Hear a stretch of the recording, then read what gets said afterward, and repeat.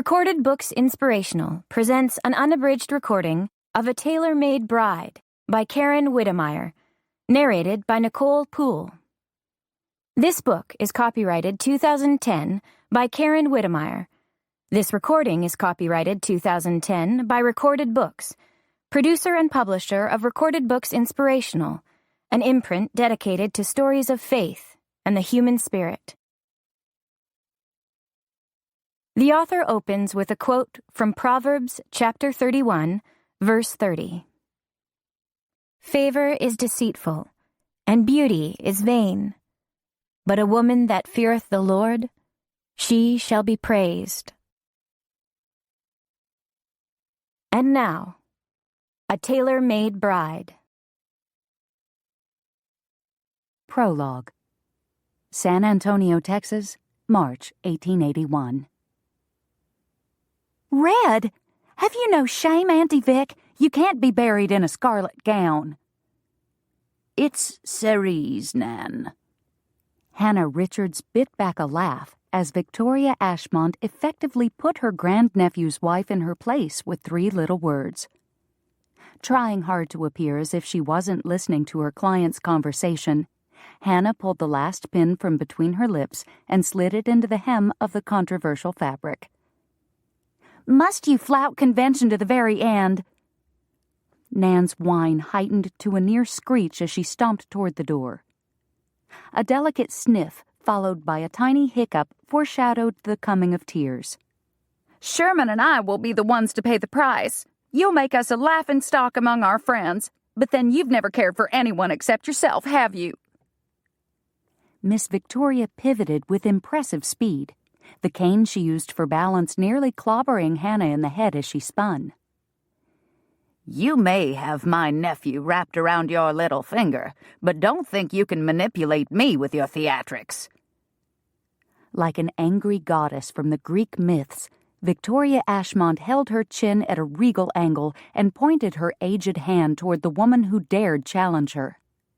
Hannah almost expected a lightning bolt to shoot from her finger to disintegrate Nan where she stood. You've been circling like a vulture since the day Dr. Bowman declared my heart to be failing, taking over the running of my household and plotting how to spend Sherman's inheritance. Well, you won't be controlling me, Missy. I'll wear what I choose, when I choose, whether or not you approve. And if your friends have nothing better to do at a funeral than snicker about your great-aunt's attire, perhaps you'd do well to find some companions with a little more depth of character. Nan's affronted gasp echoed through the room like the crack of a mule skinner's whip. Don't worry, dear, Miss Victoria called out as her niece yanked open the bedchamber door. You'll have my money to console you. I'm sure you'll recover from any embarrassment I cause in the blink of an eye. The door slammed shut, and the resulting bang appeared to knock the starch right out of Miss Victoria.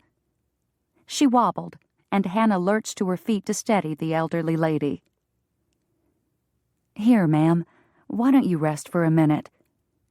Hannah gripped her client's arm and led her to the fainting couch at the foot of the large 4-poster bed that dominated the room. Would you like me to ring for some tea?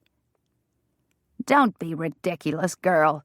I'm not so infirm that a verbal skirmish leaves me in want of fortification.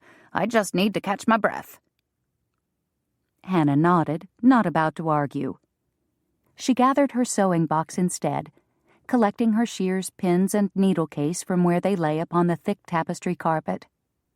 She had sewn for Miss Victoria for the last 18 months, and it disturbed her to see the woman reduced to tremors and pallor so easily. The eccentric spinster never shied from a fight and always kept her razor-sharp tongue at the ready. Hannah had felt the lash of that tongue herself on several occasions, but she'd developed a thick skin over the years. A woman making her own way in the world had to toughen up quickly or get squashed. Perhaps that was why she respected Victoria Ashmont enough to brave her scathing comments time after time. The woman had been living life on her own terms for years and had done well for herself in the process. True, she'd had money and the power of the Ashmont name to lend her support, but from all public reports and a few overheard conversations, It was clear Victoria Ashmont's fortune had steadily grown during her tenure as head of the family, not dwindled, which was more than many men could say. Hannah liked to think that, given half a chance, she'd be able to duplicate the woman's success, at least to a modest degree. "How long have you worked for Mrs. Granbury, Miss Richards?" Hannah jumped at the barked question and scurried back to Miss Victoria's side, her sewing box tucked under her arm. "Nearly 2 years, ma'am." "Huh." The woman's cane rapped 3 staccato beats against the leg of the couch before she continued. "I nagged that woman for years to hire some girls with gumption. I was pleased when she finally took my advice. Your predecessors failed to last more than a month or 2 with me. Either I didn't approve of their workmanship, or they couldn't stand up to my plain speaking. It's a dratted nuisance having to explain my preferences over and over to new girls every time I need something made up. I've not missed that chore." "Yes, ma'am." Hannah's forehead scrunched. She couldn't be sure, but she thought Victoria Ashmont might have just paid her a compliment. "Have you ever thought of opening your own shop?" Hannah's gaze flew to her client's face. Miss Victoria's slate-gray eyes assessed her, probing, drilling into her core, as if she meant to rip the truth from her with or without her consent. Ducking away from the penetrating stare, Hannah fiddled with the sewing box. "Mrs. Granbury has been good to me, and I've been fortunate enough to set some of my earnings aside. It will be several years yet, but one day I do hope to set up my own establishment." "Good. Now help me get out of this dress." Dizzy from the abrupt starts, stops, and turns of the strange conversation, Hannah kept her mouth closed and assisted Miss Victoria.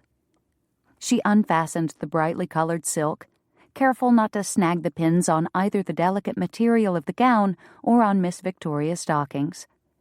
Once the dress had been safely removed, she set it aside and helped the woman don a loose-fitting wrapper. "I'm anxious to have these details put in order," Miss Victoria said as she took a seat at the ladies' writing desk along the east wall. "I will pay you a bonus if you will stay here and finish the garment for me before you leave. You may use the chair in the corner." She gestured toward a small upholstered rocker that sat angled toward the desk. Hannah's throat constricted. Her mind scrambled for a polite refusal, yet she found no excuse valid enough to withstand Miss Victoria's scrutiny. Left with no choice, she swallowed her misgivings and forced the appropriate reply past her lips. "As you wish." Masking her disappointment, Hannah set her box of supplies on the floor near the chair Miss Victoria had indicated and turned to fetch the dress. She disliked sewing in front of clients. Though her tiny boarding-house room was dim and lacked the comforts afforded in Miss Victoria's mansion, the solitude saved her from suffering endless questions and suggestions while she worked. Hannah drew in a deep breath. I might as well make the best of it. No use dwelling on what couldn't be changed. It was just a hem and a few darts to compensate for her client's recent weight loss. She could finish the task in less than an hour. Miss Victoria proved gracious. She busied herself with papers of some kind at her desk and didn't interfere with Hannah's work. She did keep up a healthy stream of chatter, though. "You probably think me morbid for finalizing my funeral details in advance." Miss Victoria lifted the lid of a small silver case and extracted a pair of eyeglasses. She wedged them onto her nose and began leafing through a stack of documents in a large oak box. Hannah turned back to her stitching. "Not morbid, ma'am. Just efficient." "Huh. Truth is, I know I'm dying, and I'd rather go out in a memorable fashion than slip away quietly, never to be thought of again." "I'm sure your nephew will remember you." Hannah glanced up as she twisted the dress to allow her better access to the next section of hem. "Sherman? Bah! That boy would forget his own name if given half a chance." Miss Victoria pulled a document out of the box. She set it in front of her, then dragged her inkstand close and unscrewed the cap. I've got half a mind to donate my estate to charity instead of letting it sift through my nephew's fingers. He and that flighty wife of his will surely do nothing of value with it."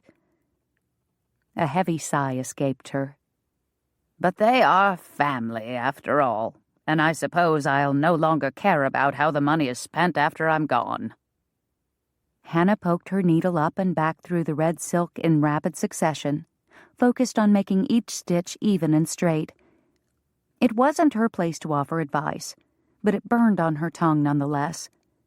Any church or charitable organization in the city could do a great amount of good with even a fraction of the Ashmont estate. Miss Victoria could make several small donations without her nephew ever knowing the difference. Hannah pressed her lips together and continued weaving her needle in and out, keeping her unsolicited opinion to herself. She was relieved when a soft tapping at the door saved her from having to come up with an appropriate response. A young maid entered and bobbed a curtsy. "The post has arrived, ma'am." "Thank you, Millie." Miss Victoria accepted the envelope. "You may go."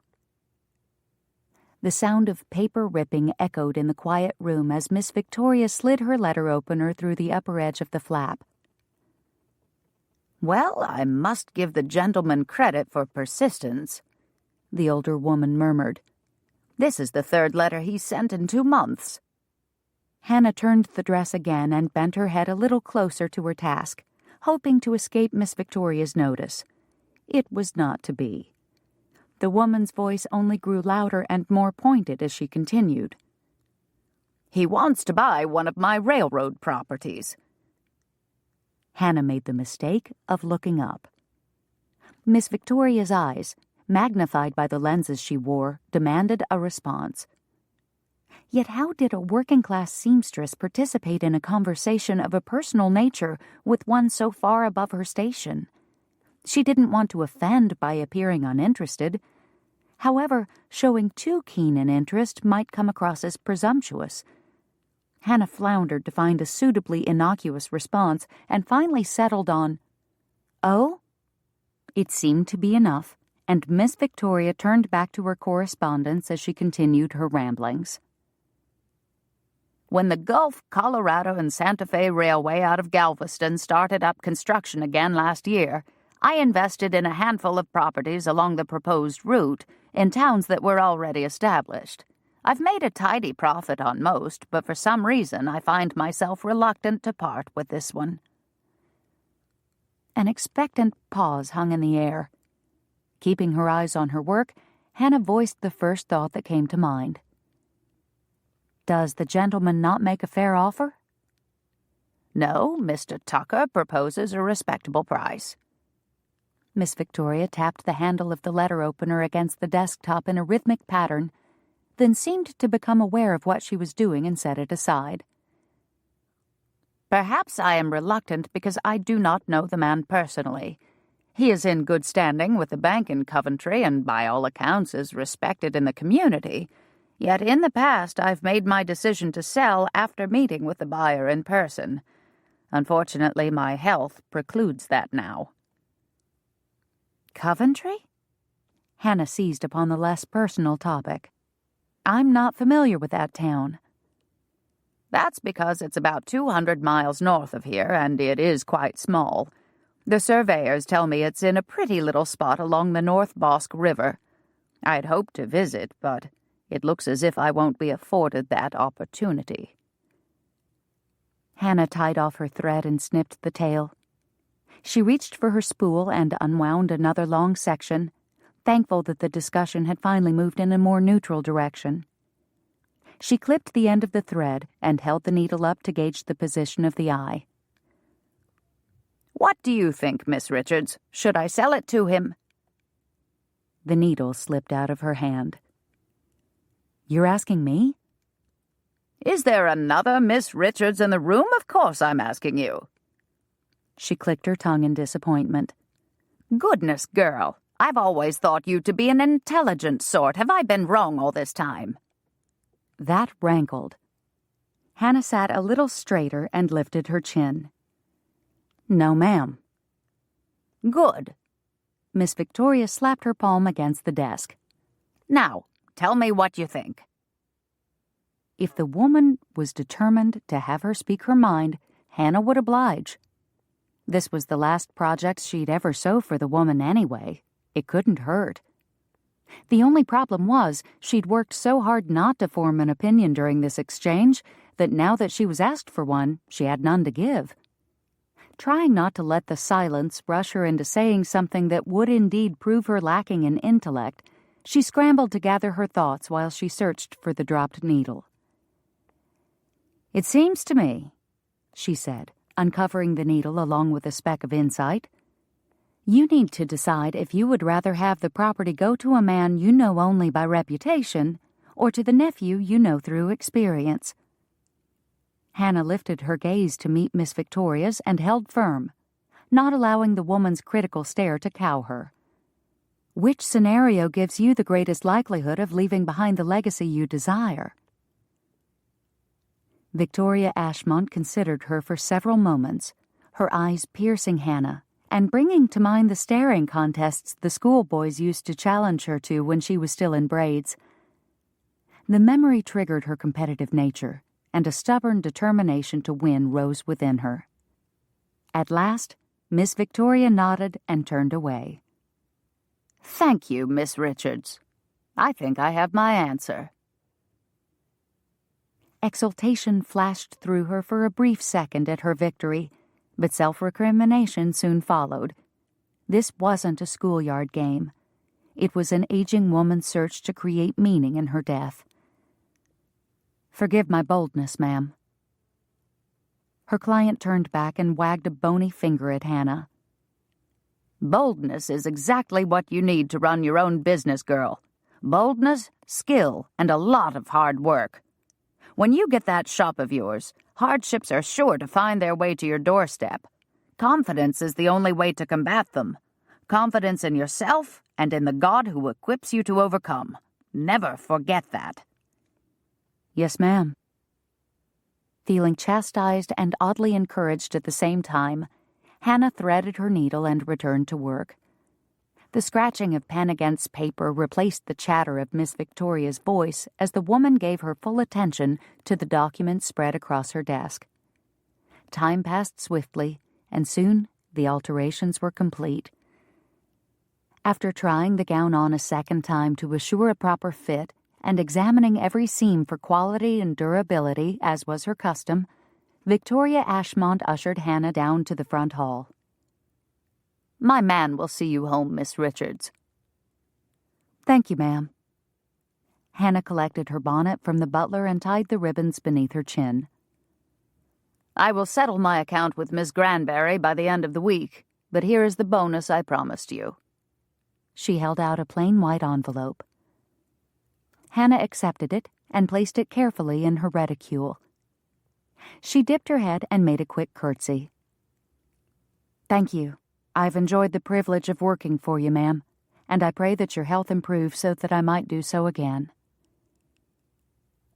A strange light came into Miss Victoria's eyes, a secretive gleam, as if she could see into the future. "You have better things to do than make outlandish red dresses for old women, Miss Richards. Don't waste your energy worrying over my health. I'll go when it's my time, and not a moment before."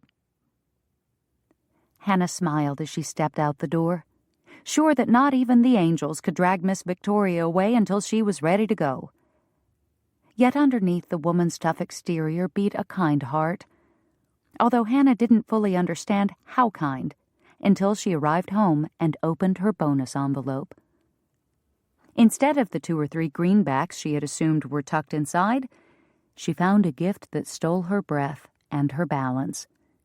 She slumped against the boarding house wall and slid down its blue-papered length into a trembling heap on the floor.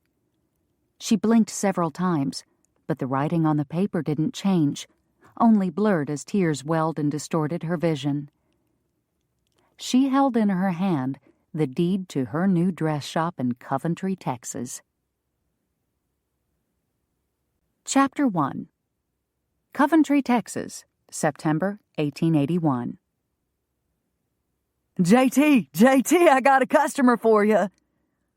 Tom Packard lumbered down the street with his distinctive uneven gait, waving his arm in the air. Jericho, J.T. Tucker, stepped out of the livery's office with a sigh and waited for his right-hand man to jog past the blacksmith and bootmaker shops. He'd lost count of how many times he'd reminded Tom not to yell out his business for everyone to hear, but social niceties tended to slip the boy's notice when he got excited. It wasn't his fault, though. At 18, Tom had the body of a man, but his mind hadn't developed quite as far. He couldn't read a lick and could barely pen his own name, but he had a gentle way with horses, so J.T. let him hang around the stable and paid him to help out with the chores. In gratitude, the boy did everything in his power to prove himself worthy, including trying to drum up clientele from among the railroad passengers who unloaded at the station a mile south of town. After weeks without so much as a nibble, it seemed the kid had finally managed to hook himself a fish. J.T. leaned a shoulder against the door frame and slid a toothpick out of his shirt pocket. He clamped the wooden sliver between his teeth and kept his face void of expression, save for a single raised brow, as Tom stumbled to a halt in front of him. The kid grasped his knees and gulped air for a moment, then unfolded to his full height, which was nearly as tall as his employer. His cheeks, flushed from his exertions, darkened further when he met J.T.'s eye. "I done forgot about the yelling again, huh? Sorry." Tom slumped, his chin bending toward his chest. J.T. gripped the kid's shoulder, straightened him up, and slapped him on the back. "You'll remember next time. Now what's this about a customer?" Tom brightened in an instant. "I got us a good one. She's right purty and has more boxes and gewgaws than I ever did see. I spec there's enough to fill up the General." "The General, huh?" J.T. rubbed his jaw and used the motion to cover his grin. Tom had names for all the wagons. Fancy Pants was the fringed surrey J.T. kept on hand for family outings or courting couples.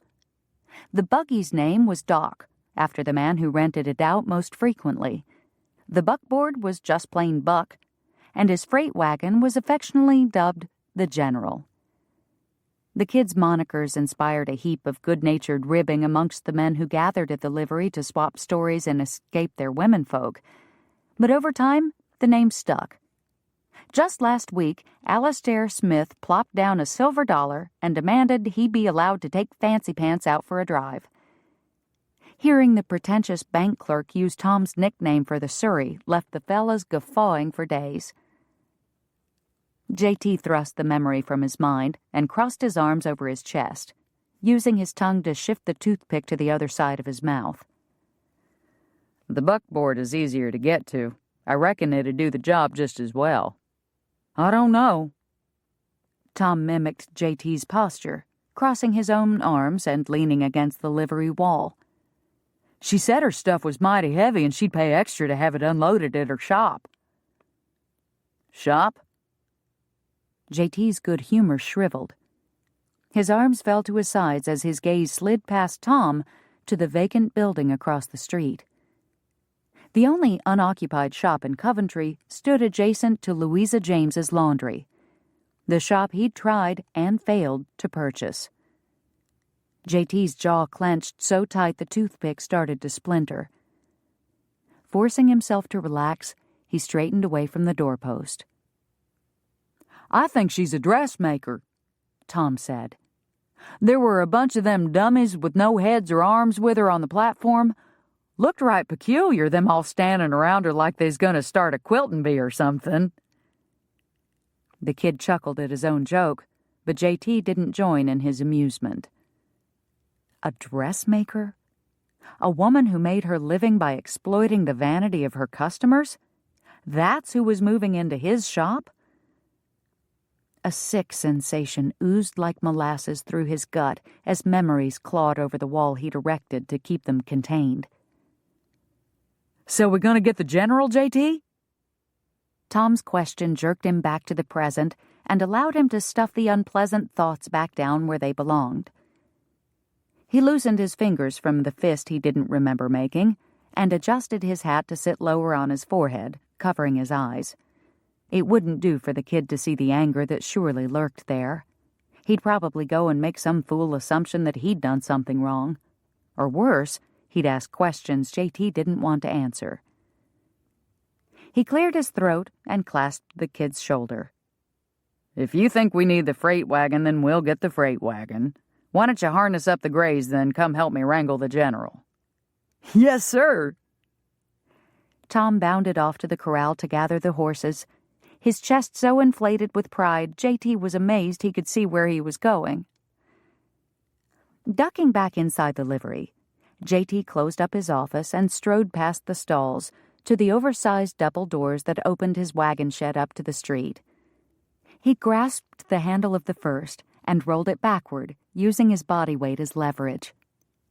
As his muscles strained against the heavy wooden door, his mind struggled to control his rising frustration. He'd finally accepted the fact that the owner of the shop across the street refused to sell to him. JT believed in Providence, that the Lord would direct his steps. He didn't like it, but he'd worked his way to peace with the decision. Until a few minutes ago. The idea that God would allow it to go to a dressmaker really stuck in his craw. It wasn't as if he wanted the shop for selfish reasons. He saw it as a chance to help out a widow and her orphans. Isn't that what the Bible defined as pure religion? What could be nobler than that? Louisa James supported 3 kids with her laundry business and barely eked out an existence. The building she worked in was crumbling around her ears, even though the majority of her income went to pay the rent. He'd planned to buy the adjacent shop and rent it to her at half the price she was currently paying in exchange for storing some of his tack in the large back room.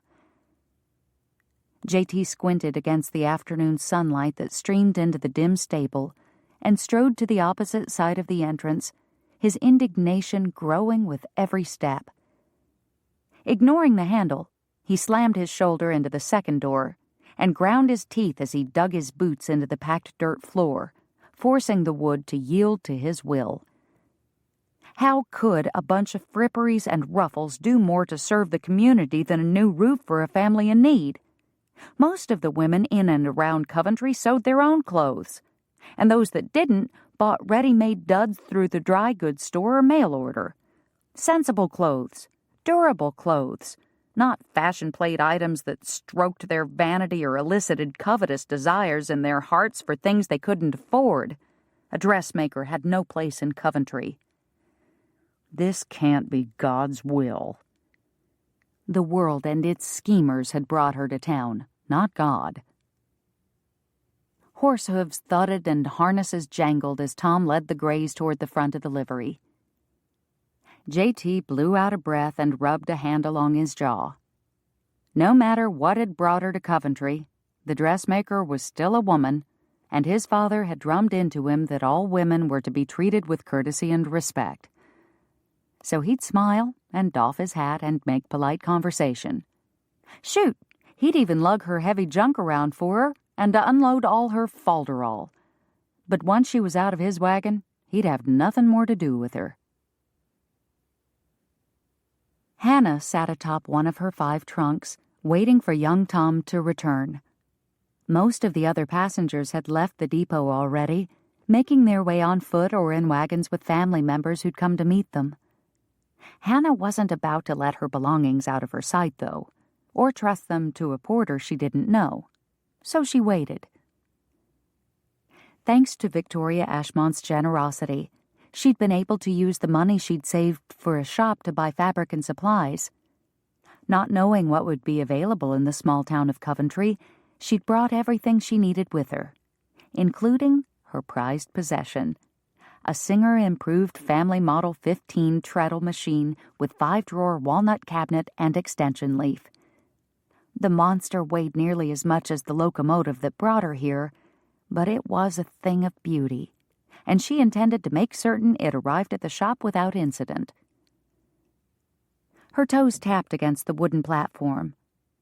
Only a mile of dusty road stood between her and her dream.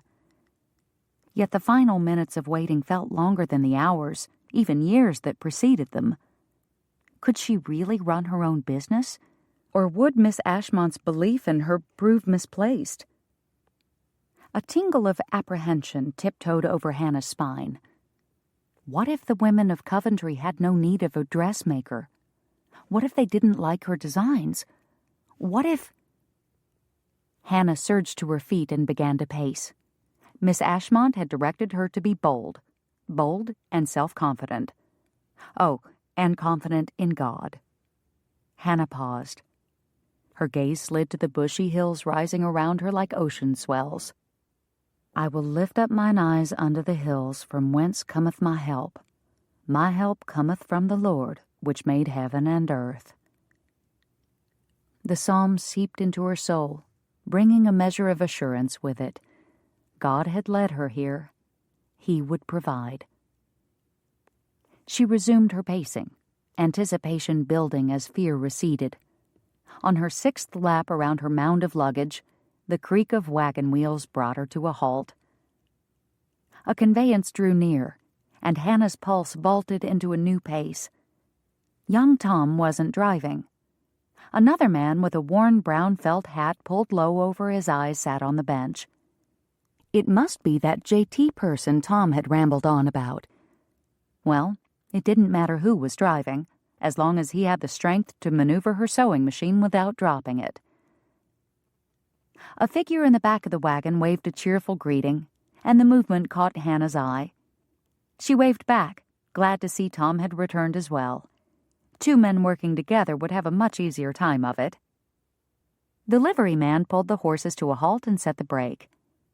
Masculine grace exuded from him as he climbed down and made his way to the platform. His long stride projected confidence, a vivid contrast to Tom's childish gambling behind him. Judging by the breadth of his shoulders and the way the blue cotton of his shirt stretched across the expanse of his chest and arms, this man would have no trouble moving her sewing cabinet. Tom dashed ahead of the newcomer and swiped the gray slouch hat from his head. Tufts of his dark blonde hair stuck out at odd angles, but his eyes sparkled with warmth. I got the general, ma'am. We'll get you fixed up in a jiffy. Not wasting a minute, he slapped his hat back on and moved past her. Hannah's gaze roamed to the man waiting a few steps away. He didn't look much like a general. No military uniform. Instead, he sported scuffed boots and denims that were wearing thin at the knees. The tip of a toothpick protruded from his lips, wiggling a little as he gnawed on it. Perhaps General was a nickname of sorts. He hadn't spoken a word, yet there was something about his carriage and posture that gave him an air of authority. She straightened her shoulders in response and closed the distance between them. Still giddy about starting up her shop, she couldn't resist the urge to tease the stoic man who held himself apart. "Thank you for assisting me today, General." She smiled up at him as she drew near, finally able to see more than just his jaw. He had lovely amber eyes, although they were a bit cold. "Should I salute or something?"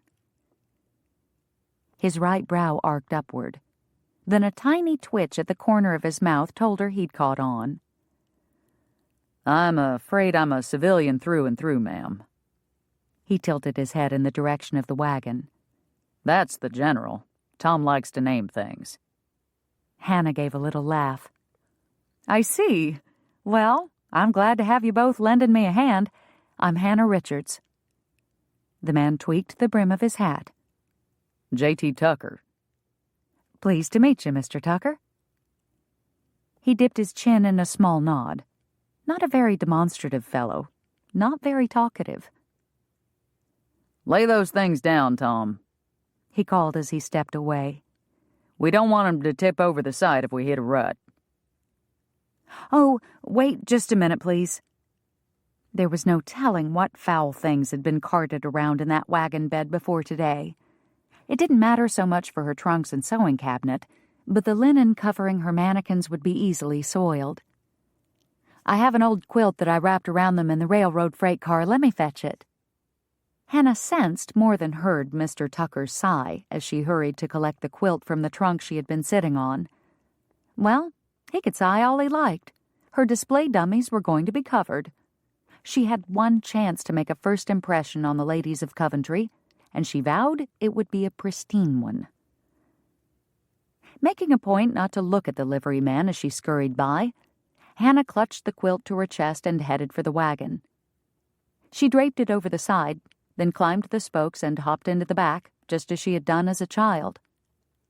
Then she laid out the quilt along the back wall and gently piled the 6 dummies horizontally atop it, alternating the placement of the tripod pedestals to allow them to fit together in a more compact fashion.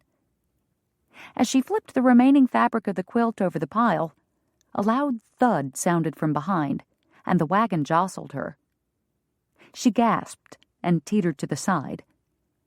Glancing over her shoulder, she caught sight of Mr. Tucker as he shoved the first of her trunks into the wagon bed, its iron bottom scraping against the wooden floor. The man could have warned her of his presence instead of scaring the wits out of her like that, but taking him to task would only make her look like a shrew, so she ignored him. When Tom arrived with the second trunk, she was ready. After he set it down, she moved to the end of the wagon. "Would you help me down, please?" He grinned up at her. Sure thing. Hannah set her hands on his shoulders as he clasped her waist and lifted her down. A tiny voice of regret chided her for not asking the favor of the rugged Mr. Tucker, but she squelched it. Tom was a safer choice. Besides, his affable manner put her at ease, unlike his companion, who from one minute to the next alternated between sparking her interest and her ire. She bit back her admonishments to take care as the men hefted her sewing machine. Thankfully, they managed to accomplish the task without her guidance. With the large cabinet secured in the wagon bed, it didn't take long for them to load the rest of her belongings.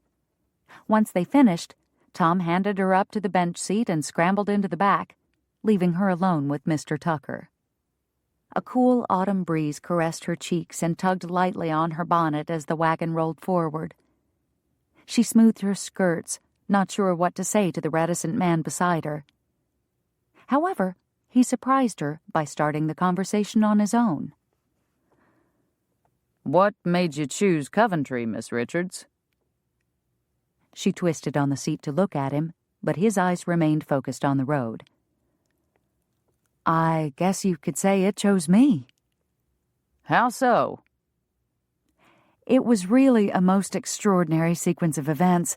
I do not doubt that the Lord's providence brought me here. That got a reaction. His chin swiveled toward her, and beneath his hat, his intense gaze speared her for a handful of seconds before he blinked and turned away. She swallowed the moisture that had accumulated under her tongue as he stared at her, then continued.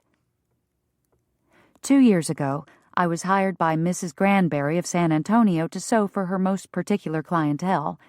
One of these clients was an elderly spinster with a reputation for being impossible to work with. Well, I needed the job too badly to allow her to scare me away, and was too stubborn to let her get the best of me, so I stuck it out, and eventually the two of us found a way to coexist and even respect each other. Before she died, she called me in to make a final gown for her, and we fell to talking about her legacy. She had invested in several railroad properties and had only one left that hadn't sold. In an act of generosity that I still find hard to believe, she gave me the deed as a gift, knowing that I had always dreamed of opening my own shop. What kept her from selling it before then? His deep voice rumbled with something more pointed than simple curiosity. A prickle of unease wiggled down Hannah's neck, but she couldn't quite pinpoint the cause. She told me that she preferred to meet the buyers in person to assess their character before selling off her properties. Unfortunately, her health had begun to decline and she was unable to travel. There had been a gentleman of good reputation from this area who made an offer several times, and Mr. Tuck. A hard lump of dread formed in the back of Hannah's throat. Oh, dear. Don't tell me you're that, Mr. Tucker. Chapter 2. J.T. slanted a look at the woman beside him. She was dressed as he'd expected, in some kind of fancy traveling suit that had enough extra material gathered along the backside that she probably could have made another whole dress if she'd had an eye for frugality instead of extravagance. Yet, he'd be lying if he were to say he hadn't noticed the way the cornflower blue fabric matched her eyes, or how the buttoned jacket accentuated her tiny waist. And when she bent over to arrange those dummies in his wagon, he found himself rather thankful for all those flounces and ruffles hiding the shape of what was beneath.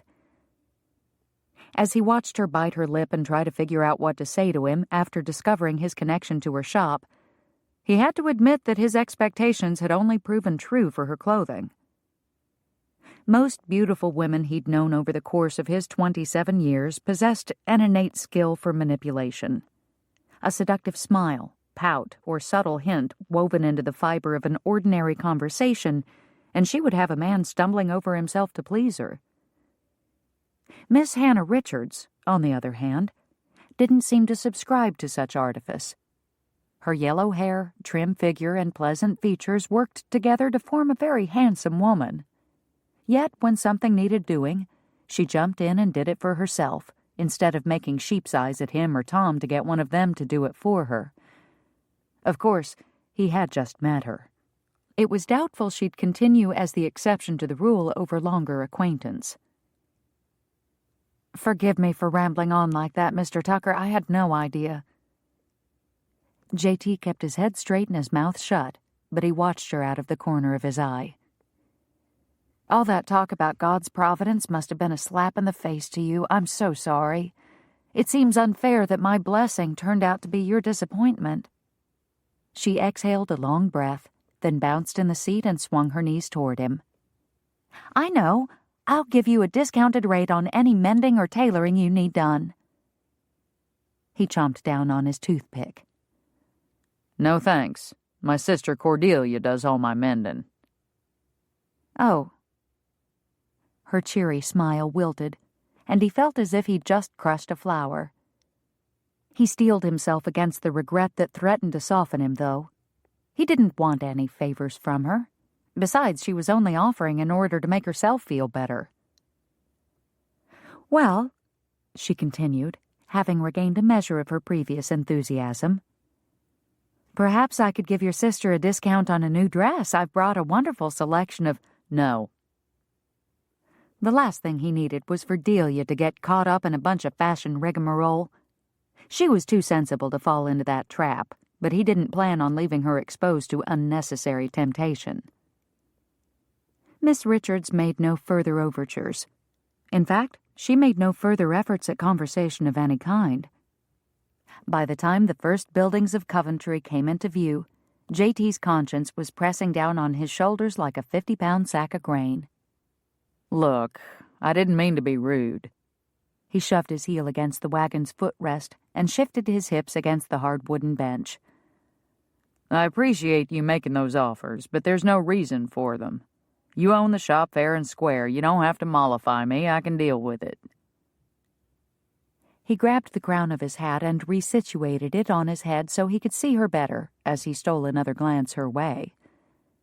She didn't look at him, but the smile that curved her lips as she stared at her lap made him glad he'd spoken. "Thank you for your understanding, Mr. Tucker. I hope there will be no hard feelings between us over this matter." J.T. grunted a response. He couldn't very well tell her that his hard feelings had started before he'd ever met her. That would make him sound narrow-minded, which he wasn't, not really. He didn't have any problem with Miss Richards as a person. She seemed likable enough, but her profession was another matter altogether.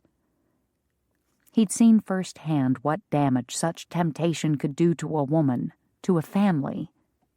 Females fawned over Parisian designs until they were no longer content with their lot in life. They looked down on their menfolk for not being able to provide for them in the manner in which they believed they were entitled. And those that did have the funds for such opulence lorded it over those who didn't. Why, he'd been to some big town church services where the women seemed to be in some kind of fashion competition. Who had the biggest hat? Whose dress was modeled after the latest style? Who wore the most expensive fabric? Wearing one's Sunday best was all fine and dandy, but these ladies acted as if they had dressed to impress their fellow congregants more than the Lord. Narrow-minded? Not likely. Was it narrow-minded to disapprove of saloons and bawdy houses? They supplied temptations that led people astray. Fancy dress goods did the same thing, only in a more socially acceptable way. His jaw clenched, and the softened toothpick trapped between his teeth bent in two. J.T. turned to the side and spit out the offending sliver of wood. He wiped his mouth with the back of his gloved hand and rolled his neck in an effort to rid himself of the tension that had built there. Getting all worked up wasn't going to help matters. Besides, all her talk about God's providence made him wonder if the Lord really did bring her to Coventry. He supposed if the Almighty could use a woman like Rahab to bring about victory for his people, it wasn't outside the realm of possibilities that he could use a dressmaker for some good purpose as well. Doubtful, but possible. Still struggling to believe that she'd finally arrived at her new home, Hannah drank in her first glimpse of Coventry as the wagon rolled by the various storefronts. Two well-dressed men looked up from their conversation in front of a tall limestone building to the right. They nodded a greeting. Hannah smiled back. "We just finished that hotel a couple of months back," Mr. Tucker said as he dipped his chin to the men. Hope stirred in her. Though Coventry was much smaller than San Antonio, it was growing. A railroad, a new hotel, businessmen coming to town, businessmen who had wives who would want fine tailored dress goods. Yes, there were definitely possibilities here. Farther down the street, her optimism waned a bit. As Mr. Tucker dutifully pointed out the locations of the telegraph office, bank, and drugstore, Hannah paid little attention. Her interest focused on the ladies who strolled down the boardwalk with shopping baskets on their arms. Their dresses were simple, plain. Did they not care for fashion? Or worse, did they not have funds for dress goods? She was pretty sure her designs would draw them in, but if they had no money to spend... Hannah's fingernails jabbed into the skin of her palms. No, she'd not get lost in a pile of what-ifs again. God brought her to Coventry for a reason. It didn't matter if the town was small or if its citizens were ordinary folk. She'd planned for that, adapting patterns ahead of time to reflect more practical styles, and selecting fabric suitable to small-town life. Besides, it would be a lovely change to sew for people of her own social standing, women she could befriend and chat with as equals, maybe even Mr. Tucker's sister. Hannah glanced at the grim man driving the rig. He didn't seem all that friendly, but that didn't mean his sister would share his reticence. Then again, she'd probably be grumpy too if she'd just found out the shop she wanted had been given to someone else. The horses slowed to a stop, and all at once her concerns blew away on the wind. They had arrived. Stomach fluttering, Hannah gazed upon the simple clapboard structure that represented her future. It had a lovely false front and windows facing the street. Ideas blossomed as she considered where she should position the mannequins to best be seen by passers-by, and which dresses she would use to entice them into her shop.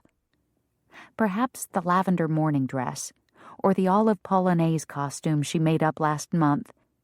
Both reflected the latest styles and techniques while not inhibiting everyday duties. No sheaths that wrapped so snugly around the knees that a woman had to take mincing steps. No flowing trains to collect dirt and mud from the unpaved roads and country lanes. Minimal use of silks and velvets, or any fabric that wouldn't hold up to normal wear in a western town. "Do you want a hand down or not?"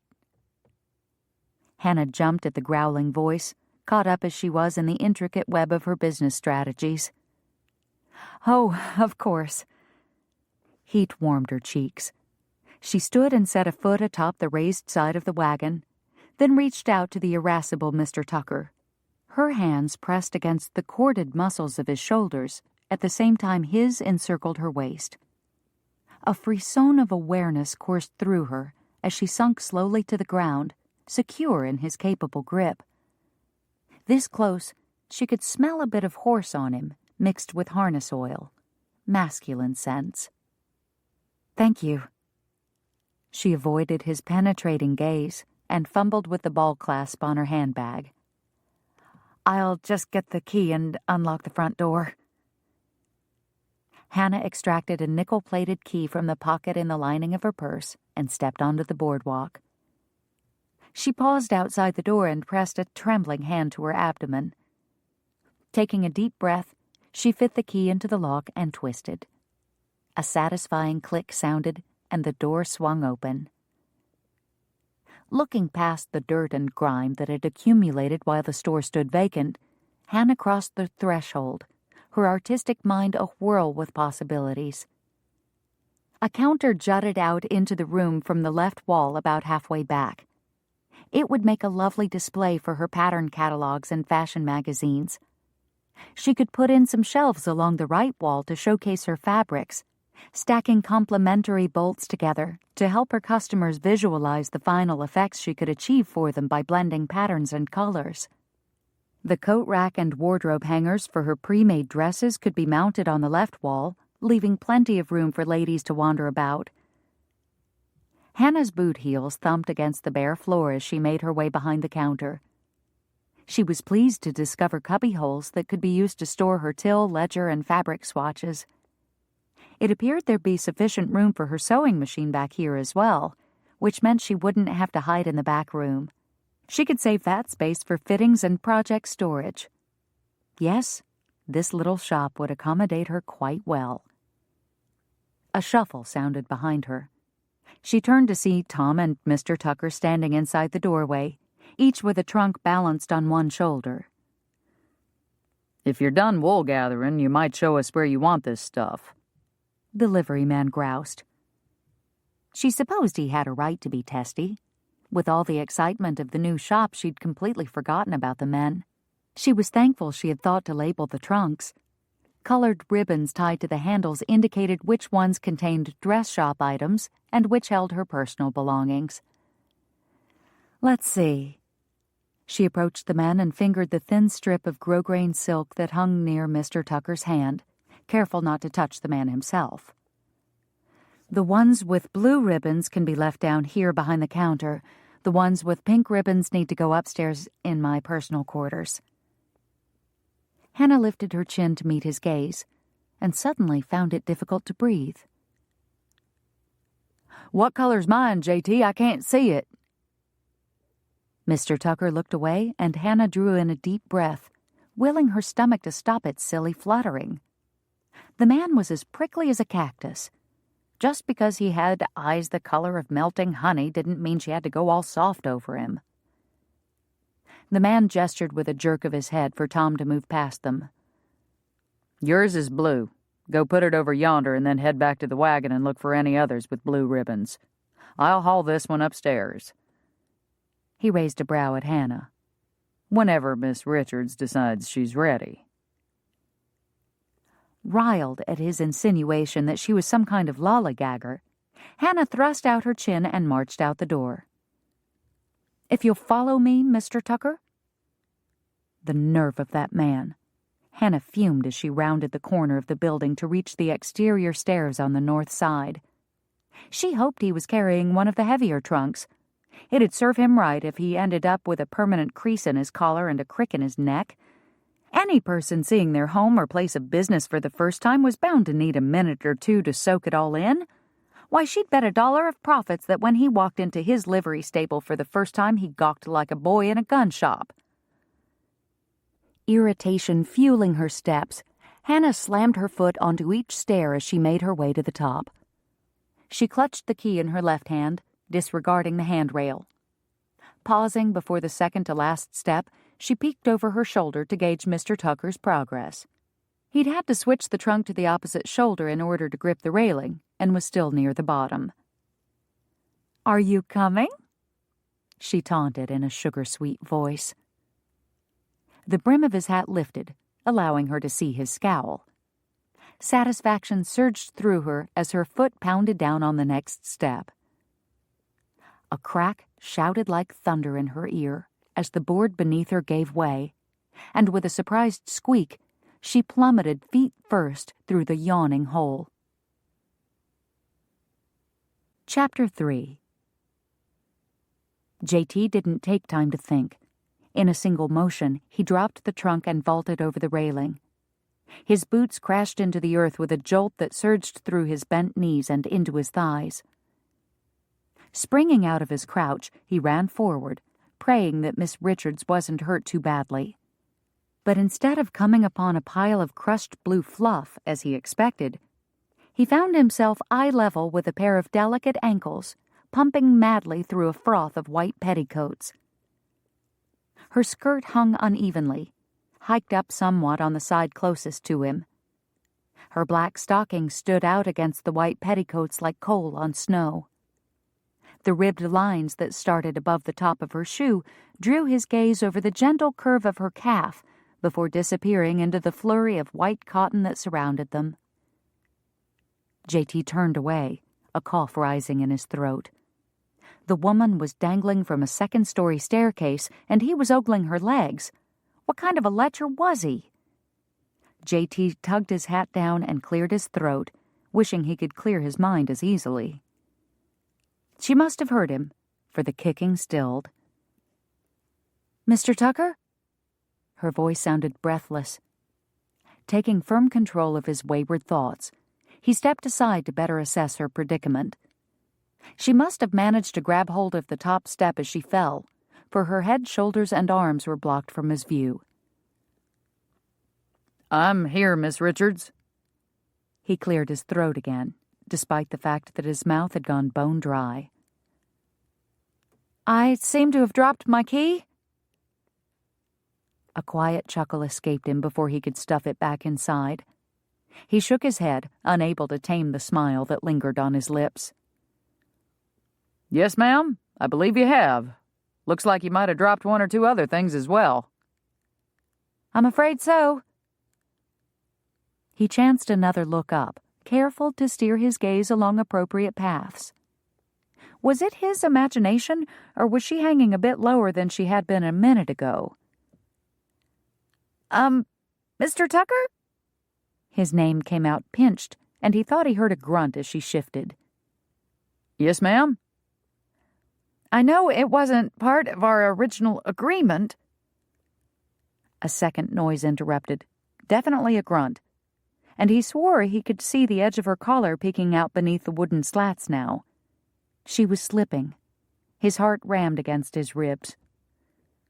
"But might you be willing to catch me? I don't think I can—" He dove back under her, her quiet gasp ringing in his ears as loud as any scream. Bracing himself against the impact, he scooped her legs into the crook of his left arm before they hit the ground and caught her upper body with his right. He clasped her close to his chest as he fought to stay on his feet. Once his boots were firmly planted, he looked down into her face, concerned to find her eyes squeezed shut. "Are you all right?" The lines around her eyelids softened, and her lashes fluttered upward. The twilight blue of her eyes held him captive. I'm fine, I think. Thank you, Mr. Tucker." She blinked and dipped her chin, breaking the connection. As he lowered her feet to the ground, his chin knocked against her already askew bonnet. The thing sat lopsided on her head, and one of the flowers from around the crown had abandoned its place to drape drunkenly over her forehead. He reached for it and tried to stick it back where it belonged, but the stubborn stem refused to cooperate. Fed up, he plucked the ornery bloom straight off its mooring and shoved it at its owner. "Here." A hint of a smile played over Miss Richards' lips as she accepted it from him. "Thank you." She must think him an idiot. And why not? He was one, trying to fix a stupid flower. What had come over him? Looking around for an escape of any kind, he spied her small purse in the shadow of the building. I'll, look for your key. She didn't say anything, but he could hear the swish of her skirts as she no doubt set about repairing her appearance. He bent over to collect the purse and searched the area around it for the key. Perhaps I should have heeded the wisdom of Proverbs before I allowed my pride to send me stomping up those steps in a huff. Her self-deprecating chuckle drew his attention away from the weed-strewn ground and back toward her. You know, a haughty spirit goeth before a fall.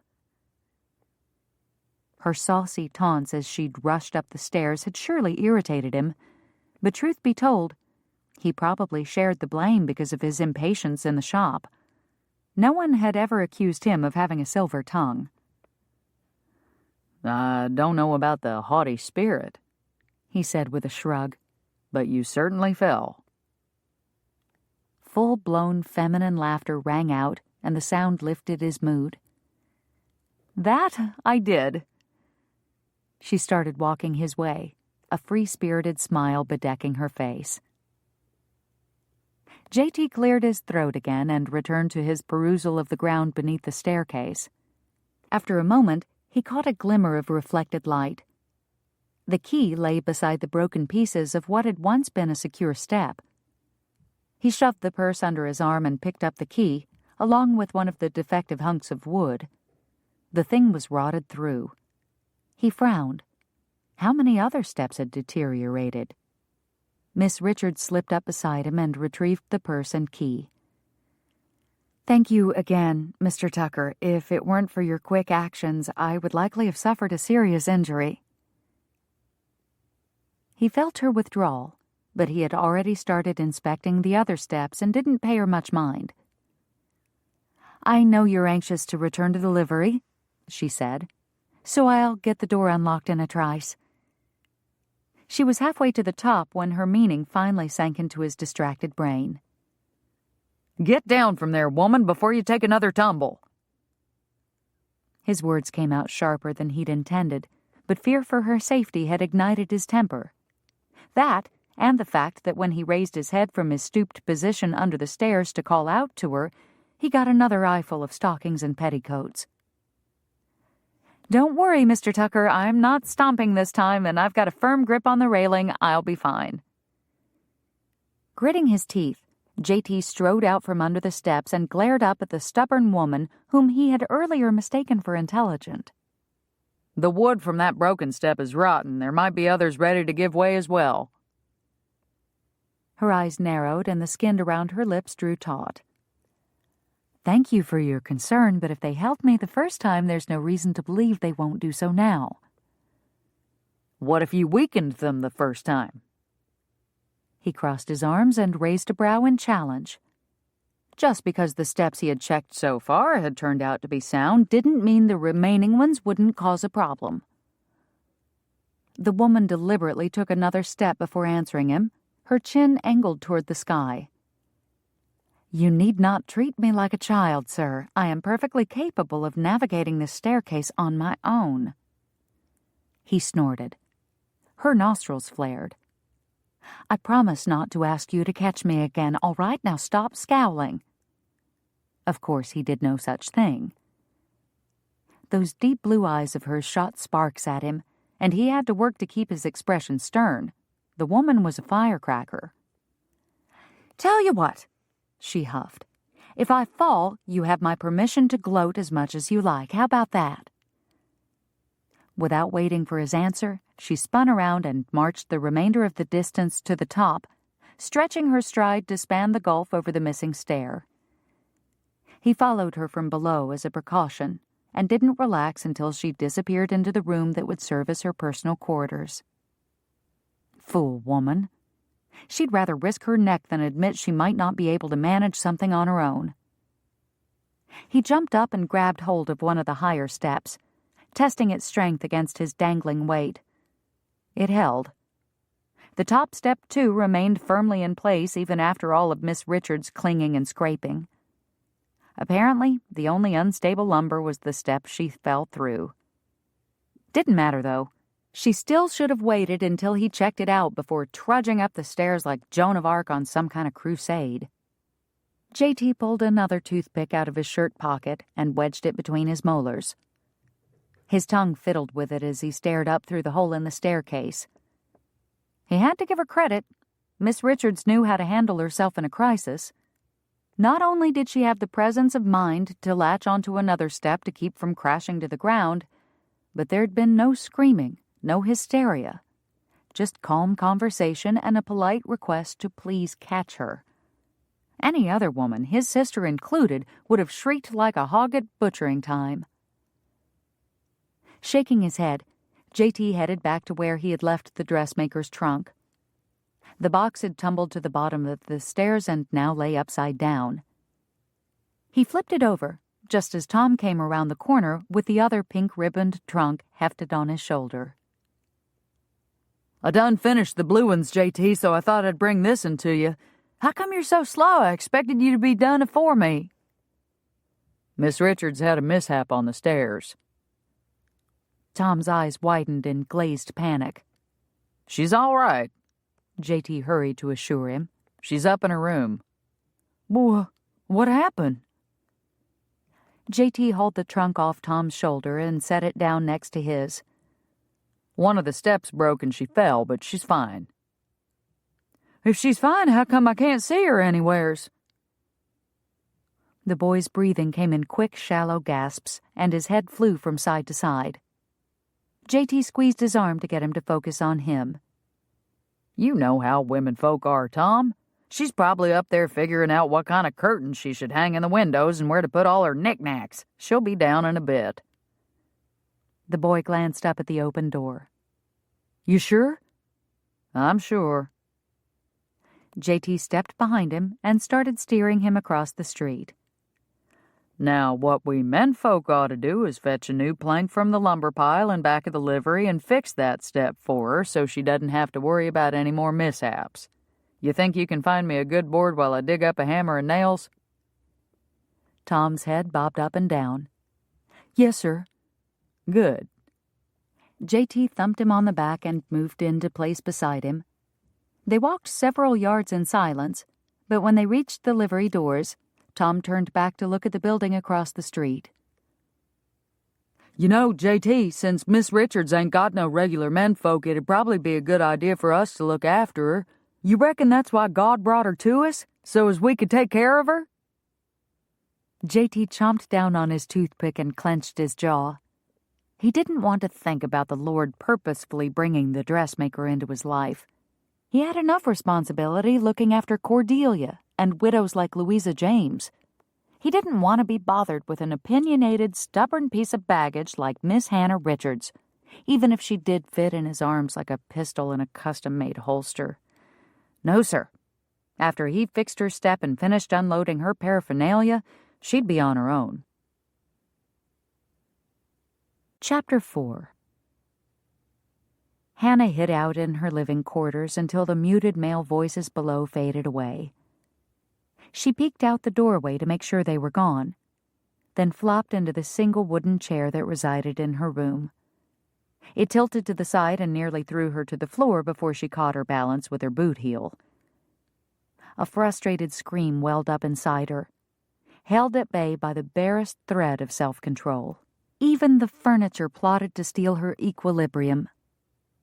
A scrap of kindling shoved beneath the too short leg would fix the chair. But what was she to do about Mr. Tucker? 1 minute he was a gallant knight, rescuing her from a mess of her own making, teasing and charming her and holding her with arms that made her feel cherished and safe. The next, he was an arrogant, overbearing lout who chastised her as if she were a child and ordered her about on her own property. She didn't know if she should kiss his cheek or kick his shin. Right now, the shin kick was winning. She sighed and tossed her purse onto the worn oak table beside her, the movement highlighting the ache beneath her arms. More concerned with the state of her clothing than any scrapes or bruises resulting from her fall, Hannah raised each arm in turn and examined the fabric and seams. She found a small tear on the left where the side seam met the sleeve, easily repaired with a few strokes of her needle. The snags on the fabric would be harder to fix, but at least they were in an inconspicuous area, The front of the dress had been spared, and she hadn't lost a single button. Of course, she always double-stitched hers, so she'd expected nothing less. Having assured herself that the damage to her traveling suit had been kept to a minimum, Hannah broadened her inspection to include the room. A cook stove on the left wall, flanked by small windows on either side. A primitive-looking bedstead and mattress dominated the back corner. A few hooks protruded from the wall for hanging clothes, but no bureau or washstand could be found. A table and the lopsided chair she sat on completed the tally of furniture. Pretty spare, and it would be more so after she hauled the table and chair downstairs. Her shop demanded top priority.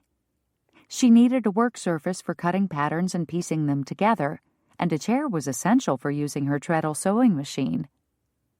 Not knowing how long it would take her to build up a steady income, Hannah planned to save whatever money she could. Once her business was turning a decent profit, she would order furnishings for her apartment. Until then, she'd make do with the trunks she'd brought. She could use them for storage as well as makeshift benches. If she stacked two, they might be tall enough to give her a counter of sorts. An oilcloth cover and her large breadboard would give her a surface for food preparation. That should suffice. She'd have to keep meals simple anyway, with all the time spent in her shop. Hannah pulled a small tablet out of her purse and began jotting down a list of the items she would need to purchase at the mercantile. Halfway through the word potatoes, a thought occurred to her.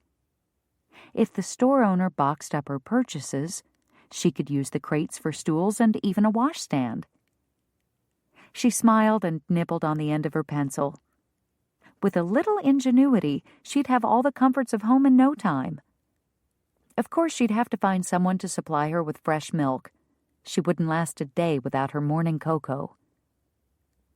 A sudden pounding outside made her jump. Grabbing up her handbag and list, Hannah rushed to the door. 3 steps down, Mr. Tucker stood bent over the gaping hole in her stairway, legs straddled, arms swinging as he nailed a new stair into place. As he reached for a second nail, he caught sight of her. He gave her a brief nod and then hammered the nail in with a tap followed by a single, sure stroke.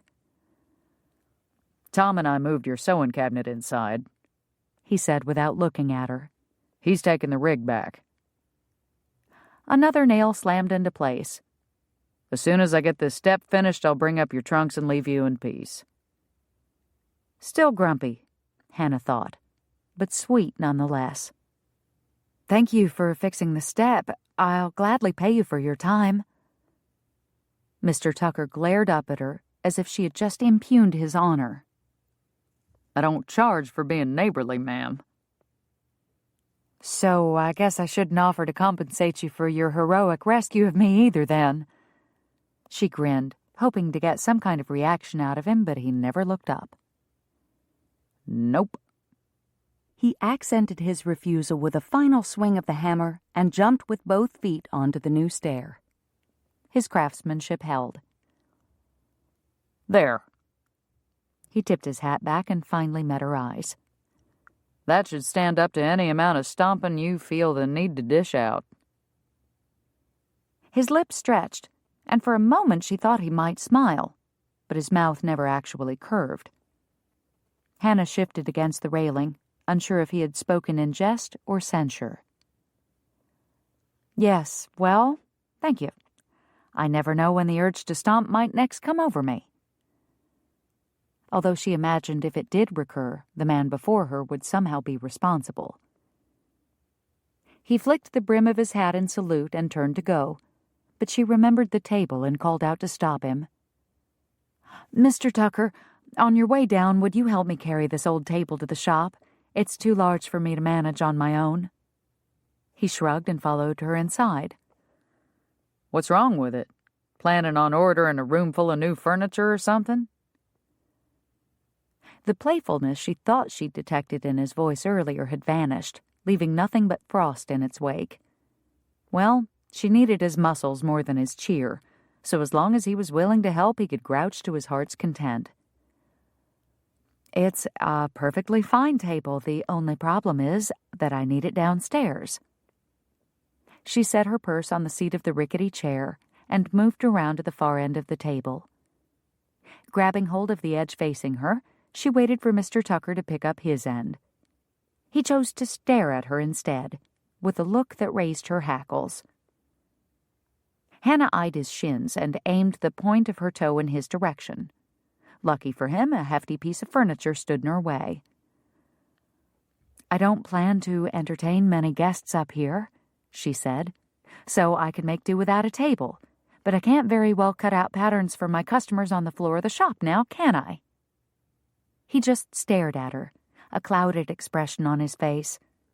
She was about to shoo him away, determined to move the table without his help, when he stepped up and clasped his side of the tabletop. It, wouldn't be nothing fancy.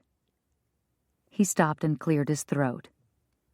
But if you want, I could loan you a couple of sawhorses and some spare planks I got piled out back. It'd serve you until you could buy a real table. The heat of her temper mellowed into a warm pool of gratitude. "You would do that for me?" He nodded, finally meeting her gaze. His mouth held fast to its rigid line, but the hard glitter had left his eyes, giving him an oddly vulnerable appearance, despite the steely strength that radiated from the rest of him. "Thank you, Mr. Tucker." A soft smile curved her lips. "I must warn you, though, that I don't plan to order any furniture until I've successfully established my business, so it could be months before I'm able to return the borrowed items." Keep 'em as long as you need. I can always make more. "Really?" The seed of an idea sprouted in her mind.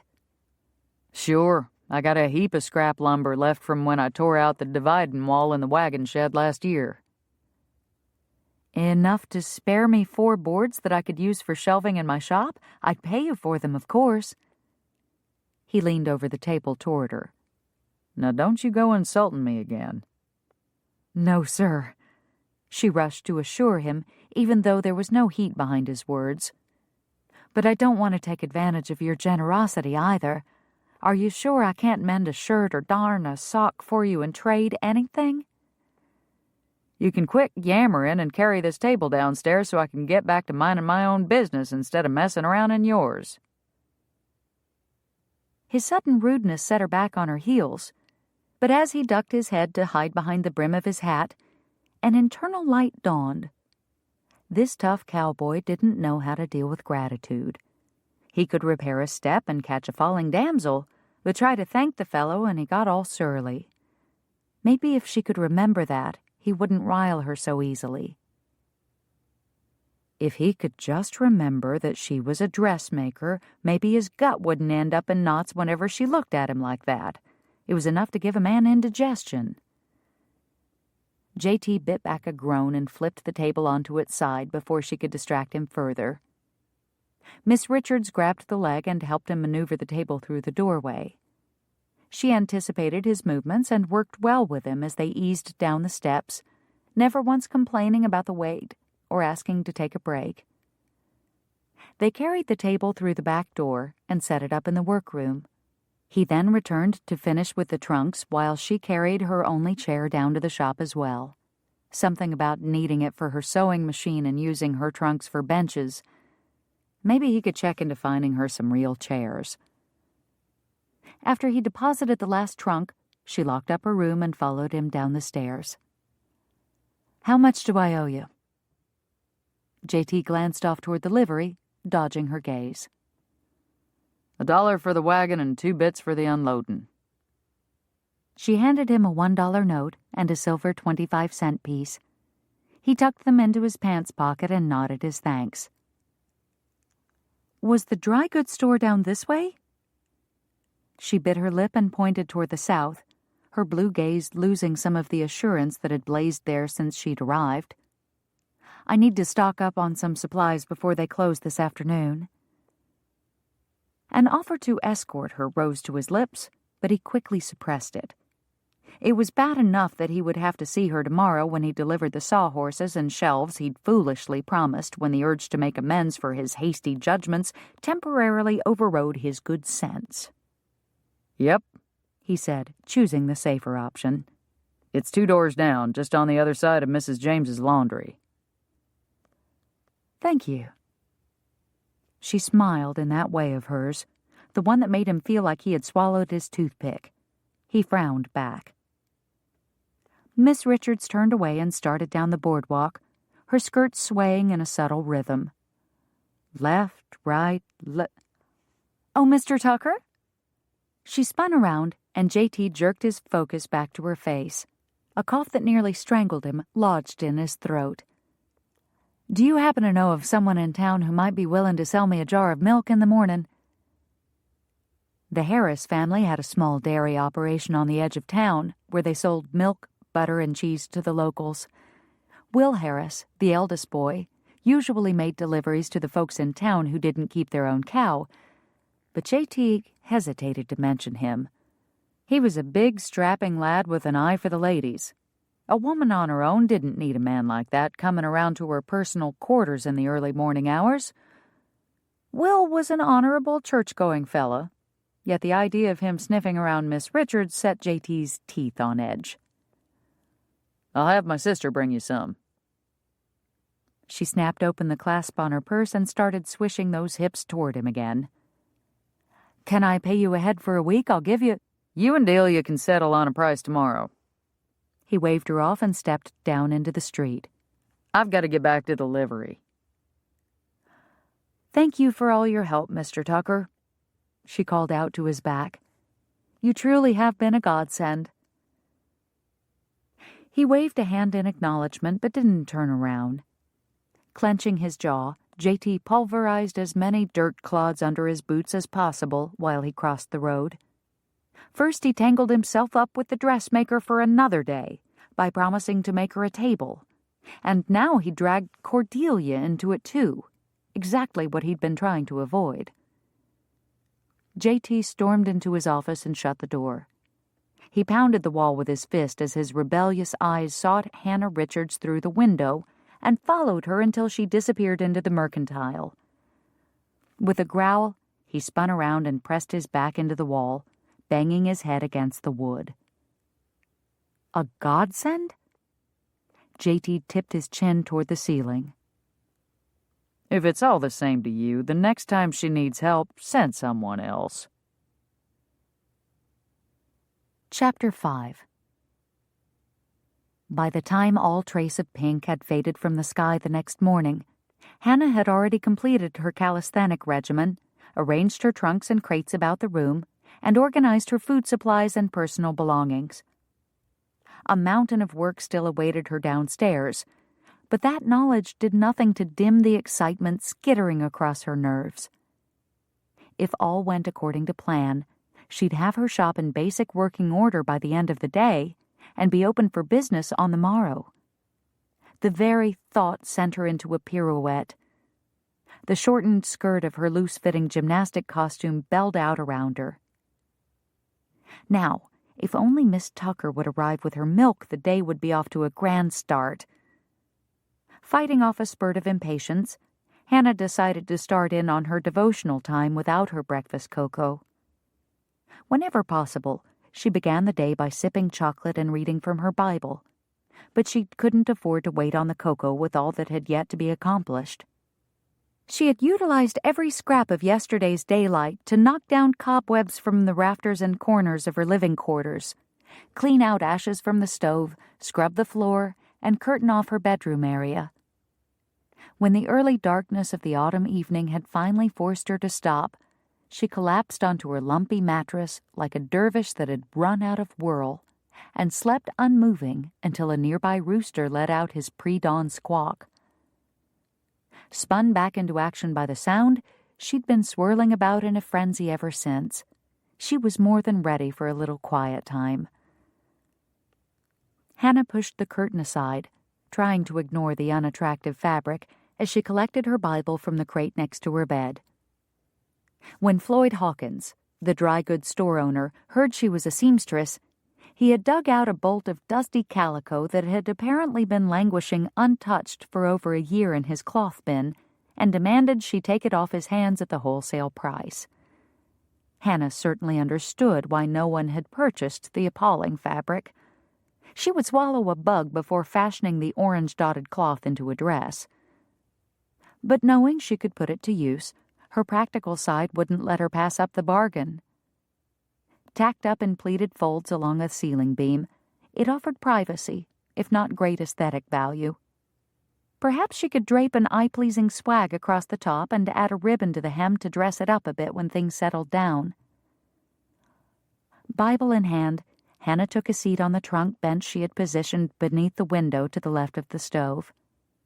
She tugged the red satin ribbon that held her place and opened to Proverbs 16, the passage she had been meditating on for the last month as she made preparations for this day.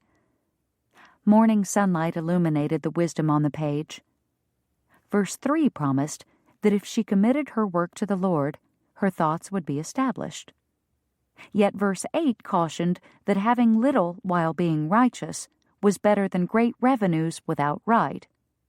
Finally, verse 9, the verse of balance, brought her hopes and fears together in a call to trust. "A man's heart deviseth his way," she whispered, "but the Lord directeth his steps."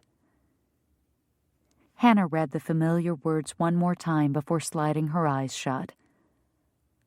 "Father, you know how badly I long for my thoughts and plans to be established. I have dreamed of this dress shop since my first apprenticeship. You have opened doors for me, doors I could not open on my own, and I thank you.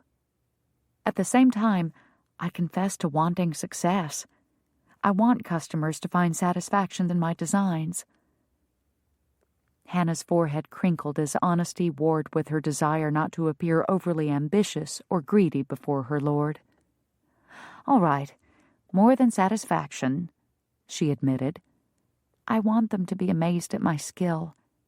Help me to battle my pride and remember that it is by your grace alone that I have this opportunity.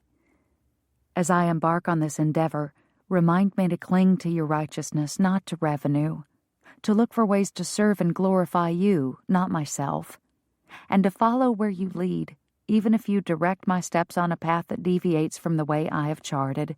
A quiet knock thumped against the door, cutting off her prayer and accelerating her heartbeat. Hannah shoved her Bible aside and jumped to her feet. She sent a silent amen heavenward and rushed to the door. She opened the portal to find a softer, rounder, and more feminine version of Mr. Tucker standing on her stoop. The woman's brown hair was pulled into a nondescript knot beneath a plain straw bonnet that seemed more appropriate for a young girl than a grown woman. No frills adorned her brown dress either. Yet the shy smile on her face erased any semblance of severity, and the aroma of fresh-baked bread that wafted from the basket she held filled Hannah with a sense of comfort and put her instantly at ease. "You must be Miss Tucker. Please come in. I've been looking forward to meeting you." The woman's cheeks flushed, and her gaze fell to the floor, but her smile widened as she crossed the threshold. "Thank you, Miss Richards. I have the milk you asked JT about and brought some of my apple muffins as a welcome gift." "How thoughtful. They smell delicious. I hope it wasn't too much trouble."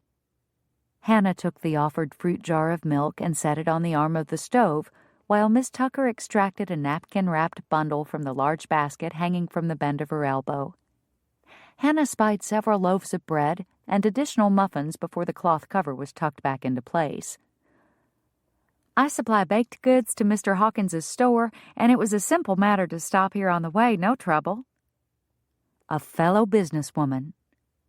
Hannah accepted the muffins and held the offering up to her nose. "And if these taste as good as they smell, you no doubt turn a tidy profit." Miss Tucker shook her head. "I'm not a real businesswoman, not like you with your own shop and everything." The blush was back, painting her cheeks a dusty pink. Hannah examined the woman more closely. She truly possessed some lovely features. Long dark lashes, a dainty nose, full lips. She might be considered a tad plump by some, but Hannah could easily minimize that with the right cut and color of fabric. If she could just get her out of that drab brown and put her into a deep rose or peacock blue. I enjoy baking, that's all. Miss Tucker broke into her thoughts, and Hannah refocused on the conversation. JT provides a good living for us, but after all he's done for me, I'm glad to make whatever contribution I can. I know what you mean. I still send funds to my mother when I get the chance. She lives with my younger sister and her husband back east and is always worried about being a burden to them, which of course she's not. Emily's the nurturer of the family and loves having Mama around, especially now that a child's on the way. Your family's back east? Miss Tucker eyed her curiously. How did you come to be in Texas then? Hannah smiled as she moved her Bible to the windowsill and motioned for her guest to be seated on the trunk bench. She gently extricated the oversized basket from Miss Tucker's arm and set it on the floor. When I was 16, my mother arranged for me to apprentice with an established dressmaker in Boston, not far from our home in Dorchester. After 3 years, I had worked my way up to first assistant when my employer married the brother of one of her clients. It was quite a scandal, although all of us girls thought it was terribly romantic. Did she move her business west after the wedding?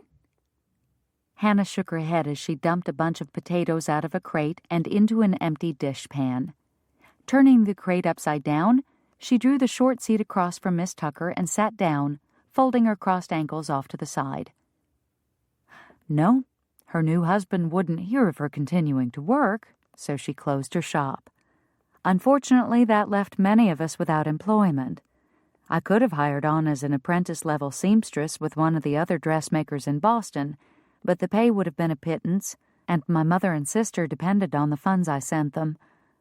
So when my employer's aunt, also a seamstress, came to town for the wedding and offered me a full-pay position if I was willing to return to San Antonio with her, I decided seeing the great American West was an adventure I couldn't refuse. I spent the last 2 years with Mrs. Granberry, and I must say, I've developed quite a taste for Texas. Surely it's hard to be so far away from your family, though. Yes. Hannah thought of Christmases missed and how she wouldn't be around for the birth of the niece or nephew who was due in a couple of months. Loneliness permeated, and her posture sagged until she caught herself and stiffened her spine.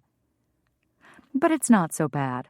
I've had the opportunity to develop my business out here much more quickly than would have been possible back in Boston, and if I'm blessed enough to make a few good friends in Coventry, my life will be rich.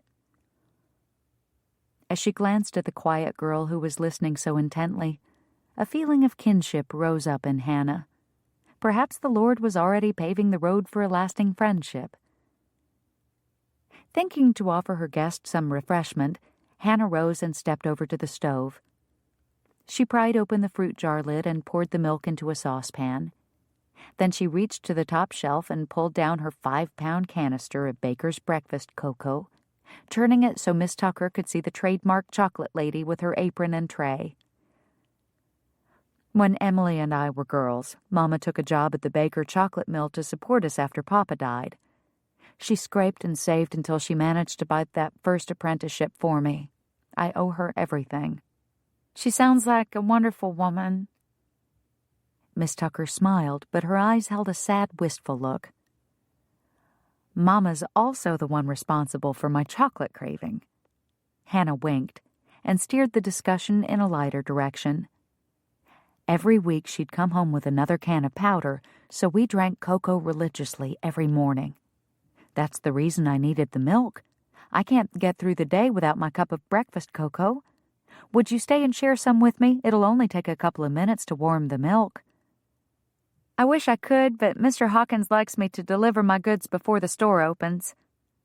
Miss Tucker pushed to her feet and collected her basket. Perhaps another time. We'll definitely find a time. Hannah smiled as she replaced the cocoa canister. Now, what do I owe you for the milk, Miss Tucker? I would like to pay ahead for the entire week if that would be acceptable. I'll only charge you 20 cents since I skimmed off the cream and kept it for my baking. And please, call me Cordelia. Gladly. And I'm Hannah. She handed over the coins and walked Cordelia to the door. Thank you again for the muffins. Your brother was such a help to me yesterday, and this morning you have made me feel welcome. I'm blessed to know you both and would be honored to count you as friends. I would like that immensely, Cordelia said, her eyes alight with sincerity. Oh, JT asked me to tell you that he wouldn't be able to bring the wood by until later this afternoon. I hope that'll be all right. Goodness, yes. I'll be up to my armpits in soap suds and vinegar water all morning, I'm sure. This afternoon will be fine. As Hannah waved goodbye to Cordelia, her gaze roamed across the street to the livery. An annoying tingle of anticipation wiggled through her stomach at the thought of seeing Mr. Tucker again. Traitorous stomach. The man could seesaw her emotions fast enough to make her dizzy. She didn't need that kind of distraction today. Nevertheless, the insolent tingle remained. JT lumbered toward the dreaded dress shop with the cross pieces of 2 sawhorses under one arm and 6 stacked planks under the other. Making 2 trips would have been easier, but he wanted to get this good deed over and done. Miss Richards was standing on the boardwalk, rubbing a rag in circles against a pane of glass in her window. When her motions elicited a series of squeaks, she dipped her rag back into the bucket at her feet and moved on to the next pane. JT dropped the ends of the boards onto the walkway beside her, making no effort to keep them quiet. Why should he, when it was so much fun to watch her jump and squeak at the same pitch as her clean windows? Splat! Ah, that's why.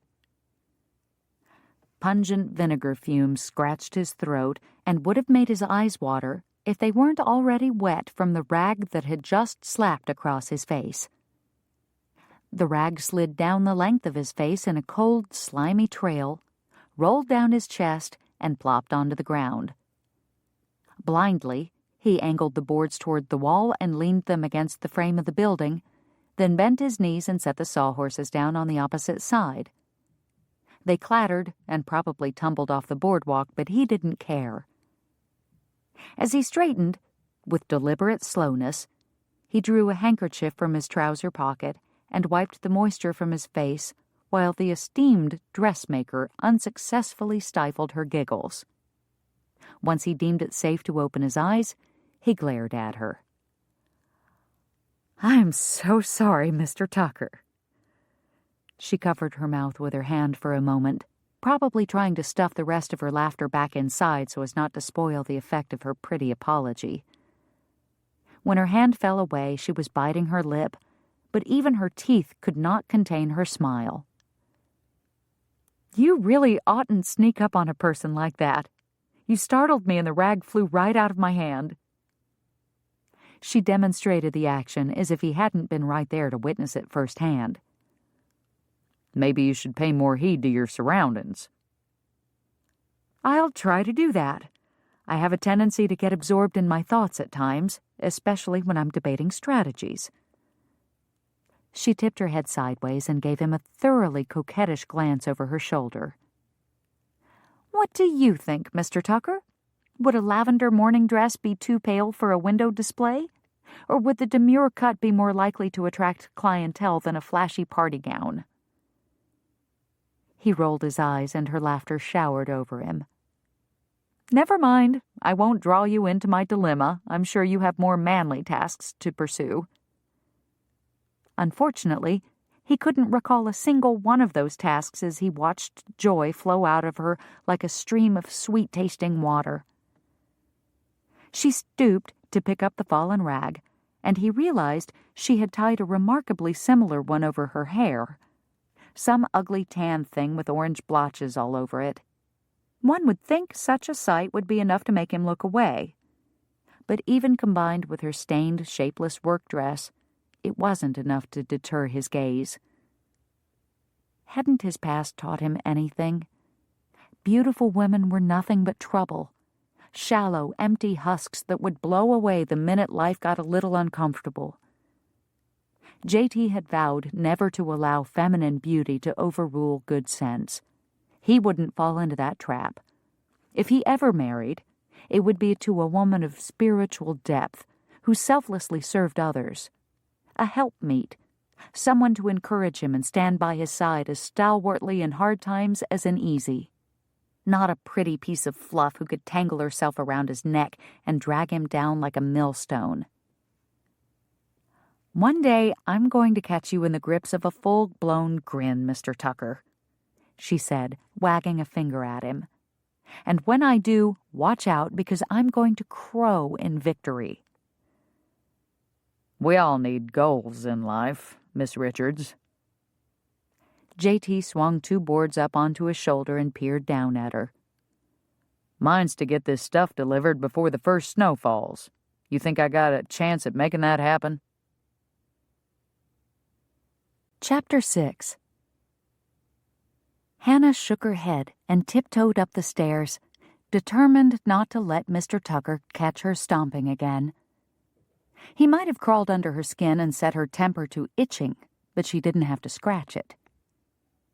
He set the boards down inside the door and without a word headed back down for the sawhorses. Once he returned, it only took a minute or 2 to erect the makeshift table. She dipped a cupful of water while he worked and had it ready for him when he finished. Frowning, as usual, he reluctantly accepted the cup. The competitor within her whooped over the small victory. Mr. J.T. Tucker might tilt her off balance, but from now on she refused to let him take her feet out from under her. She'd prove her mettle to him, and maybe in the process she'd finally witness that elusive grin. "Thanks." He thrust the cup into her hands and turned for the door. "I'll move those shelves inside the shop for you, then be on my way." Gulping down a quick drink of her own, Hannah tossed the cup into the dishpan on the floor and scurried after him. By the time she locked up and ran down the stairs, he was already inside. She leaned against the door and reached for the handle to follow him, but it fell away from her grasp as he wrenched it open from within. Hannah tumbled through the doorway, her head colliding with Mr. Tucker's chest. Strong, yet surprisingly gentle hands clasped her arms and steadied her. Heat flooded her face. Hadn't she just resolved not to let this man knock her feet out from under her? The fact that her resolution had been figurative, not literal, gave her no comfort. Twice in as many days she had fallen onto the poor fellow. No wonder he was in such a hurry to escape her. Not quite able to look him in the eye, she focused on his chin. "I'm sorry to keep throwing myself at you like this, Mr. Tucker. It truly wasn't my intention." The Adam's apple beneath his jaw rose and fell in a slow movement Hannah found strangely fascinating. Then, before she could blink, he cleared his throat and released her so suddenly she nearly fell into him again. I need to go." He sidestepped and tried to squeeze past her through the doorway. Thankfully, Hannah regained her senses and her memory a second before he made it around her. She needed one more thing from him in order to finish the preparations on her shop. "May I ask one last favor of you, Mr. Tucker?" He stopped, and she swore she could hear heavy breaths coming from him, as if he were a green-broke stallion fixing to buck his way out of a saddle. "I wouldn't ask except you're the only man I really know in town." He didn't say a word, just stood there breathing through flared nostrils, making her nervous. Taking a deep breath of her own, she spat out the rest of her request. "I was hoping I could borrow a couple of tools from you. A level and a screwdriver. I'd return them by the end of the day or tomorrow morning at the latest. I'd like to get my shelves in place and my display rack mounted before nightfall so I can open the shop tomorrow." Hannah stared at his profile to gauge his reaction. He stretched his chin out a bit, and a muscle ticked in his jaw before he finally spoke. "Sorry," he said, his voice clipped. "I've got my own business to run. I can't play handyman for you, hanging shelves and things all afternoon. You'll have to ask somebody else." Despite her earlier resolve, Hannah's temper flared. She moved closer to the arrogant, assumption-spewing Mr. Tucker and planted her feet. "Did I ask you to play handyman for me? No. I simply asked a neighbor if I might borrow his tools. If you had listened to my words instead of focusing on your own preconceived notions, you might have actually understood that. I am perfectly capable of hanging a few brackets without a man commandeering the task, so you're off the hook. I'm sure Mr. Hawkins will sell me the items I need. I won't bother you again." She stepped aside to give him his freedom, but he just stood there, so she marched over to her window-washing bucket, slapped the sopping rag against the center pane, and started scrubbing. The entire window had already been cleaned, but she couldn't push past the liveryman statue blocking her doorway to closet herself up in her shop, so she had to settle for ignoring him. The shop door clicked shut. She refused to turn. His boot heels pounded against the wooden boardwalk, then thudded as they hit the dirt of the road, but she didn't look his way. He'd offered no apology, no parting words. Grabbing her bucket, she strode into the shop, uncaring that the water was sloshing onto her shoes as she went. She held her head high just in case he was watching, but the moment she closed the door, she deflated. Indignation could only fuel her for so long before regret crept in, and her affront had quieted enough to let the voice of conscience through. And the lecture it wrote on her heart shamed her.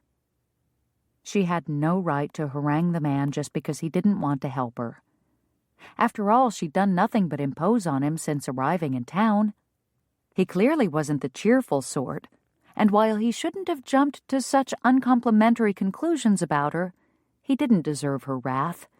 He had rescued her from a potentially harmful fall, arranged for his sister to supply her with milk, made her a table without being asked, and even gave her free wood to use as shelving in her shop.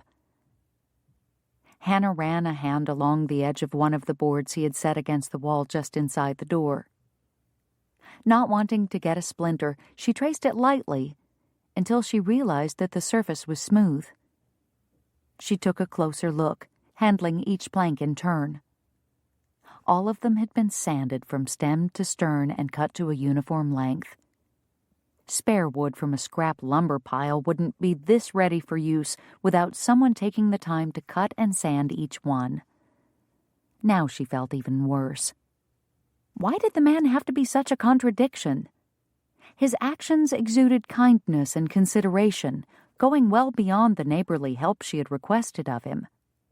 Yet his surly demeanor riled her like a tangled bobbin thread that refused to unknot.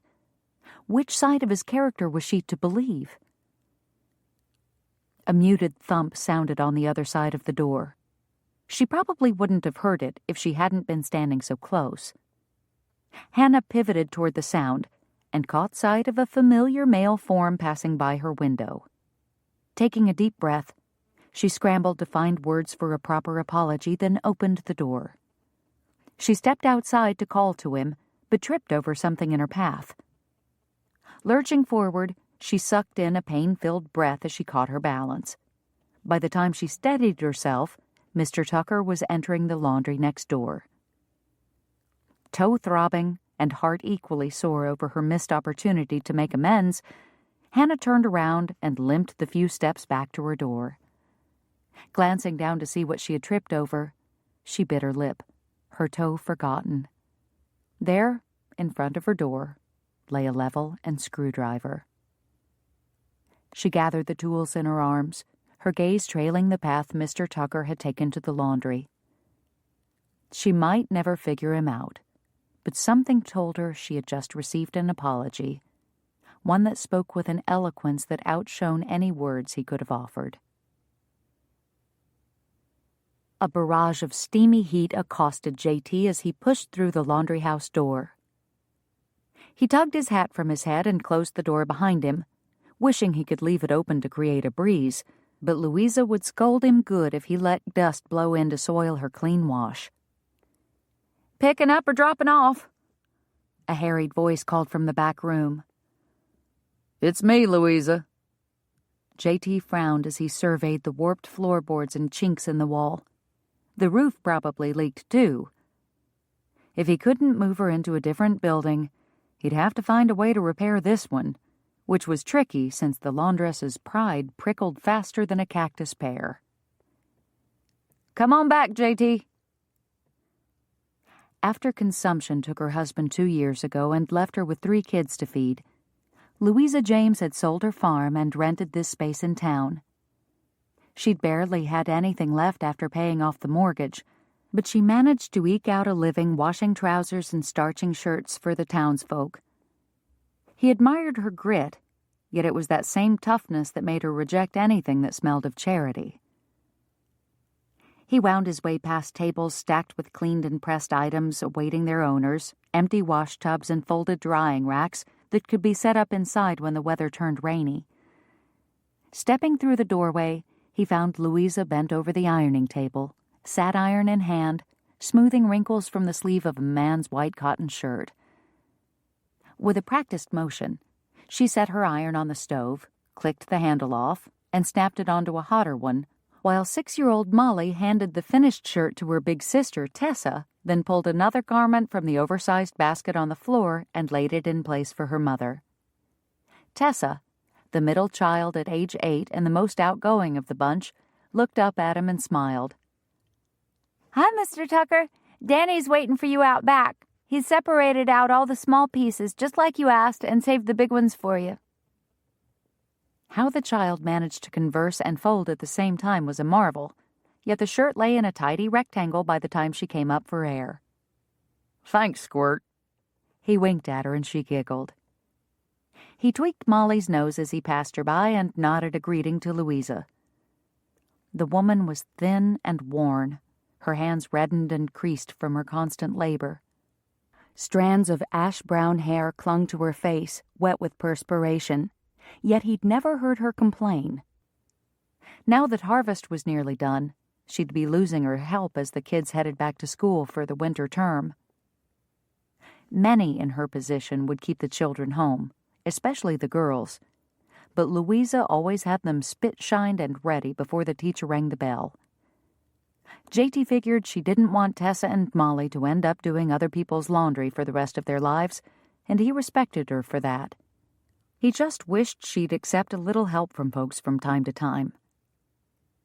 I need to speak with you, JT, before you start in on the wood. Louisa rubbed the underside of her chin with the back of her hand and tipped her head toward the rear door. All right. He followed her outside and welcomed the cool breeze that fluttered across the yard as he slipped his hat back on. I met the new seamstress this morning, Louisa said. Ran into her at the water pump at first light. JT nodded as his mind shifted to Miss Richards. He hadn't expected her to be an early riser. The woman was as unpredictable as a Texas cyclone. Offered to pay my boy $1 a week to keep her wood box full. Said she didn't need much, cooking for just herself, and she'll gather her own kindling during her daily constitutional, whatever that is. Louisa crossed her arms over her chest and braced her legs, as if preparing for a fight. I know I ought to have checked with you first, seeing as how you're the one that chops it and all, but I accepted her terms, and I don't aim to go back on the agreement. JT reached into his shirt pocket and drew out a toothpick. He took his time moving it to his mouth, and only after it was clamped securely between his molars did he address the widow James, hoping she'd relaxed a bit in the interim. I reckon you can do whatever you want with it, Louisa. It's your wood, bought and paid for every time Daniel mucks out a stall at the livery. I pay Tom a wage for the same work. The boy's only 10. He works twice as long to do half the work Tom does, and you know it. Maybe, but he does the work I ask him to. I don't hold with slavery, ma'am, so if you don't consider my chopping wood for you once a month true payment, I guess I can leave off the wood and start paying the boy in cash money. Which do you prefer? He switched the toothpick to the opposite side of his mouth and angled a hard look at her. You know I ain't got time to chop the wood myself, and the last thing I need is for Danny to try to take over the job and chop his foot off. He watched pride battle with practicality as she gazed at young Daniel, dragging large logs over to the chopping stump. JT had only asked Daniel to work at the livery so he'd have an excuse to keep her in wood, and Louisa was too smart not to know that. But with all the water she heated for washing and the stove that had to be kept hot all day for the ironing, she ran through her fuel supply faster than she could replenish it. Practicality won out, but pride put in a fair showing. Well, I just wanted to make sure you weren't offended or nothing. I knew we owned the wood all right and proper. She sniffed, and with a twirl of her faded skirts, returned to her work inside the house. Lord save me from proud, stubborn women. They seemed to be swarming him lately. Thankful to be left alone with the only male in the general vicinity, JT ducked under a row of clothes still drying on the line and joined Daniel. The kid was a quiet one, which suited JT just fine. After tousling the boy's hair and thumping him on the back, he picked up the axe and started swinging. The two worked side by side. JT split the logs, Daniel arranged them on the pile. Simple. No ruffled feathers, no pecking accusations, just a couple of men working together without a lot of gab. Unfortunately, all he managed to think about while he worked were the ruffled feathers and pecking accusations from one hen in particular, Miss Hannah Richards. JT slammed the axe blade into the log below him with a crack that failed to banish the picture of her from his mind. He swung again, and the log split unevenly. JT scowled. Now that he'd had time to think on the matter, he realized her protests didn't necessarily mean she hadn't been hinting for him to come help her. She probably just didn't want to admit it. After all, most women didn't know one end of a screwdriver from the other, and she looked pretty beat from her day of cleaning. She'd be too tired to lift those boards high enough to place shelves. He still needed to take care of some business at the bank, but afterward he could stop by her shop to save himself from having to deal with her on the morrow. An hour and a half later, after he'd split all the logs in the yard, JT washed up at the pump, shook hands with the little man who had helped him, and headed for the bank.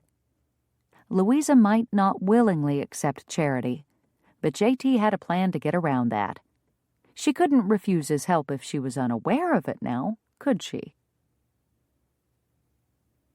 Chapter 7. JT entered the bank just as the clerk set the closed sign in the window. The fellow nodded a greeting to him before scurrying back to his teller's cage. The proprietress of the local boarding house stood at the counter, impatiently tapping her foot, apparently displeased by the interruption of her transaction. "Is Paxton in?" JT asked. The clerk disappeared behind the counter, then opened the gate of his window and met JT's eye around a bent plume in the lady's bonnet. "He's with a customer at the moment, but you can take a seat on the bench outside his office. He should be finished shortly." "Thanks." JT fingered his hat and nodded to the woman, who glared at him over her shoulder, before swinging her accusing eyes back to the unfortunate clerk. After sharing a commiserating look with the two cowhands standing in line, all three males, grateful to be on the customer side of the counter, JT took his cue and meandered over to the bench. Too restless to sit, he propped a foot on the seat of the bench and braced one elbow on his thigh. He didn't like sneaking around behind Louisa's back, but the woman didn't leave him much choice. The good book taught that a man should give without his left hand knowing what his right was doing. Louisa was just playing the role of the left hand. Still, the secrecy grated on him, made him feel as if he were doing something disreputable. The quiet swish of a well-oiled door opening drew JT's attention. He dropped his foot to the floor and straightened his stance. Floyd Hawkins and his son, Warren, emerged from Elliot Paxton's office. The elder Hawkins chatted amiably with the banker, while his son separated himself from the conversation. Warren pushed his overlong hair out of his face and caught sight of JT. His eyes widened a bit, and his neck stretched as if his collar had suddenly grown too tight. The kid was always nervous around him. Never used to be, but lately Warren had been acting different, like he was trying to impress him or something.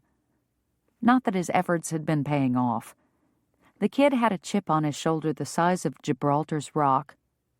He wasn't a bad egg, just irritating with his sullen looks and woeful attitude.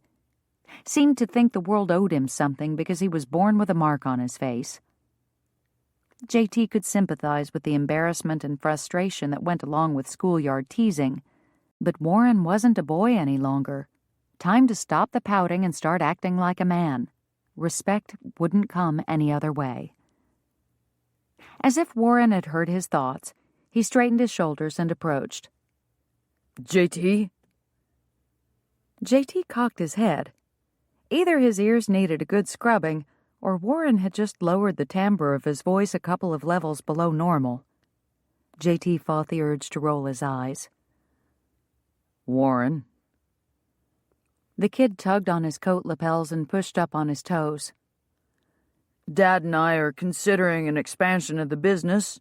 Mr. Paxton is helping us plan the finances. That's so. J.T. really had no particular interest in the Hawkins family business endeavors, but Warren seemed to expect some kind of reply. I, thought your sister might like to join us for dinner one evening to discuss the expansion, since the change will affect her. I mean, because we sell her baked goods and all. J.T. arched his brows and shot Warren a look that must have communicated how senseless he thought that comment was, for the kid dropped his gaze and scuffed his toe against the wooden floorboards. Why would Delia care about them opening another store somewhere? It wasn't like she was going to bake anything for it. Hers was strictly a local operation. Still, Delia considered Warren a friend, and she wouldn't want J.T. giving the kid a hard time, no matter how much he deserved it. So he cleared his throat and came as close to an apology as he could manage. I'm sure Delia would enjoy hearing about your plans one of these days. Warren's head shot up, and a grin split his face. Seeing his response, J.T.'s conscience flared up. Maybe he should cut the kid a break. He was still young.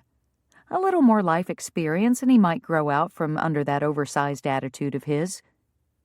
He'd never really had to fend for himself, what with his father's store always being there for him. And from what J.T. understood, Warren had started taking over more responsibilities, keeping the books, making deliveries, overseeing the inventory. Maybe he should make more of an effort to be tolerant. I'll be sure to tell her about it then, Warren said, swagger restored. She'd probably enjoy sharing a meal with a man who didn't smell like manure for a change. Then again, maybe he should just expedite the kid's real-world education and stuff his tongue down his throat. J.T. stared at him without moving so much as a finger, channeling all his affront into his expression. The snorting laugh blowing out of Warren's nose at his careless jest morphed into a cough, and finally, silence. Even after Warren ducked his head, J.T. did not relent. He wanted to bore his glare into the boy's skull until it stirred up some common sense. Fortunately for Warren, his father concluded his chat with the banker and came to join them. J.T. lifted his gaze.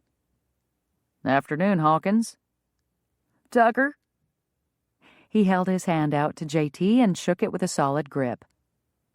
The man's smile and genuine warmth went a long way to soothe J.T.'s temper. Sorry for monopolizing Mr. Paxton's time. I didn't realize you were waiting. That's all right. I haven't been here long. Warren edged toward the entrance. Let's go, Dad. You know how Mother hates to watch the store when she's trying to get supper on the stove. You're right. Hawkins offered a little wave as he moved past J.T. Give Cordelia our best. I will. The two disappeared onto the street, and J.T. barely had time to remind himself why he had come before Elliot Paxton descended upon him. Mr. Tucker! The banker stretched his arms wide in welcome, his nature so ebullient, J.T. would have cringed had it been anyone else. But that was just Paxton's way. After 5 years, he had gotten used to the banker's fulsome ways. Had the man greeted him with a solemn nod, J.T. would have ordered the clerk to fetch the doctor. Come in, young man, come in. Paxton held the door wide until J.T. entered the office and took a seat. What can I do for you today, sir? He asked as he clicked the door closed. I want to find out if the owner of the property where Louisa James runs her laundry might be talked into selling. The banker sat in the chair behind his desk and rapped his finger against its surface. I could make some inquiries, I suppose. If I remember correctly, the man in question runs a land company over in Waco. Wouldn't be hard to send a few wires to the account manager. I can't say as I'd recommend that building as an investment, though. The place has been in ill repair for years. I know. J.T. rubbed his chin. I'd planned to buy the shop next door, but the owner rejected my offer. Ah, yes, it's to be a dress shop, I believe. I spied the new seamstress washing her windows earlier. Lovely woman. Yes, well, I had hoped to be able to offer Mrs. James a more suitable location for her laundry business, one with 4 decent walls and a roof that doesn't leak, but that opportunity is no longer available, so I figured I could buy the place she's in, lower her rent, and be a proper landlord. You know, fix the roof, keep the pump in working order, that kind of thing. I see. Elliot Paxton tapped a finger to his mouth and contemplated him with an intensity that made J.T.'s throat ache. That's a commendable plan, son, the banker said. I'm impressed. J.T. shifted in his seat and glared at the worn spot on his trouser knee. He hated it when people made too much of things. It wasn't like he was building Louisa a mansion or anything. He just wanted an excuse to help her out from time to time without raising her hackles. That's all. Nothing to be impressed about. It's a rare man who would spend his hard-earned money on a worthless piece of property in order to benefit a widow woman unrelated to him. Why, most would scoff at the idea. Paxton's commendation waxed on, extolling his non-existent virtues until J.T. could bear it no longer. Jumping out of his chair as if the cushion had suddenly grown teeth, J.T. retreated. He strode to the door in 2 steps and gripped the knob. So you'll look into it for me? Paxton nodded, brows arching in puzzlement. He started to rise. Of course, but thanks. J.T. waved him off and fled the banker's office. But the tightness in his chest didn't loosen until he exited the bank. He knew Paxton would be discreet. The man had built a reputation on being trustworthy. Still, it would have been easier if Hannah Richards hadn't stolen his building. Then there would have been no need to involve the banker in the first place, no awkward conversation, no sneaking around behind Louisa's back. A pang of honesty poked at him. Okay, so Miss Richards hadn't exactly stolen his building. Nevertheless, the woman was proving inconvenient. Not only did she throw a wrench in his plans for helping Louisa, but thanks to their earlier run-in, he now felt obligated to hang her shelves. J.T.'s boots clomped over the boardwalk planks as he made his way to the shop situated at the end of the street. He paused outside the door and drew in a deep breath, probing his shirt pocket for a pick. Placing it between his teeth, he clamped down and reminded himself to keep his mouth shut as much as possible. It wouldn't do for him to snap at Miss Richards again. She'd been working hard all day and was probably exhausted, frustrated too. He winced at the image the thought produced. The gal must have had a rough time of it the last couple of hours. If she stuck with it, that is. J.T. stole a glance through the window, curious to see if she had abandoned her project or if she lay buried beneath it. What he found so startled him, he tipped his hat back and looked a second time for verification. A rack of hooks had been mounted on the north wall, perfectly level and apparently secure for 3 dresses hung on display. 8 brackets paired in staggered positions jutted out from the south wall with 3 shelves already in place. Colorful fabric adorned the shelves, and even his untrained eye could tell they were artfully matched. Several of her dummies, not yet clothed, stood in the corner observing their mistress as she fussed with the way the material draped from the corner of the third shelf. As his jaw slackened, JT's toothpick dangled unanchored across his bottom lip. Miss Richards's capability had been no idle boast, and her request hadn't been a manipulation. But that made no sense. Why would a woman of integrity run a shop that glorified superficial beauty? Chapter 8. Hannah awoke to a day full of promise. The sun had not yet crested the horizon, but a soft glow lightened the pre-dawn sky as she dipped water from the stove reservoir to wash her face. Wednesday. Not the usual day to open a new business, but she was too excited to postpone. She'd spent yesterday evening painting pasteboard signs. One carried the words open and closed on opposite sides, and a second one listed her services. Dressmaking and fine tailoring took top billing in large block letters, with alterations and mending mentioned in smaller script along the bottom. One placard for each window. She would order a larger sign for the front of the building later today.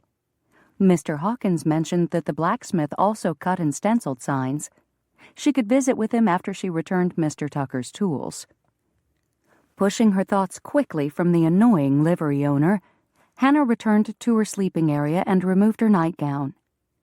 Skirts of any kind hindered the extension of her lower limbs during her calisthenic routine, so she preferred to conduct the exercises in her drawers and shift when privacy allowed.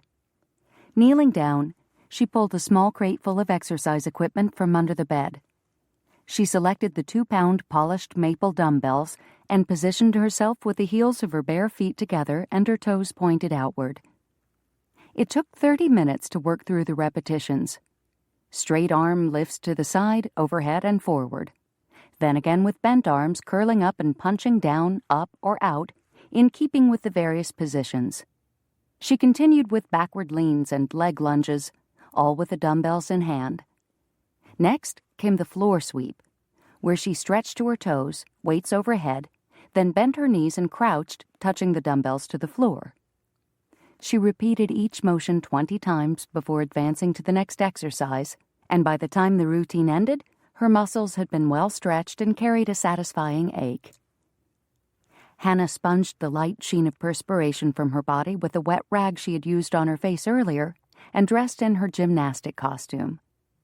She replaced the soiled apron with a fresh one and laced up her low-heeled walking shoes.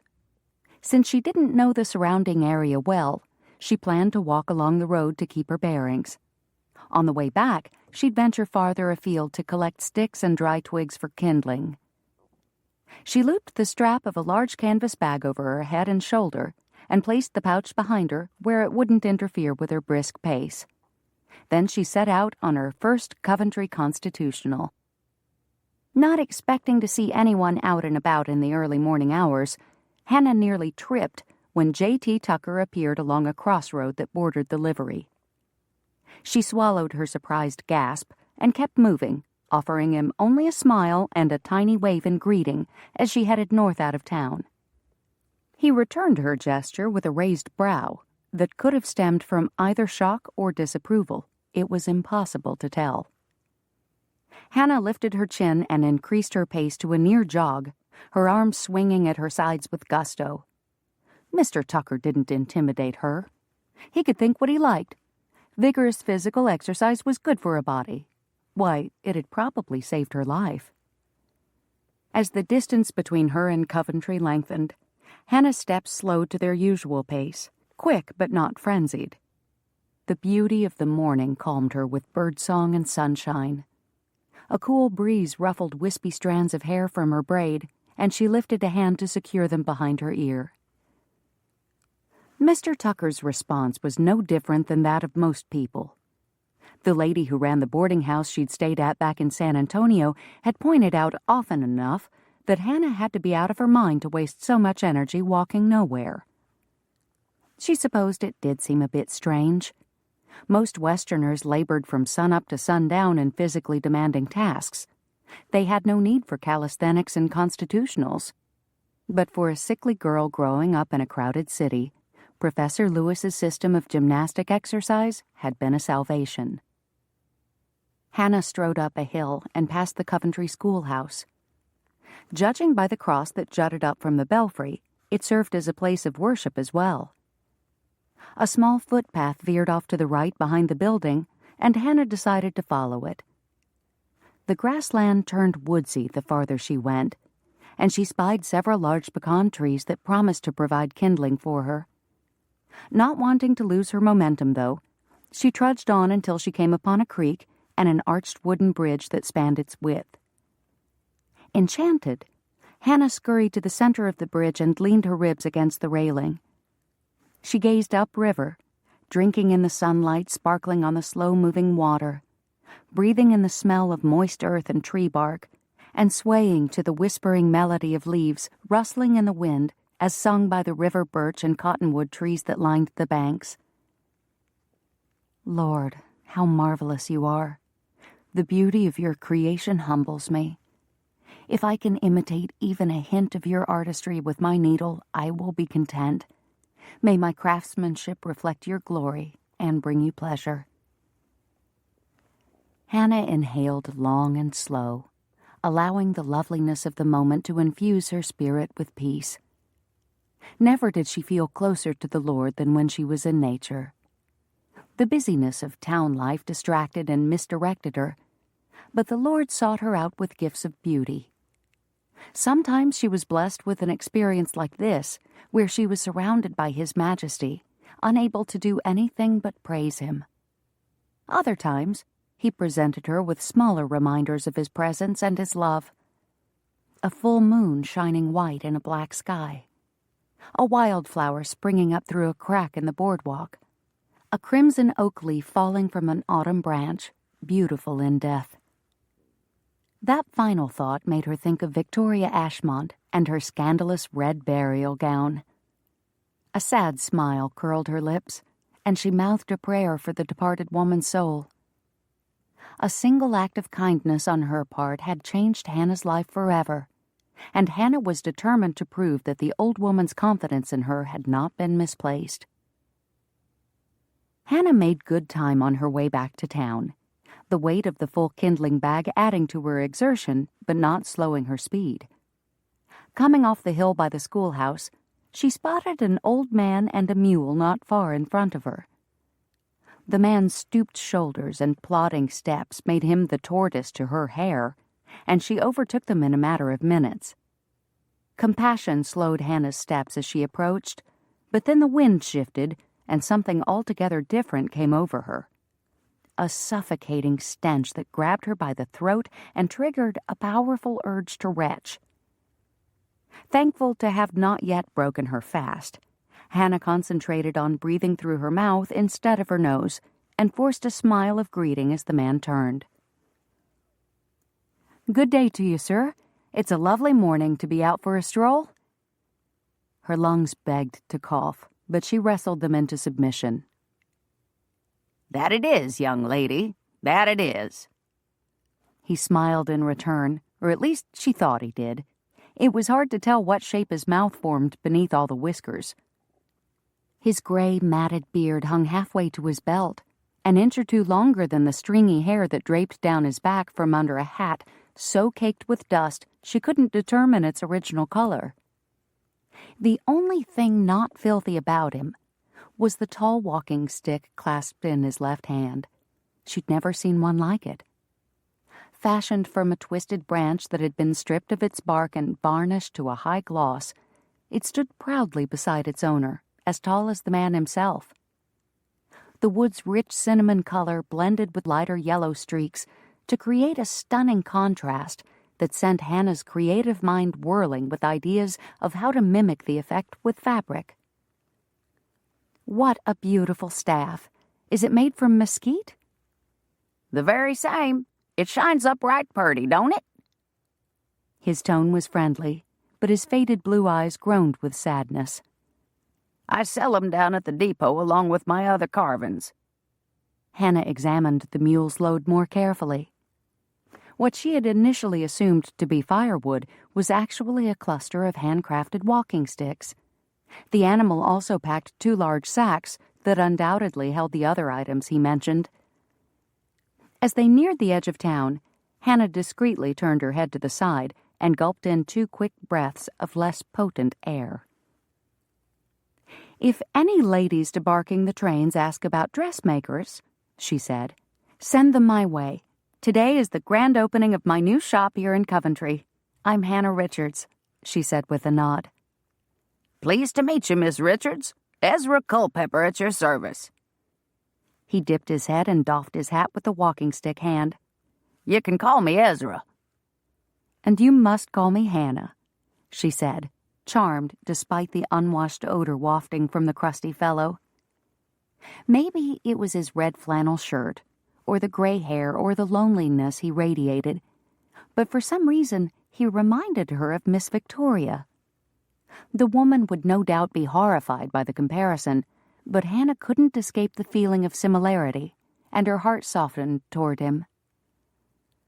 I'm afraid I don't get the chance to speak to many of them there ladies, Miss Hannah. They tend to give me a wide berth. She could certainly understand why. But I could inform the station master, so as he can pass the word to any females what need new duds. I'd be much obliged. Thank you, Ezra. They passed the livery, where a hay wagon stood out front, a heaping load ready to be delivered, but there was no sign of Mr. Tucker. Unsure if she was disappointed or pleased by that fact, Hannah turned her attention away from the livery and toward her shop. Pride surged in her breast as she gazed through the clean windows to the well-dressed display dummies. She itched to place the open sign in her window and see who came through the door first. Mr. Hawkins had promised to post a notice in his store to advertise the shop, although she knew she'd be foolish to expect much, having only been in town 2 days. A seamstress had to build up a reputation before her business could flourish. That required time, satisfied customers, and word of mouth. Nevertheless, little bursts of excitement rebounded through her like popping corn. This your place? Hannah beamed at the old man beside her. Yes, sir. What do you think? Ezra halted and scratched a spot behind his ear. Looks nice, I reckon. Don't know much about such things, of course, but if my Alice were still around, I'm sure she'd be knocking on your door. His eyes glistened with moisture as he gazed at the shop window. Alice was a simple woman, but she always wore a pretty ribbon in her hair. I think she would have liked having a place like this to visit. Sensing his grief, Hannah tentatively touched his shoulder.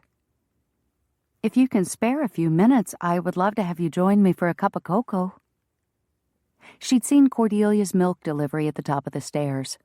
I could have it ready in minutes. You don't have to do that, Miss Hannah. Ezra dipped his chin, but not before she caught the longing in his eyes. I know I ain't fitting company for a gal like you. Nonsense.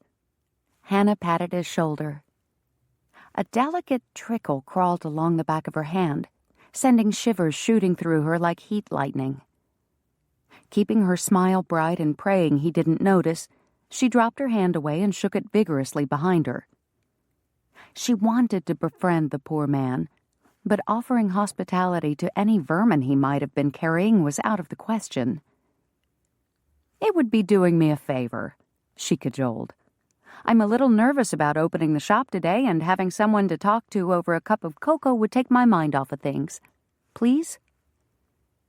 Well, if you insist. His eyes brightened a shade as he wagged a dirt-encrusted finger at her, the nail black around the edges. But I ain't going to risk your reputation by coming inside. Jackson and I will wait for you right here. He jabbed his finger toward the boardwalk steps and lowered himself to a seat with a groan. Ezra Culpepper was a lot more astute than his appearance suggested. Hannah got the distinct impression that he had recognized her gift to him and had responded with one in return. Wonderful, she said. I'll be back in a trice.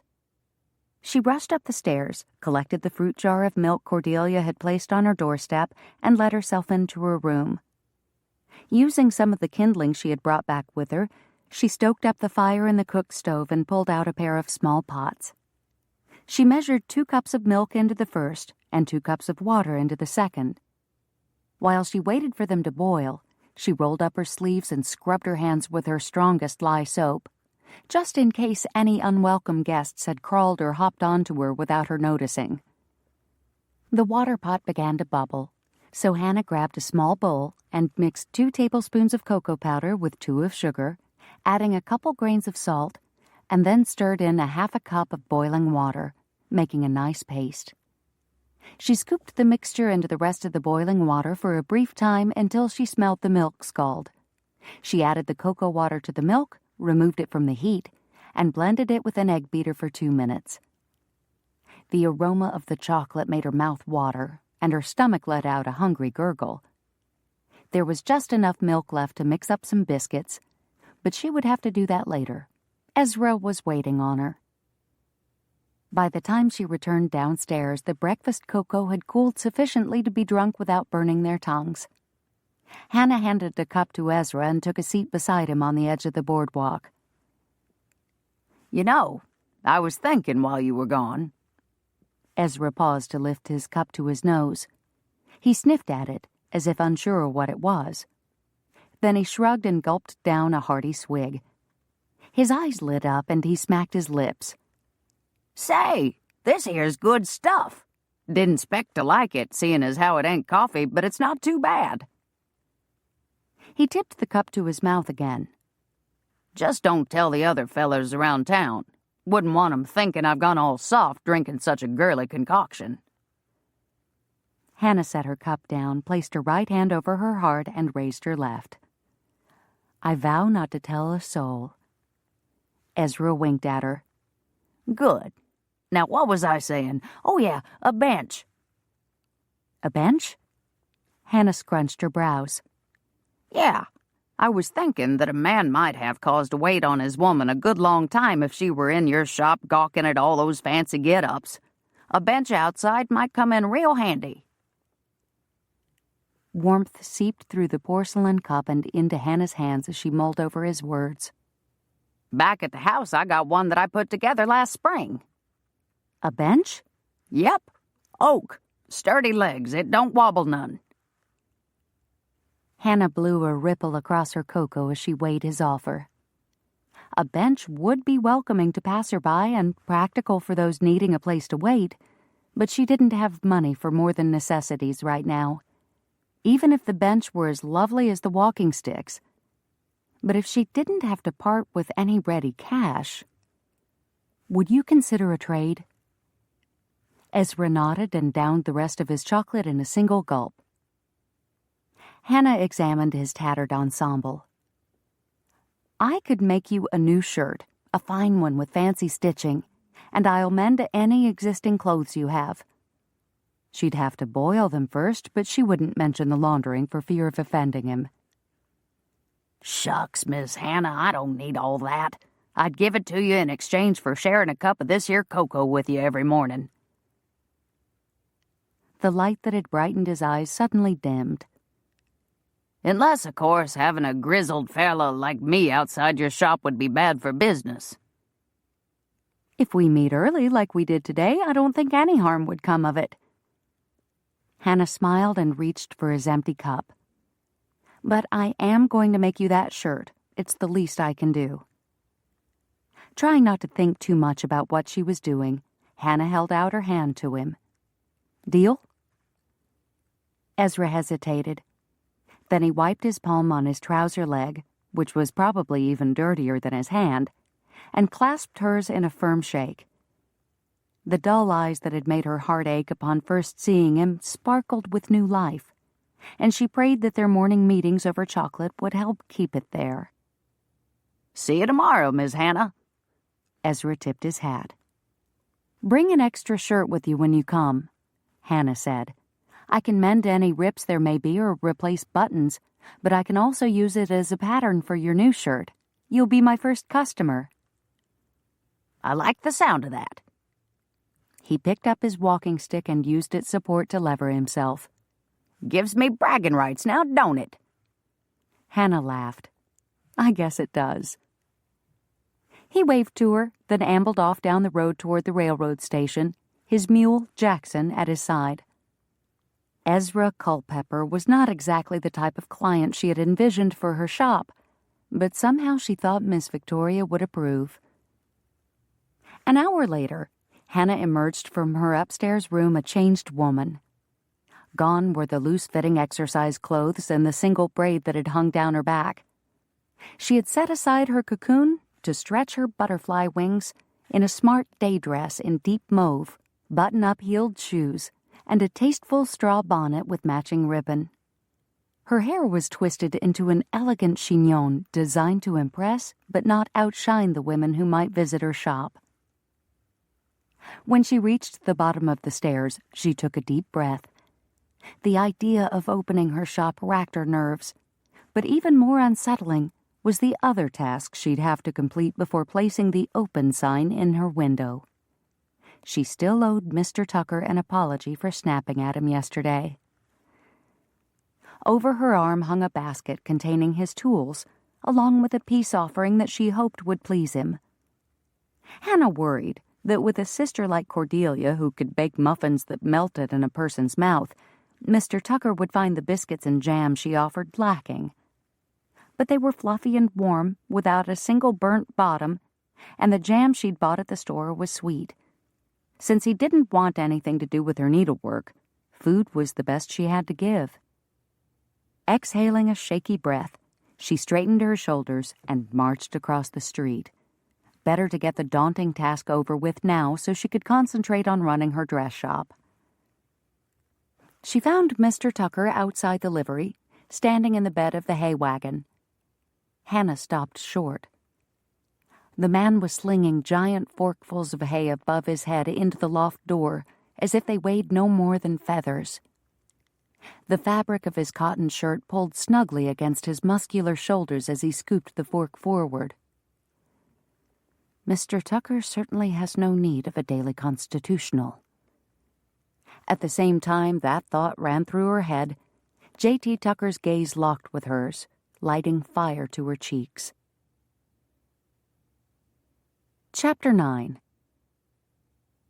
J.T. caught the rosy blush that colored Miss Richards's cheeks and flexed his muscles. The rose deepened before she turned her head, and something instinctual within him cheered. Just in case she looked his way again, he pitched another 2 loads of hay, each larger than the last. Remembering the challenge she'd issued of catching him smiling, he schooled his smug grin into an annoyed line, hoping she would think him irritated at the interruption. He wanted to tease her something fierce, but that wouldn't serve his purposes. He was supposed to be putting distance between them, not instigating a flirtation. That reminder put an edge to his words as he addressed her. "What do you need, Miss Richards? I'm a little busy." "Yes, I see that." Her stammer only bolstered his ego. He guessed it was rather childish of him to enjoy her discomfiture, but for the first time since he met her, he was the one with the advantage, and it felt awfully good. She tipped her chin up to him, and he swore he could see her spine stiffening. There went his advantage. He stifled a sigh and leaned on the handle of his pitchfork. "I came to return your tools." She raised her arm, lifting a basket that he supposed contained the level and screwdriver he dropped off at her shop yesterday afternoon. He nodded toward the small door off to his right. "Just put 'em on the desk in my office."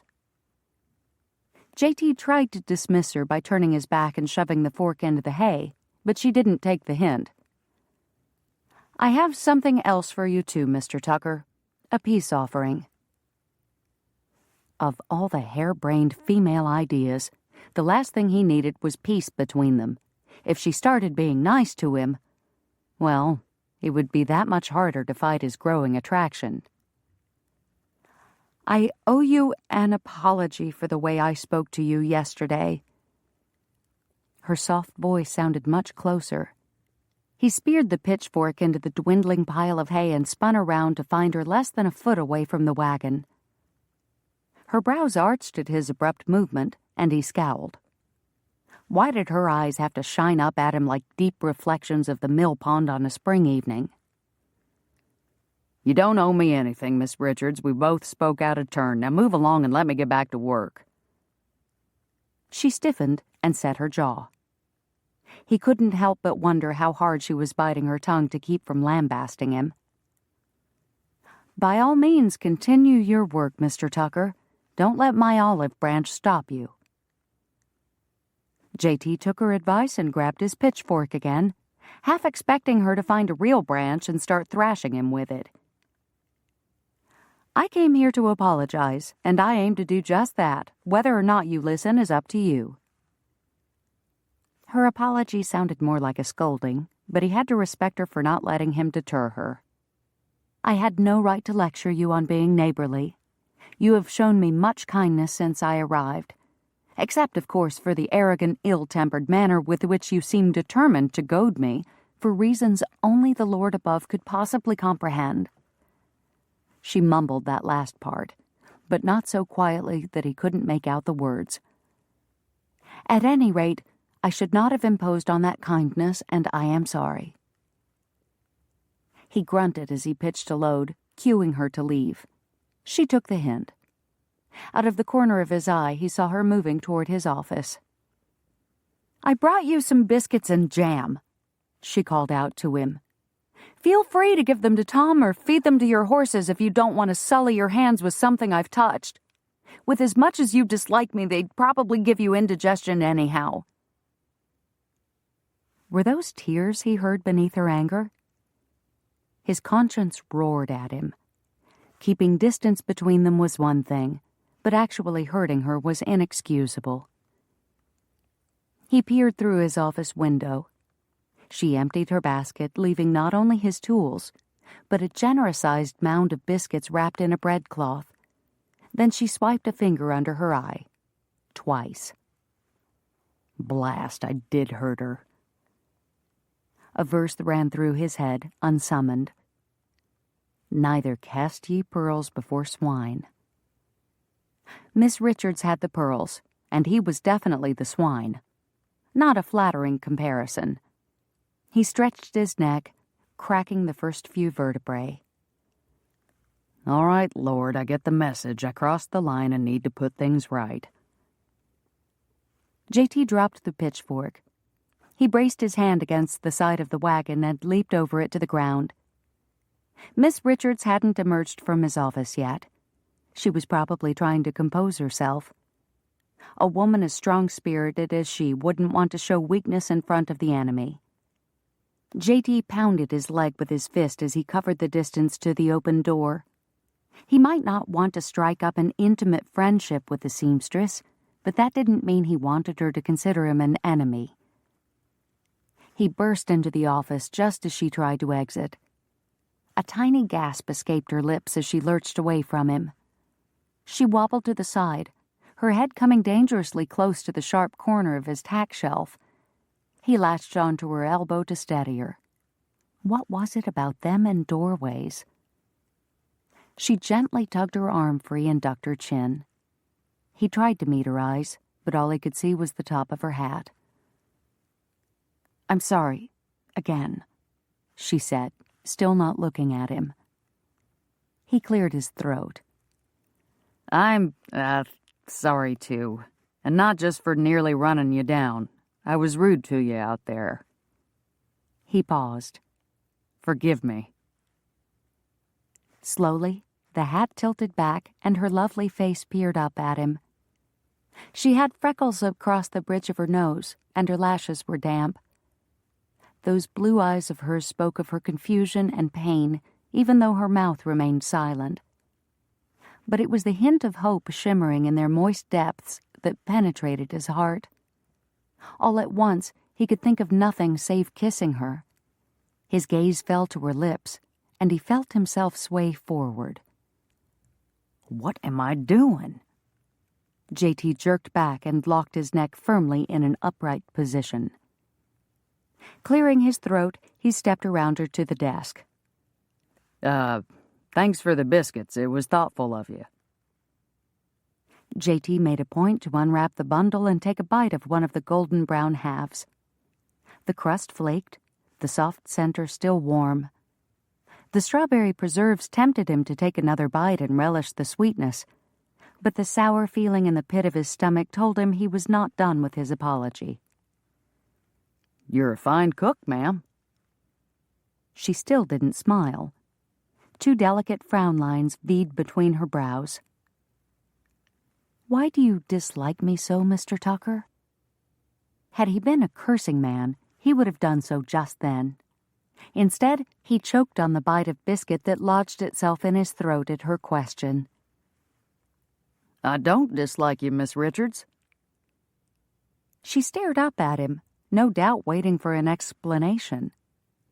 He stuffed another bite of biscuit into his mouth. What exactly could he say? That she frightened him and his rudeness was an act of self-preservation?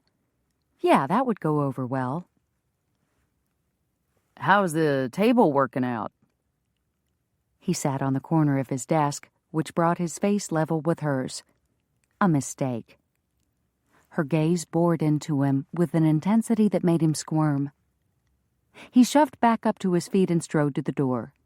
She blinked, but didn't stand in his way. The table's a blessing, thank you. He'd forgotten he'd asked the question until he heard her answer. Escape was too close to stop now, though, so he kept moving through the doorway. Good, he called over his shoulder. Glad to hear it. I need to get back to work. Thanks for bringing the tools back. And for the biscuits. JT scrambled up into the wagon as if the ground were suddenly crawling with snakes. He snatched up the pitchfork and started throwing hay with a vengeance. Good day, Mr. Tucker. He heard her voice, but pretended he didn't. After 3 more pitches up to the loft, he risked a glance behind him. Head high, she was walking down the street toward the blacksmith shop. She looked so prim and professional, dressed in her fancy pink dress and bonnet, but when he'd seen her in her plain, loose-fitting work dress, he'd found her no less appealing. And then she'd waltzed into town with Ezra Culpepper and sat in front of her shop with the man drinking coffee or tea or whatever it was women like her drank in the morning, which only confused him further. Ezra hadn't bathed since his wife died last spring, probably hadn't changed his clothes either, just added layers as the temperature cooled. He stunk to high heaven. Even if the woman had no sense of smell, one look at the fellow should have been all it took to turn her away in disgust at his unkempt state. Yet she hadn't turned away. In fact, she'd reached out to him. What seamstress in her right mind would encourage a connection with a dirty, smelly old man? It couldn't possibly be good for business. Turning back to the task at hand, JT gripped the pitchfork and shoved it into the hay. He doubted he'd ever understand Miss Hannah Richards. Trying only made his head hurt. Chapter 10.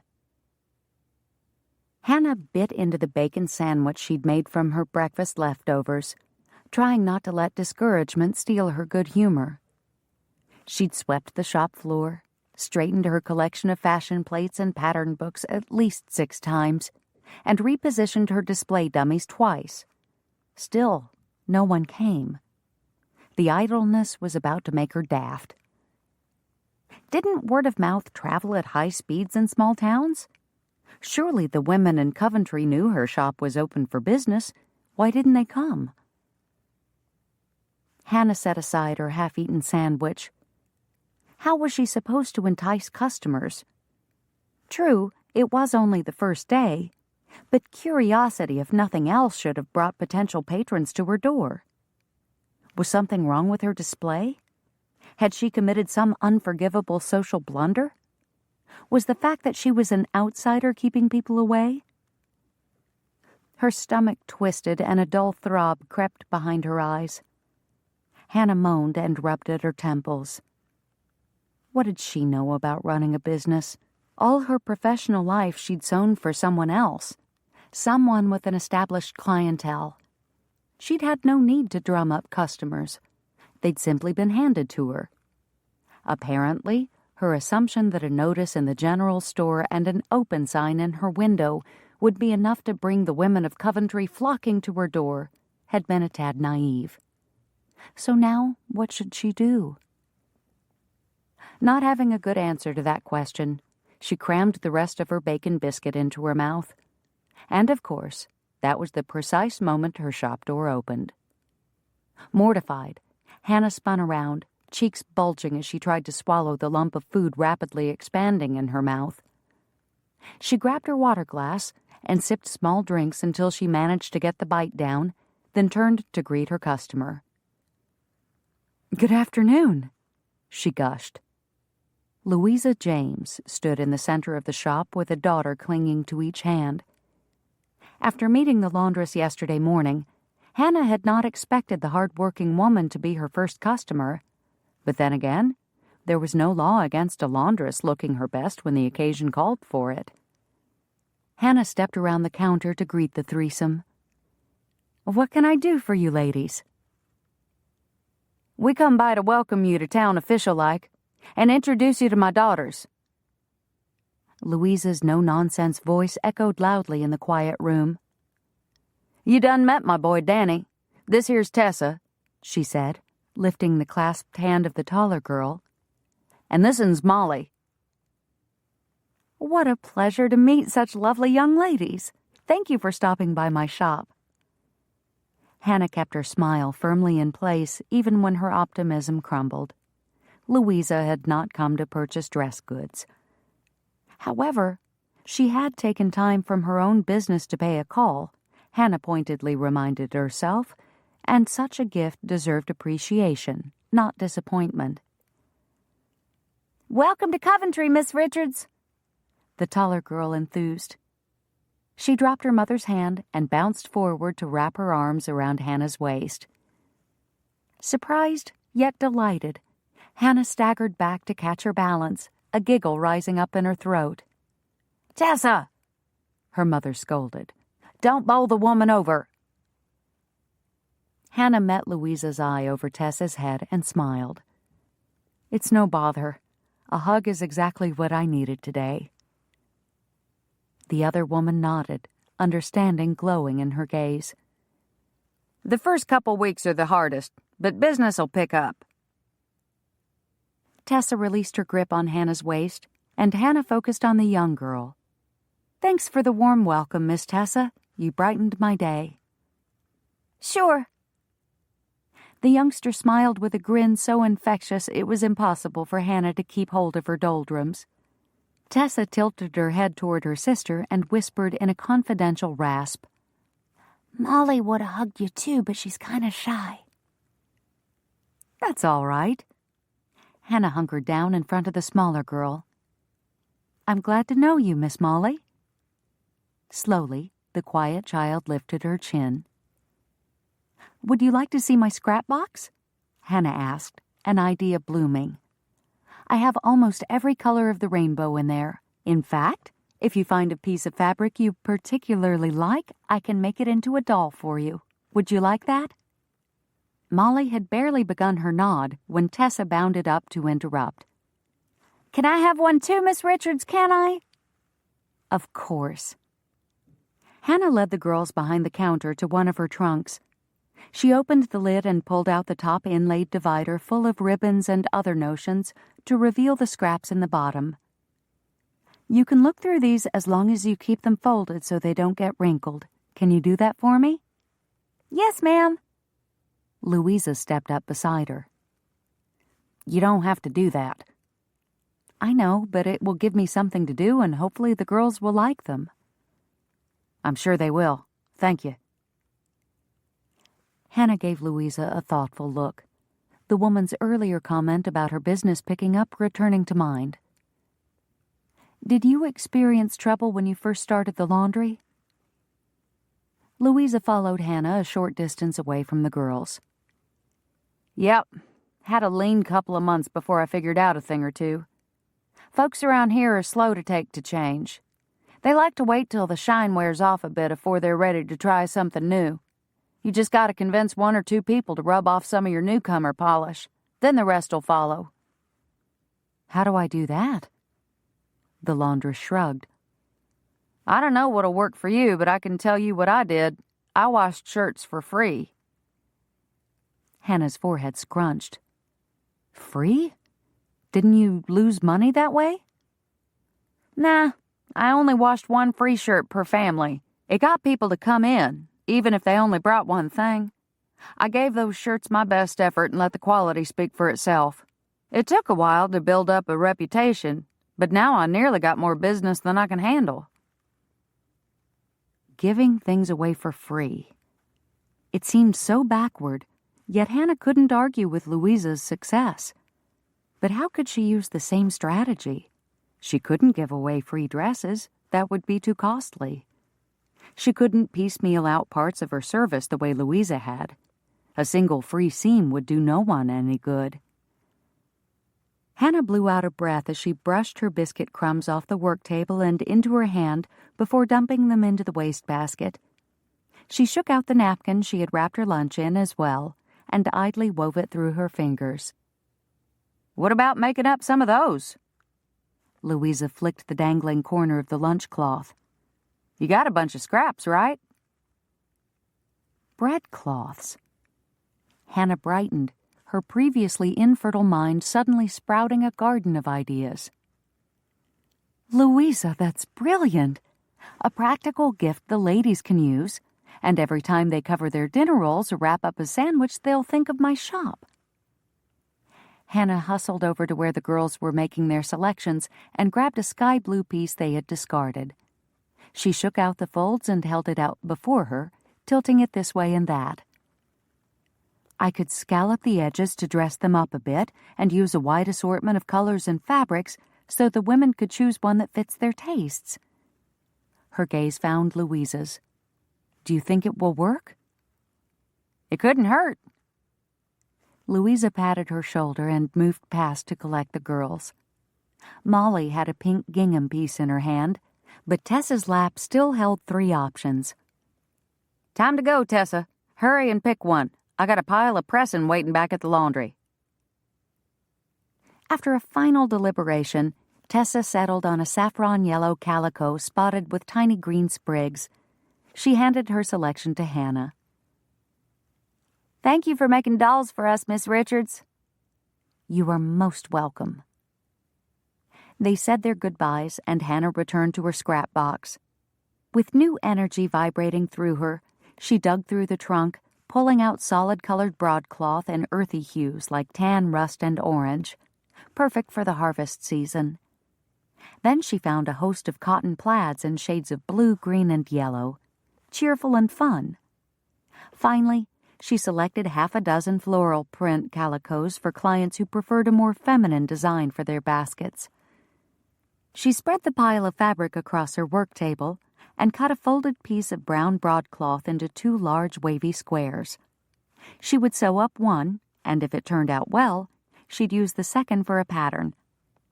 20 minutes and 1 scalloped hem later, she had a fine-looking breadcloth. Taking up her shears, Hannah began cutting the rest of the fabric into similar patterns. She could keep extra breadcloths on hand in the shop and give them to any new customer who came through her door. That way no one would feel left out. The women from the outlying farms and ranches deserved the same treatment as the ones in town. Halfway through cut number 16, the shop door opened. A customer? Good afternoon, she said as she raised her head. How can I help you? Cordelia Tucker crossed into the room. Oh, Hannah, it's all so lovely. Cordelia! Hannah scurried around the half wall that separated her work area from the rest of the shop. I'm so glad you came by. Things have been dreadfully quiet. I'm sure you'll have more traffic in the coming days. How could you not with such beautiful merchandise? She fingered a green silk gown that hung on the coat rack, undeniable longing in her eyes. Louisa James and her girls are the only ones who have stopped by today. I was growing quite discouraged until she helped me come up with an idea to entice people into the shop. Hannah explained about the breadcloths, relieved when Cordelia showed enthusiasm for the plan. And since you are the first one to visit my shop, you get first choice. Hannah steered her friend toward the work table. Pick a fabric, and I will sew it up while you look around. I have several pattern books you can browse. Cordelia hesitated. Oh, but I'm not here to buy anything. I just stopped in to see how you were getting along. Hannah wrapped her arms around Cordelia's shoulders and gently urged her closer to the table. You don't have to order anything. Everyone who comes in gets a breadcloth, regardless of whether or not they make a purchase. The dark blue wool dress Cordelia wore complemented her complexion and figure only slightly better than the dull brown one she'd worn yesterday. Hannah itched to get her into some colors that would bring life to her face. Cordelia chose green plaid for her gift. She seemed to have a preference for that color. Hannah mentally cataloged the material she had in stock. A sage or hunter shade would be lovely on the young woman. You don't have to buy anything, Hannah reiterated. Just have fun looking. We can talk while I sew. JT would say it's dangerous to look at things one can't afford. Cordelia made this comment as she tentatively thumbed through the Butterick fall catalog. It opens the door for temptation. Hannah gritted her teeth as she sat down at her machine. I suppose that could be true, but there's no harm in appreciating beauty and letting your imagination run down a brighter path for a little while. It's like playing pretend. Girls have fun dreaming that they're mud pies or chocolate cakes, but they have sense enough not to eat them. The joy is in the pretending. Cordelia looked up from the fashion book and grinned, her eyes twinkling. I loved playing with mud pies. She glanced over her shoulder, as if worried someone would hear what she had to say, then turned back. I respect my brother a great deal, but JT can be a bit too straight-laced at times. That's stating it mildly, Hannah mumbled. Cordelia quirked her brow in question. The mannerism must be a family trait. However, it was far less hostile and annoying when Cordelia did it. Your brother has been exceptionally helpful to me since I arrived, Cordelia, but he drives me to distraction at the same time with his overbearing attitudes. Is he disagreeable with everyone, or is it just me? Hannah pumped her treadle hard and fast, alleviating her frustration while she sewed. Cordelia giggled, and only then did Hannah realize how her words could have offended. He can seem a little harsh to those who don't know him well. JT's not exactly what I would call affable, but he has a good heart. Hannah sighed and her foot slowed. The whir of the machine quieted to a dim hum. I know he does, and I shouldn't have spoken ill of him. His actions toward me have been nothing but kind. It's his words and demeanor that fire my temper. Perhaps if I could find a way to get the upper hand during one of our verbal skirmishes, I wouldn't feel at such a disadvantage. With a final turn of the fabric, Hannah finished the hem of Cordelia's breadcloth. She pulled the material free and clipped the loose threads. All done. Hannah stood and handed Cordelia her gift. Here you go. One new breadcloth for the woman who bakes the finest bread in Coventry. Thank you. Cordelia smiled and looked over the workmanship. You did that so quickly. It would have easily taken me an hour to complete this, and it would not have turned out half as nice. Swift, quality service. That's my specialty. A thoughtful look crossed Cordelia's features as she fingered the cloth. Then a downright mischievous sparkle lit her eyes. You've given me a gift today, Hannah, more than the breadcloth. You reminded me that it is permissible to dream and pretend and think on whatsoever things are lovely, as Scripture says. I want to give you something in return." She stepped closer and dropped her voice. JT has been extra surly since you came to town. I can only conclude that you are getting under his skin as much as he is getting under yours. And as a female who knows what it's like to live with him when he gets ornery, I would be happy to tip the scales a bit in your favor the next time the two of you spar." Hannah held her breath.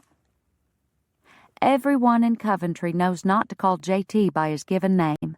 He absolutely abhors it. From the time he entered school, he refused to answer to anything except JT or Tucker, even with mother and father. So the next time you feel the need for an advantage, try calling him Jericho. I don't know if it'll help or simply escalate matters, but it is sure to get his goat one way or the other. Cordelia's grin was the essence of sisterly devilment. I only hope I'm there to see his reaction. Jericho, Hannah felt an answering grin curve her lips. I suddenly feel a great fondness for that name. The two women giggled like young girls scheming behind the schoolhouse. Jericho Tucker had no idea what was coming his way. Chapter 11. Cordelia introduced Hannah around town on Thursday, and together they handed out close to 24 of the colorful breadcloths. Word spread, and a steady trickle of visitors came through the shop. Unfortunately, that's all they were, visitors, not customers. At closing time on Saturday, Hannah flipped her sign so the word closed faced the window, then leaned her shoulder against the door. Not one order. Her mind told her to be patient, that the women who wandered through the shop would return and make purchases in the future. But logic couldn't keep her heart from sinking. Words like failure and mistake and disaster circled through her mind, making faces and taunting her as they spun. Hannah sagged further into the door until she began to slip. She snapped up. In a bid for control, she shook out her skirts and imagined herself brushing off the negativity that clung to her. "Land's sakes, Hannah," she lectured herself. "It's only been 4 days. Have a little faith." She marched across the floor and collected the brown paper-wrapped parcel that waited on the corner of her work table. Ezra's shirt. He would soon be stopping by to pick it up on his way home from the depot. Hannah fiddled with the string bow that held the package closed, making sure both loops were even and the knot tight. Her first and only customer. Yet he'd paid handsomely. The bench outside her shop gleamed, and more than one visitor had commented on it. Ezra still insisted on sitting on the edge of the boardwalk while they had their morning cocoa, but she was thankful to have a more comfortable option. The bench was smooth and sturdy and wide enough for 3 adults. She'd often seen the James children steal a seat there for a minute or two when they were able to get away from the laundry. And whether they were quietly sharing a snack or pestering each other with pokes and pushes, she always enjoyed their antics. Now, the bench sat empty. The weather was pleasant, though, so she decided to make use of it herself while she waited for Ezra. She locked the shop and slid onto the bench, leaning into the cross pieces at her back. Exhaling a long breath, she closed her eyes for a moment and simply breathed. When she opened them again, their focus relaxed. No longer consumed with fabrics and threads, needles and patterns, Hannah let her gaze drift over her surroundings, seeking bits of unexpected beauty. She fancied the search as something of an expedition to uncover God's hidden messages of love. Whenever she found one, she received it as a gift and savored the serenity it brought. A monarch butterfly fluttered past and landed on the hitching post.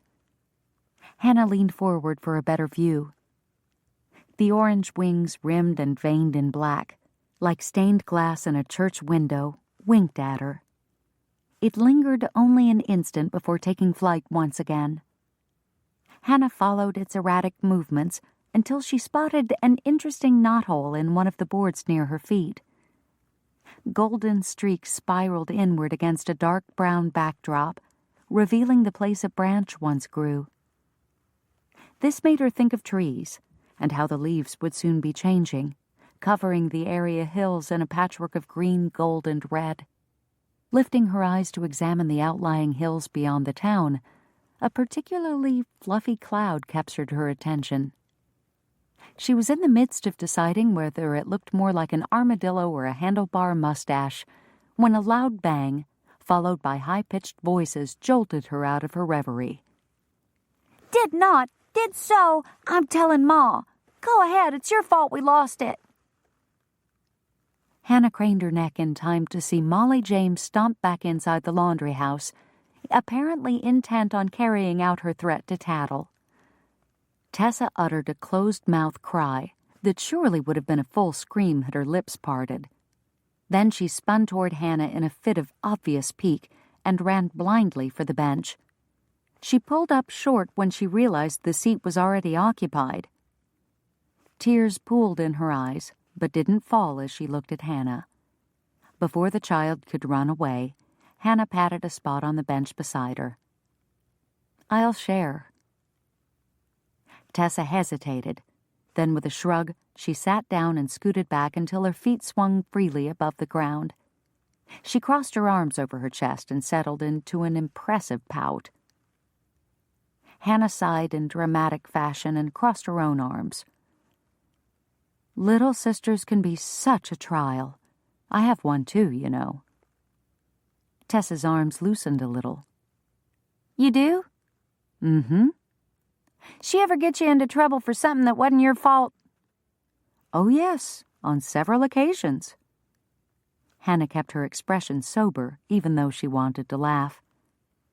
"I remember the first time Mother let me attend one of her quilting bees.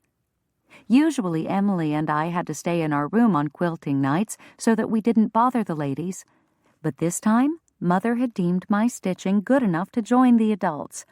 I was so excited and proud. Emily, however, felt left out.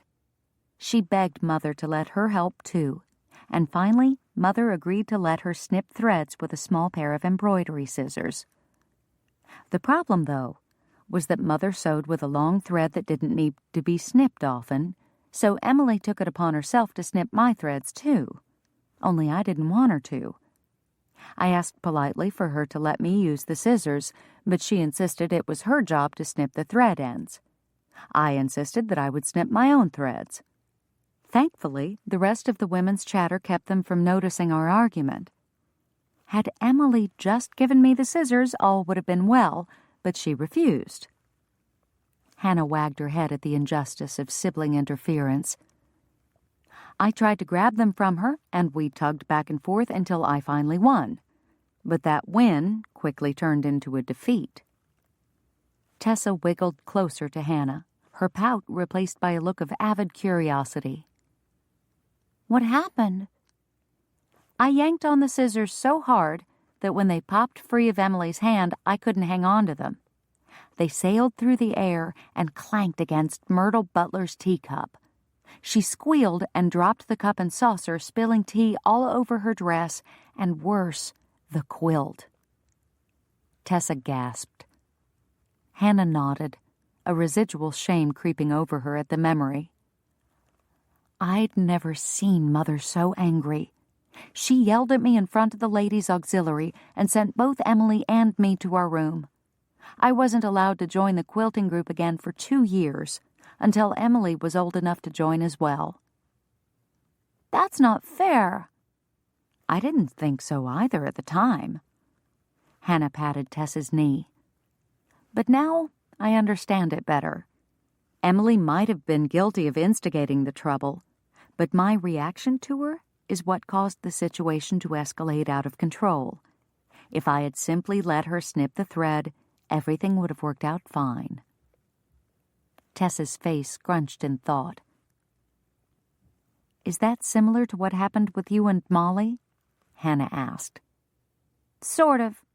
Except me losing the button was all Molly's fault. She bumped into me when I was just sitting there. The button dropped out of my hand and fell through a crack in the floor. Now Mr. Smith'll probably refuse to pay again. He don't pay if anything's wrong with his clothes, and he looks real hard to find something wrong every time. Ma's gonna tan my hide good for this." Tessa pulled her knees up to her chest and wrapped her arms around them, burying her face in the faded calico material of her skirt. Hannah laid a hand on the girl's rounded back. "Did the button come off during the washing?" Tessa nodded against her knees without raising her head. "Uh-huh. I'm the one in charge of sewing 'em back on. But now I don't have a button, and Mr. Smith is bound to notice." Her voice hitched, and Hannah feared tears were close to the surface again. "I've got an idea." Hannah waited for Tessa to lift her face a couple of inches before continuing. "Do you think you can sneak back into the laundry and get Mr. Smith's shirt?" "Yeah." "I've got a whole mason jar full of buttons in my workroom. I bet we can find something to match." Tessa straightened, and her legs plopped back to a normal sitting position. Looking at Hannah as if she were a fairy godmother, she blinked away the moisture that had collected in her eyes. "You think so?" "It's worth a try, wouldn't you say?" "Yes, ma'am." Before Hannah could say another word, Tessa bounded away to retrieve the shirt. She returned in less than a minute. The linen garment had already been washed, starched, and dried, but had not yet been pressed. Hannah collected Ezra's package and ushered Tessa into her shop, where she pulled out her jar of buttons. Tessa eyed it with open-mouthed amazement.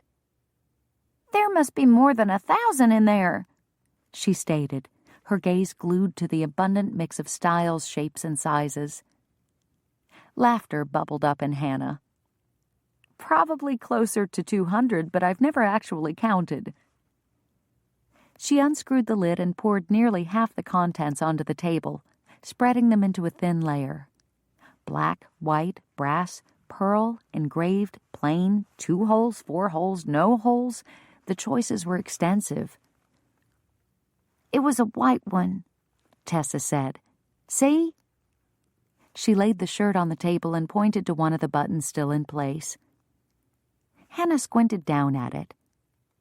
"Looks like pearl or pearl agate. Start searching through the pile, and when you think you found a match, hold it up to this one to see if it's the same pattern and size.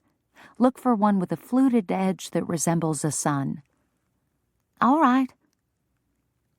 The two set to work. Several buttons were similar, but something was always off. They were too large, too small, too translucent, or too plain. Hannah started congregating a different set of pearl shirt buttons off to the side as she came across them. If they couldn't find a match to the existing buttons, they could replace all of them with a new set. Most men didn't pay attention to little details like the design of a shirt button, so she doubted Mr. Smith would notice the difference. But deception was never a good policy, so she would send Tessa back with all the original buttons so her mother could explain to the gentleman what happened and how they had remedied the situation. Hopefully, he would be impressed with their service and not only pay the promised amount, but leave a tip as well. "I found it," Tessa declared. "You did?" Relief swept through Hannah. An identical button would make things a great deal easier. She leaned forward to examine it more closely. The button was indeed a match. "Great job, Tessa. Let me get you a needle and some thread." Hannah opened the spool drawer on her sewing cabinet and grabbed a reel of white thread. She cut off a strand and handed it to Tessa along with a needle. The girl moistened the end of the thread with her tongue and jabbed it through the tiny eye like an experienced seamstress. Impressed, Hannah grew thoughtful as she watched Tessa knot the end and sew the button into place with precision. "Most girls your age have trouble threading their own needle, but you seem quite adept. Do you sew more than buttons?" Tessa tied off the thread and held it out for Hannah to cut. "Ma keeps saying she'll teach me one of these days, but she's too busy." "Maybe after my business is better established," Hannah said, thinking aloud, "I can give you a few lessons, if your mother approves, of course." Could you teach me to make fancy dresses like the ones hanging in your window?" Hannah smiled as she scraped the leftover buttons back into the jar. The tinkling sound they made as they bounced against the glass mirrored the eager excitement ringing in Tessa's voice. "We would start with something simpler, like an apron." Tessa pulled a face, and Hannah stifled a giggle. "However," she continued, "if you work hard and practice long, by the time you're out of short skirts, you might be ready to make your very own party dress for all those church socials the boys will be asking you to." Hannah winked, and Tessa grinned. The sound of someone calling Tessa's name quickly evaporated their vision of the future. Tessa jumped. "That's Ma. I gotta go." She grabbed up the shirt and dashed for the door. Halfway there, she stopped and turned around. "Thanks, Miss Richards." "You're welcome, Tessa." The girl dashed off, and an unexpected longing rose up within Hannah, catching her by surprise. A longing for a child and a family of her own.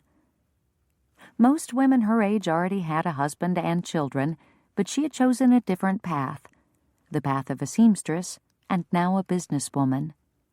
Did that mean she would have to forfeit the chance to share a home and hearth with someone special? She'd never really thought about it much before. After all, she'd known practically all her life that she would be a seamstress, and she'd dedicated herself to making the most of her talent. Now, for the first time, she wondered if it would be enough.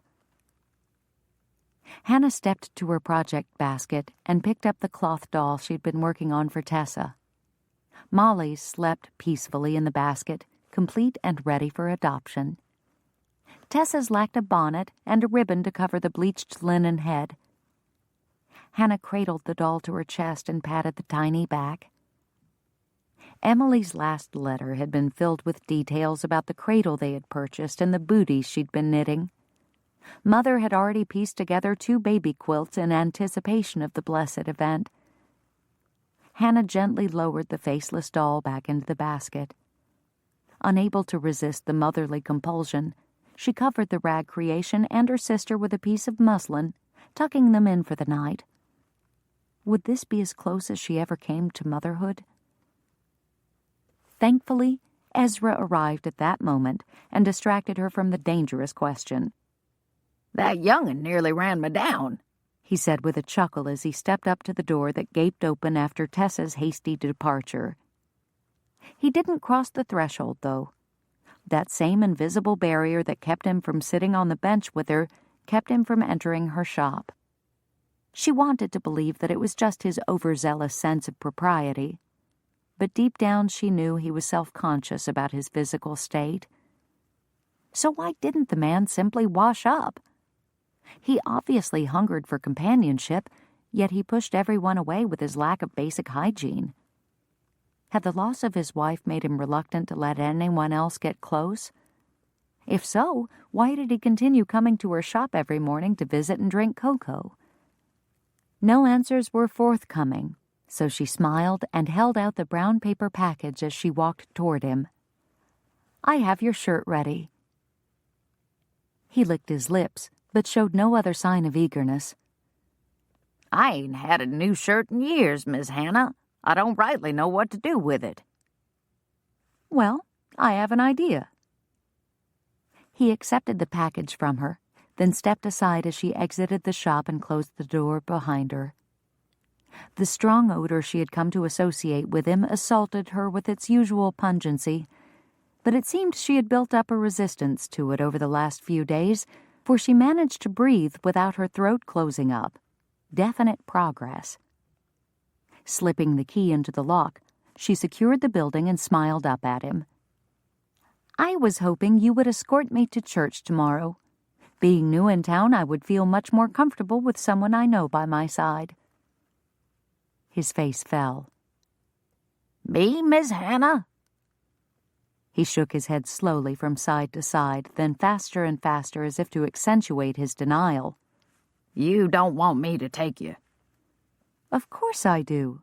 "But I'm—" "I know, you know, where it is, you rascal," she interrupted, shaking a playful finger at him while inwardly praying that she wasn't making a mistake by pressing him. We walked by there every morning. Ezra's shoulders drooped and he hung his head. His fingers dug into the brown paper encasing his new shirt, making it crinkle and pop.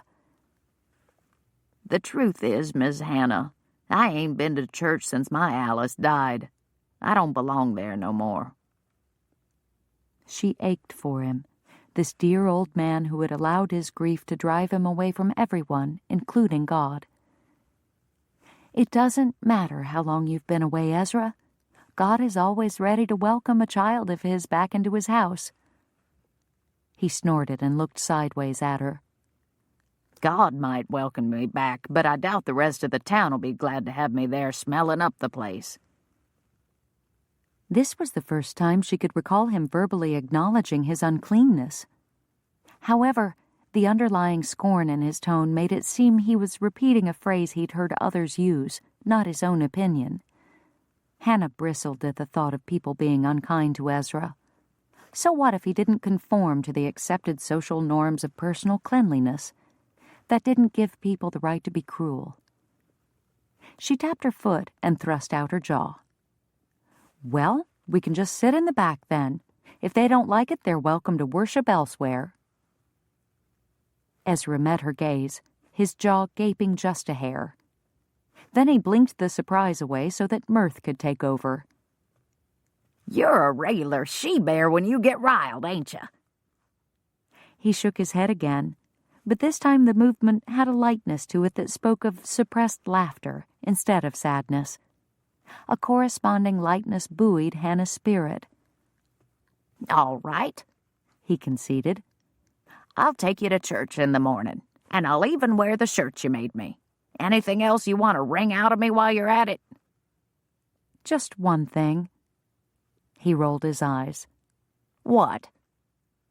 Hannah took a deep breath before making the final plunge.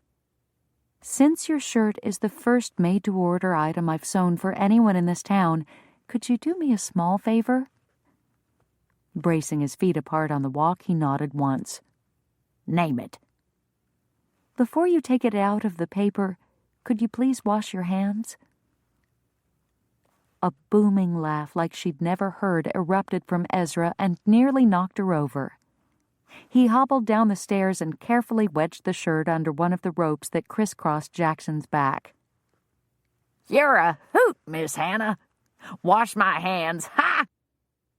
He led Jackson down the road, leaving her with a wave and an unsettled feeling. Was he teasing? Or would her first Coventry sale be displayed in church tomorrow as a grubby mess? A dull pain began to throb at the base of her skull. Chapter 12. J.T. stood among the horses and wagons in the churchyard, as he always did come Sundays. The good Lord hadn't given him the gift of words like the preacher, or music like the fellow who led the hymn singing, or even patience for listening to all the yammering that went on before and after the service. But he had been blessed with a gift for managing horses, so that's what he gave back to God. He made sure all the wagons and buggies were spaced out enough to prevent tangles and jams when it came time to leave, and saw to it that each animal had plenty of grazing space. When he could, he met folks at the church steps and volunteered to take charge of the reins, so a husband could enter with his wife. The rich townsmen seemed to expect it as their due, and rarely expressed any gratitude, but the farming families and elderly folks always smiled in genuine appreciation, making him feel as if his simple offering was a true ministry. "Morning, J.T.!" young Daniel James called from several yards away. The boy abandoned his mother and sisters and angled a path toward him. "Don't you go pestering Mr. Tucker now. You hear me, Danny?" Louisa admonished. "I won't, Ma." Exasperation dripped from each syllable. J.T. couldn't blame him. The kid was stuck in a house with nothing but womenfolk all day. He hungered for male attention, and J.T. preferred he got it from him rather than one of the older boys in town who considered rabble-rousing a noble pursuit. As Danny jogged up the slope toward him, J.T. stroked the dull brown coat of Warren Hawkinson's mare. The shopkeeper's son had ridden the old gal up and down this hill since his school days. Cordelia had been a couple of years behind Warren in school, and J.T. remembered her packing bits of carrot or apple in her lunch tin for the pitiful creature. The horse had been old even then. J.T.'s jaw tightened. The faithful animal deserved to retire, yet he knew it would never happen. Owning a horse, even a broken-down nag like this one, gave Warren status over the poorer folk who had to walk to church. Cordelia excused his behavior by saying that Warren had never felt accepted by others due to the large birthmark on his face and was only trying to fit in as best he could. But J.T. found it impossible to summon sympathy for a man who treated his animals with callous disregard. "What's got you so glum?" J.T. looked down to find Danny gazing up at him with wide eyes. Clearing his throat, J.T. decided he'd best start steering his thoughts in a direction more suited for a day of worship. "I was just thinking." J.T. tapped Danny's forehead, and then, with a quick motion, pinned the boy against his body and rubbed the knuckles of his free hand into his hair. Danny moaned and flailed around in half-hearted protest until J.T. finally let go. The kid scowled up at him in a fairly good imitation of one of his own dark looks, and J.T.'s mood lightened. "What'd you go and do that for?" Danny whined. "Ma ain't gonna be happy if I show up all mussed." "Well, we can't have that, can we?" J.T. finger-combed the boy's hair back into place. "There you go, partner. Good as new." "Thanks," the kid mumbled. The distant jangle of harness and creaky wheels brought J.T.'s head around. Everyone from town who either owned a buggy or rented one of his was already inside. In fact, the only person he hadn't seen yet was Miss Richards, and he knew she didn't have one. Besides, the woman hoofed out to the river and back every morning, so she surely wouldn't mind the shorter hike to the church. Not that he'd been paying particular attention to her comings and goings. Anyone out and about in the early morning would have noticed. She was hard to miss, after all, with her free-swinging arms and purposeful strides. "I wonder where Miss Richards is," he mused aloud. He'd expected her to be there by now. The service was fixing to start. "I reckon that's her coming up in the rig." Danny pointed down the hill. "I saw it sitting out front of her shop when we passed it this morning. Some slicked-up old feller was climbing up the stairs to fetch her." Jealousy walloped J.T. in the gut and nearly knocked the breath out of him. He strained forward with narrowed eyes, trying to make out the faces of the man and woman in the approaching coal-box buggy. Miss Richards had been in town less than a week, for pity's sake. When'd she find time to snag a beau? The fact that the driver had snowy white hair didn't make him feel any better. Plenty of women married older, more established men. His mother had. Older meant more security and wealth. Pretty women, fashionable women liked that sort of thing. Although he had a hard time picturing the fiercely independent Hannah Richards bending that stubborn streak of hers enough to pander to the whims of a man she didn't respect. Yet if that man offered her the life she wanted without having to work in a shop 6 days a week... A sharp ache speared through his temples. J.T. forced himself to unclench his molars, but the tension refused to leave. It simply ran down from his head into his neck and shoulders. "Ma's calling me, J.T. I gotta go." "What? Oh, yeah, go ahead, kid. I'll be there in a minute." He chucked Danny under the chin and sent him off. "I just need to get this last buggy settled." Along with his curiosity. J.T. hung back as the buggy drew near. His tongue would probably get him in trouble again if he gave it a chance. It always did around the pretty dressmaker. Probably the reason the Lord gave him horse duty. Miss Richards was wearing a smile brighter than a summer sky and patted the arm of the old man beside her in a familiar way. Too familiar. The spry codger scrambled down to help her alight, then scampered back as she moved up the church steps. The fool was grinning like a giddy young buck. J.T. met him at the edge of the churchyard, legs braced. As the buggy came closer, it lost some of its luster. The decrepit thing wasn't exactly the stylish gig one usually employed to impress a gal. Oh, the fella had given it a spit shine, but thick dust remained in the crevices of the folded-down top, and the faded blue stripe on the side combined with the missing spokes in the wheels gave the thing an air of disrepair. It had probably been around since the war between the states. "Whoa there, Jackson!" The mule pulling the rig came to a stop, and J.T. grabbed hold of his harness. Something about the beast jiggled a memory, but he was more concerned with taking the man's measure than that of his animal. "Beautiful day, ain't it?" The old geezer made no effort to tame his irritating grin as he hopped to the ground. "A good day for turning over a new leaf. Yep, Miss Hannah and me is bound to cause something of a stir this morning." Hannah? Her given name flew off the fellow's lips like it was accustomed to nesting there. And what kind of stir was he talking about? J.T. ground his teeth. If he hurt or embarrassed her in any way. "Best not stay out here too long. You'll miss the fun." The man winked at him. Winked. But then, something about his voice registered. J.T. pushed his hat back to examine the man more closely. His white hair had been hacked in a ragged line above his shoulders and was held in place by a faded black bowler hat. A tightly trimmed beard clung to his face, matching the well-groomed mustache higher up. The white shirt he wore looked new under a jacket that might have fit him a decade earlier, and his pants had so many crease lines, J.T. imagined him pulling them out of the bottom of a forgotten trunk moments before leaving the house. He smelled like soap and liniment with a touch of mule. Of course, it might just be the mule that smelled like mule. Either way, the fellow had no business courting a woman like Miss Richards. He was old enough to be her grandfather. That grandfather whacked him on the back and chuckled. "Come on, Tucker.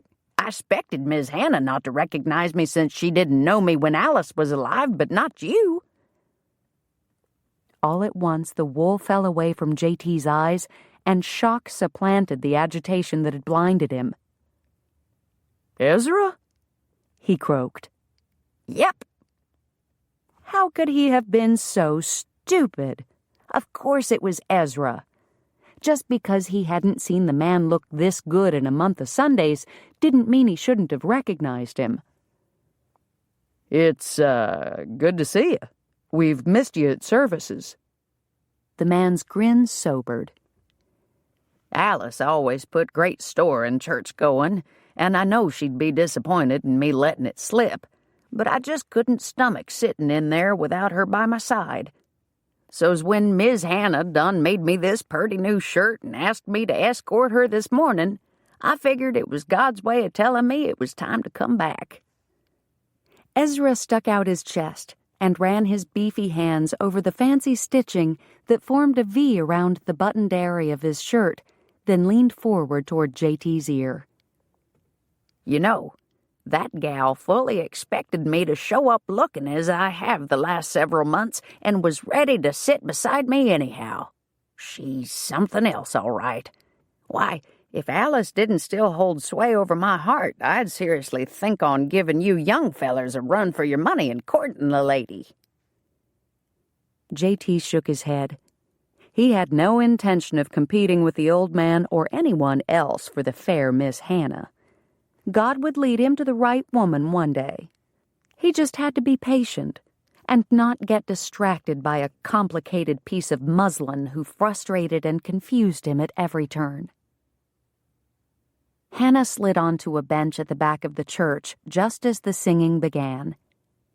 She still couldn't get over the change in Ezra.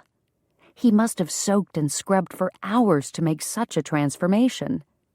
If Jackson hadn't been hitched to the buggy in front of her shop, she'd never have believed that the tidy gentleman who came to her door was Ezra Culpepper. His change probably had more to do with entering God's house than with her request to wash his hands, but she didn't care what motivated it. Ezra had made an effort to rejoin the living, and she planned to delight in watching the living accept him back. Adding her soprano to the congregation as they moved into the second verse of How Sweet, How Heavenly, Hannah found herself praying that the idea of love and unity the hymn expressed would penetrate the hearts of the people gathered, so that they would look past their prejudices and welcome Ezra back into the fold with warmth and joy. When each can feel his brother sigh, and with him bear a part, she sang, her voice growing stronger as the lyrics resonated in her soul. When sorrow flows from eye to eye, and joy from heart to heart. A gravelly voice joined hers as Ezra sat on her left, away from the aisle. His fingers gave away his nervousness as they worried the brim of the hat now in his lap. When free from envy, scorn, and pride, our wishes all above, he intoned slightly off-key. Each can his brother's failings hide and show a brother's love. Boot heels thudded softly against the floor, and suddenly Hannah's wishes were no longer all above. Jericho Tucker strode past her to sit with his sister, across the aisle, 2 rows up. Memorized words from the hymn continued to flow from Hannah's mouth, but her mind wandered elsewhere, 2 rows forward to be precise.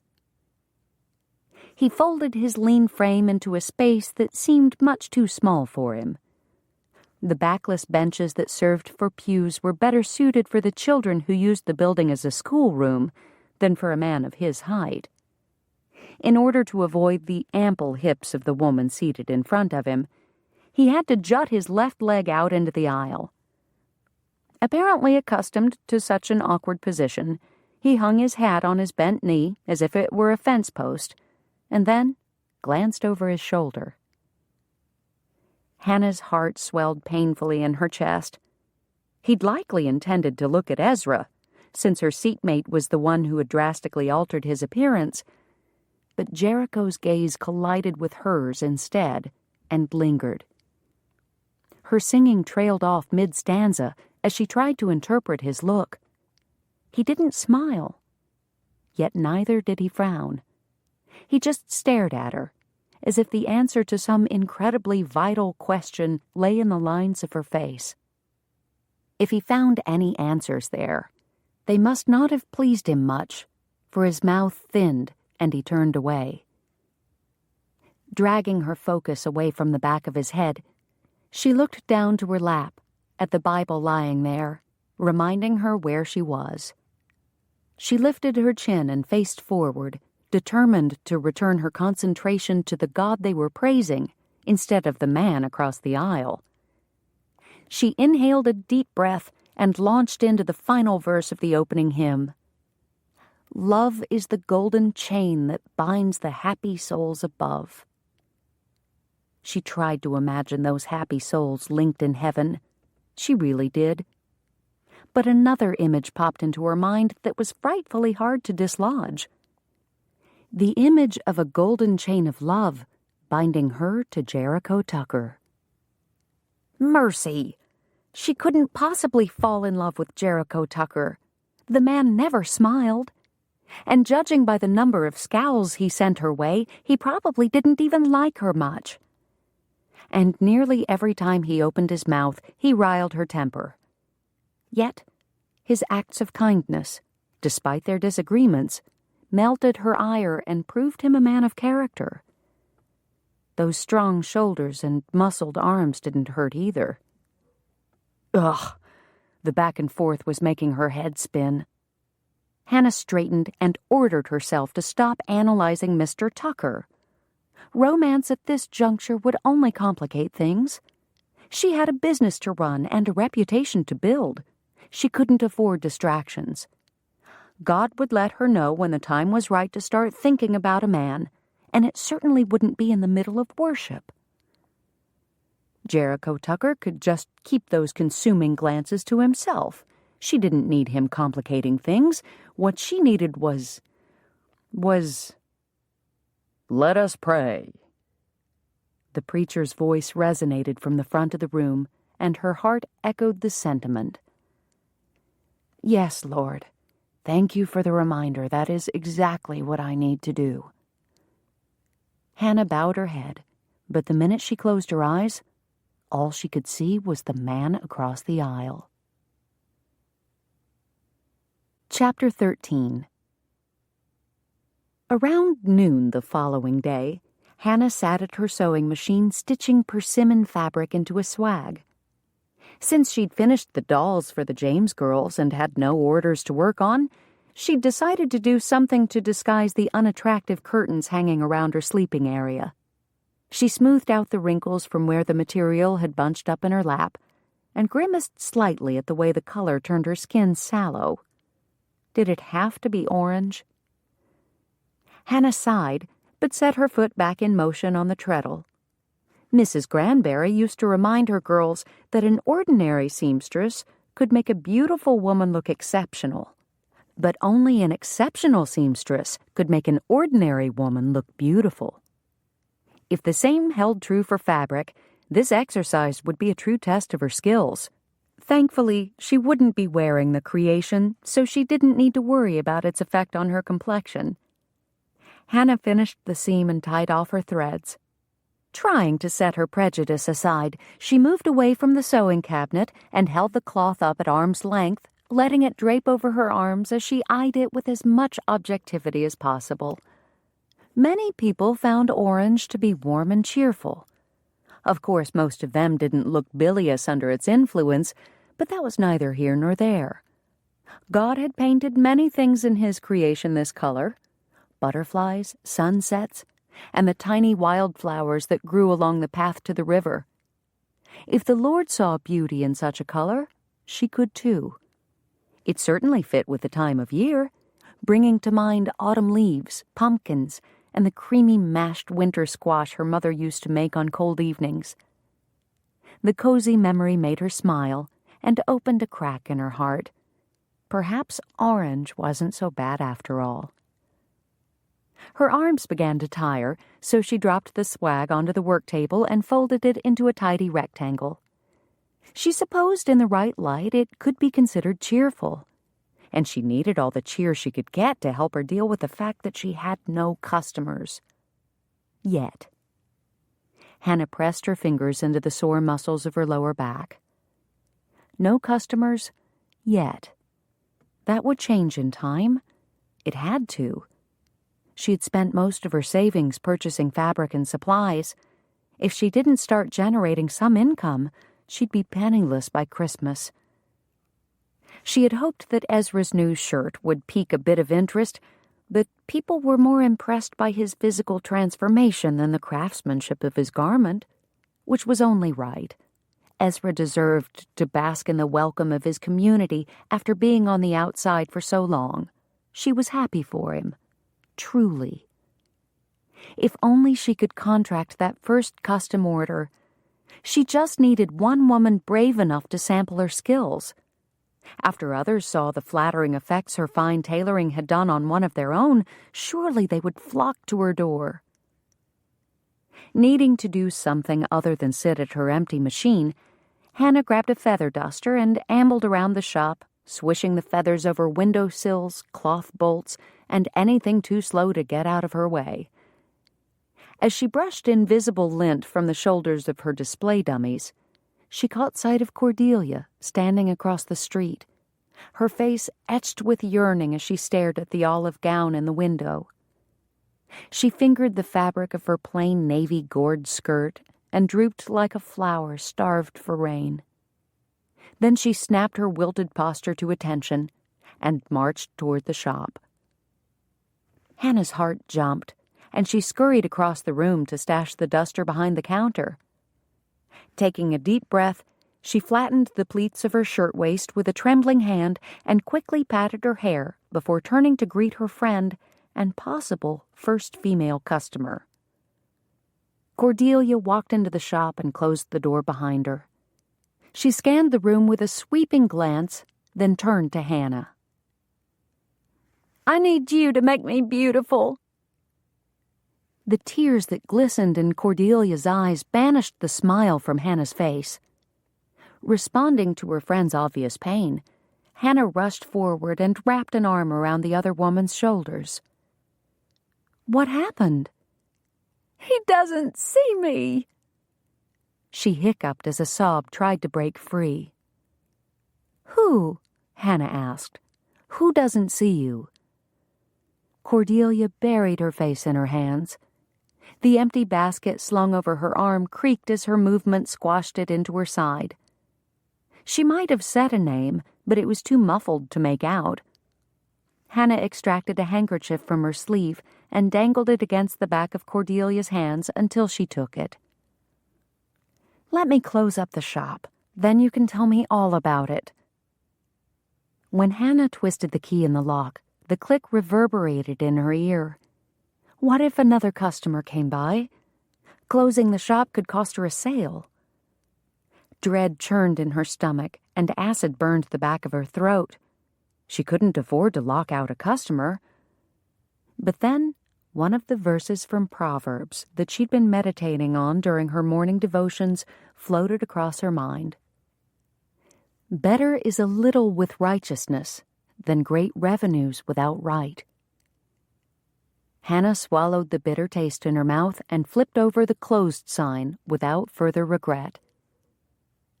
By the time Hannah finished with the door, Cordelia had composed herself somewhat. The dear girl was obviously still in a fragile state, however, so Hannah ushered her behind the counter and into her work area. She pulled the chair away from the sewing cabinet and up to the table and gently pushed Cordelia into it. Now, she said, dragging her fabric trunk away from the wall and seating herself upon it, who is this man with the atrocious eyesight that has you so upset? Only the most wonderful man in all of Coventry. Hannah could hear the heartbreak in the girl's voice, and her own heart ached in sympathy. If he's so wonderful, why are you crying? Because he doesn't see me. Not as a woman, anyway. To him, I'm just JT's little sister. She wrung the handkerchief between her fists. I've loved him for ages, and the dim-witted man has no idea. Hannah smiled. Dim-witted, huh? Cordelia looked up sharply. Oh, no, I didn't mean that. Not really. He's actually very intelligent. He operates the telegraph and post office down by the bank. You might have met him at church yesterday. Ike Franklin? Hannah tried to fish out a visage matching that name from the sea of faces that swam through her memory. Finally, one clicked. A thin man in a well-cut gray wool sack suit. Dark mustache, kind eyes. Was he the one who led the hymns? Yes. A dreamy look came over Cordelia's face. Doesn't he have the most luscious voice? It's like chocolate icing, smooth and rich. I could listen to him all day. You're making me hungry. Cordelia giggled. Sorry. Hannah reached out and covered Cordelia's hand with one of her own. She didn't want to add to the girl's pain, but she didn't want it prolonged either. It would be better to face the truth now than to wallow in the misery of unrequited love. Hannah gave Cordelia's hand a gentle squeeze. I don't want to dash your hopes, Cordelia, but what if he simply thinks the two of you don't suit and is trying to spare your feelings by pretending not to notice your femininity? It might be better to set your sights on someone else. There is no one else, not for me. She yanked her hand away from Hannah and balled the hanky into her fist. Her knuckles began to whiten. but then she exhaled a long breath and relaxed her grip. I know you're trying to help, and believe it or not, I've asked myself the same question, but I don't think it's true. The two of us get along famously. We share many of the same interests, books, music, food. She blushed. He loves my cooking. What man wouldn't? The woman could bake like an angel. About 6 months ago, he hired me to bring him lunch every day, since he's not allowed to leave his post even for meals. He has to man the wire at all times during his shift. She paused, then her lips curved into a shy smile. He claims I'm the best cook in the county. Well, that proves he's not completely dim-witted then. He may not be a lost cause after all. Oh, Hannah, do you think so? Do you think I might still have a chance? Cordelia bounced to the edge of her chair and leaned so far forward that if the table hadn't been supporting her, she would have toppled to the floor. This isn't just a schoolgirl infatuation. I honestly believe Ike and I would suit. I've come to treasure the friendship that has sprung up between us over the last few months. If the line's quiet when I arrive with his lunch, he sometimes invites me to sit and visit with him while he eats. We talk about books we've read, or he'll tell me funny stories about the scrapes he got into as a boy. He's even taught me how to tap my name in Morse code. Hannah nodded thoughtfully. Lasting relationships had been built on less. If you could fashion me a dress that would somehow make me at least passably pretty, he might finally notice me as a woman and decide to come courting. And if he doesn't, well, at least I would know where I stood and could pack my hopes away quietly. Hannah could hear the pain and insecurity embedded in Cordelia's words, and they tugged at her heart. There was no question about whether she would help. She'd known she would the minute she flipped the closed sign in the window. The question that plagued her was how. They had only one chance to make a new first impression. An impression so striking that Cordelia's gentleman friend, myopic though he might be, couldn't help but see the beautiful woman in front of him. The seed of an idea burrowed into her brain and began to take root. This called for more than just a new dress. This called for an Ezra-esque transformation. Hannah got up and started pacing. Are there any upcoming community festivities, like a harvest celebration or box social or something of that nature? Cordelia's face scrunched up in confusion. There's the Founders' Day picnic in a little over a month, but what does that have to do with... That's where you will make your debut. Hannah clapped her hands and grinned, but Cordelia failed to catch the excitement. It'll take you 6 weeks to make me a new dress? I didn't expect to have to wait that long. Hannah plopped back down on the trunk and took Cordelia's hands in hers. I don't need 6 weeks to sew a dress. I don't need 6 days. But if you are patient and willing to work hard, I have a plan that will make it impossible for your Mr. Franklin to see you as anything but a desirable woman. Finally, a spark of interest lit her eyes. Really? You can make me desirable? You've already got all the markings of a beauty. Thick, shiny hair, lovely complexion, dark lashes. But I'm fat. No, you're not. You're just... Cordelia shook her head. Don't try to spare my feelings. I see the truth every time I look in the mirror. If I were thin like you, You can be. Hannah released her friend's hands to clasp her shoulders. You can be. I'll teach you my calisthenic routine, and you can join me on my morning walks. Dr. Lewis asserts that if a woman wants to be thinner, she has only to eat less and exercise more. Who's Dr. Lewis? Dio Lewis. He's a great proponent of physical education for women and children. He developed a whole new system of gymnastics that can be used by anyone to great result. If you're willing to try, I promise you will see a marked difference. The exercises will improve your health and give you increased energy and strength with the added benefit of trimming your figure. Then, as the day for the picnic draws closer, I can fashion the perfect party dress for you, one in vivid colors and flattering lines that will make it impossible for Mr. Franklin to take his eyes off of you. You'll make as big a splash as Ezra did at church yesterday." Hannah stood and pulled Cordelia to her feet. "It will mean sacrifice and hard work. Changing your morning routine, eating less of those delicious baked goods of yours, and living with some aches and stiffness as your muscles adjust to their new activities. Are you willing to try?" "Yes! Oh, yes! Can we start today?" Hannah laughed and embraced her friend. "Let's start with the fun stuff. Patterns and fabric. We can start the exercise tomorrow." She flopped her collection of swatches onto the counter and drew Cordelia over to the latest issues of Harper's Bazaar, The Delineator, and Peterson's Magazine, as well as the Butterick catalog she had brought with her from San Antonio. An hour later, they were still huddled over the counter, oohing and awing at the fashion plates of elegant ball gowns and sophisticated day costumes neither of them were ever likely to wear. Yet both women found great pleasure in admiring the designs. At last, Cordelia released a sigh of regret and closed the last magazine. "I should probably go. I have to put supper on for JT, and I've monopolized too much of your time."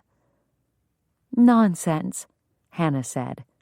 "I can't remember when I've spent a more enjoyable afternoon." She straightened the pile of books and put the fabric swatches back under the counter.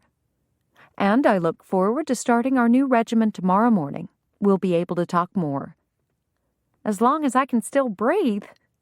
Cordelia grinned. "JT's told me how fast you walk out to the river." A little thrill shot through Hannah at the thought that Jericho had noticed. Of course, she had no way to determine whether he found her athleticism appealing or not. Many men seemed to prefer their women soft and fully dependent on the man's greater strength. Would Jericho appreciate a strong woman, or was that just another mark against her? "I guess I'll have to tell him about my plans to join you on your constitutionals during supper tonight," Cordelia said as she retrieved the basket that lay forgotten on the work table. "He'll probably take that news better than when he learns I intend to order a new dress. That little discovery will probably send him over the edge." Hannah frowned. "He would begrudge you a new dress even when you have your own income to cover the cost?" The man could certainly be a grouch at times, but he'd never struck her as harsh. Cordelia waved off her concern. "No, not if I needed one. But this will be a purely frivolous purchase, the kind he believes leads to vanity. You have to understand, JT was only 16 when our pa died, and he'd been running the farm on his own long before that. For years he scraped and saved just to put food on the table. Even now, when he has a successful business and a surplus of money in the bank, he'll only buy himself a new pair of boots when he's worn the soles clear off his old ones. Practicality has been burned into his nature by necessity. He can be incredibly generous to those in need, but he has little tolerance for frivolous spending by those who could be putting their money to better use." A stone the size of a bread loaf sank into Hannah's stomach. No wonder the man was always so touchy around her. He saw dressmaking as a promotion of vanity and wasteful spending. She'd been foolish to think for even a minute that he might find her attractive. She understood his point of view. Practicality was certainly a virtue, but so was beauty. The Lord himself wove it into the very fabric of his creation, making it visible to anyone with eyes to see. Why couldn't Jericho perceive the value in that? Just because he was right didn't mean she was wrong. Yes, a love of beautiful things could be taken too far, leading to greed and vanity, but so could practicality. She'd known plenty of embittered misers who sucked the joy out of the lives around them by harping about every little thing that failed to be useful. Why, if Jericho Tucker were there right now, she'd tell him a thing or two about... The door rattled. Pounding followed. Delia, are you in there? A dark shape pressed itself against the window glass, trying to peer inside. Hannah swallowed. Jericho Tucker was there. Chapter 14. JT stepped back from the window, unable to see much past the display. Where was that girl? Hawkins had come by the livery 20 minutes ago looking for her. Something about his bread order. The man said he'd already tried the house and she wasn't there. JT had promised to pass the message along, thinking it would be an easy task. Cordelia usually went only 3 places on her own: the mercantile, the telegraph office, or the drugstore, if she got a hankering for a peppermint stick. Since Hawkins was looking for her, that narrowed the options down to 2. Yet she hadn't been either place. Ike said she left his office at noon, and it was nearly 2 o'clock. JT had checked their home in case she'd returned, but he couldn't find any evidence that she'd been back since her noon outing. The stove had even grown cold. That's when he started to worry. Delia never let the stove go cold.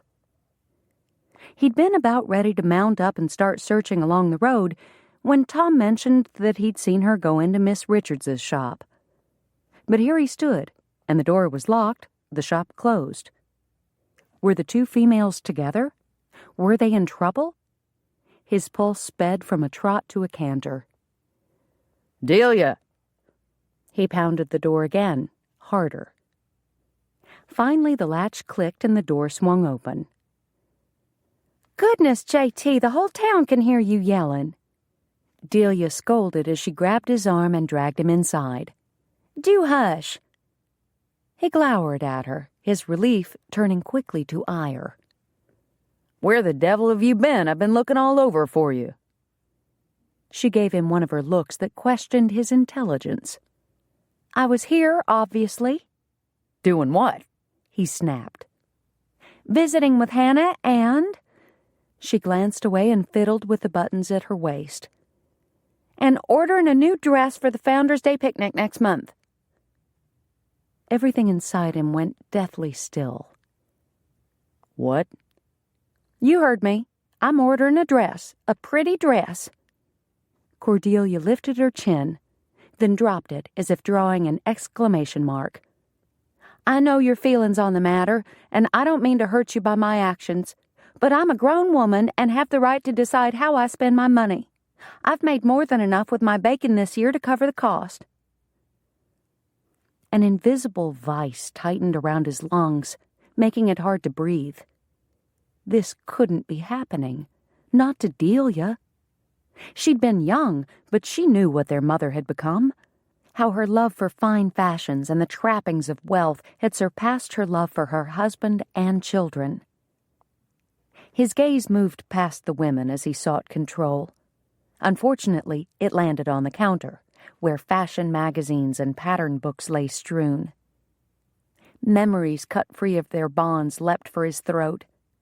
He pictured his mother poring over Peterson's magazine as if it were the only thing in the room, ignoring his questions as he struggled to make sense of his homework. And he could hear the scorn that spewed from her as she upbraided his father for choosing to spend the money he scratched out of the farm on luxury items like flour and coffee, instead of the bonnet she craved or the length of lace she would die without.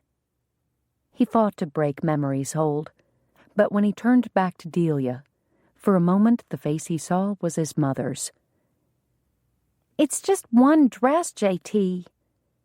Delia swept by him on the way to the door, but as she passed his side she leaned in to whisper a final argument. "I'm not her." Before he could manage to respond, she left. He hadn't even given her Hawkins's message. He couldn't seem to move as thoughts spun round and round his brain. It might only be one dress, but it was a beginning. One dress could lead to another and another and another until nothing satisfied her any longer. What does she want with some fancy get-up anyhow? he mumbled. What any woman wants, a quiet voice said behind him. To feel pretty. J.T. pivoted. Miss Richards stood by her counter, probably counting Delia's money in her mind. He jerked a toothpick out of his pocket and jabbed it into his mouth. Clenching it between his teeth, he glared at the dressmaker. He'd known she'd be trouble the first time he clapped eyes on her. Delia never would have gotten this idea in her head if Miss Richards hadn't come to town with all her ribbons and lace and independent ways. I'm not going to let you change her. J.T. took a menacing step toward her, his finger pointing at her chest in accusation. His nostrils flared like those of a bull fixing to charge. But instead of shrinking from him, she leapt forward to meet him in battle. What are you afraid of, Mr. Tucker? Afraid you'll lose your devoted housekeeper if Cordelia finally catches the eye of the gentleman she favors? What gentleman? Cordelia didn't have eyes for any fellow that he knew about. He opened his mouth to say so, but never got the chance. The she-cat wasn't done hissing at him yet. Is that the real reason you dress her in drab colors and unflattering styles? Because you're too selfish to let her have a life of her own? The finger he pointed at her curled into his fist. He squeezed it tight, barely containing the urge to slam it into the nearest wall. That shows how little you know, he gritted out through clenched teeth. I would die for my sister.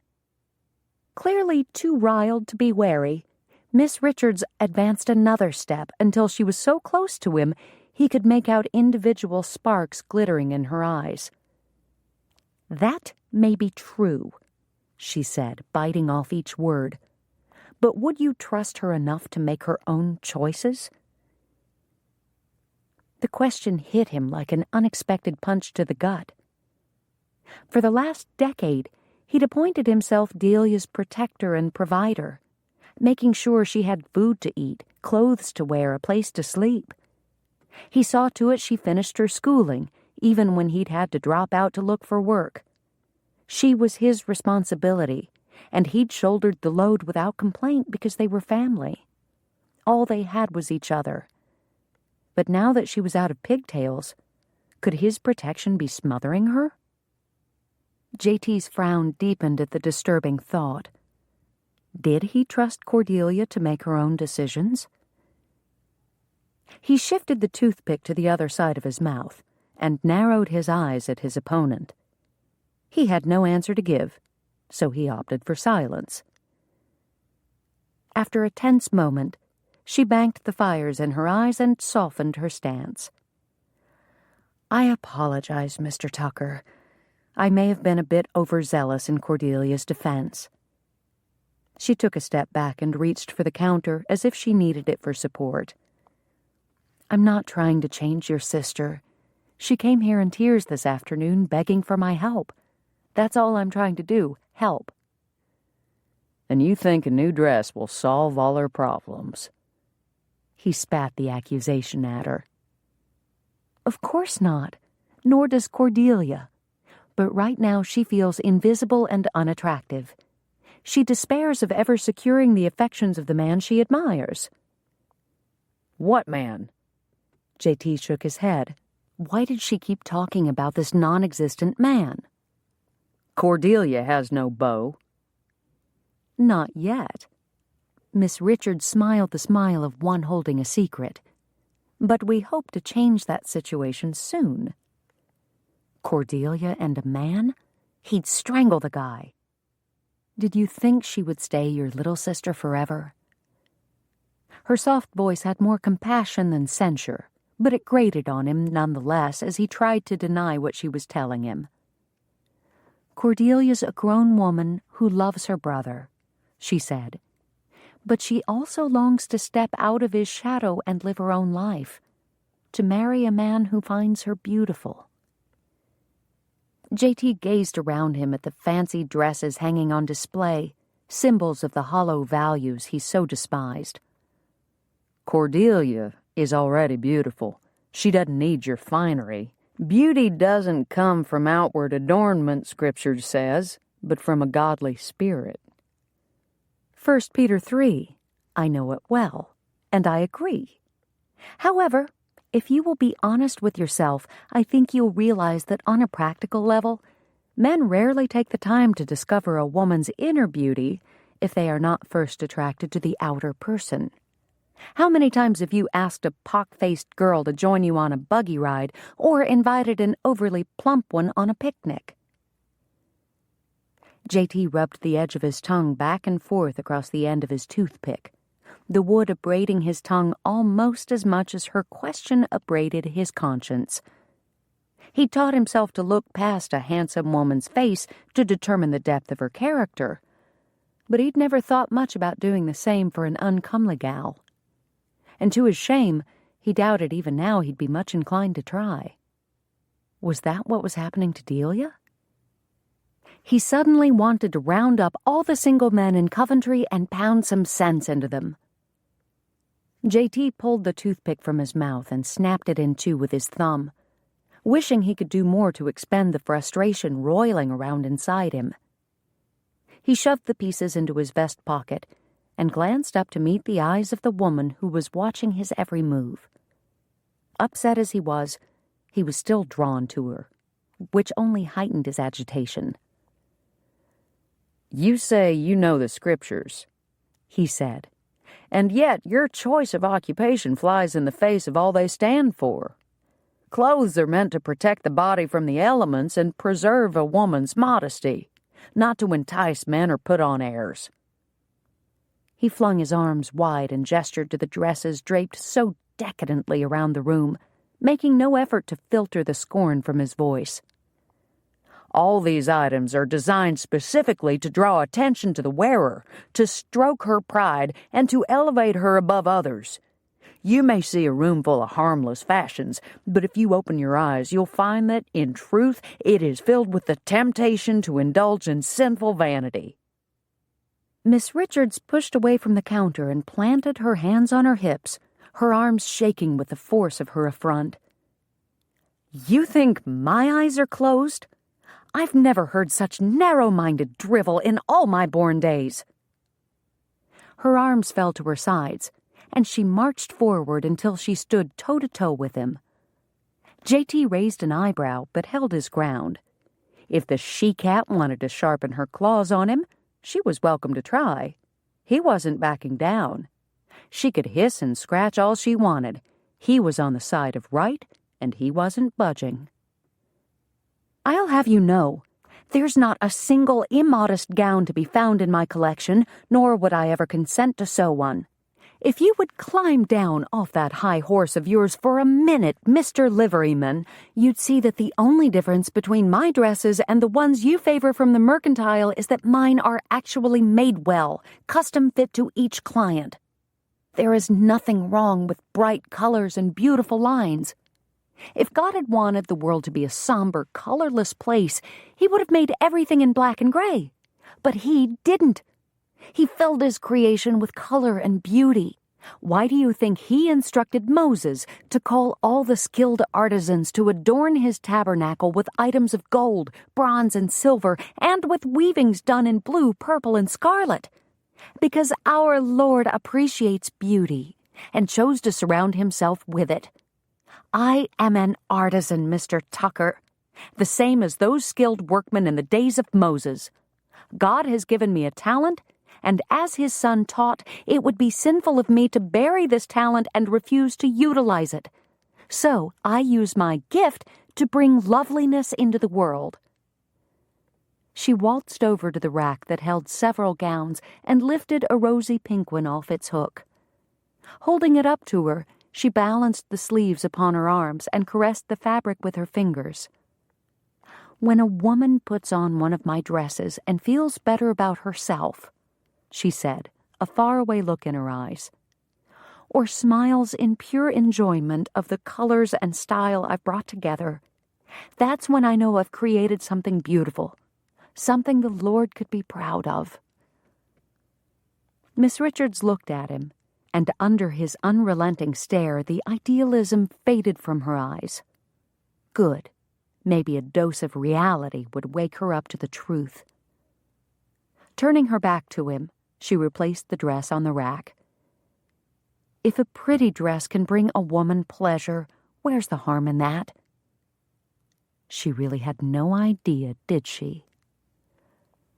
The harm, Miss Richards, comes when a woman relies on the temporary happiness that a new dress or hat or piece of jewelry can bring her, instead of trusting the deeper, abiding joy that can be found in faith and family.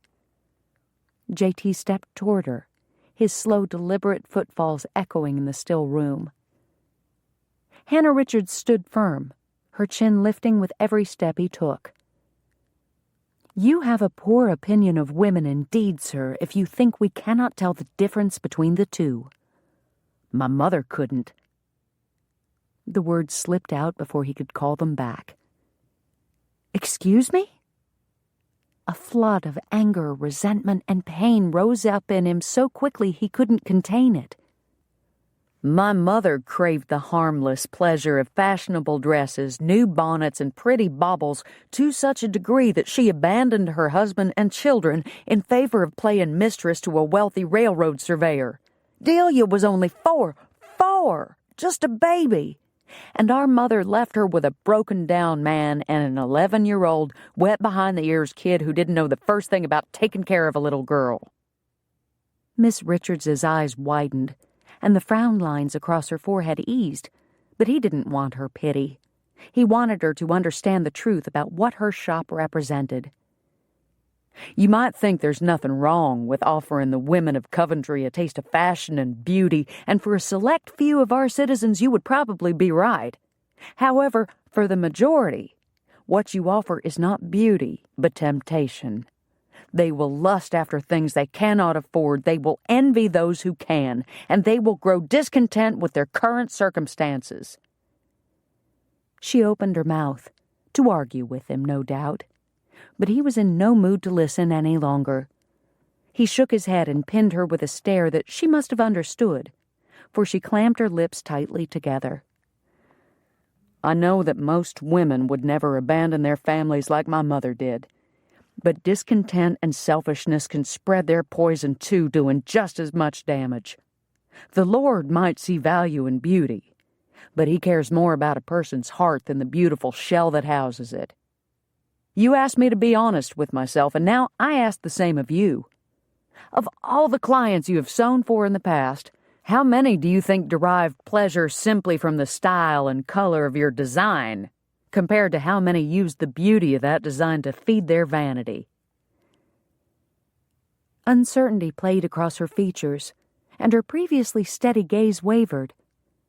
He reached for another toothpick and slipped it into his mouth as he turned away and headed for the door.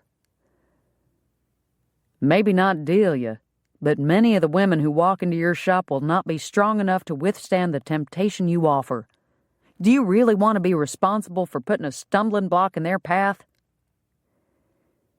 His fingers closed around the knob, and he glanced back one final time.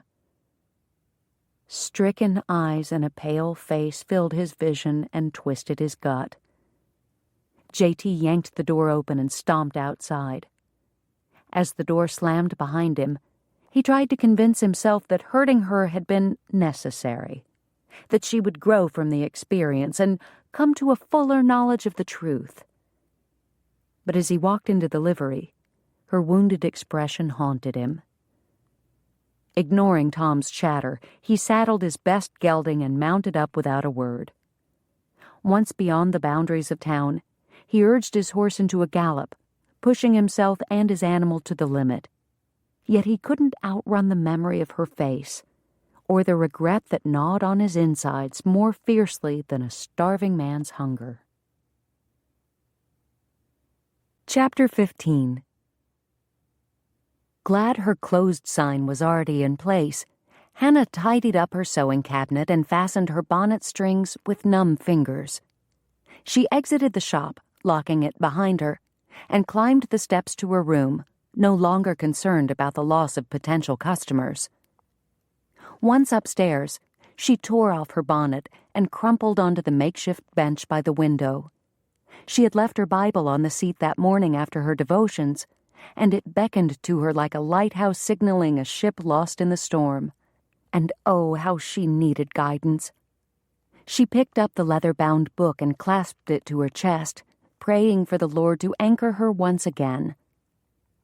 Do you really want to be responsible for putting a stumbling block in their path? Jericho's parting words crashed against her heart and bruised her spirit. Was that what she was doing?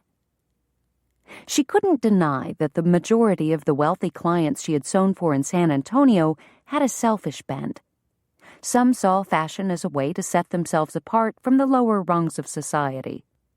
Others used it as a means to impress. Most pouted and complained through the fittings, finding fault with everything save themselves.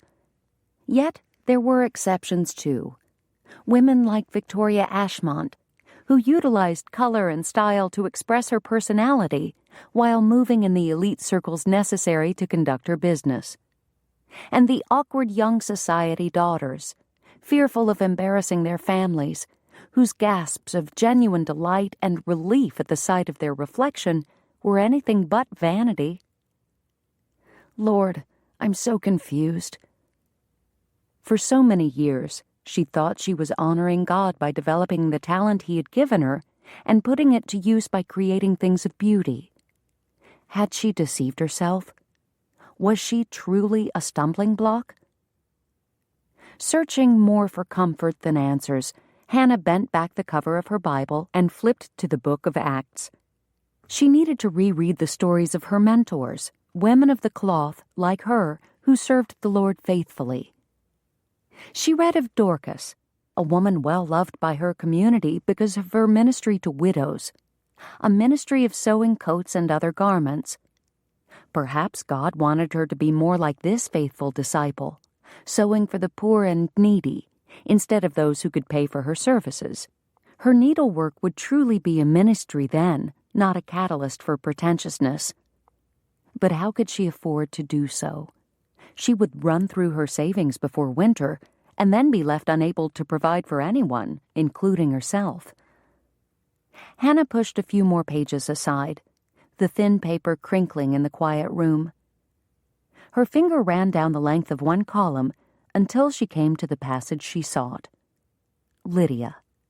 What of her example? She was a businesswoman, a merchant, and yet faithful to God's call. She sold purple cloth, the finest, most costly fabric of her time. Her customers had to have been affluent, the social and political elite of Philippi. Yet no one condemned her for selling her finery. In fact, her success in business allowed her to have a home large enough to provide a place for the new Philippian church to meet.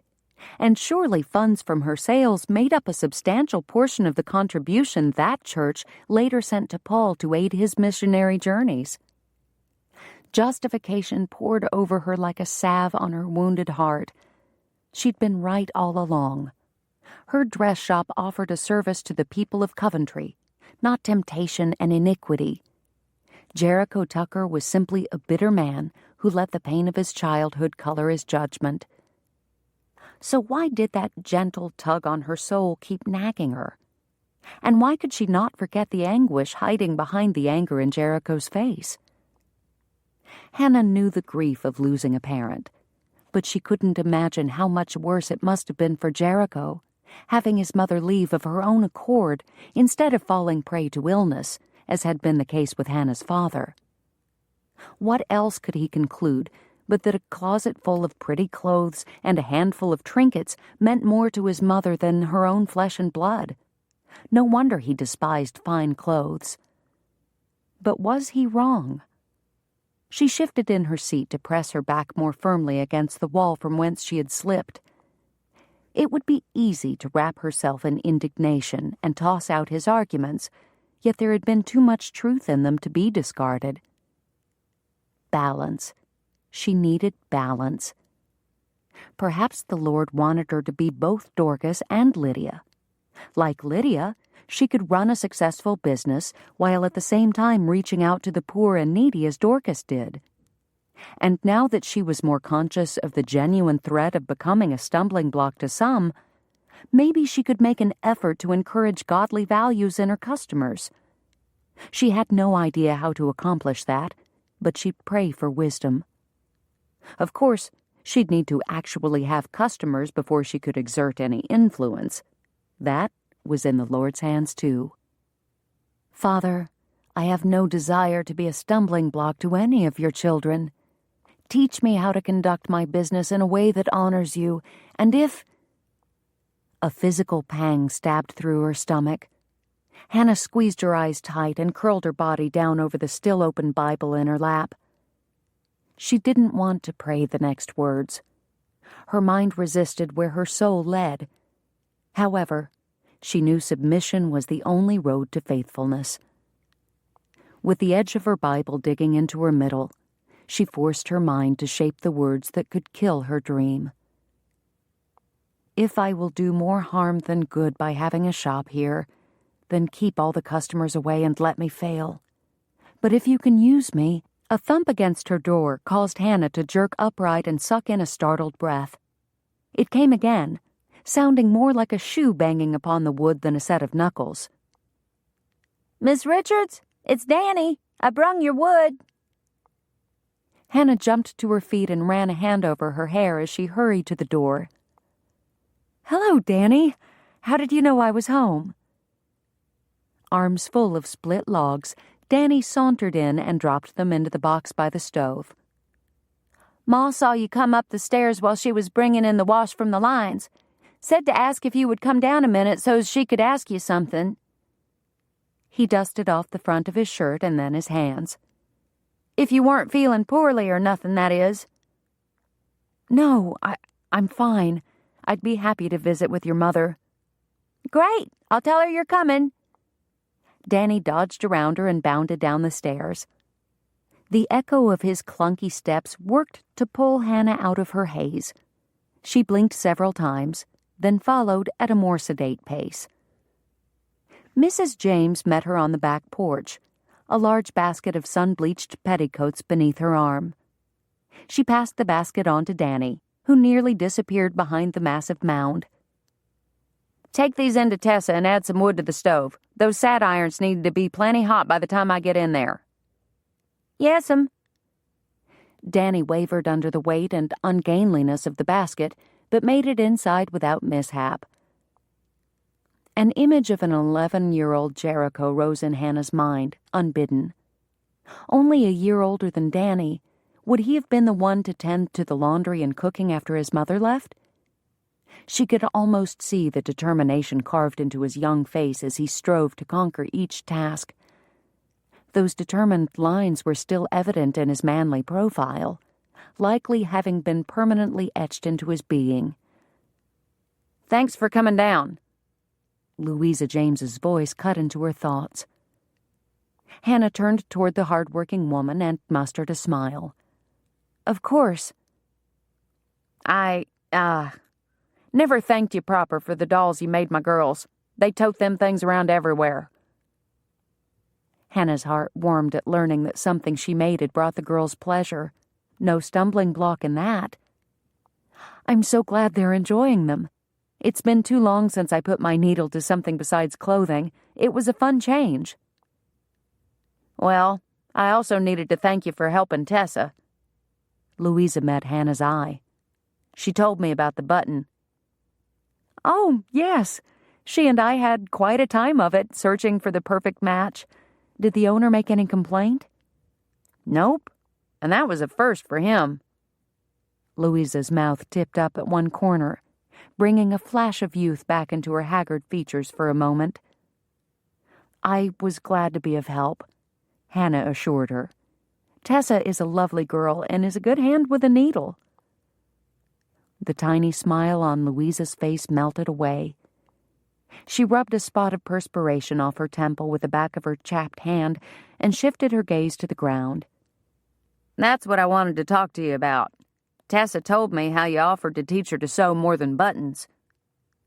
Louisa leaned against a support post and shuffled her foot back and forth several times before she finally glanced back up at Hannah. I told her you probably said that just to be polite, that you were too busy to be handing out lessons to little girls. But she keeps pestering me about it, goes on and on about how you meant it and begging me to let her go over there some afternoon. Hannah heard the question behind Louisa's words and took pity on the proud woman who couldn't quite manage to ask it. The offer was sincere, Louisa. I would be happy to instruct Tessa when you can spare her. The other woman's chin began to wobble, but she clamped her jaw shut and stifled the emotional display. I don't want my girls to end up like me, she said in a hushed voice. They need a skill so's they can make their own way in this world if their men up and die on 'em. I done what I had to, and I see no shame in hard work, but they deserve better than raw hands and backs that never stop aching. Something tingled at the corner of Hannah's eye. She blinked it away as Louisa drew in a shaky breath. I can't afford to pay much for the lessons, she said, but I could do your washing, and Tessa could clean up around your shop. She's good with a broom. Hannah didn't have the heart to tell her that there was nothing to clean. With no customers to wait on, it took very little effort to keep the place spotless. However, it did give her an idea. One that had less to do with disguising charity and more to do with keeping the doors of her shop open. Louisa, there's something I need more than laundering, and I'd be glad to trade sewing lessons for it. Wary hope flickered in the woman's eyes. What is it? Hannah smiled. Advertising. Advertising? Louisa huffed out a breath and gestured around her as if Hannah were a simpleton who could not see the obvious. I'm stuck here from sunup to sundown. I scarcely find time to run to the mercantile when our foodstuffs run low. I can't traipse around town. I don't expect you to, Hannah said. Cordelia Tucker and I have already gone around town with the breadcloths you suggested, and I've had a few visitors to the shop since then, but I need some way to catch their interest when they have a need. I hadn't thought of it until just this moment, but perhaps I should stop emphasizing my larger services and focus instead on the mending and alterations I can do. Ease people in, like you were talking about. Louisa's eyes narrowed. How do you expect me to help with that? Hannah grinned, a new enthusiasm building within her. If you find a tear or worn area in an item that you wash, mention to your customer that the dressmaker next door can mend it for a fair price. Stressed seams or skirt hems that are excessively dirty might mean an alteration would be welcome. I also remake old dresses into more current styles for those ladies who are interested in updating their wardrobe without having to purchase new items.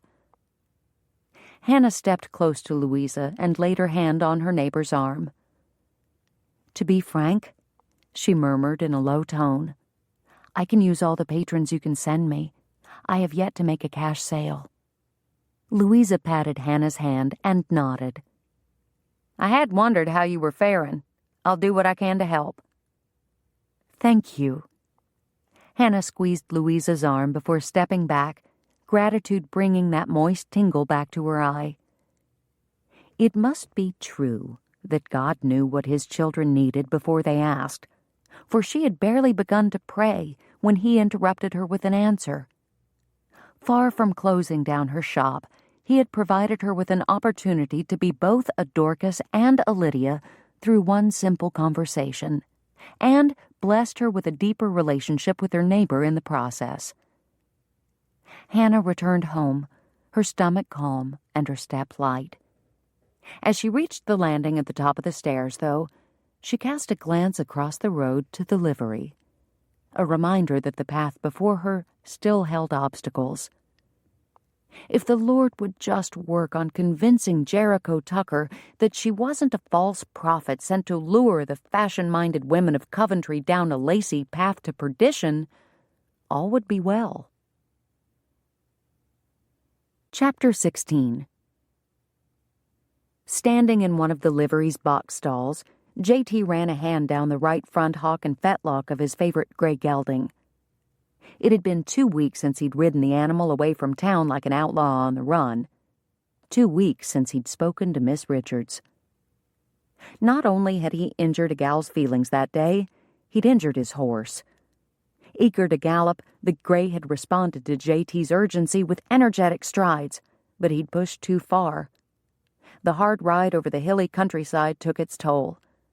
By the following morning, the animal favored his right front leg, and a warm, swollen area emerged above the fetlock. JT's guilt doubled. Unintentionally hurting a woman's feelings was bad enough. At least he could take comfort in the fact that he'd been trying to open her eyes to the truth. But his horse? He'd punished his mount with a heedless, bone-jarring run that left the animal nearly lame. Horses were his livelihood, for pity's sake. He knew better. His treatment of cold compresses and bandages had restored the gelding's soundness, though. JT found no evidence of swelling this morning, only smooth bone and cool skin beneath the gray coat. He turned the gelding out into the corral and lifted his chin to the sky. A cold mist spat in his face. Fitting. He might have been able to fix things with his horse, but mending things with Miss Richards was a different matter entirely. He wasn't even sure he should. After all, what could he do? He had no intention of taking back anything he'd said. He only regretted that she'd been hurt by it. Not knowing how to proceed, he'd opted for the easy way around the predicament. He was avoiding her. At first, he'd harbored hope that their confrontation would discourage her from working with Delia. But it didn't.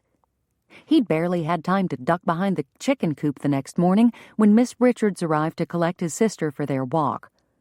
Every morning since, he'd made a point to get out of bed 30 minutes early to ensure he was safely inside the livery walls before she emerged from her place across the street. Not that he didn't still keep tabs on her. He had Delia to consider, after all, and it was amazingly easy to stay abreast of Miss Richards's activities thanks to Danny. According to the kid, she'd started giving Tessa sewing lessons. At first, JT hadn't been too thrilled about the arrangement. The last thing Coventry needed was another fancy seamstress. But then, he figured the girl needed to learn how to sew if she planned to take care of a family of her own one day, and as much as he hated to admit it, Miss Richards knew a thing or two about pushing a needle through cloth. If Louisa didn't have the time or energy to train the child, Miss Richards was a logical second choice. So now, whenever Danny showed up to muck stalls, JT engaged him in conversation. He'd learned all kinds of fascinating tidbits. For instance, the mystery beverage that Miss Richards drank every morning with Ezra Culpepper was cocoa. She apparently had a strong hankering for the stuff. Then there was the small matter of her still not having chairs. She did have her new sign, though, and to hear Danny tell the tale, she'd climbed out her upstairs window to hold the thing steady while the blacksmith nailed it to the support boards on her roof. Fool, stubborn woman. Didn't she know prancing around on a roof 2 stories above the ground was a good way to break her pretty neck? Though he didn't want her to operate her business in this town, he didn't want her dying here either. Between his own observations and what he could glean from both Danny and Delia, JT was as confused as ever about Hannah Richards. The woman designed gowns for a wealthy clientele, while at the same time taking a poor laundress's daughter under her wing. She even found a way to get around Louisa's pride. 2 days ago at church, Tessa and Molly showed up in new dresses, cleverly pieced together from smaller scraps of material like a patchwork quilt. Tessa bragged to everyone who would listen that she had made them herself, which explained why Louisa didn't consider them charity.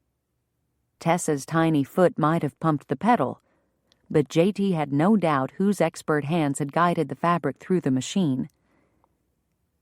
JT stamped his feet to knock the mud off his boots before trudging through the wagon shed to his office. Judging by her profession, Miss Richards should be a vain, shallow creature and therefore easy for him to dismiss. Unfortunately, all evidence indicated she was kind, hardworking, and compassionate. He didn't know what to do with that, especially since she obviously intended to keep her shop open. A woman of true spiritual integrity would never knowingly offer temptation to others. So what did that make her? Sinner or saint? A shadow bounced across his desk. Morning, JT. Tom flapped his arm in a greeting much too energetic for this early in the morning, and his lopsided grin only made JT grit his teeth. I saw Miss Richards and Cordelia playing with some more of those funny toys when I passed your place. You think she'd let me try them things if I asked her? JT ran a hand over his face, weary of the battle raging inside him. I don't know, Tom. I don't really talk to Miss Richards much these days. Why's that? She's nice. Biting back a groan, JT got up and clapped Tom on the shoulder as he wedged past him, needing to escape the kid's black and white simplicity. Things were either fun or work. People were either nice or mean. No need to look deeper, to bust a blood vessel trying to guess motives or predict spiritual repercussions. A quizzical frown stretched Tom's mouth back at one corner as he turned to follow JT. I thought we was supposed to be looking out for her since she don't have no menfolk. Ain't that kind of hard to do if you don't talk to her? JT pulled his hat down over his eyes as he made his way to the livery door, wishing he could shut out the kid's words as easily.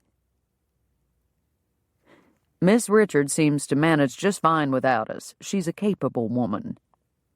And beautiful, and fiery, and good-hearted, and a dressmaker. Why did she have to be a dressmaker? JT shoved a toothpick between his teeth and bit down until his jaw ached. Don't worry about her, kid. I'm keeping an eye on her even if I'm not jawing with her constantly. She's getting along all right. But was she? All he really knew was that she showed up for work every day. Work and her morning walks with Delia. And what exactly were those toys Tom was talking about? Maybe it was time to stop avoiding the contradictory Miss Richards. After all, the only way to understand something was to study it, and he aimed to figure this woman out. The stock is out in the corral, he called to Tom as he strode toward the street. Start mucking the stalls. I'll be back in a bit. He rounded the corner toward home, determination fueling his steps. JT found the dressmaker with his sister under the large oak tree behind his house. The morning mist had dampened the women's hair flat to their heads, but neither seemed to mind. Their cheeks, rosy from their exertions in the cool air, lent them a healthy glow, and he grudgingly admitted that he hadn't seen Delia look so exuberant since her days of playing tag around the schoolhouse. "You're doing great, Cordelia. Keep going. 10 more. You can do it." Something akin to elongated wooden pears hung from Miss Richards's hands. She swung the clubs in a giant L shape. The right arm rose straight in the air above her head, and the left pitched out to the side at a perpendicular angle. Then the positions reversed. She alternated arms back and forth as she counted off the repetitions. Miss Richards held her arms stiff and strong. Delia's bent a bit at the elbows and didn't quite reach the same height. Her breaths came in heavy puffs as she followed Miss Richards's example, but she didn't quit, and even though she looked ridiculous, JT couldn't help but be proud of her tenacity. "Good. Now lower the clubs to your sides and do the lower pendulums." Delia moaned. "My arms are burning." Miss Richards would not be deterred. "That's good. Your muscles are working. We'll do 10 of these and then take a break." "All right." This time, instead of making the L above their heads, they formed it in front. The right arm lifted sideways at the shoulder, while the left poked straight out in front. Then the alternations began again. They looked like a pair of trainmen flagging down a locomotive. 7, 8, 9, 10! You did it! Miss Richards exclaimed. "Go ahead and rest for a minute, and then bring the rings over. We'll finish up with those today." Delia dragged herself up onto the back porch and collapsed into the rocker that sat under the eaves. Her arms draped over the sides, dangling toward the floor. JT bit back a grin. The girl was exhausted. Miss Richards, on the other hand, looked as fresh as a yearling colt, antsy and ready to go. While Delia rested, she continued on with a more complicated routine. Lunging with her legs, she twirled the clubs in large, full-bodied circles. The graceful arcs accentuated her flexibility and athleticism, holding JT's gaze captive. Her plain blue dress, dampened by the moist air, clung to her form as she stretched. JT tried to swallow, but his mouth had gone dry. Tearing his attention away from her shape, he focused instead on the silly clubs she was flinging around. He cleared his throat and stepped out of the shade of the house. Are you going to start juggling those things next? Frustrated by his physical reaction to the woman who caused him no end of mental angst, his voice came out with more derision than he'd intended. The little lady jumped and emitted a quiet squeak, much like she had the day she'd fallen through the rotted staircase and into his arms. That was not a memory he needed at the moment. He was having a hard enough time clearing his mind of inappropriate thoughts without remembering how good she'd felt bundled up against his chest. "Goodness, JT, you scared me half to death sneaking up on us like that," Delia said from her now fully upright position in the rocker. "What are you doing here? You never come home before noon." I decided to see for myself what kind of secret activities the two of you engage in every morning. JT spared a brief glance for his sister before striding toward the tree and the bristling woman beneath its branches. Had I known you were entertaining the notion of joining a circus act, Miss Richards, I would have offered to wire P.T. Barnum on your behalf. Circus act? Her lips thinned into a straight line, and she waved the wooden clubs at him. JT halted a few steps away. Perhaps he shouldn't have provoked her while she was still gripping the clubs.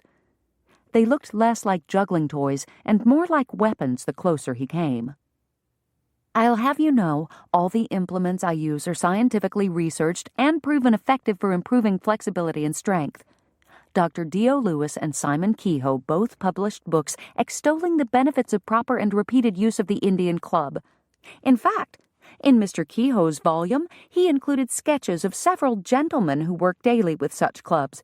I can tell you their muscular physique would outmatch any man. The annoying woman made a point to glance at his chest and then roll her eyes away as if she found him lacking. Him!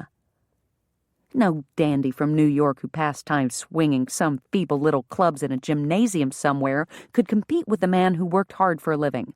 Not on any day of the week. He'd like to see one of those fellas 4K into a loft for an hour, or plow a field of tough Texas soil under the hot sun from dawn till dusk. And just what was she doing gawking at pictures of men's physiques anyhow? JT shrugged his shoulders and flexed his muscles under his coat. You really shouldn't criticize something you know so little about, Jericho. He blinked and narrowed his gaze. No one had dared call him by that name in years, not since his mother had left. His pa's belt had kept him from back-talking when his mama insisted on using the name despite his protests, and he'd even borne up under his teacher using it. But not one of his peers dared go against his wishes. He'd pummeled the last fellow who tried, a 12-year-old kid who didn't think a 9-year-old could thrash him. The smart aleck hadn't reckoned on how much JT hated the name. What boy wanted to be named after a city that crumbled when a bunch of nomads walked around it? Not exactly an image of strength or fortitude. Besides, she liked it. If Mama could abandon him, he could sure as shootin' abandon the name she tried to saddle him with. JT silently worked his jaw back and forth. There was only one person who would have dared tell this woman his given name, and she was stifling giggles on the porch behind him. Choosing to ignore his sister for now, JT faced the impudent woman whose eyes issued challenges his pride could not ignore.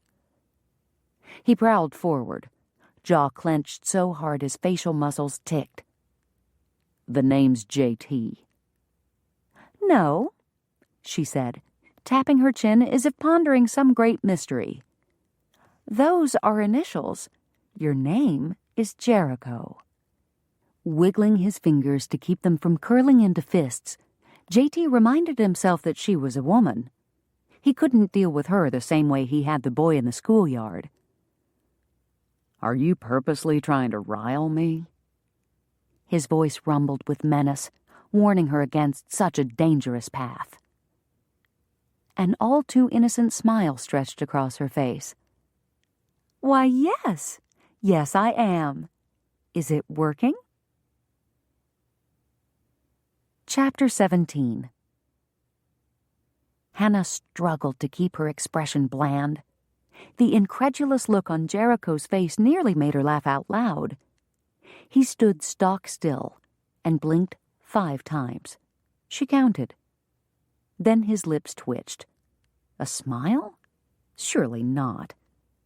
He quickly covered the bottom half of his face with his hand, ostensibly to rub his jaw. But Hannah believed he was hiding something. Perhaps she had finally managed to make a crack in that wall of stoic arrogance he used as a shield. She could hope. Care to try them for yourself? Hannah held out her clubs to him. Give me 30 minutes and I bet I can change your opinion of their worth.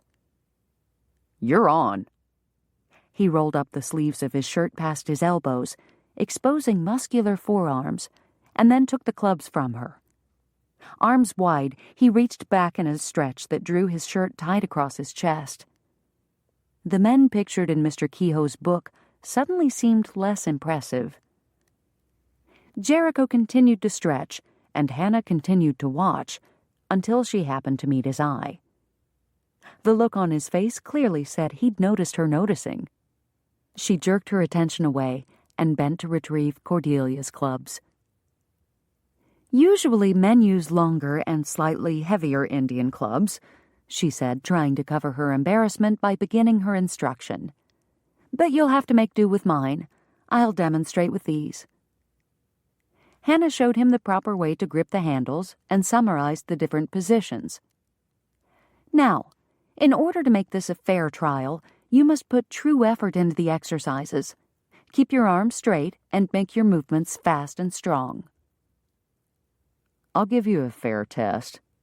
Hannah. An absurd thrill shot through her at the sound of her given name on his lips. The mockery in his tone only hurt a little, but she'd brought that on herself. What she had to do now was prove him wrong. And who knew?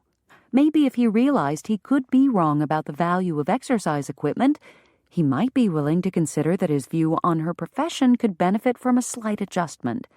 Why not wish for the whole pie instead of only a slice? All right, Jericho, follow my lead.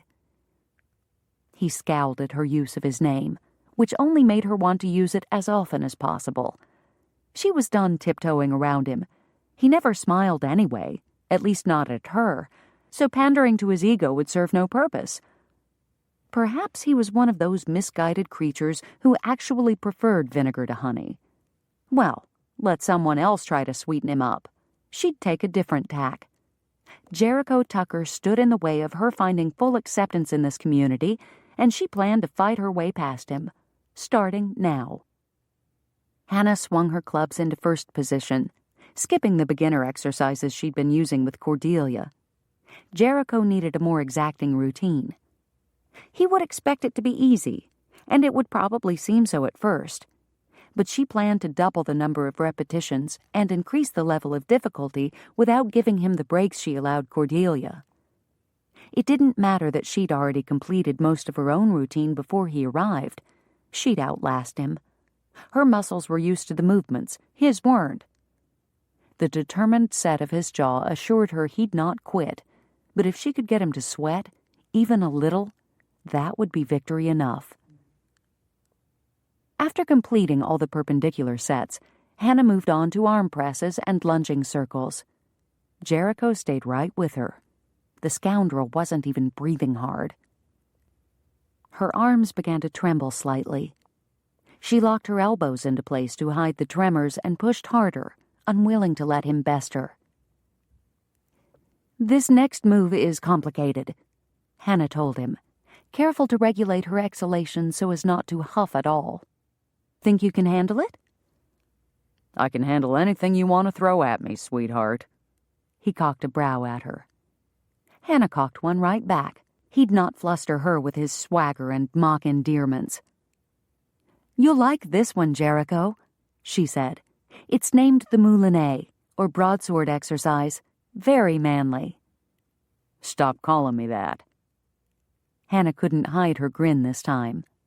"What, manly?" His scowl darkened.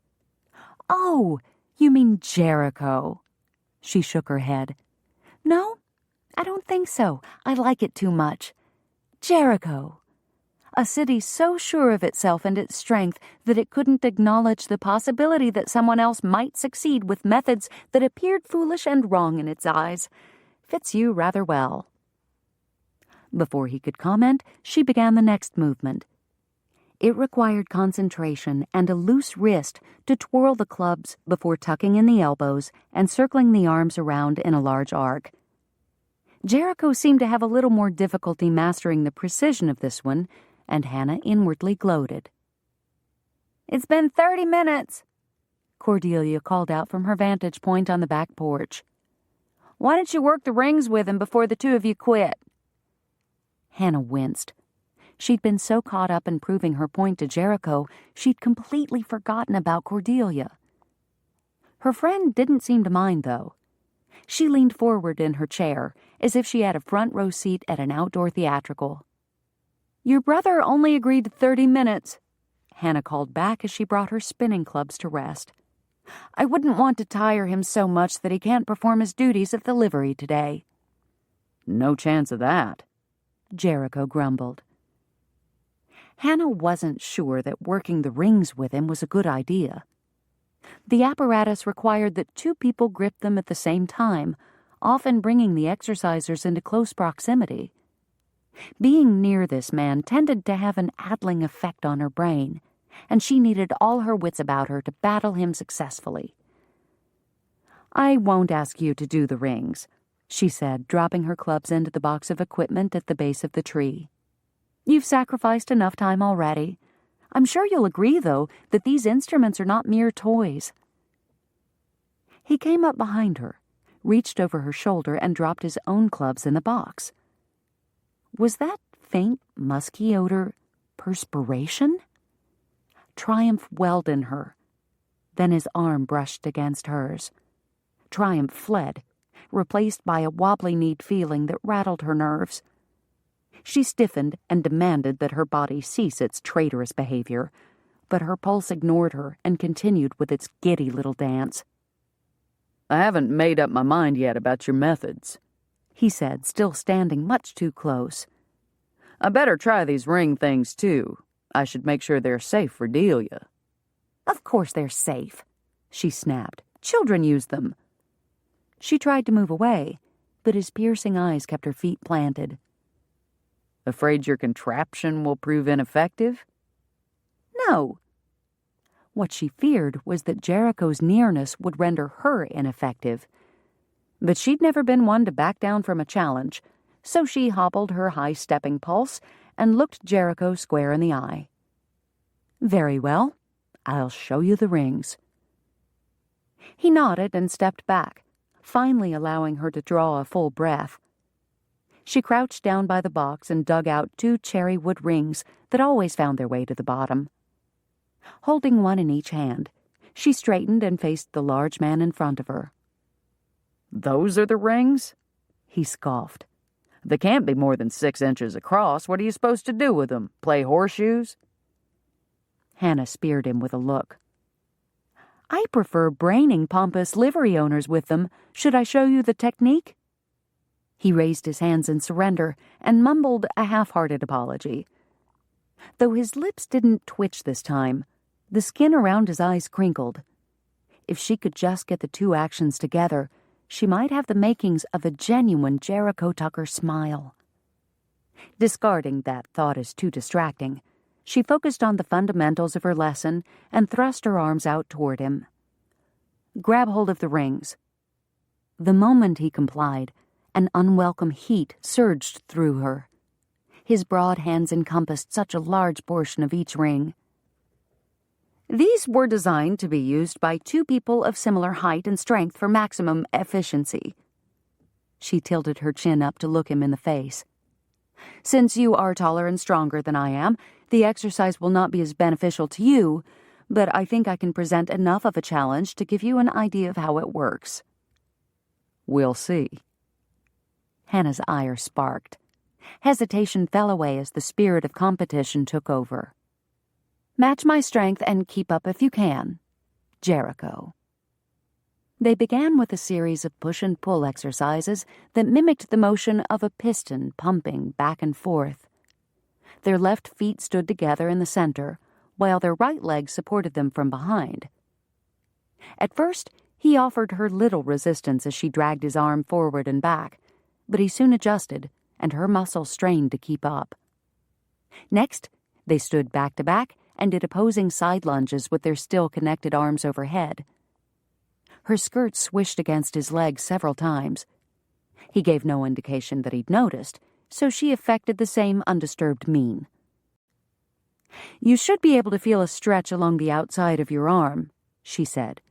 These routines are excellent for improving flexibility. Jericho grunted in answer. They did the same position again, only this time they faced each other. Hannah made certain to lean back as they lunged to avoid coming into contact with Jericho's chest. However, the effects of her extended workout, combined with the fact that she was within a hair's breadth of touching the man whose nearness invited her pulse to polka, left her struggling for air. Which had to be the reason she progressed to the next section of the ring routine without first considering the consequences. Their right feet together, she and Jericho faced each other and leaned backward as far as possible, using one another's weight as a counterbalance.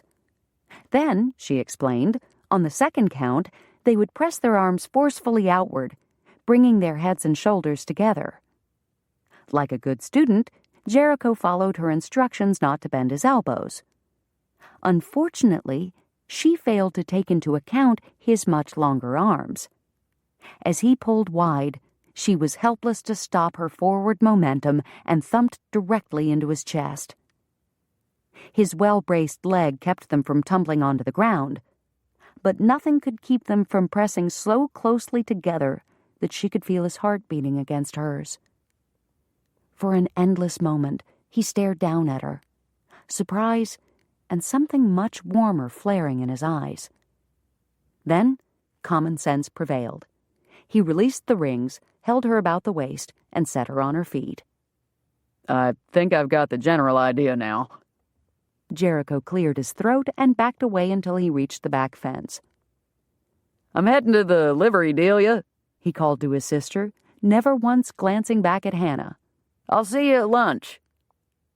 Then he left, his long-legged stride eating up the turf at a near run.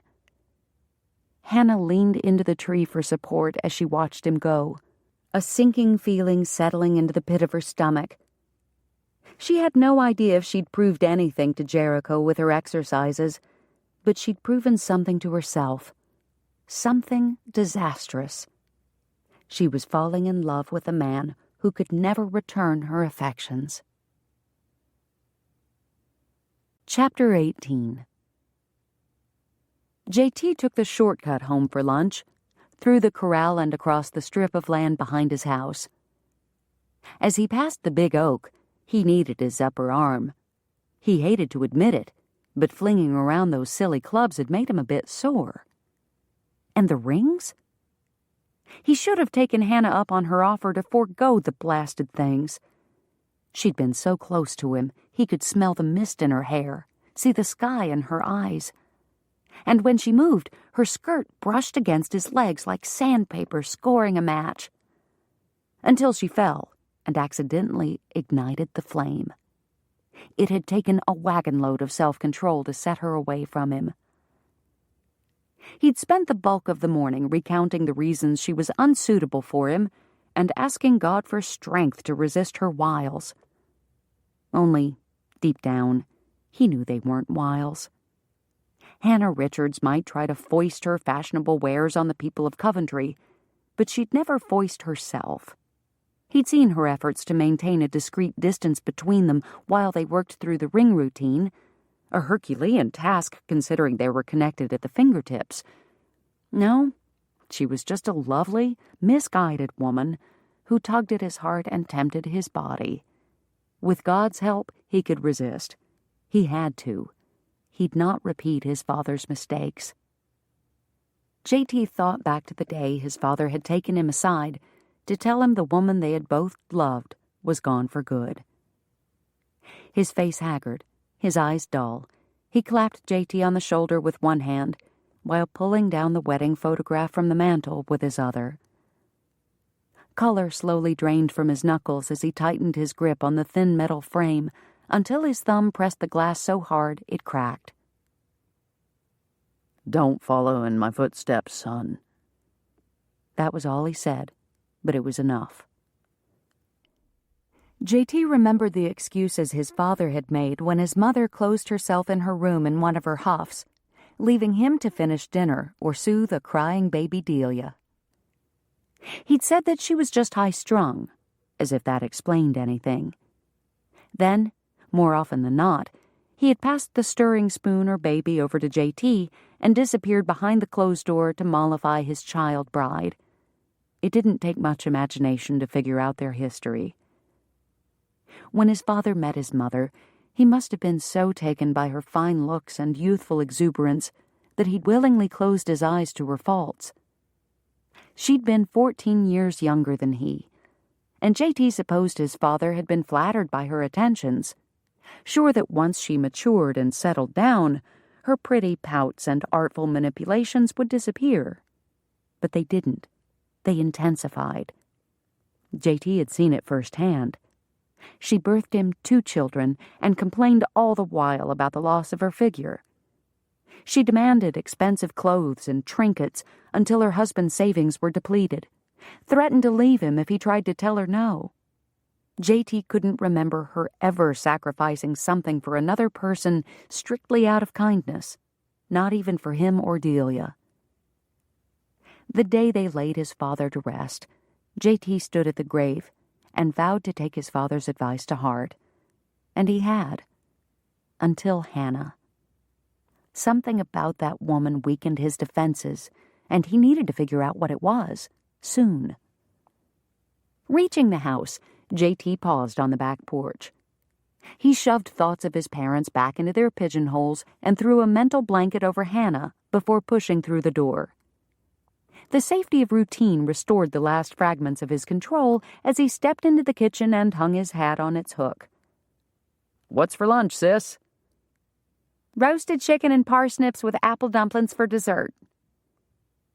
Delia opened the warming oven, and a blend of savory and sweet aromas filled the kitchen. J.T.'s stomach gurgled in anticipation. He washed up at the kitchen pump and took his place at the table.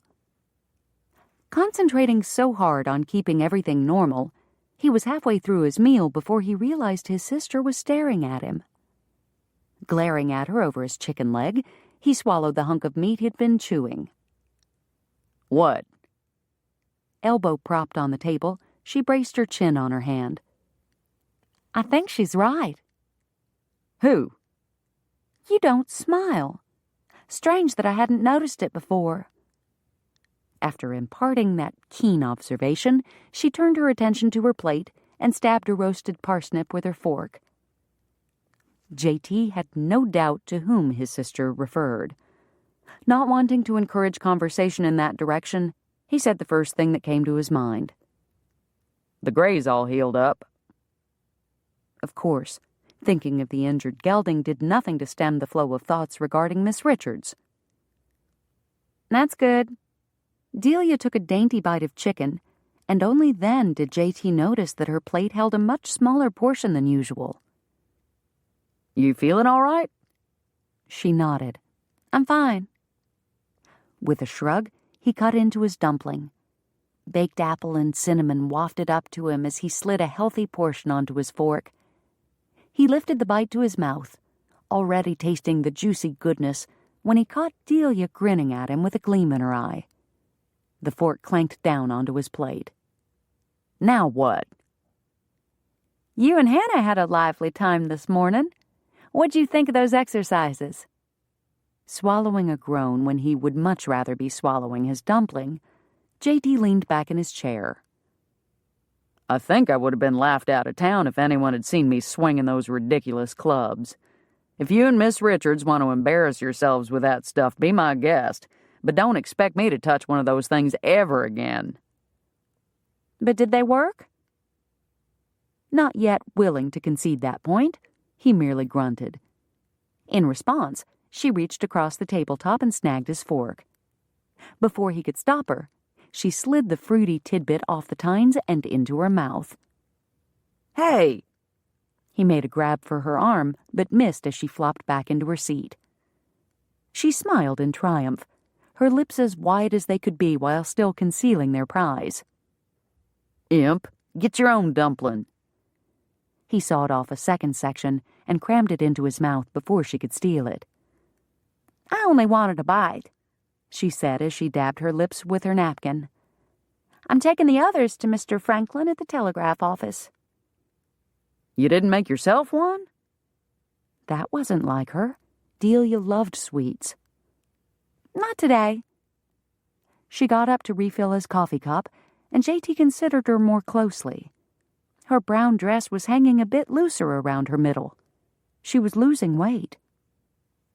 "You sure you're not sick?" Delia set the coffee pot back on the stove and began packing a man-sized portion of food into her delivery basket to take to Ike. "I'm fine, J.T., really. Stop your fussing." He lifted his coffee to his lips and sipped the hot brew. "Maybe you should cut back on all that walking and calisthenic nonsense. You're getting thin." "Do you think so?" She looked downright pleased by the idea. J.T. frowned. "If you're feeling poorly, you should rest, not wear yourself out with crack-brained exercises." Actually, feeling poorly is exactly why Hannah got involved with Dr. Lewis's gymnastic system in the first place. Delia collected his empty plate and set it in the dishpan. He told himself not to ask, but an irresistible curiosity drove him to it anyway. "She was ill?" "As a child, yes. From what Hannah told me, she nearly drowned the summer she was 10, swimming in a pond near her home. She developed pneumonia, and her lungs weakened to the point that the doctors believed she'd be an invalid the rest of her life." J.T. drew a toothpick from his pocket to clean his teeth and tried to picture a young Hannah lying in bed with nothing to occupy her beyond a needle and thread. The image didn't fit the woman he knew. It was much easier to envision her as a rambunctious girl bounding over hills and dales in pursuit of rainbows, butterflies, and armloads of wildflowers. "She's certainly no invalid now." Delia chuckled as she covered the food basket with a clean napkin. "No, she's certainly not. Apparently her mother ran across a book by Dr. Lewis that emphasized the stimulating effects of sunshine and exercise on curing weak lungs and recommended the use of apparatus, such as Indian clubs and lightweight dumbbells. She started Hannah on a simple regimen and built on it little by little until her health was fully restored. Hannah never gave up the habit." "Gotta go," J.T. mumbled. He pushed away from the table and got up, eager to escape the conversation about Miss Richards. The last thing he needed was another reason to admire the woman. Lots of children faced and overcame adversity. It didn't make her special. "I'm going to stop by the dress shop on my way home." Delia's giddy grin captured his attention. She gripped the sides of her basket as if trying to keep her hands from clapping together in glee. "We're going to do some preliminary measurements and select fabric." J.T. scowled at his sister. "I'd hoped you'd abandoned that notion." She released the basket and blew out her breath. "Land's sakes, J.T., it's just one dress. I'm not going to turn into some vainglorious peacock who constantly obsesses about her wardrobe. You raised me better than that. I simply want to wear something nice to the Founders' Day picnic this year, that's all." He crossed his arms over his chest and broadened his stance. "I'm starting to think that maybe you're spending too much time with Miss Richards. She's a bad influence on you." Delia gasped. How can you say that? She's my dearest friend, and she's done nothing wrong to you or anyone else in this town. She operates a shop filled with temptation, JT declared, thrusting his finger in the direction of the offensive place.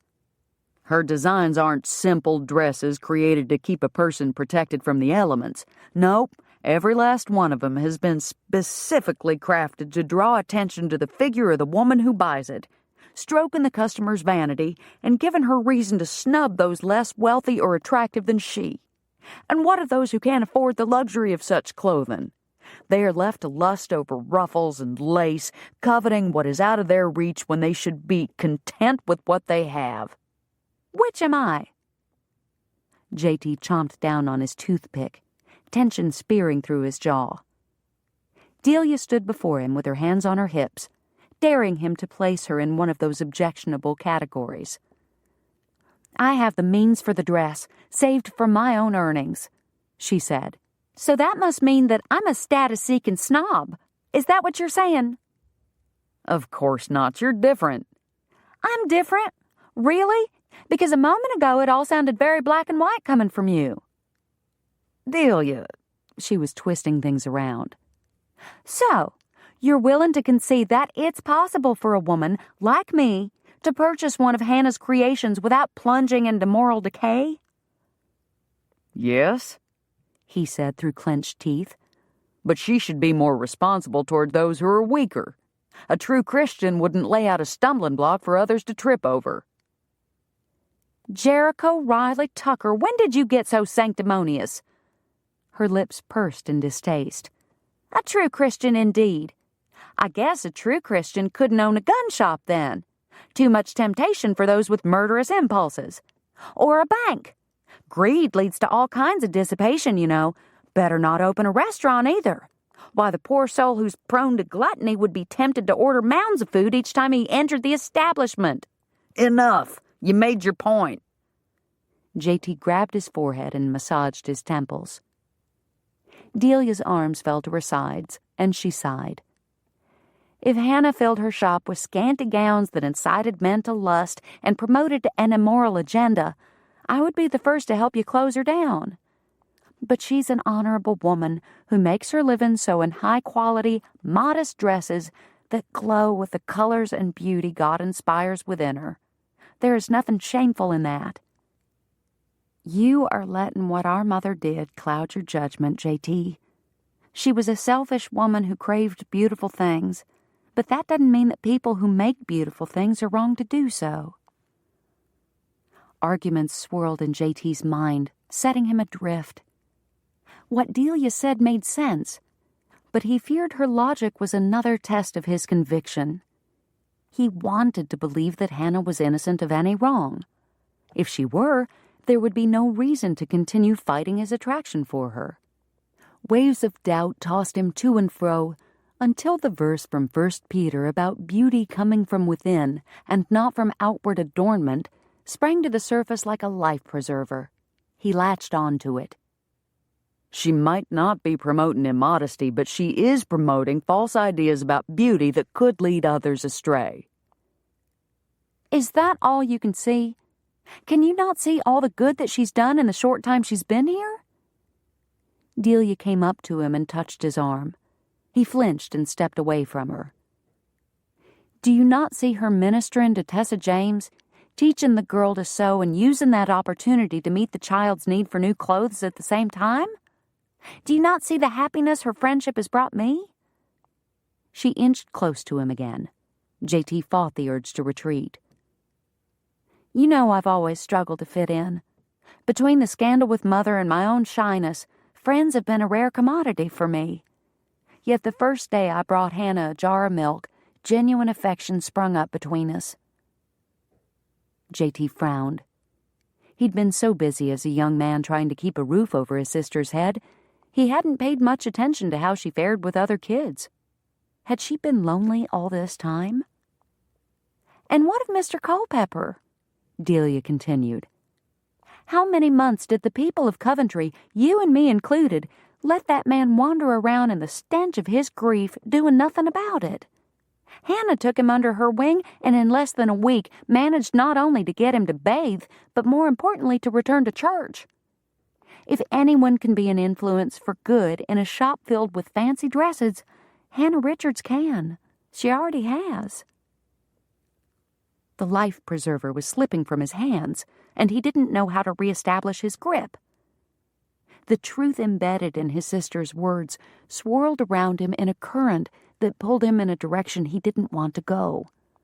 Why couldn't he just cling to his simple understanding of what God wanted from his people? It had served him well in the past. But Hannah had muddied the waters with her contradictions. She didn't fit into his clean, simple way of thinking. J.T. ran a hand through his hair and tugged at the roots. He hissed under his breath at the self-inflicted pain. Then Delia reached out and gently tugged his arm free. Surrounding his large hand with her two smaller ones, she peered up at him. "You're afraid, J.T. Afraid to believe that someone who values beauty and is so beautiful herself can also be good." She squeezed his fingers, and a small smile lifted the corners of her mouth. "I saw how you looked at Hannah this morning. You're developing feelings for her, aren't you? Despite your rigid rules. Don't let Mother's choices poison yours. Just because she broke your heart doesn't mean that Hannah will, too. Beauty, in and of itself, is not wrong." Without conscious thought, a verse he'd quoted often while Delia was growing up tumbled from his lips. "Favor is deceitful and beauty is vain, but a woman that feareth the Lord, she shall be praised."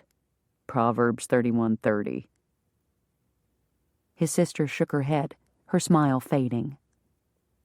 "No one's arguing that a woman should pursue beauty above a relationship with her Lord. Maybe it's time you went back and reread that chapter in Proverbs. Look again at the woman who is praised as a godly example of virtuous femininity.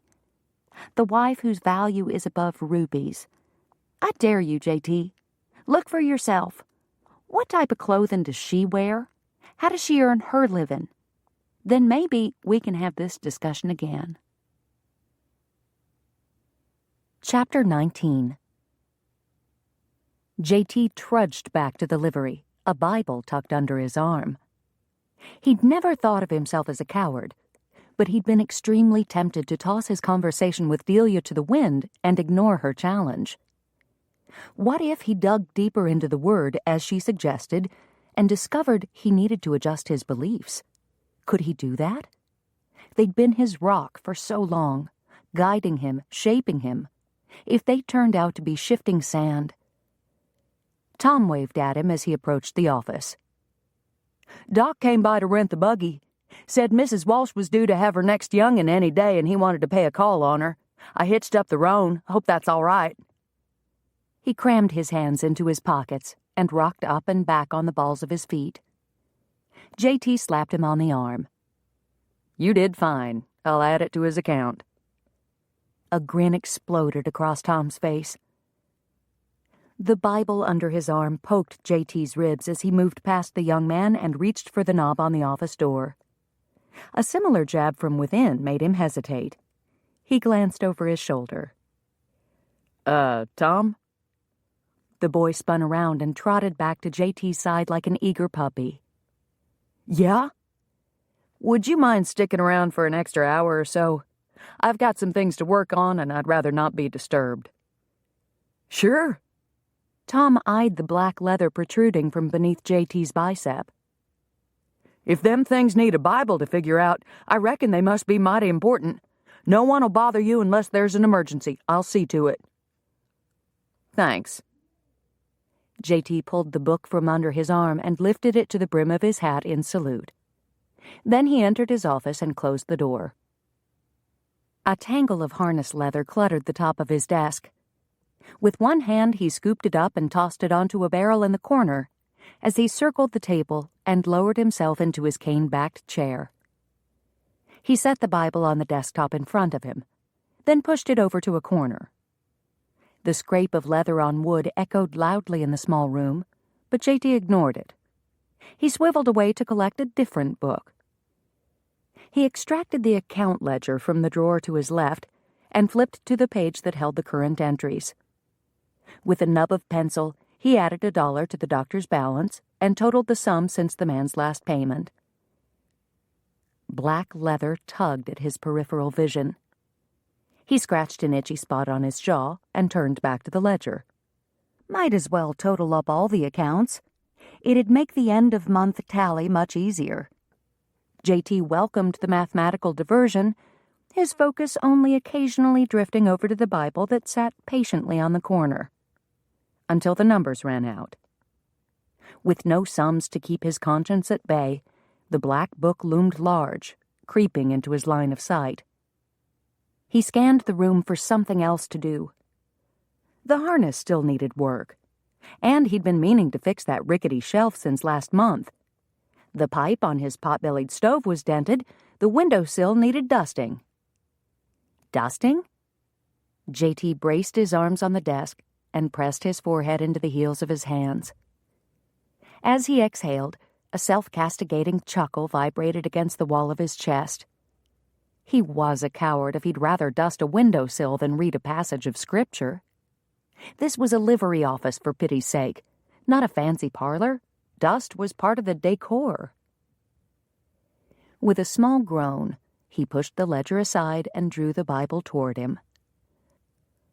Lord, I don't know what you're aiming to teach me, but I pray for enough wisdom to recognize it when I see it. Standing the book on its spine, J.T. thumbed the pages back until he found Proverbs. He turned to the last chapter and began to read. Nothing momentous caught his attention in the beginning, except the warning to Lemuel against giving his strength to women. J.T. had been a believer in that philosophy for ages. However, his assurance started dissolving around verse 19 with the mention of the noble wife's spindle, and at verse 21, it deteriorated completely. She is not afraid of the snow for her household, for all her household are clothed with scarlet. She maketh herself coverings of tapestry. Her clothing is silk and purple. Silk and purple? Her household clothed in scarlet? Wouldn't a modest woman wear plain clothes like wool-dyed brown or dark blue? Yet God's word clearly stated that this virtuous woman wore purple silk, and it got worse the further he read. She maketh fine linen, and selleth it, and delivereth girdles unto the merchant. Strength and honor are her clothing, and she shall rejoice in time to come. Not only did she wear the fancy clothes, she sold them to others, just like Hannah, and the Bible declared it honorable and worthy of rejoicing. There was more to the virtuous woman than her occupation and dressing habits, of course. Proverbs painted her as trustworthy, kind, diligent, strong, productive, and wise. She practiced good stewardship, reached out to those in need, and feared the Lord. All qualities Miss Richards demonstrated as well. How could he condemn Hannah for selling fine clothing when the virtuous woman did the same? In the biblical example, her husband and children praised her and called her blessed. For Hannah, all he'd done was tear her down and call her a stumbling block. Not exactly the kind of thing to recommend a fellow as husband material. J.T. closed the Bible and leaned back in his chair, rubbing his hands over his face. He still believed true beauty came from a woman's spirit, not her physical shape or choice of garment. Yet God seemed to be telling him through this passage in Proverbs that it was possible for a woman to have both. Not only that, but it implied a smart man would claim such a female and count his blessings. J.T. glanced out the window to the shop across the street. Apparently, I'm an idiot. As he stared, his vision blurred with images of what could have been. Thankfully, a dilapidated freight wagon came to his rescue. It rolled to a stop in front of his window and blocked his view. Giving himself a mental shake, J.T. stood and walked to the door. He never missed one of Harley's visits. The county junk man had befriended J.T. during the dark time after his mother left, a time when his father had been too consumed with grief to worry about where food or other necessities would come from. JT had snuck off to town one evening a week and dug through people's garbage, searching for anything that might interest the old man. Cracked mirrors, tuneless music boxes, wheels without spokes. These acquisitions provided shoes for him and Delia, second-hand winter coats, and occasionally a ribbon or some other small pretty to surprise his sister with at Christmas. Harley never admitted it, but JT long suspected that the man set things aside specifically for him and Delia and accepted whatever JT could offer in payment, no matter how lopsided the trade. He'd never forget the winter after his father died, when their food stores consisted of little more than a handful of potatoes and one onion. The only thing JT had to barter with was a rusted pocket knife that wouldn't close. Harley had exclaimed over that knife, saying that it was a rare specimen and that once he cleaned it up, he knew of a buyer that would pay a king's ransom for it. He then proceeded to hand over a mound of foodstuff in trade. A sack of flour he claimed had been thrown out because of weevils. A can of lard apparently too dented to sell to anyone else, tinned vegetables that had lost their labels, and a barrel of salt pork that Harley complained took up too much space in his wagon. Without the junk man's generosity, they would not have survived that winter. And even though JT no longer spent his spare time salvaging items for trade, he still made a point to buy a selection of Harley's goods whenever the peddler crossed his path, and deliberately overpaid him each time. Eager to greet his old friend, JT opened the door. But before he could reach the street, Tom ran out of the stable like a guard dog, barking up a storm. You gotta come back later, Harley. The boss is working on something real important and can't be disturbed. JT came up behind the youngster and clapped him on the back. That's all right, Tom. I'm done for now. Why don't you bring out a couple of water buckets for the man's horses? Yes, sir. I'll have 'em out in a jiffy. Tom disappeared into the stable, and JT turned back to the stoop-shouldered man climbing down from the seat. He found the ground with a moan, then winked up at JT.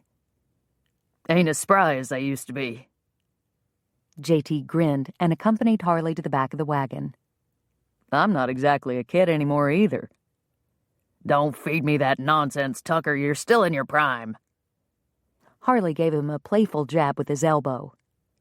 What you need is a pretty young wife to chase after. My Sarah's kept me going for near on 40 years. The grin slid from JT's face as he glanced across the street. His stomach churned, but he covered it up with a forced chuckle. Well, now, if I could find me a gal like your Sarah, I just might do that. But I reckon she's one of a kind. That she is, son, that she is. Harley untied the tarp that kept all his goods from escaping. Each man took a side and rolled the canvas covering back. When they reached the front of the bed, Harley wagged a gnarled finger at him. Don't get discouraged, boy. The Lord will bring the right woman to you when he sees fit. You just got to keep an eye out for her so's you don't miss your opportunity. JT stared at his boots. I'll keep that in mind. But what if a man's eyes didn't open until after he'd already pushed the woman away? Would God or the lady in question give him a second chance? Hoping to distract Harley from his advice-giving, JT reached over the side of the wagon and picked up a warped egg beater. He cranked the handle until it hummed, stirring the air. What'd you bring today? The salesman in Harley overpowered the meddler. A familiar gleam sprang to life in his eyes. I've been saving something for you. I think you'll be pleased. He shuffled odds and ends and hefted out a large crate covered in oilcloth. With a flourish, he flipped a corner of the cloth back. See? What did I tell you? Shingles. Enough to repair Louisa's roof before winter hit if he ever got things squared away with the current owner. You remembered. Harley drew back, affronted. Of course I remembered. What kind of a junk man would I be if I didn't acquire what my customers are looking for? His ready smile reappeared quickly, though, as he leaned over his prize.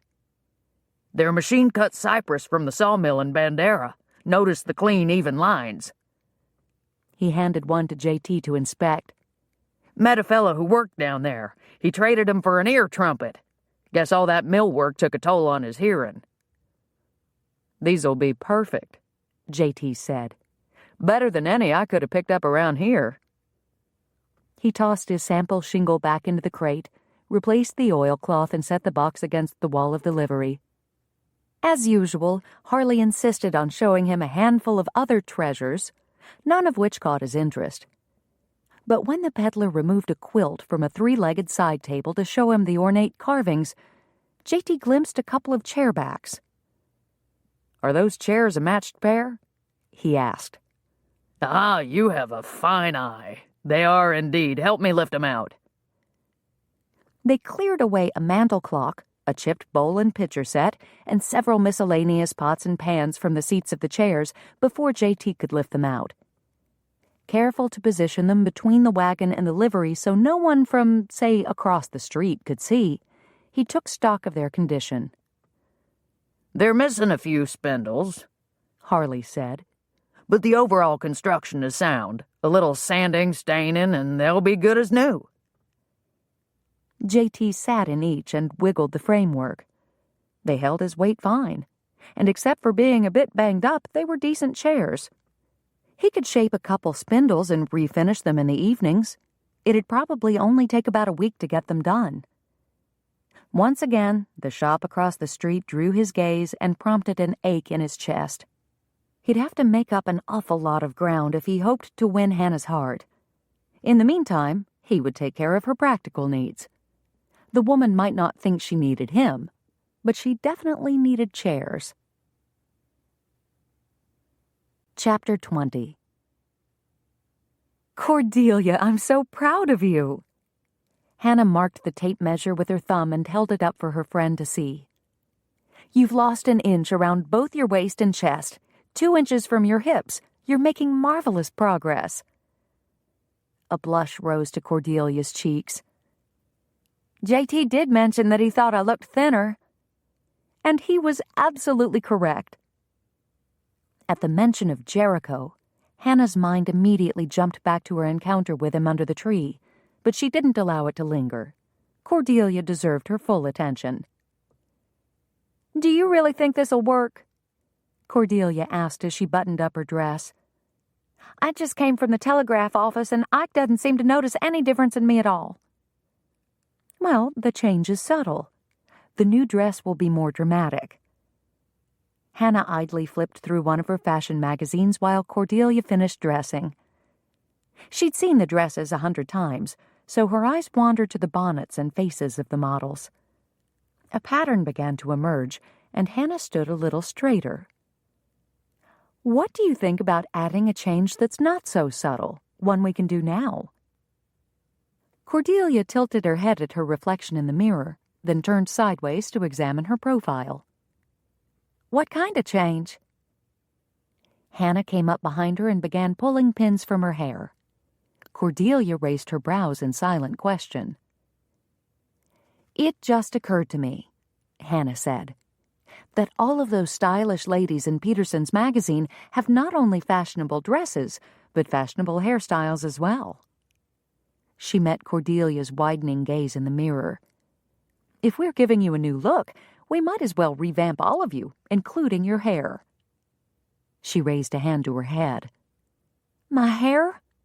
"Sure." Hannah hugged Cordelia's shoulders as excitement ricocheted through her. "Your hair is one of your best features. It's so thick and wavy.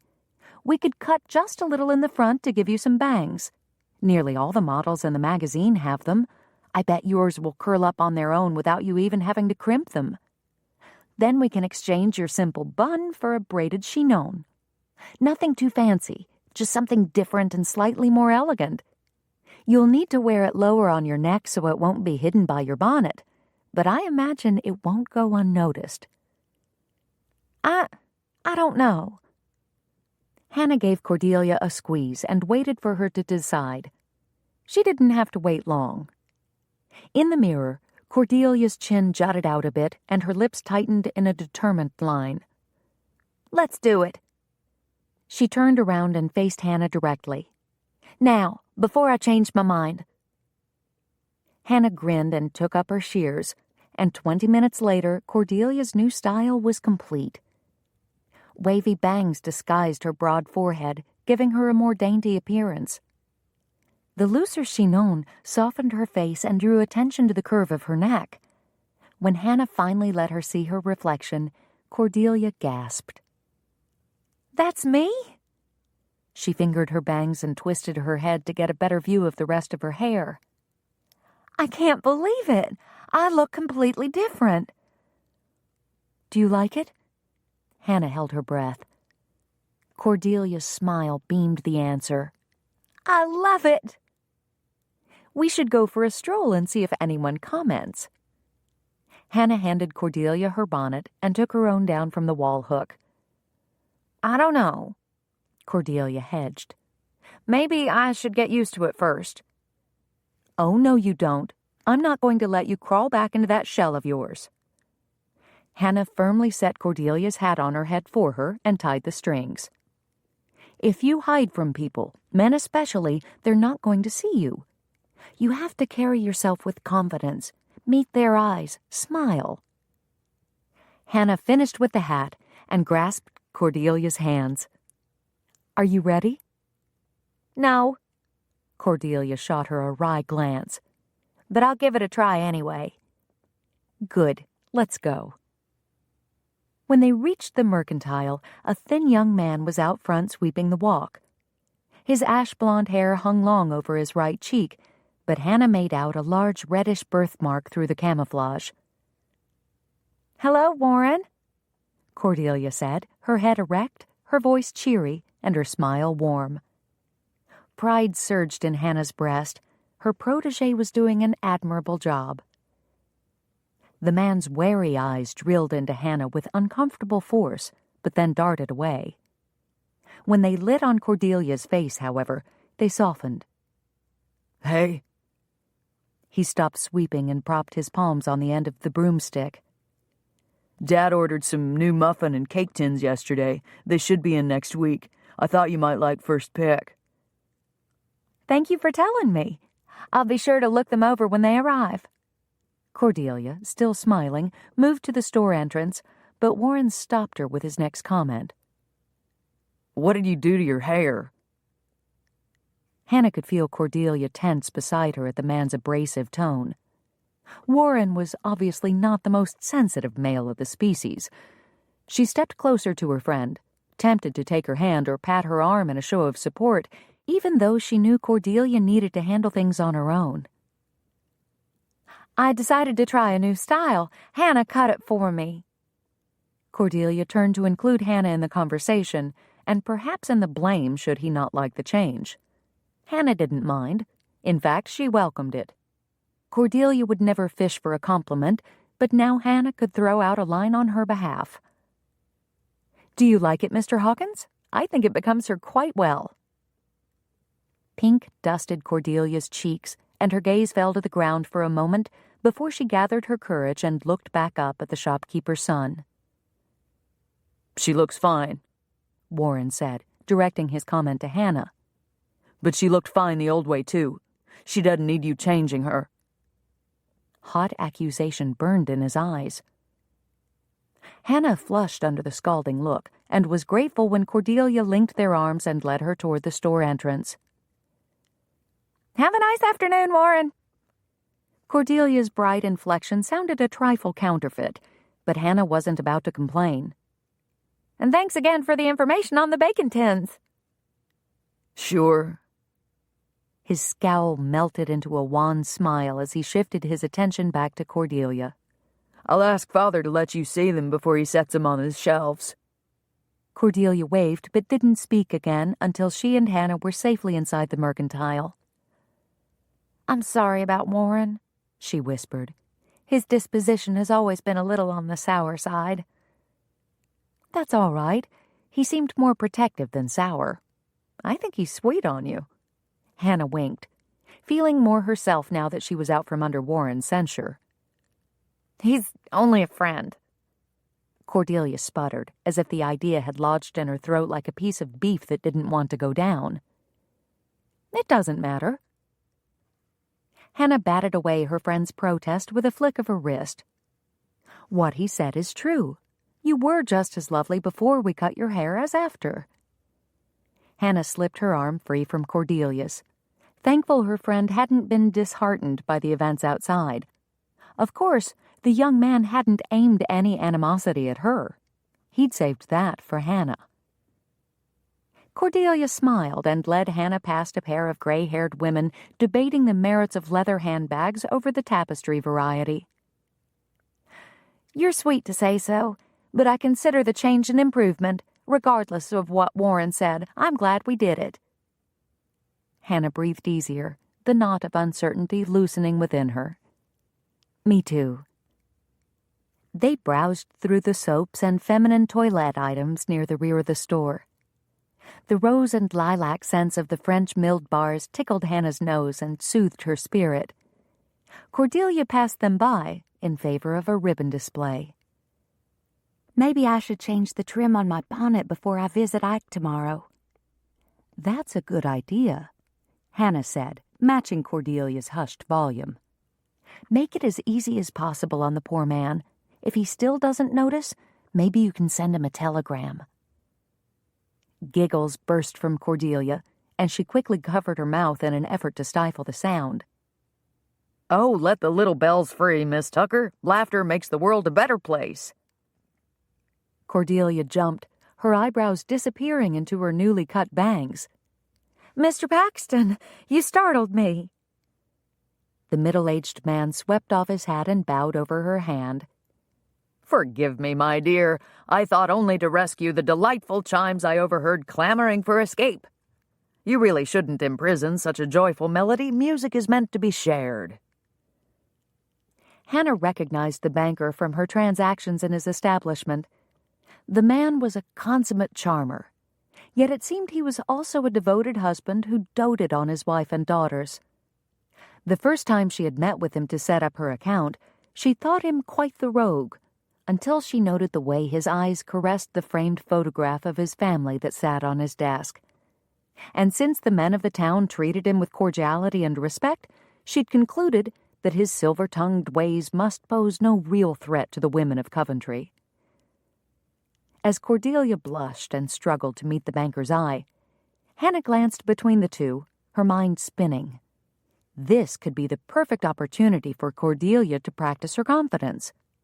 Unlike Warren, Mr. Paxton would never say a word to injure a lady's feelings, and though his compliments were smooth, they were never false. Miss Tucker is contemplating a new ribbon for her bonnet. Which color would you recommend, sir? Hannah smiled at the man, hoping he would pick up on her hint.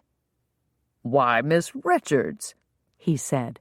What an honor to be asked for my opinion, especially by a woman as knowledgeable on the topic of fashion as yourself.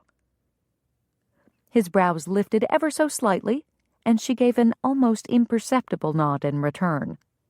My wife rarely seeks my advice before making a purchase, but I would be happy to offer my meager services if you believe they would be helpful. We would be grateful for your assistance. Cordelia looked as if she wanted to muzzle her with the bonnet in question. Hannah just smiled. Let me see. Mr. Paxton leaned back to survey Cordelia. A brown ribbon would match your dress, but if you are anything like my wife, you'd find that dreadfully dull. Maybe something bright and cheerful to match that lovely laugh of you. He stopped mid-thought and tapped the side of his jaw. Mr. Paxton? Cordelia shot Hannah a nervous glance. There's something different about you, but I can't put my finger on it. He stepped to the left and then to the right, studying her. Poor Cordelia looked as if she wanted to make a run for the door. I've got it. You changed your hair, is that it? Cordelia patted the tresses that stretched over her temple. Yes, I thought to try something new. Well, the style is most attractive on you, my dear. Finished with his scrutiny, his jovial manner returned. Most attractive. I think I might recommend a similar fashion to my daughter Eleanor. Truly? A radiant smile broke free across Cordelia's face, and she made no effort to hide it behind her hand. Truly. Now, I'm off in search of some tooth powder. Have fun with your ribbons, my dear. I will, thank you. Happy roses blooming in her cheeks, Cordelia wiggled her fingers in a tiny wave as the banker meandered over to the next aisle. It was amazing how the right words spoken by a man could soothe insecurities. And if things continued progressing as they were, Hannah had no doubt that Cordelia would soon be hearing those words from the right man. Unfortunately, the right man for Hannah didn't know the first thing about finding the right words. Although, seeing as how she was so wrong for him, he probably hadn't put much effort into the search. Oh well, words weren't everything. Jericho's actions spoke with plenty of eloquence and had the added benefit of being subject to interpretation.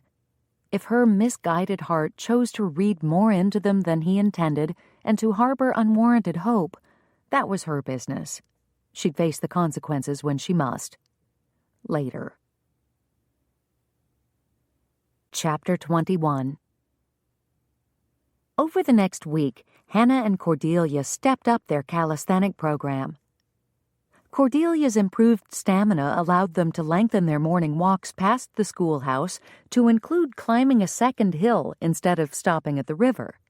She also graduated to more difficult club and dumbbell routines. Then, since Saturday marked the midpoint of their journey to a slimmer, more confident Cordelia, the girls celebrated by taking in the seams on two of Cordelia's best dresses, a chore they tackled with enthusiasm. Business at the dress shop had improved as well.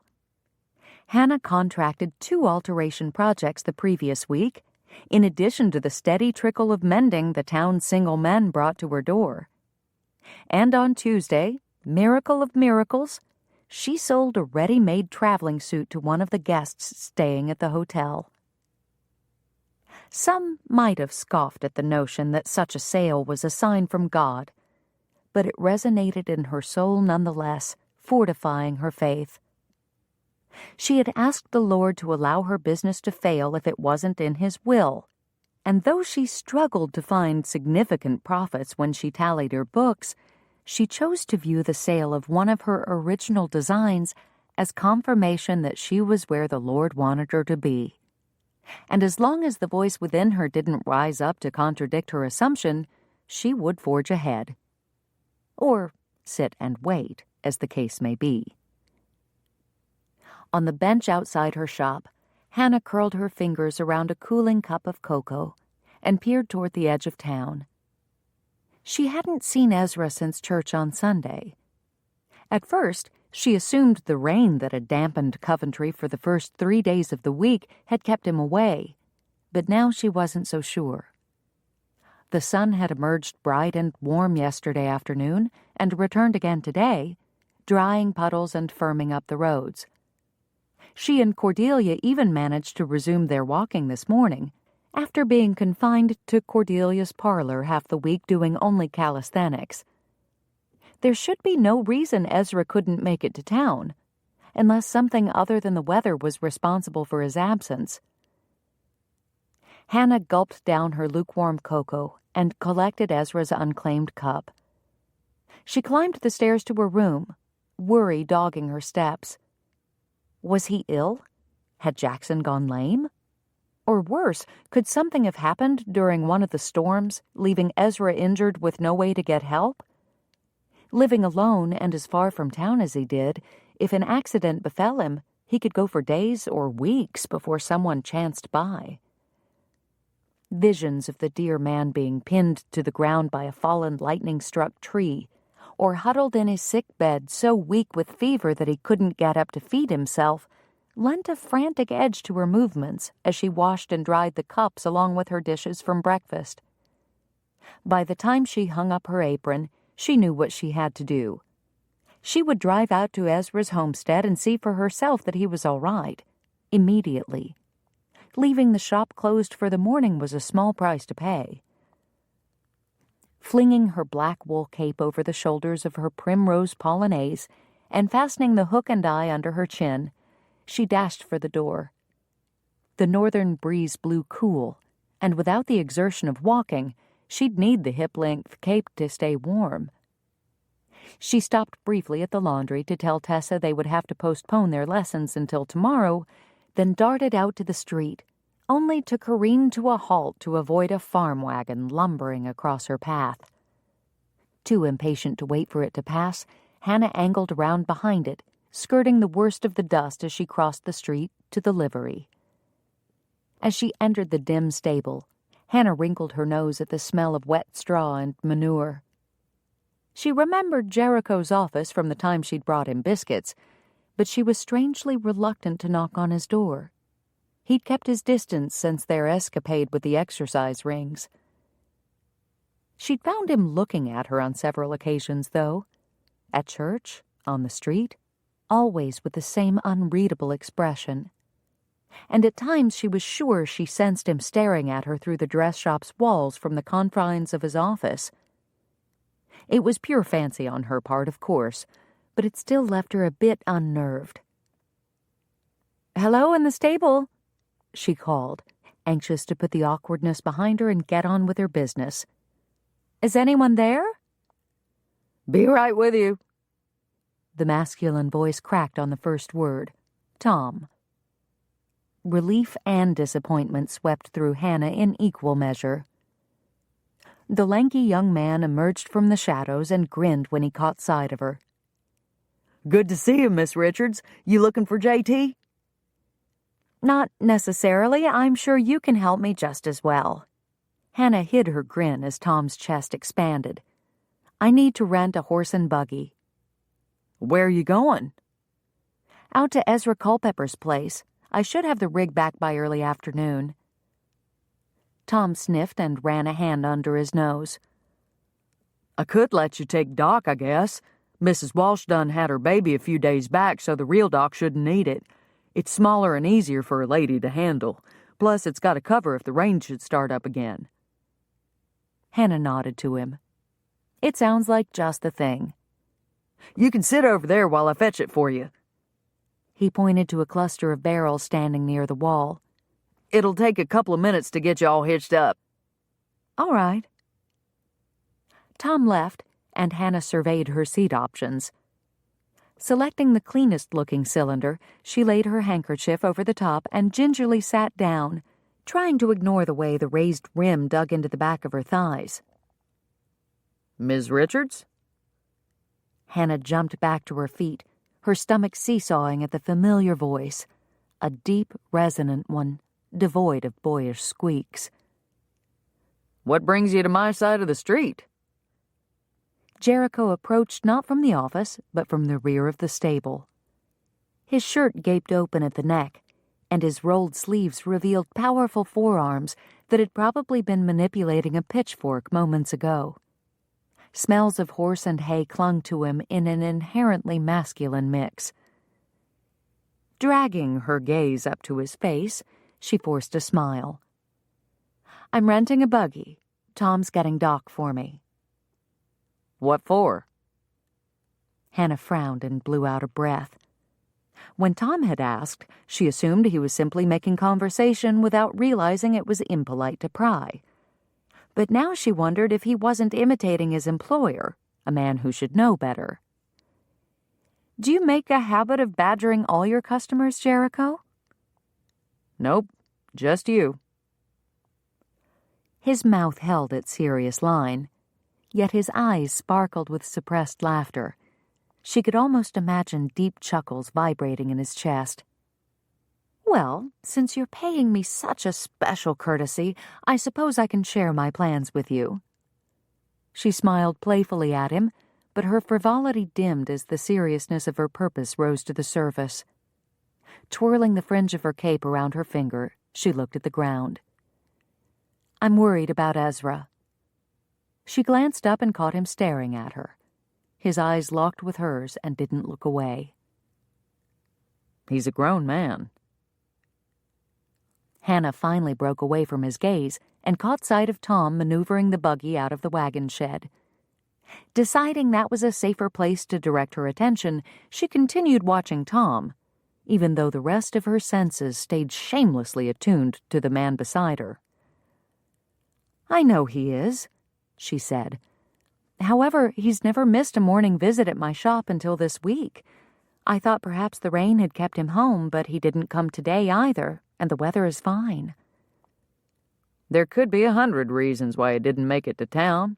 Maybe he's busy carving up more of those sticks to sell at the depot. Maybe, but what if he's hurt or sick? Needing him to understand, she turned and searched his face.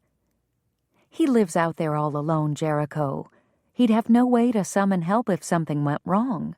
I need to go out there, if for no other reason than to reassure myself that he's all right." He stared at her long and hard. You're a soft-hearted woman, Hannah Richards. Hard-headed, but soft-hearted. He reached out as if to touch her cheek, then dropped his hand to his side. I'll give Tom a hand. We'll have you ready to go in 2 shakes. She stood motionless as he retreated, longing for the contact that had failed to materialize. For a brief moment, the hard lines of his face had relaxed with tenderness, changing his countenance so completely her breath had caught in her throat. What would it be like to feel his hand cup her cheek, to lean into the comfort of his caress, to have him look on her with love? It's ready, Miss Richards. Tom waved her forward. She gathered her wits and joined him by the buggy. You know how to handle the reins, right? The stern Jericho had returned. Yes. Good. I've double-checked the harness and all the straps. The carriage is sound. He tugged on the leather and kicked at the spokes as if to verify his words. If you get stuck in mud or have any difficulty with the buggy, just leave it where it stands. Unhitch the horse and ride him back to town. I don't want you stranded out there. Hannah smiled at the gruffness in his voice. Now who's worrying unnecessarily? She picked up her skirt and placed her foot on the step, but when she reached for the handle on the outside of the seat to pull herself in, Jericho was suddenly there, offering his hand. She accepted, enjoying the feel of his calloused skin against her palm. The contact was far too brief, but it warmed her nonetheless. Reluctantly, Hannah let go and retreated onto the seat, where she extracted a silver dollar from her purse and passed it over to him. Can you give me directions to Ezra's place? Except for my constitutionals with your sister, I haven't ventured far from town. Jericho tipped his hat back and pointed to the north. Take the main road out of town. Go about a mile past the schoolhouse, then turn right on the road that leads to the river. You'll cross a wagon bridge. Go another 2 miles or so until you see a post to the left with a hummingbird carved into the wood at the top. His wife loved the things. Follow the ruts that turn off by the post. They'll take you to the house. Hannah collected the reins, and the horse stomped the ground in anticipation. Thank you for your help, Jericho. Tom sidestepped up to the buggy, shooting leery glances at his employer as he moved. He cupped his hand around his mouth as if to tell her a secret, but forgot to lower his voice. He don't like that name, ma'am. Nobody calls him that. I do. Hannah grinned and flapped the reins. The roan set off down the street, leaving a stunned Tom and a scowling Jericho in its wake. Feeling better than she had all morning, Hannah reveled in the freedom of being out in nature. Thickets of trees covered distant hills, where random specimens boasted the first red leaves of autumn. White clouds rimmed in gray blew gently across the sky, and the same breeze that propelled them pushed the loose tendrils of hair away from her face and cooled her skin. A pair of blue jays flew overhead, scolding each other as they swooped in and out of the mesquite. A lovely morning to be out for a drive. Jericho's directions proved easy to follow, and Hannah soon found herself at the wagon bridge. Desert hackberry, with its dark green oval leaves and bright orange berries, combined with prickly graythorn and other shrubs to line the banks of the North Bosque River. The fragrant aromas of juniper and cedar teased her nose and induced a sneeze as she brought the buggy to a halt. The rush of the river seemed unusually loud. She edged forward until she could make out the water below. The usually narrow, slow-flowing stream had swollen with the recent rains. The trestles still cleared it by several feet, though, so she clicked to the horse and rolled from the dirt onto the bridge's planks. The roan's shod hooves thunked against the wooden boards with a hollow cadence that sent a shiver tiptoeing down her neck. Hannah tightened her grip on the reins, but she made it to the opposite side without incident. Once back on the road, Hannah urged the horse to a trot. The river reminded her of how quickly things could change. She needed to get to Ezra. When she finally reached his homestead, the sun stood high in the sky. As she stepped down from the buggy, a door on the weathered house creaked open. Ezra hobbled out into the yard, leaning heavily on one of his walking sticks. "Miss Hannah, what are you doing all the way out here?" She hurried to his side and steadied him with a hand at his elbow. "I was worried when you didn't make it to town for so many days. I wanted to make sure that everything was all right." Ezra shook his head and let her lead him back to the house. "You should be in town sewing up some fancy piece of calico instead of checking up on an old-timer like me. I ain't worth your worry." "Of course you are. Now let's get you back in the house so I can make you some tea." Before she could make tea, however, she had to find the kettle. A mound of dishes, pots, and pans littered the kitchen, all of them dirty. The poor man probably hadn't eaten off a clean plate since his wife died. It was a wonder he ate at all in this mess. A half-empty can of beans sat on the table, a spoon standing stiff in its middle. His lunch, no doubt. He hadn't even bothered to warm it up.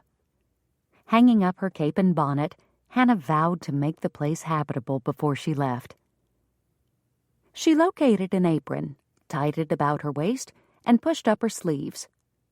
Not allowing Ezra to talk her out of her mission, she dragged in the washtub from the back porch, filled it with well water, and started dropping pots and pans into its depths.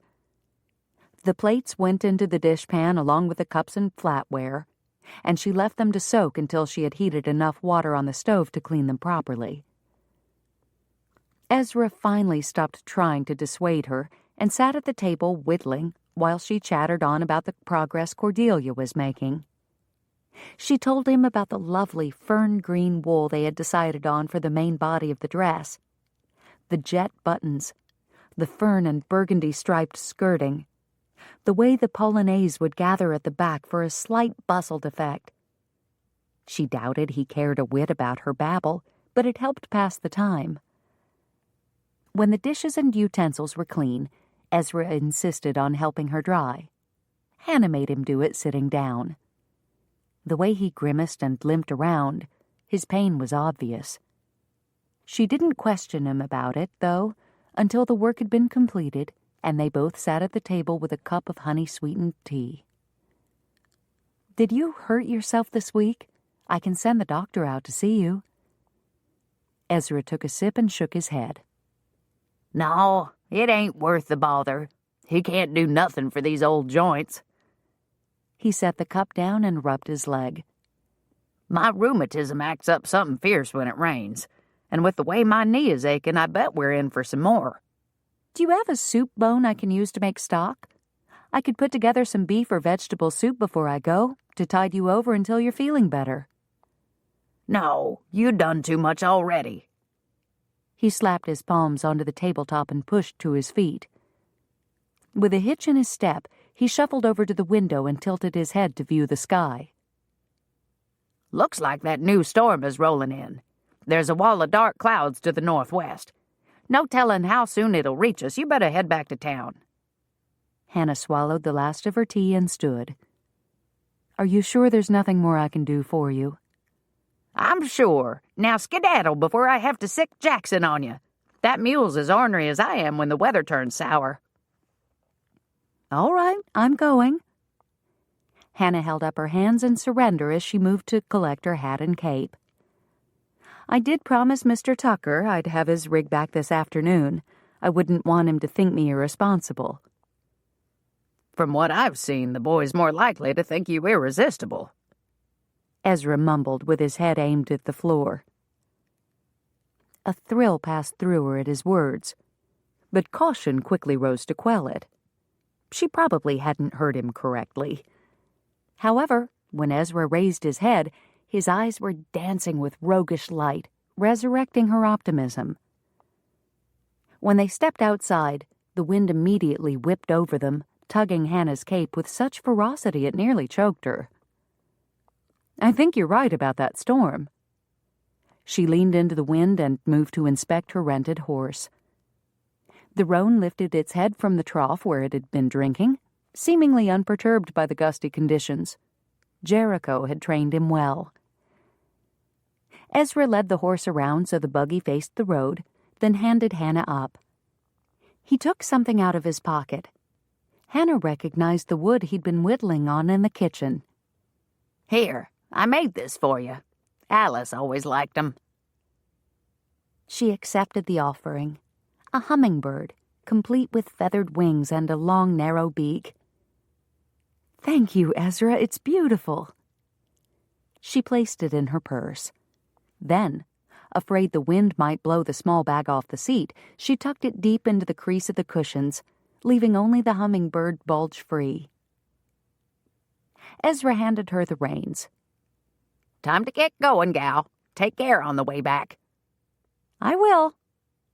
Hannah set the roan in motion with a flick of her wrist and waved farewell to her friend. By the time she reached the bridge, fat raindrops were plopping with great frequency against the carriage top. The sky to the north had gone nearly black. She could hear the water rushing, and as she started the buggy onto the bridge, she found the river had risen a good foot since her earlier crossing.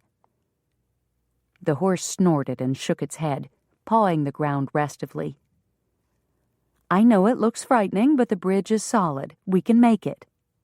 Hannah spoke to the horse, but she used the words to convince herself as well. The storm was still upriver.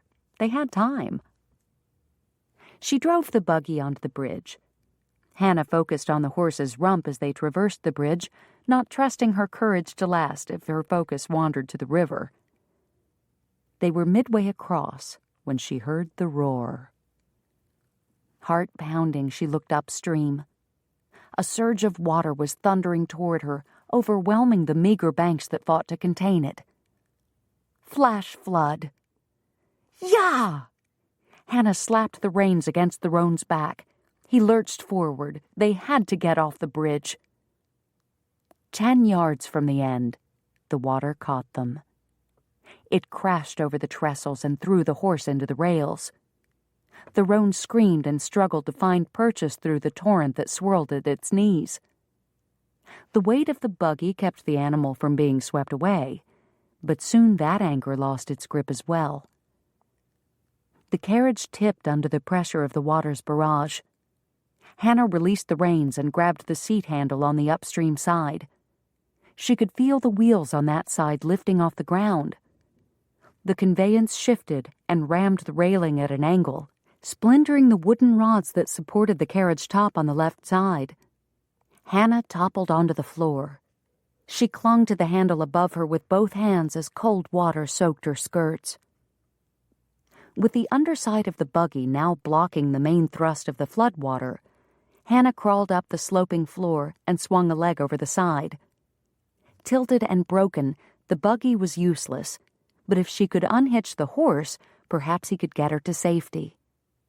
The roan strained against the shafts that twisted toward the river and pinned him to the bridge railing.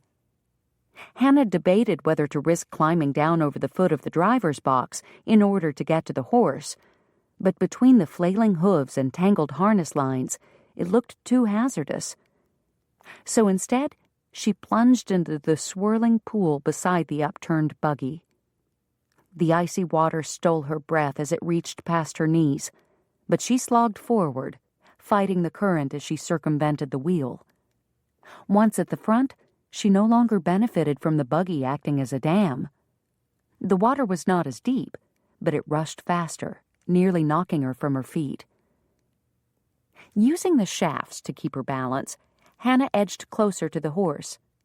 She unclipped the driving bit and worked free the straps that anchored the horse to the right shaft.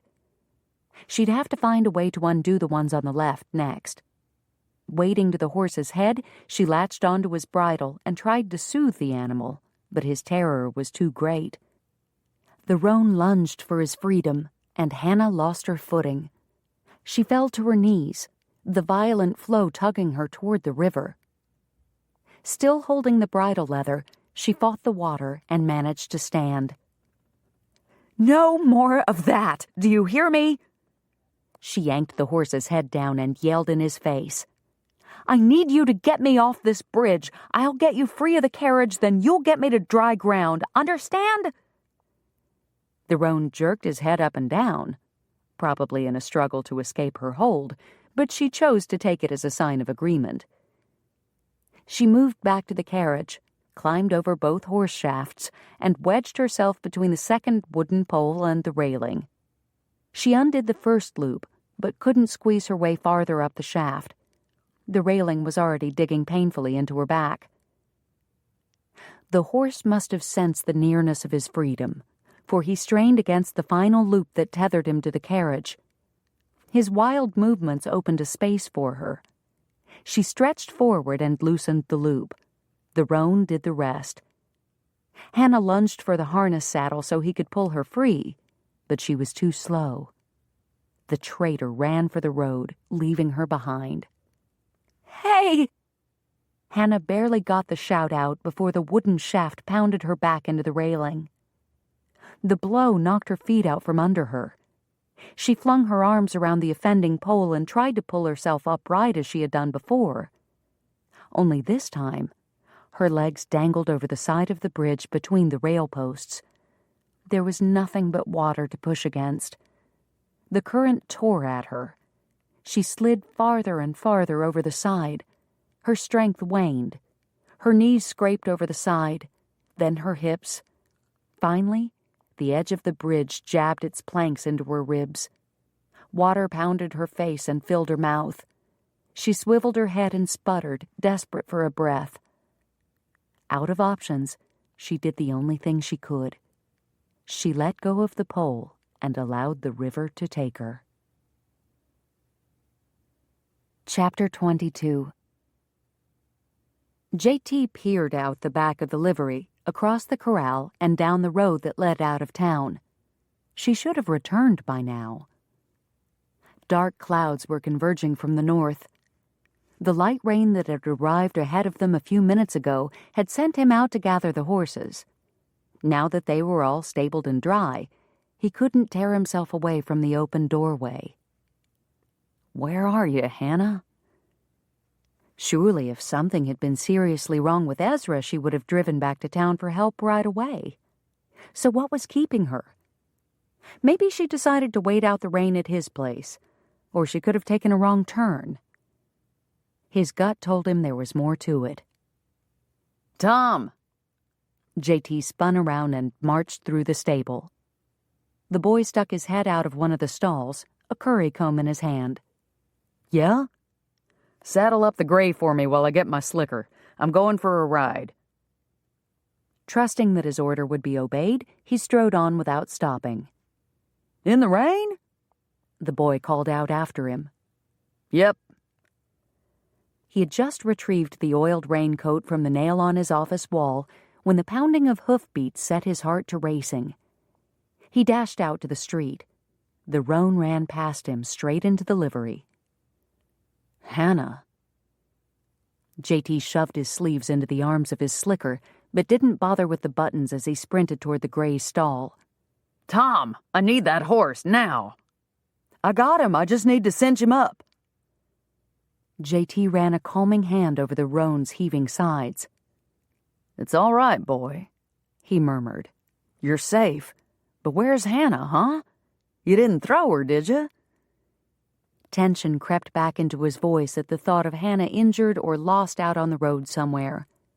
The horse sidestepped, and J.T. backed away. "Tom!" He gritted out through clenched teeth. Here, JT, he's ready.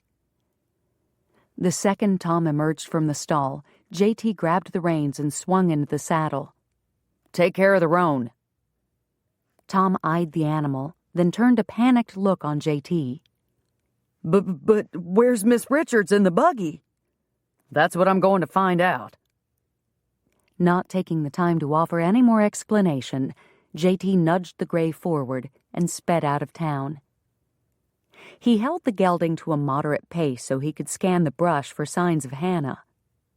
But as each consecutive section he passed yielded no sign of her, the tension in his gut wound tighter.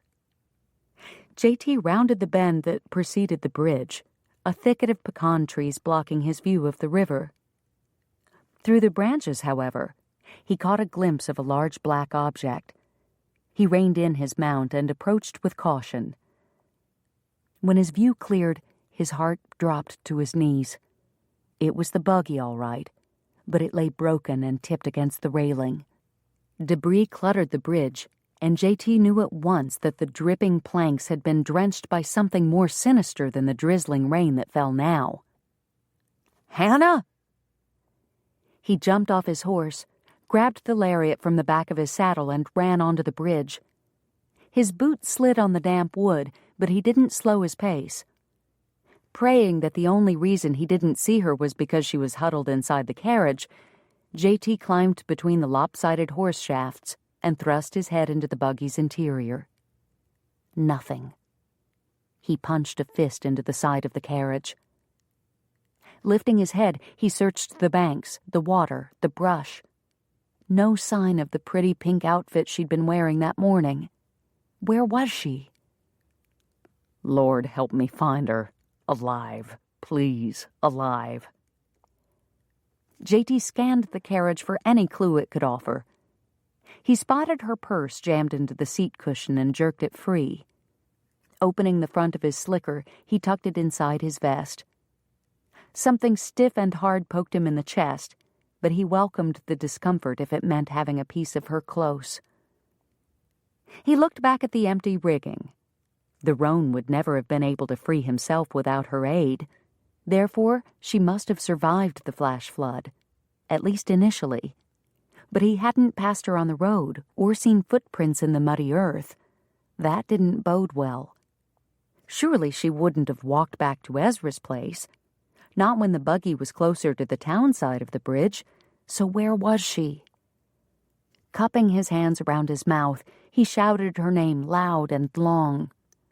Hannah! He waited, straining to hear some kind of response. Anything. But all he heard was the rush of the angry river. She must have been washed over the side. JT ground his teeth. Hannah was strong, stronger than any woman he'd ever known. Physically, mentally. The buggy had collapsed near the bank. Despite the fast currents, she might have made it to shore. That's where he'd start the search. He angled his arm through the coil of rope and shoved the lariat up to his shoulder. Leaving the bridge behind, he sunk into the mud lining the west bank. He wove around trees and brush, grabbing limbs and roots to maintain his balance as his boots continually slid out from under him. Twice, he nearly ended up in the river himself. About a quarter mile from the bridge, he spotted a snippet of color in the distance. There, where the river dipped slightly to the right, a fallen tree stretched out over the edge of the water. Something pink lay in its arms. Pink! Heedless of the risk, JT rushed toward the log. Thorn bushes scratched his face and hands. His downhill leg throbbed with the effort of keeping him upright. Mud sucked at his boots and dragged him down, but he charged on. When he reached the uprooted tree, he lodged himself behind the circular base and unwound his rope. A small cedar stood nearby. JT looped the end of the rope around the cedar's trunk and knotted it. He shrugged out of his slicker, folded it up to keep the inside dry, and then tied the free end of the rope around his waist. Taking a deep breath, and petitioning God for an extra measure of strength and agility, He climbed onto the log and began making his way to Hannah. The log narrowed the farther JT went. Not trusting his footing, he lowered himself to his belly and crawled. He could see her now. Pale hands lying outstretched and limp, alarmingly white against the dark, wet wood. Her face down. Yellow hair strewn every which way, tangled with twigs and soggy leaves. She wasn't moving. Please be alive, please. He inched closer, the river now licking his knees. Nearly there. He could almost touch her. Then the rope snagged, halting his progress. With a growl, he grabbed the cord and yanked. A stub of broken branch held the rope captive. He yanked again, harder.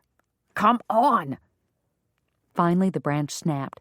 JT turned back to his goal. Hannah? She was less than a foot away, but she gave no sign that she heard him. Hang in there, darling, I'm coming. The log split into a V, with Hannah wedged in the middle. JT reached for her hand and clasped it. The coldness of her fingers chilled his heart. He folded her hand inside his palm and squeezed. His eyes closed on a wordless prayer, then burst open as determination gripped him. He would compel the river to relinquish its prize. Hannah was not dead, only unconscious. She could still be revived. Clinging to that bit of faith, he released her fingers and latched onto her wrist. Once he found a grip on both of her arms, he dug his heels into the side of the tree and pulled. A groan tore from his throat as his muscles strained against the river's hold. Hannah's lower half was still submerged, her skirts weighing her down. He managed to lift her only a short distance before he had to stop and rest. He needed more power. Slowly, without releasing his grip on her arms, JT scooted his hips forward until he was sitting upright. His balance teetered, but the grip of his legs kept him from falling. Once secure, he unclenched his knees, lifted his bent legs forward, and locked the heels of his boots onto the branches on either side of Hannah. JT kicked at the wood to make sure it would hold, and then with a mental count to 3, he leaned back and pushed with all his might. His legs straightened little by little as Hannah came to him. He dragged her higher until he could tuck her lolling head onto his shoulder and wrap his arms around her middle. With a final thrust of his legs, she was free. He wiggled out from under her and drew her backward until he could reach an arm around her knees. Carefully, so as not to throw them both into the river, he lifted and twisted her position until she sat side-saddle across the log in front of him. He cradled her to his heaving chest and with a shaky hand combed the hair out of her face. Hannah, can you hear me? Open your eyes. He felt along her throat for a pulse. A weak vibration tickled his fingertips. Hot moisture pooled in his eyes. He blinked it away and gathered her close, rocking her back and forth for his own comfort as much as hers. Thank you, Lord. Turning her body so her back lay flush against his chest, he wrapped an arm around her middle and started shuffling back toward the base of the tree. Once there, he laid her along the length of the log, collected and recoiled his rope, then tried one more time to rouse her. He pillowed her head with his arm and lightly slapped her cheeks. Hannah, wake up, he demanded. Too frightened to cajole, he ordered her to comply. This is no time to be stubborn, woman. Open your eyes. Her lashes fluttered, and his breath caught in his chest. Then they stilled. He gave her a shake. Look at me. Blue eyes peeked through tiny slits beneath her lids. That's it. Come on, Hannah, look at me. She blinked, and her lashes parted a little more. Jericho? He decided in that moment that he loved the sound of his given name. I'm here, Hannah. He pressed a kiss to her forehead. You're safe. I'm cold. Her eyelids drifted closed again. JT frowned. She needed a hot bath, dry clothes, and a doctor before she came down with some kind of lung fever.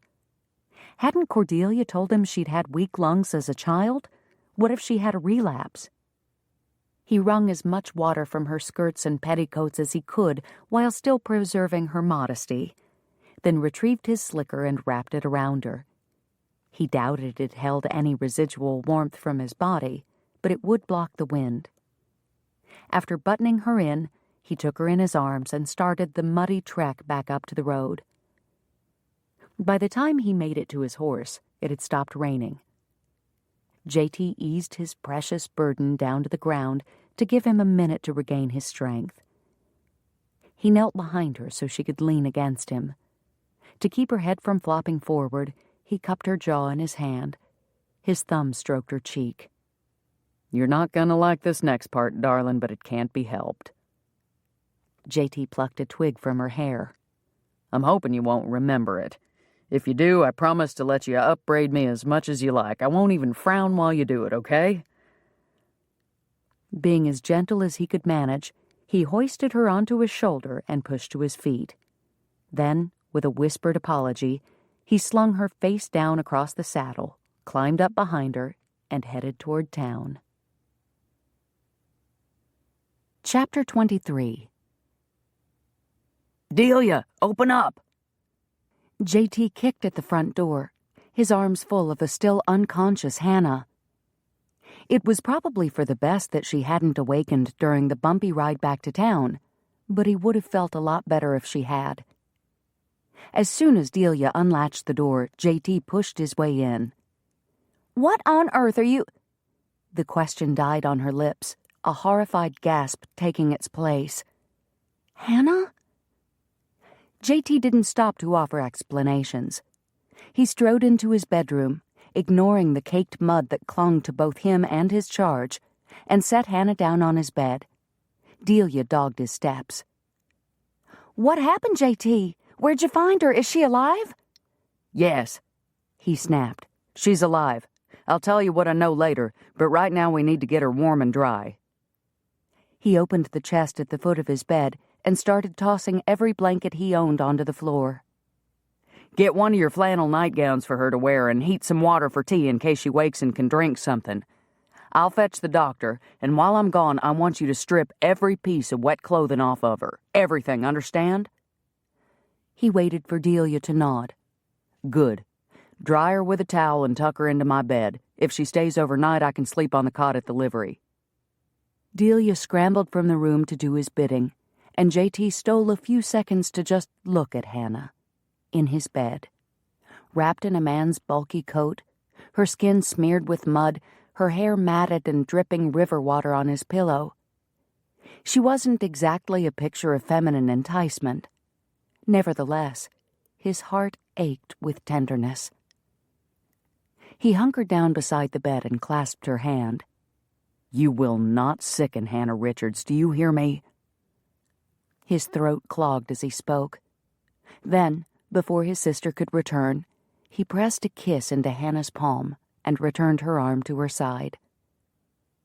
Delia met him in the doorway carrying a steaming basin of water, a nightdress, and 2 towels slung over her shoulder. The shock that had dulled her eyes when he first arrived had sharpened to a gleaming fortitude. Hannah would be in good hands. "Take good care of her, sis." "I will, JT. Now go get the doctor." After one last glance at the delicate woman in his bed, he did just that. Hannah came awake slowly. Flashes of remembered sounds and touches penetrated the fog of her mind. Delia's concern and gentle hand as she combed out Hannah's snarled hair. A man's no-nonsense voice and blunt fingers prodding her ribs. Jericho's arrogant demand to get well, and a mysterious softness in her hand. They were no more than vague impressions, yet they lingered with a sense of reality no dream could instill. The overwhelming wariness that had ruled her lifted. Awareness of her surroundings seeped in little by little. She noticed the quiet first. The angry roar was gone. But so were the voices she remembered. Was she alone? She didn't want to be alone. Hannah tried to move, but her body wouldn't cooperate. If she could just open her eyes and see where she was. Her lashes parted enough to reveal a flat ceiling, not the sloping roof that sheltered her bed above the dress shop. Panic gripped her, and a whimper vibrated in her throat. "Hannah?" A masculine voice echoed near her ear. A familiar voice, one that reached beyond the fear and calmed her. "It's all right. You're in my house. Delia cleaned you up, and she's in the kitchen heating some broth. Doc said nothing was broken. You should be fine after a day or two of rest." She struggled to follow the stream of words. Willing her eyes to focus, she blinked and pried her lashes farther apart. A dark blur materialized above her. Then he touched her. The backs of his knuckles whispered against her cheek, and she turned into his caress. When the features of his face finally converged into a recognizable image, she started to wonder if this wasn't a dream after all. "Jericho? You're smiling." "Am I?" He stroked her cheek again. Warm tingles coursed through her, and instinctively she followed his touch a second time. His smile widened. "I must be happy." The change in him was quite startling. His amber eyes glowed with an inner light she'd not seen before, and the worry lines that creased his face faded into the background. He looked younger, more vibrant, more everything. "You're quite handsome when you're happy." Jericho trailed the back of one finger under her chin. "I'll make note of your preference." Heat rose to her face as she realized she had spoken the thought aloud. She'd better get a grasp on her faculties before she completely humiliated herself in front of him. Hannah turned her head away in a pointless attempt to hide her embarrassment and heard him scrape a chair closer to the bedside. Only then did she recall the words he had said earlier. She was in his house, in a bed in his house. Her eyes darted about the room. A shaving mug and razor sat next to the ewer and bowl on the bureau. A pair of men's boots lay discarded in a muddy heap by the door. A battered brown hat hung on the bedpost. She was in his bed, in his house. "I shouldn't be here." Hannah clutched the blankets to her chest and bolted upright. Pain ripped through her head. She moaned and squeezed her eyes shut, releasing the covers to press her fingers against her temples. "Easy now," Jericho said. "You've got a pretty good knot on the side of your head. If you move slower, it won't hurt so much." He wrapped his arm around her shoulders and gently laid her back on the pillow. The soreness retreated under his tender ministration, and she opened her eyes again, just in time to see that she was in a nightdress. Before she could do more than gasp, Jericho covered her back up to her chin. "JT?" Footsteps sounded in the hall. "Is Hannah awake? I thought I heard her voice." Cordelia entered the room, carrying a cup full of something that smelled of herbs and beef. "I brought some broth if you think she can manage a few sips." Jericho rose from his chair. "Here, take my seat. I'll get some more pillows to prop her up." Hannah relaxed her grip on the blankets. Having Cordelia in the room restored the propriety of the situation, and the irrational panic that spread through Hannah upon waking in Jericho's bed diminished. There was sure to be a sensible explanation for why she was in their home. She simply couldn't remember what it was at the moment. Jericho returned with an armload of cushions. He laid them on the foot of the bed and came around to the far side. "I'm going to help you sit up, but we're going to do it slowly this time." He supported her head and shoulders, lifting her with exaggerated care. Cordelia plumped the pillows and arranged them behind Hannah's back.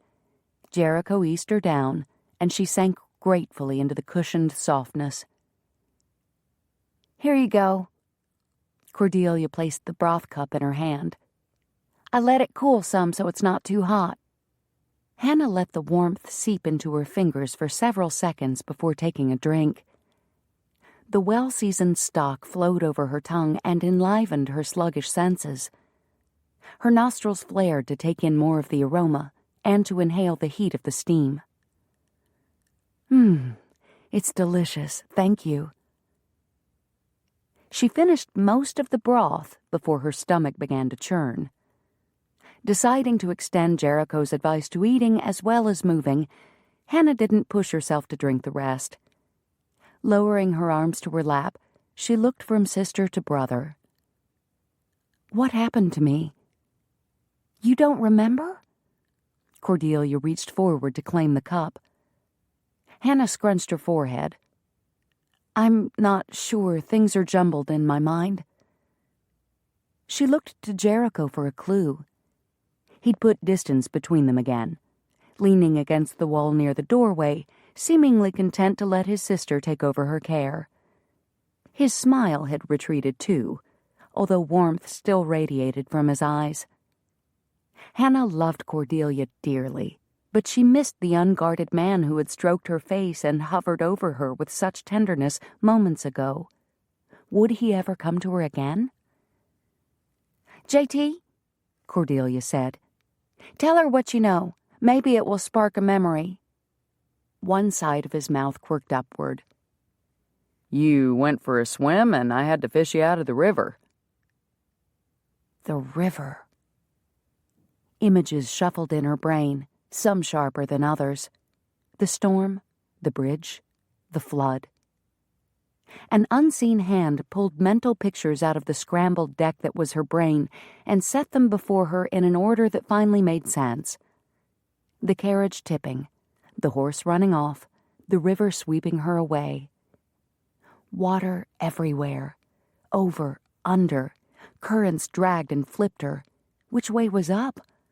Her lungs threatened to burst. Flailing her arms, she finally broke through the surface and gulped a breath. She glimpsed the bank. Swim! She stroked with all her might but made little progress. Her legs tangled in her skirt.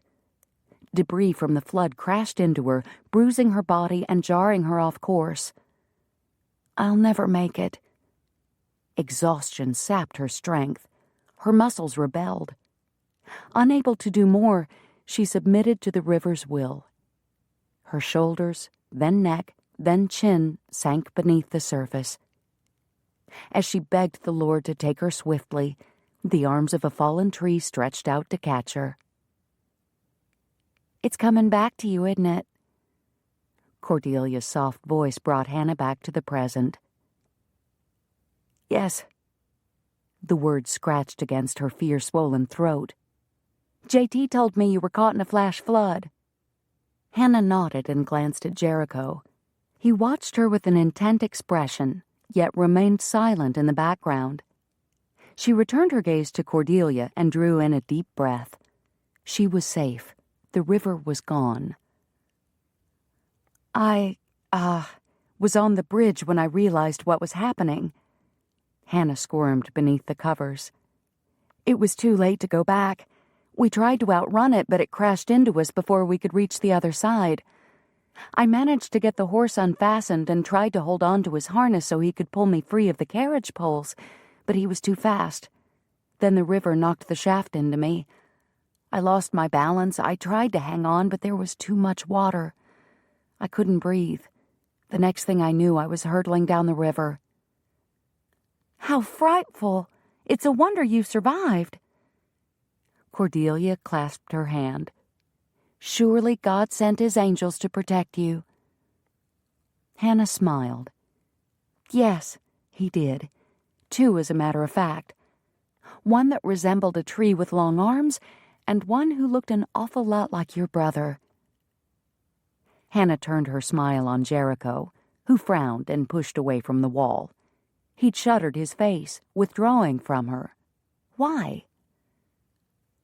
"Thank you for pulling me out of the river," she said, trying to scale the wall he was reconstructing. "I'm sure my story would have ended much differently had you not come looking for me." "I figure you would have found a way to crawl out eventually," Jericho grumbled. "You're too stubborn to let a little thing like a flash flood best you." Hannah's smile faded at his surly tone. Though he'd played the gallant hero for her, it seemed his attitude hadn't changed much regarding her character. Then she recalled the busted carriage. If someone had borrowed her sewing machine and broken it, even unintentionally, she'd be grumpy too. Perhaps her accounting of the afternoon's events had reminded him of his financial loss. She'd rather believe that to be the cause of his sudden irritability than a continued disapproval of her as a person, even if it meant shouldering the blame for the buggy's destruction. Besides, it was her fault. She never should have driven onto that bridge. "Jericho, I'm so sorry about the carriage." She spoke before he could escape from the room. "As soon as I'm able, I'll make payments to cover the repairs." He spun around and glared at her. "Do you think I care about a stupid buggy when you nearly lost your life today? The thing can sit on that bridge and rot as far as I'm concerned." He stormed out of the room, mumbling something to his sister about a cot at the livery. Hannah just sat and stared, more confused than ever. "I didn't mean to make him angry." "Don't mind him," Cordelia said. "JT's never been one to accept gratitude from others with much grace. I think you're comparing him to an angel got him flustered. As for the rest—" She stood and fussed with the blankets, smoothing out wrinkles and tugging the edges flat. "You gave him quite a scare today. I don't think he's completely recovered yet. He's just a little testy from all the excitement."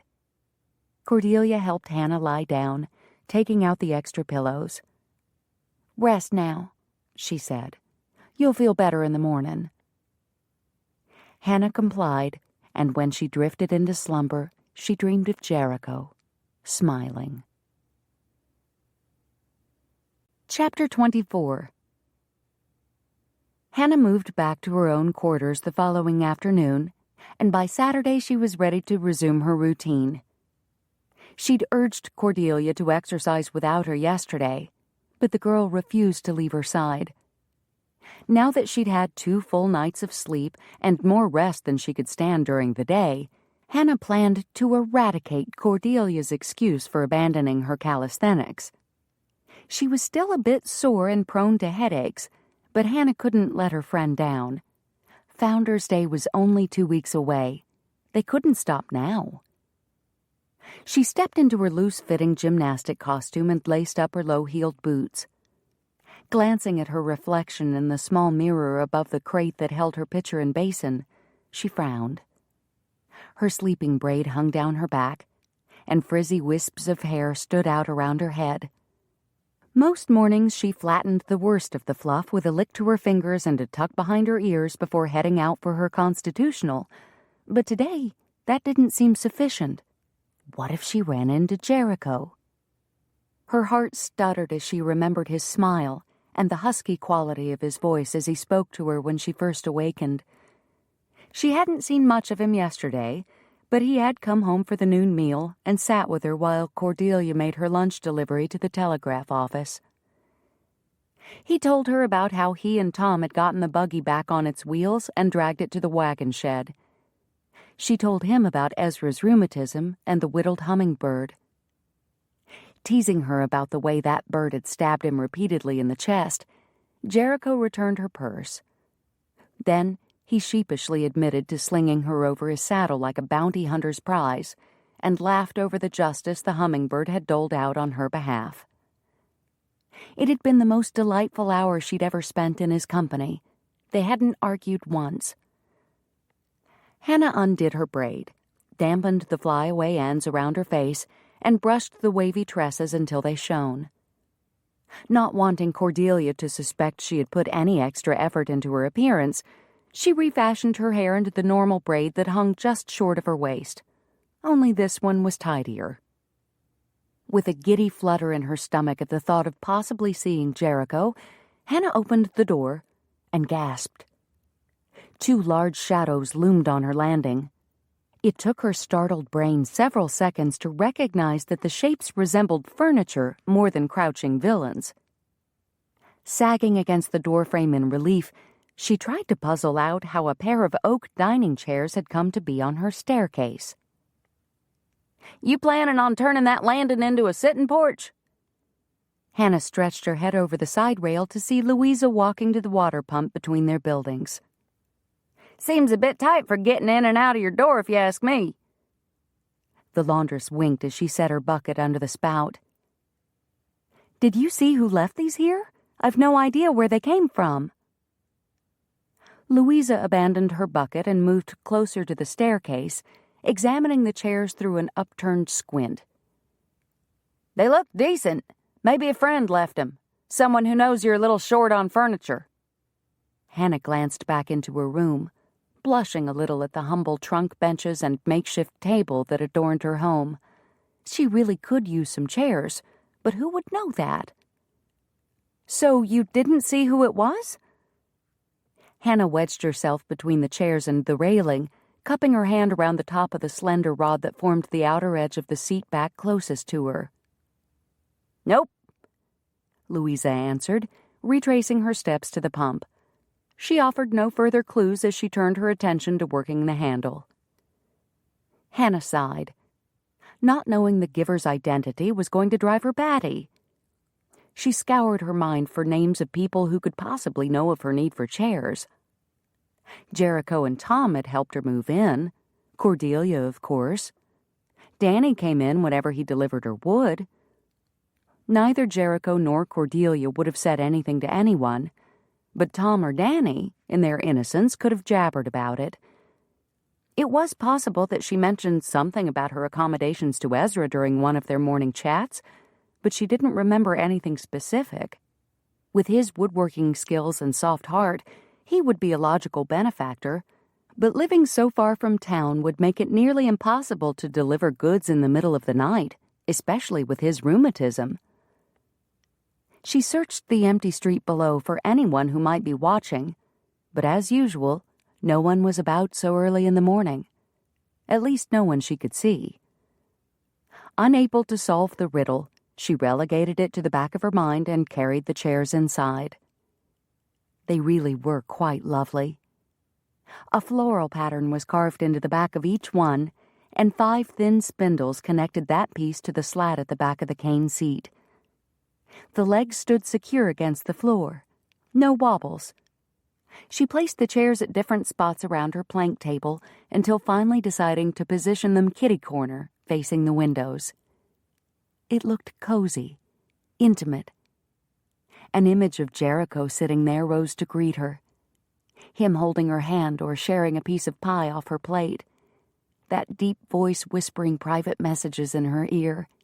A brush of his lips across hers. A tardy rooster crowed outside, shattering Hannah's daydream. She jumped and scurried out the door. Cordelia would worry about her if she didn't show up soon. As she passed the livery, a movement in the office window caught her eye. Jericho was already there. Hannah tamped down her disappointment. It wasn't as if this visit would be her only chance to see him. He'd be at church tomorrow. And maybe she could make him another batch of biscuits or something. A thank you for fishing me out of the river gift. A groan vibrated in her throat at the idiotic idea. Why was it she could give Cordelia advice on securing a man when she didn't have the first idea how to manage the task for herself? Maybe she should just concentrate on being a seamstress and making her shop a success. That had always been her dream. Yet, her dream was shifting. She could feel it. Jericho was weaving his way into its very fabric, and she feared that without him, the whole thing would tear to shreds. Hannah shook off the dismal thought as she approached the Tucker home. Cordelia rose from her seat in a front porch rocker. "I wasn't sure if you'd be coming today," she said. "Have you recovered enough?" "I'm ready to find out." Hannah grinned and motioned Cordelia forward. She hiked past the house without stopping, forcing Cordelia to trot to catch up. "I'll waste away if I spend any more time abed. It feels good to be up and moving again." "I'm glad you're feeling better," Cordelia said as she came abreast of Hannah. "Me too." They strode together in comfortable silence as they made their way toward the schoolhouse. Hannah usually enjoyed the quiet companionship of their walks, but today questions about her mysterious gift kept bobbing to the surface and irritating her like a host of mosquito bites that begged to be scratched. "Do you happen to know anything about a pair of dining chairs that appeared on my landing this morning?" Cordelia turned a startled face to her. "Someone put chairs on your landing?" "Yes." Hannah leaned forward as the road began to steepen. "And what I can't figure out is how this mystery person discovered that I needed them." She looked sideways at her friend. "You didn't tell anyone, did you?" Cordelia shook her head. "Of course not." Disappointed not to have learned anything new, Hannah let the conversation lull as they climbed the hill. Then, as they arrived at the top of the hill a moment later, they stopped to catch their breath. Cordelia bent forward and braced her hands above her knees. She tilted her head and ventured into a new topic. "I had a novel experience at Hawkins's store after I left you yesterday afternoon." "Oh?" "A man offered to tote my basket for me," Cordelia said, her eyes glowing with coquettish glee. She straightened, and Hannah gestured for them to resume their walk. "Who was it?"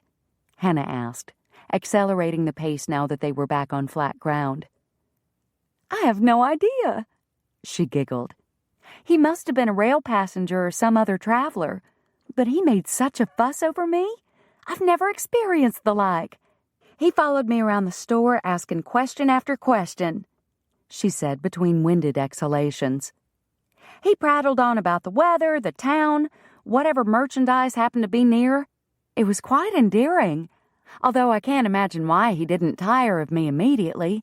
I was so surprised by his attentions I could barely string 2 words together." "A genuine flirtation! How marvelous!" Hannah patted Cordelia's shoulder briefly and returned to her arm-pumping rhythm. "Men are noticing you. That's very encouraging."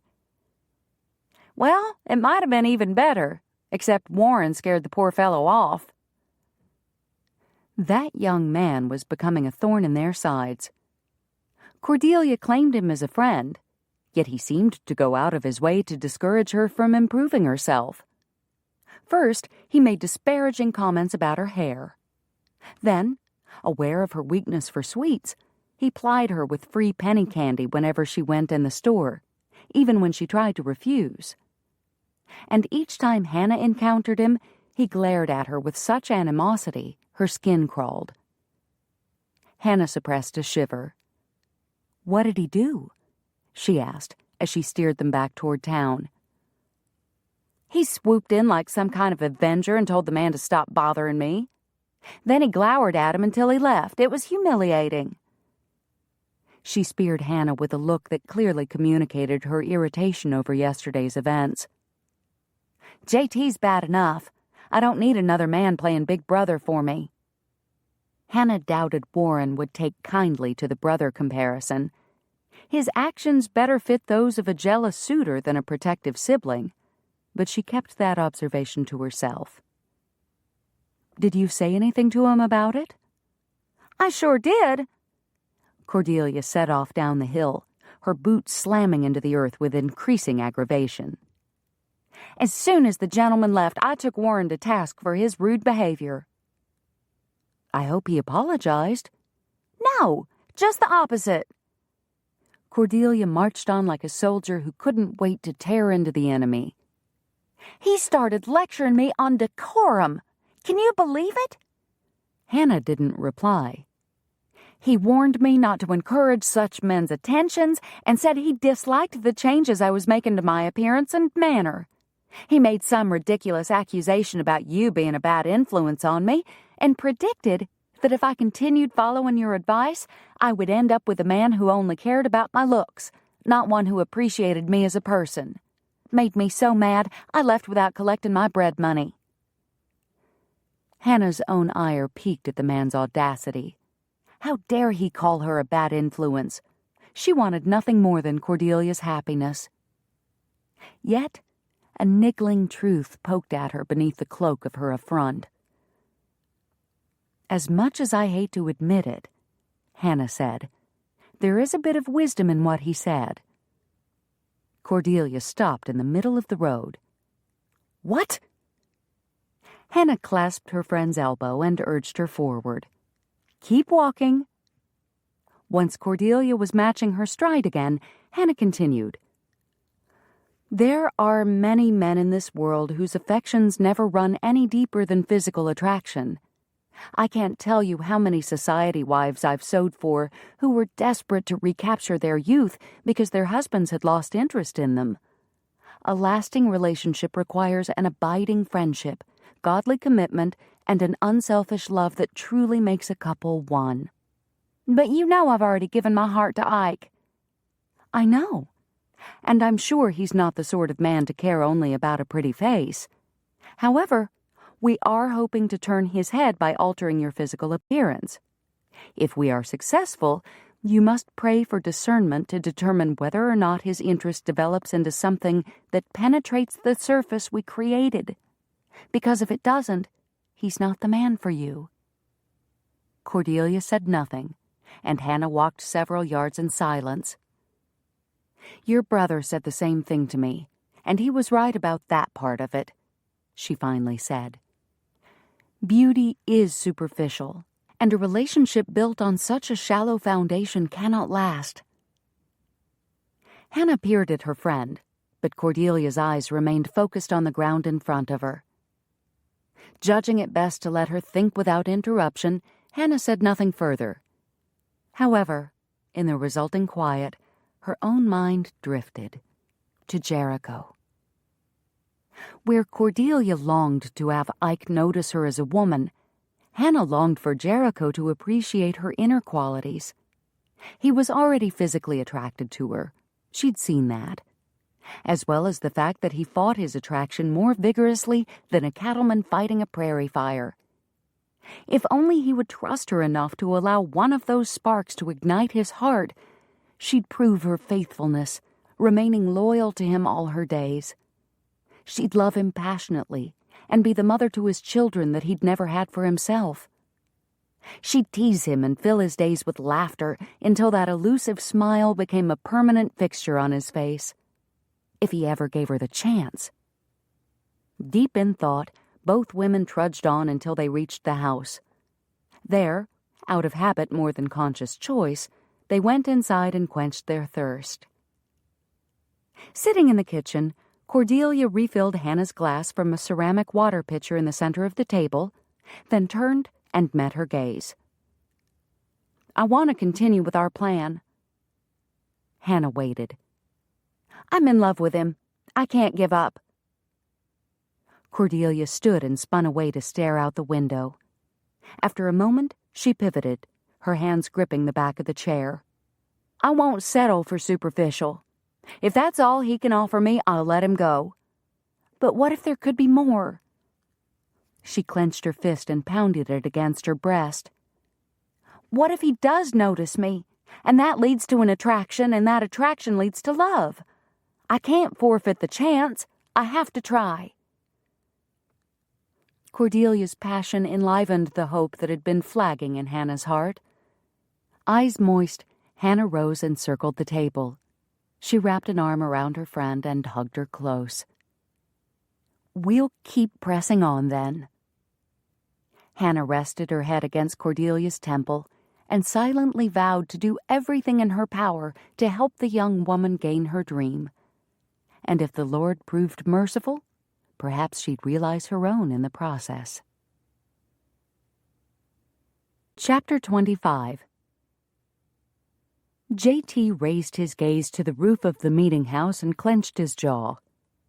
He appreciated a good sermon as much as the next fellow, but as a non-drinking man, today's treatise on the evils of drunkenness had grown tedious after 5 minutes. JT changed positions in his seat, twisting slightly toward the center. He could almost see her out of the corner of his eye. 2 rows back, across the aisle, sitting next to Ezra. She'd worn that pretty blue dress, the same one she'd had on the day he'd met her at the depot, the one that made her eyes look like moonlit ponds.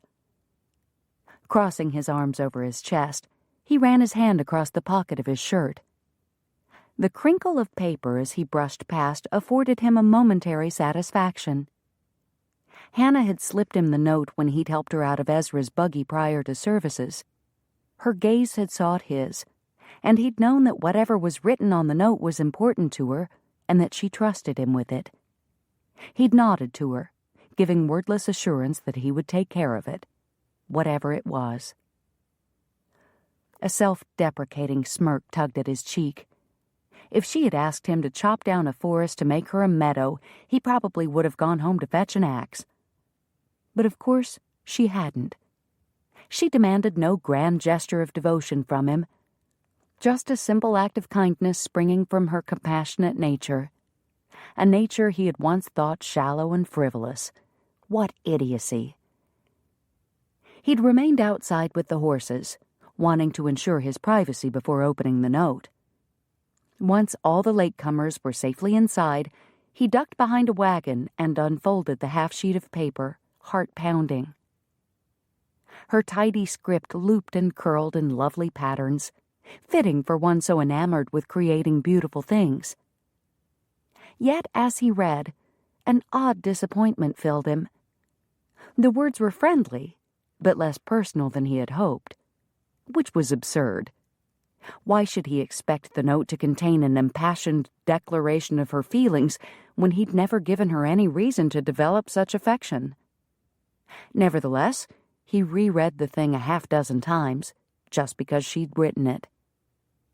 Jericho, please don't mention my mishap at the river to Ezra. I fear he will blame himself for my predicament when it was my own lapse in judgment that caused the problem. I'm sure questions about the damaged carriage will arise, and I will gladly accept responsibility for wrecking the vehicle. All I ask is that when you tell the tale, please minimize the danger of the situation so that Ezra doesn't fret.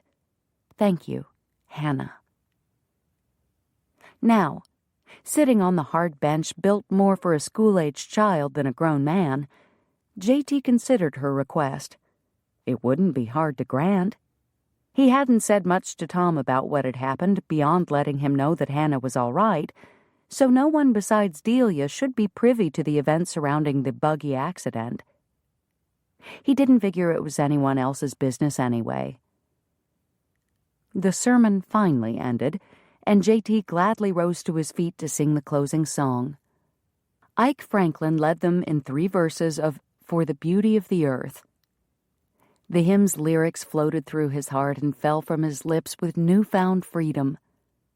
For the first time, he felt comfortable praising God not only for the beauty of the earth and skies, but for the beauty of the people around him, a certain dressmaker in particular. Like any other heavenly gift, beauty could be corrupted. He'd witnessed ample evidence to that effect in his lifetime. However, Hannah had proven that such a fate wasn't inevitable. Her inner character exuded as much loveliness as her physical features, a combination that succeeded in reflecting the glory of her Creator, much like a field of bluebonnets or a host of gleaming stars in the night sky. But what did she see when she looked at him? A grouchy old bear, most likely. JT bit down on the edge of his tongue, wishing he had a toothpick to grind. He had no right to hope that Hannah could care for him. Every time he opened his mouth around her, he managed to insult either her or her business. If she needed him, she might be willing to overlook his bullheadedness, but the woman was as independent and capable as any man, running her own business, hanging her own shelves. She even managed to rescue herself from a flash flood. All he'd done was drag her out of the water. Hannah didn't need his money, his strength, or his skills. All he could offer her was his heart. But would that be enough? It hadn't been for his mother. And even though Hannah shared as much in common with his mother as a dove did with a rattlesnake, he couldn't quite banish the doubt that gnawed on his gut. J.T. added his amen to that of the congregation, even though he hadn't heard a word of the prayer the preacher had pontificated. He silently begged God's pardon for his inattention as the hum of conversation escalated around him. Ike Franklin approached and shook his hand. "Good to see you, J.T. Ike?" The fellow darted a glance at Delia and stammered an inane greeting. Delia smiled and stepped closer, which set the man rocking back on his heels. "I enjoyed the songs you led this morning," Delia said. Thank you, Miss Tucker." His face reddened and he stretched his neck as if trying to escape a snug collar. I remembered you mentioning that Father of Mercies was one of your favorites." Since when did Ike get nervous around Delia? He saw her every day, for pity's sake. "Indeed it is. The others you selected were uplifting as well. I especially liked Sweet By and By. The lilting melody put me in mind of a boat of believers sailing for heaven and singing of the joy that awaited them on that beautiful shore." "I've never thought of it that way, but you're quite right." J.T. frowned as he shifted his gaze from Ike to Cordelia and back again. Normal people talked about the weather, crops, or their sick Aunt Myrtle after services, not poetic song lyrics. What was going on with these two?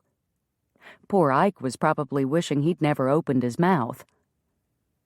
J.T. cleared his throat to gain the man's attention and was about to offer a comment on the recent rains when someone slipped up beside him and touched his arm. "Excuse me, Mr. Tucker." Hannah smiled up at him, and J.T. promptly forgot about his noble intentions to rescue Ike. "I find myself in need of your assistance. Would you mind stepping outside with me for just a moment?" "Of course." Ike could fend for himself. "I hope it's not something too serious, Miss Richards," Ike said. "Not at all, but thank you for your concern. I'm sure Mr. Tucker will set everything to rights for me in no time."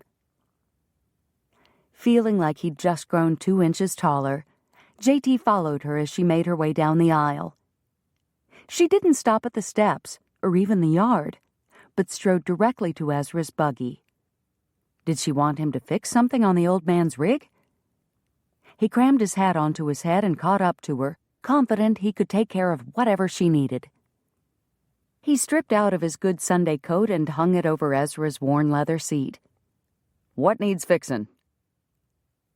Hannah leaned back against the coal box body of the carriage and drew a line in the dirt with the toe of her shoe. "Oh, I think you've already taken care of it." J.T. squinted at her. "I don't understand." She smiled. "I know." What was she up to?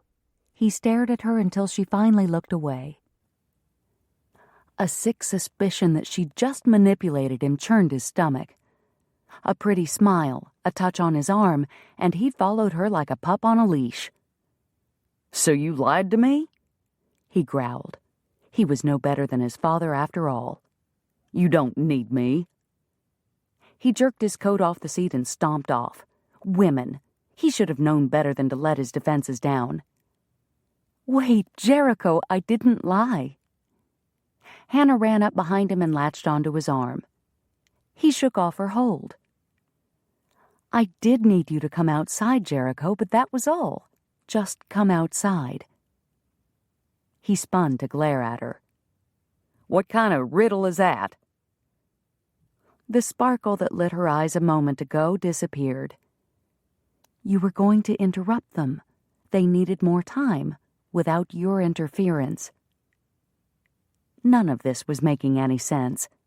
He slapped his fist against his thigh and jerked his shoulders up in question. "Who?" he demanded. "Who needed more time?" "Cordelia and Ike." "Delia and—" All at once the scales fell from his eyes, followed by an infusion of sweet relief. She hadn't been manipulating him. Well, maybe a little, but it had only been a harmless ploy to aid his sister, not some feminine machination to twist him to her will. She was simply playing matchmaker. With his sister. His ire sparked back to life. Delia and Ike? Ike is the man you hinted at all those weeks ago, the man Delia's pining after? Hannah glanced around the yard. Hush, someone will hear you. JT didn't care about the volume of his voice. His sister was in there flirting with a man whom she visited every day, alone, with no one to chaperone. If he's stepped out of line with her, so help me, I'll... Hannah grabbed the ends of his black string necktie to restrain him. He glared down at her in disbelief. She glared right back. Cool your heels, cowboy.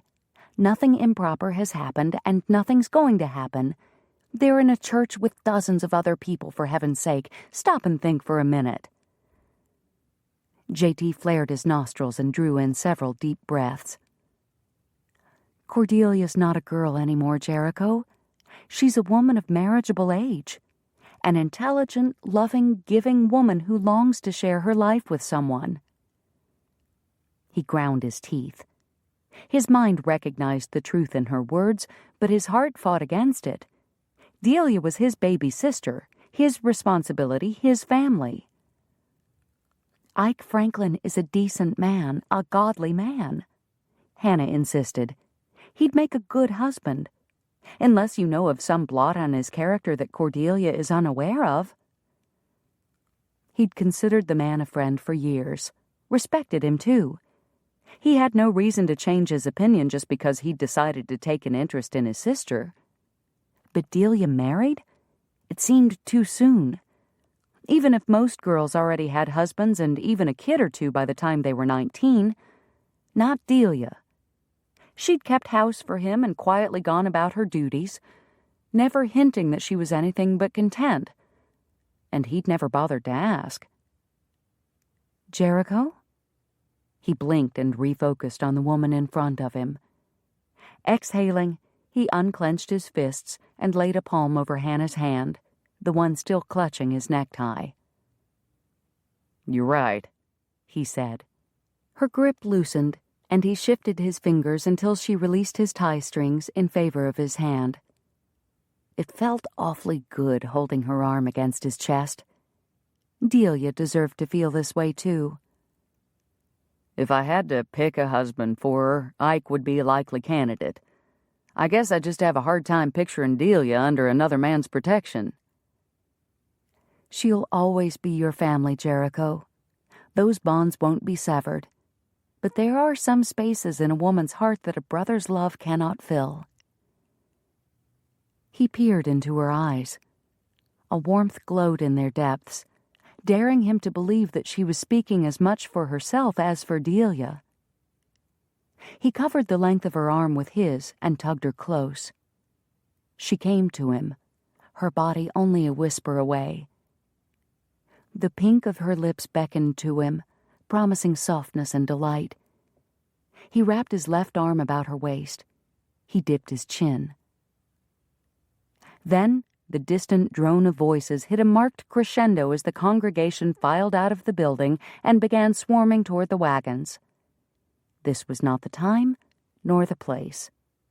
But as he stepped away from Hannah and released her hand, J.T. vowed to himself that there would be a time and a place. Soon. Chapter 26.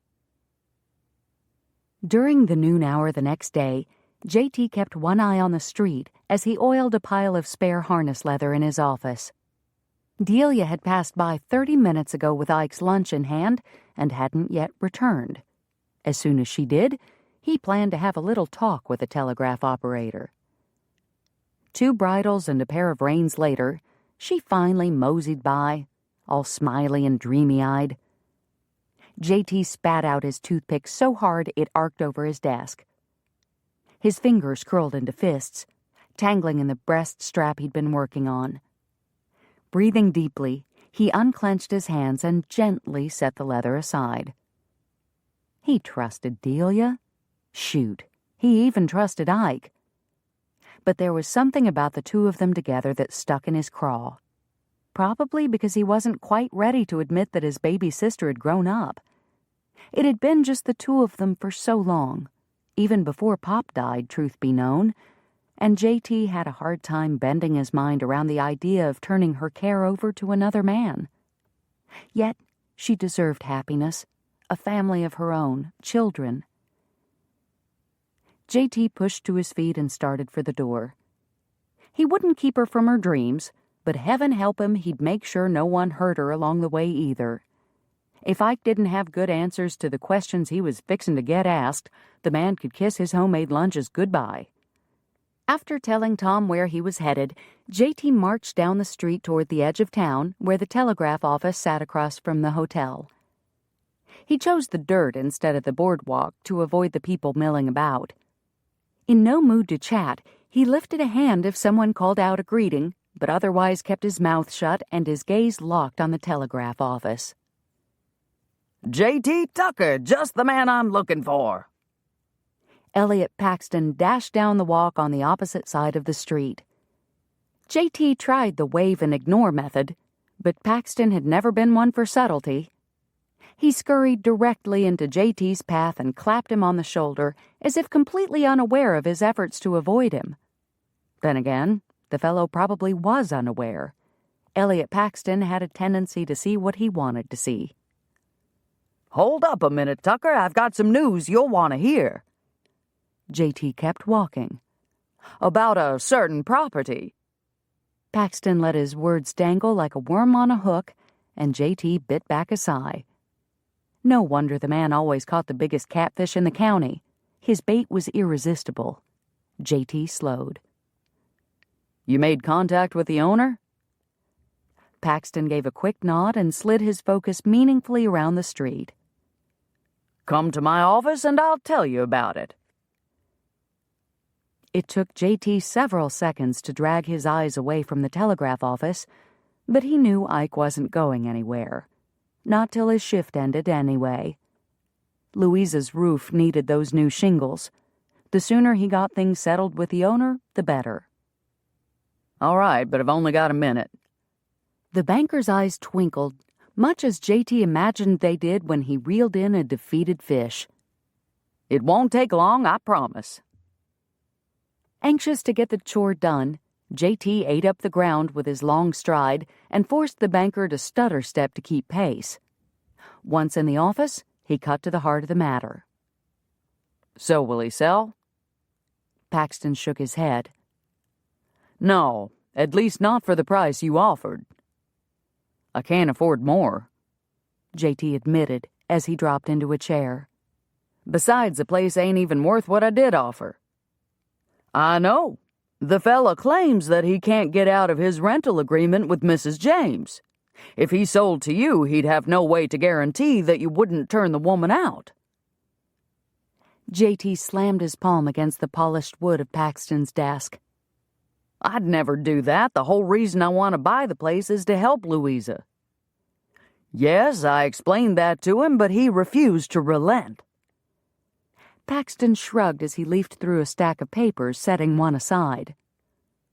I have no way of knowing if he sincerely cares about Mrs. James's welfare, or if he's just using that as an excuse to not sell. Either way, it doesn't bode well for your interests. No, it doesn't. J.T. flopped backward into a slouch. Covering the lower half of his face with his hand, he pushed out a long breath. Slowly, Paxton slid a paper from in front of him over to J.T.'s edge of the desk and rotated it 180 degrees. J.T. sat forward.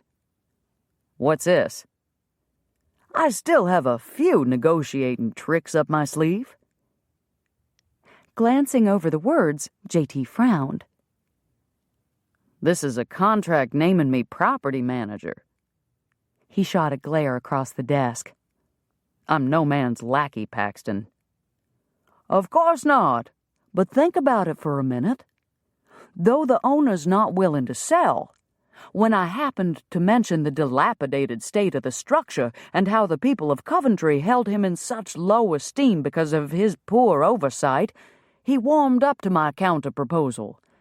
He agreed to hire a man, on my recommendation, for a small monthly stipend to make repairs and keep the building in good working order. All expenditures will have to be submitted for pre-approval, of course, but basically he would give the manager free rein. J.T. rubbed his chin, the corner of his mouth tilting up at one corner as he mentally took Paxton's plan a step further. And if said manager chose to deposit his stipend into Louisa's account... The banker grinned, and for the first time J.T. recognized the shrewdness in the man's eyes. Paxton continued. We could honestly tell the widow James that we worked out a deal with the owner to lower her monthly rent in exchange for property maintenance. Maintenance I'd be willing to do for her in exchange for, say, laundry service, since Cordelia's so busy with her bacon business these days. Paxton nodded, and the two men shared a conspirator's chuckle as J.T. signed his name to the contract.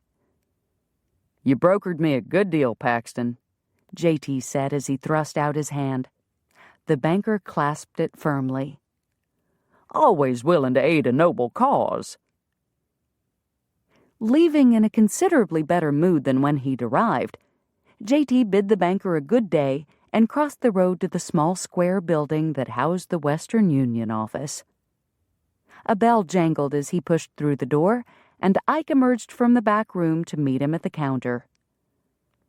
Afternoon, J.T. Need to send a wire? Nope. Need to visit with you. About Delia.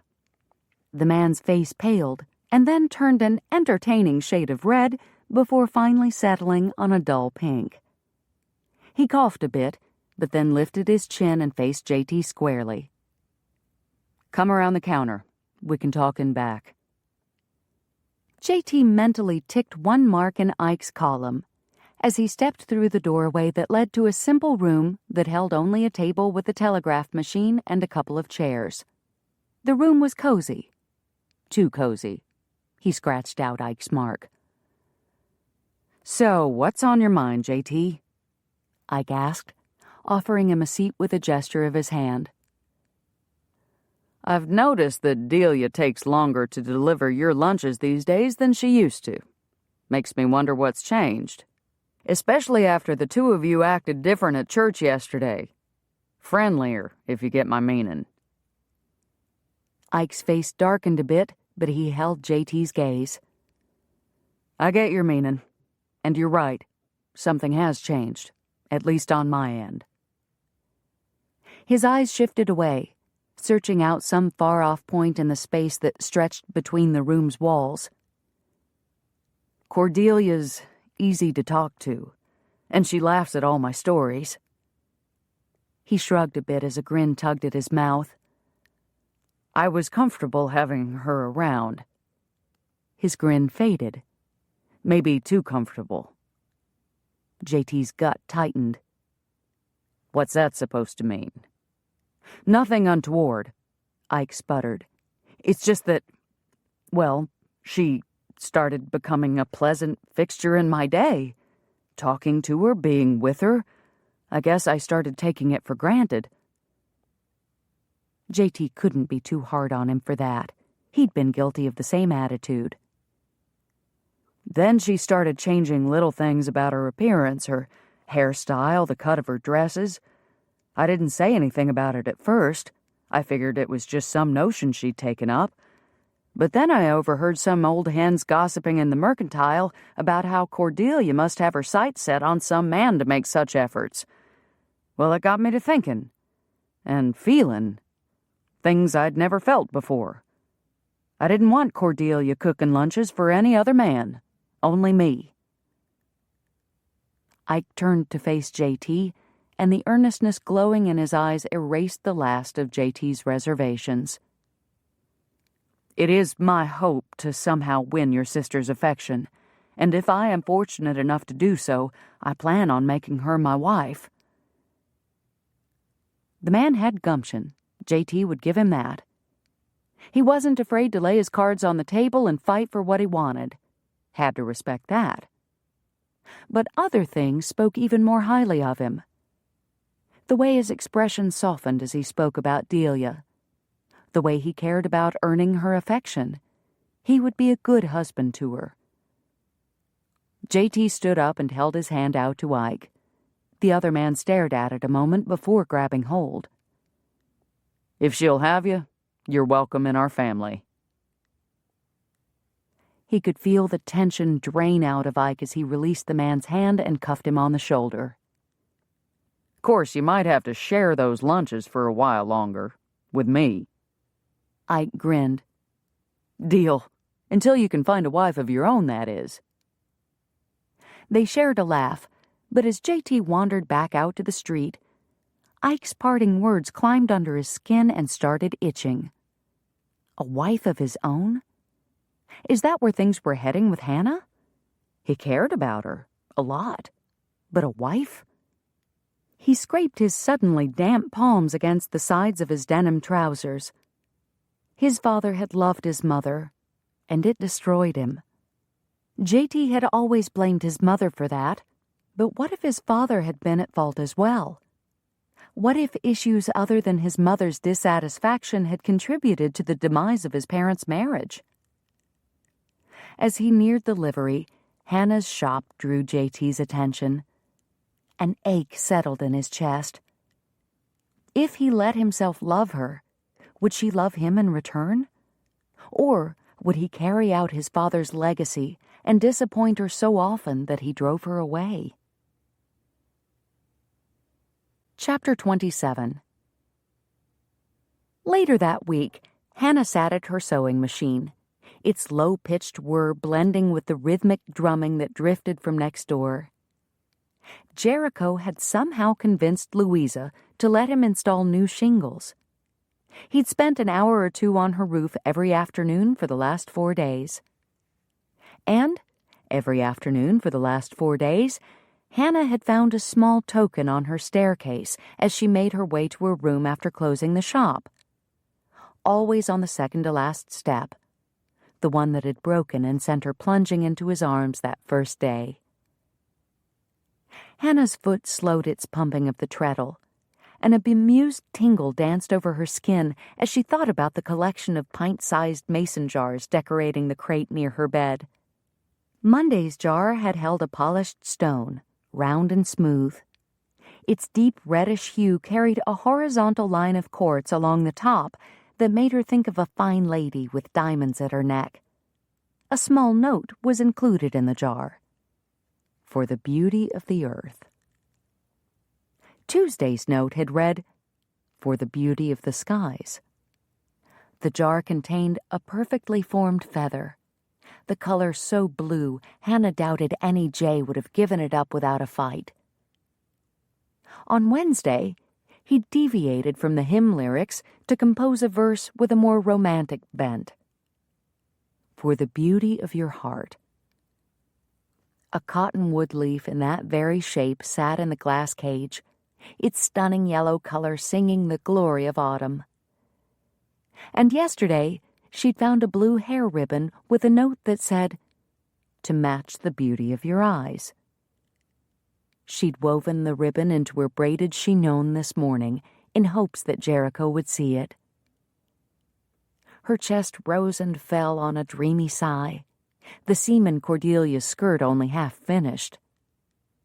Jericho Tucker was courting her, truly courting her. At least she assumed it was him. He never signed his name to the notes, but who else could it be? No one else understood the significance of that particular step. No one else had nearly kissed her in the churchyard. Memories of that almost kiss had distracted her all week. It had to be Jericho leaving the gifts. And the notes? Well, they gave her heart the biggest thrill of all. The positive references to beauty in each one led her to believe that he might finally see her as more than a stumbling block, and consider beauty more than a plague to be avoided. The door to the shop opened, startling her out of her thoughts. A guilty blush heated her cheeks as Cordelia came in. "I'm running a little behind schedule," Hannah said, glancing up. "But I'll have this ready for you to try on in a jiffy." She rocked the foot pedal back into motion and zipped to the end of the side seam. Cordelia ambled behind the counter, perfectly at home in Hannah's shop, and sat on the corner of the work table. "I'm in no hurry. In fact, I could use some time to think." "About what?" "Warren." Cordelia exhaled with enough force that Hannah felt a stirring on the back of her neck.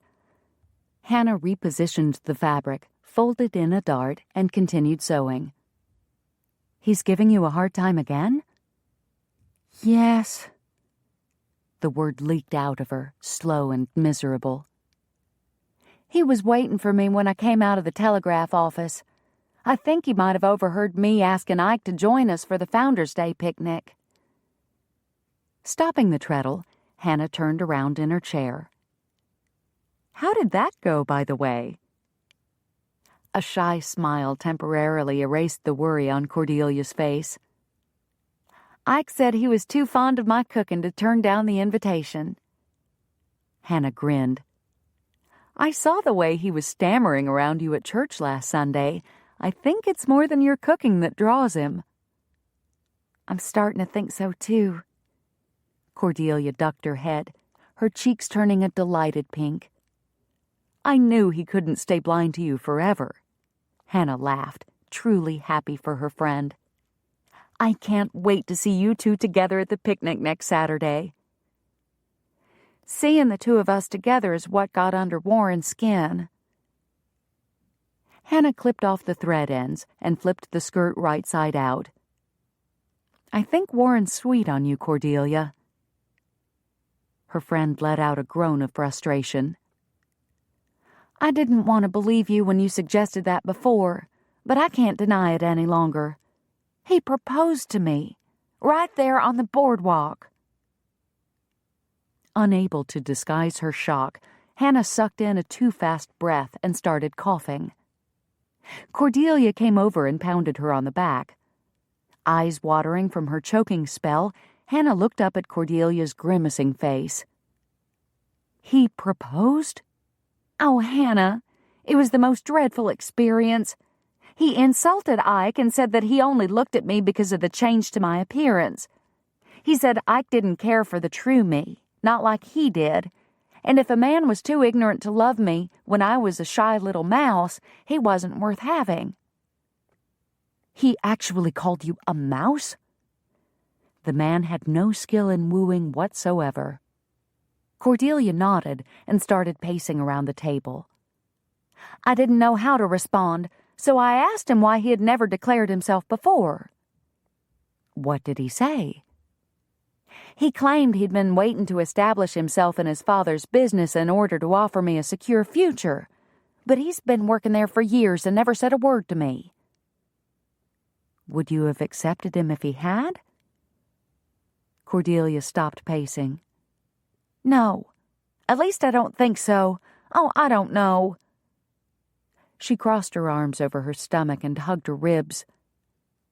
"I've never had romantic feelings toward Warren, but with no one else knocking at my door, I might have considered it."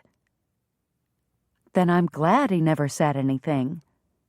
Hannah laid the skirt aside and went to her friend. "You and Warren would have been a wretched match."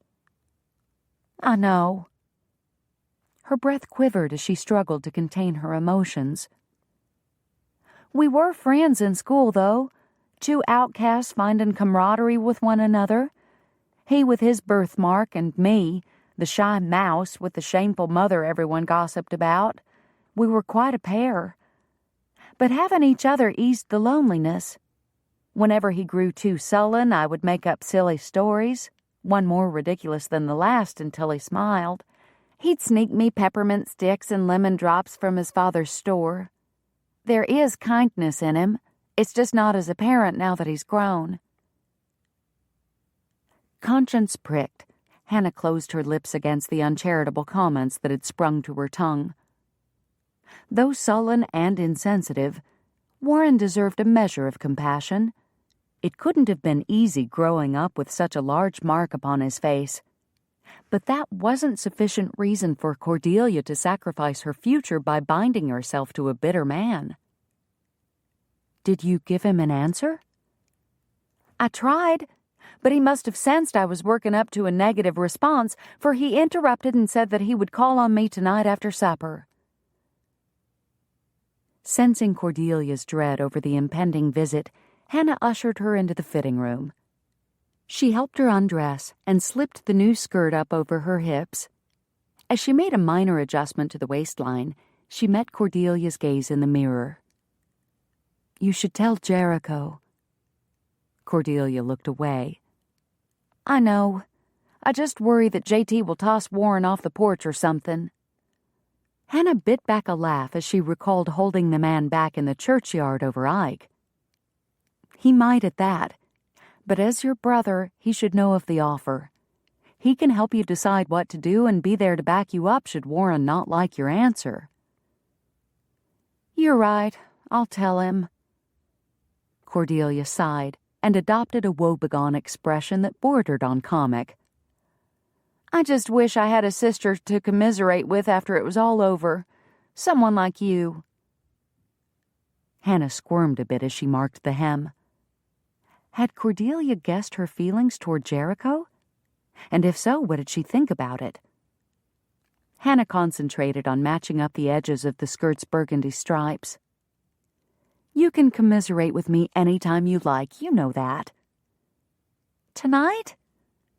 Cordelia asked, a touch of genuine pleading blending with the mischief in her tone. "Come to supper. I'd feel so much better with you there, and something tells me JT won't mind your company either." She did know. Hannah straightened. "Cordelia, Before she could explain, Cordelia grabbed her in an enthusiastic embrace. "You have no idea how happy having you as a sister will make me. JT's a little crusty on the outside, but his heart is true and as big as a mountain. He'd be good to you." Hannah backed away. "Are my feelings for him so obvious?" "Only to me. Ever since the day the two of you worked those rings together, I've had a suspicion that something might be brewing, and the way JT cared for you after pulling you from the river confirmed it." Cordelia stepped out of the skirt and handed it to Hannah, deliberately holding her gaze. "He may not have fully conceded yet, but I have no doubt that you are infiltrating his defenses." Hannah's stomach dipped and tickled the way it had when she sledded down Parkman's Hill as a child. Everything within her longed to believe that Cordelia was right. Tentatively, her lips stretched into a smile, and she clasped the hand of the young woman she already loved as a sister. "I'd be honored to join you and your brother for supper tonight." JT answered the knock on his front door, his most intimidating scowl already in place. Delia had warned him of Warren's arrival, and JT was none too pleased. He liked and respected the kid's old man, but Warren was immature and so caught up in proving his worth that he rarely looked beyond himself. JT had no issue with his marked face or his occupation, certain that a store clerk could adequately provide for a wife. But the kid made that old nag of his drag his sorry hide up the hill to church every Sunday, when the animal should have been put out to pasture years ago. If he was selfish in the way he treated his horse, who was to say he'd be any different in the way he treated a wife? Even if Delia favored such a match, JT would have been loath to accept Warren's suit on her behalf. He was thankful his sister's tender heart and girlhood loyalty didn't outweigh her common sense. Ike was a much better choice. Good evening, Mr. Tucker." Warren barely looked him in the eye. Although, to be fair, that was mostly because the kid's long hair dangled in the way. JT would have respected him more if he stood up straight, combed his hair back, and took pride in himself. So what if he had a blotch on his face? If he'd stop reminding people that he was ashamed of it by covering it with his hair, folks might actually get used to the thing and forget about it. JT was tempted to educate the fellow, but something told him his advice would not be welcome. Instead, he crossed his arms and stared the young man down. Warren, is Cordelia at home? I believe she's expecting me. He twitched and flung his hair off his forehead, only to have it fall back in his face. She'll be along in a minute, JT said. You planning to visit with her on the porch this evening? Yes, sir. Good. I'll keep an eye on you from the kitchen then. Warren tugged on his sleeves, looking about as comfortable in his sack suit as a man who had rolled in poison oak the day before. "Stop terrorizing him, JT," Delia said from behind him. "Warren knows how to act the part of a gentleman." JT stepped aside to let his sister pass, his eyes still locked on the man who had come calling. A disturbing flare of insolence crossed Warren's features at Delia's words, as if he were daring JT to contradict them. JT unfolded his arms and took a step toward him. The insolence vanished. Satisfied, JT retreated into the house and closed the door. He headed for the kitchen and stopped in the doorway. Hannah, a full dishpan between her and the window, was leaning forward, her nose nearly touching the glass. I see I'm not the only one interested in what's going on out there. She jumped, and a plate slid out of her hand, splashing water into her face. "Oh!" She squinted against the unexpected geyser. JT hurried to her side, slid a towel from the bar by the pump, and gently dabbed the droplets from her face. He stroked the cotton cloth over her forehead, cheeks, and chin. Then, just for good measure, he lightly ran it over her lips as well. Her pink tongue reached out to moisten them again, and heat rose inside him. "Thank you." Her low voice sent a shiver through him. He cleared his throat. You're welcome. She blinked, and the building fervor in her eyes dispersed, replaced by a teasing twinkle he found almost as alluring. "Now that you've got that towel in hand," she said, "you can dry." Hannah retrieved the sunken plate and handed it to him with a grin. He raised an eyebrow but accepted the dish. Just don't tell my sister I know how to do this, or she may put me to work every night. Hannah extracted her dripping fingers from the water long enough to flick him with a few sprinkles. He frowned, earning him a laugh from the sprite at his side. "My mama always said dishwater could cure any ailment. It'd be good for you to be close to it more often." JT doubted it could cure what ailed him, but then he wasn't all that sure he wanted to be cured anymore. They lapsed into a comfortable silence, broken only by the clink of crockery and glassware. As he waited for her to pass him another plate, he admired the line of her neck. Slender and pale, with a perfect little hollow near her collar that his lips longed to taste. Veering away from temptation, his gaze roamed up to the braided knot low on her head. A blue thread peeked out at him from between the strands, and his heart gave a little leap. She was wearing his ribbon. A part of him had worried that she'd find his gifts juvenile. Heaven knew he'd felt juvenile leaving them, like a kid in short pants bringing his teacher a fistful of dandelions. After all, what kind of man gave a woman a leaf or a bird feather? Yet, after contemplating Ike and Delia's discussion of hymn lyrics, he realized women liked poetry. At least Delia did. His mother would have turned her nose up at a paltry rhyme and objects that cost nothing but patience to acquire. However, he thought Hannah might appreciate them. He'd hoped she would anyway. A woman who saw beauty in a shiny button and a wooden hummingbird should be able to find it in other small things too, right? He'd stolen the first lines of his poetry from the hymn they'd sung at the close of church last Sunday, only adding a few lines of his own at the end. Each evening, He'd hunted the countryside for the right gift to offer the following day, but he never quite worked up the courage to hand it to her in person. So he'd shoved the things into jars and left them on her step. Not knowing his sister had invited Hannah to dinner, he'd left another gift a mere hour before she showed up at his home. He'd run out of poetic things to say, so he'd simply left the jar, filled with a lopsided bouquet of yellow sunflowers. Never one to play the coward for long, J.T. steeled himself as Hannah turned to pass him a platter. So, did you like the sunflowers? Her eyes widened slightly, and roses bloomed in her cheeks, but the smile that followed unclenched his gut. I loved them, and all the other gifts as well. Thank you. You're welcome. She bent back to her task, rummaging around in the grayish water for something else to wash. I had hoped they were from you. She spoke in such a quiet tone he had to strain to hear her.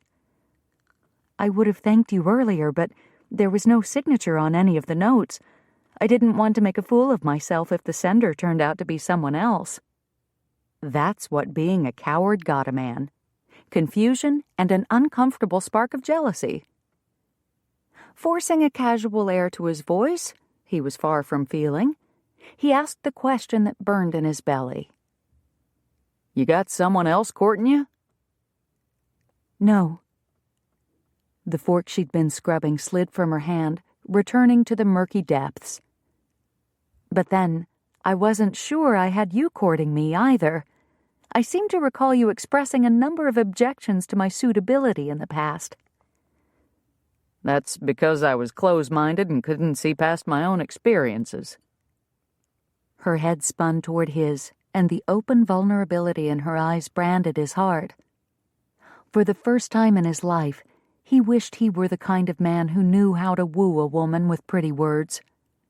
With his luck, though, he'd mangle the attempt and trample her feelings. He'd have to show her instead. Slowly, he drew her hands from the water and dried them with his towel, aware that she was watching his movements. He ran his palm up her arm and cupped her shoulder. Then, unable to resist, he traced the shape of that delightful hollow at the base of her neck with his fingertip. A tremor passed through her, and the nearly inaudible sound of her breath catching made his pulse throb. He slipped his hand around the back of her neck. His fingers toyed with the downy hair at her nape, while his thumb caressed her cheek and ear.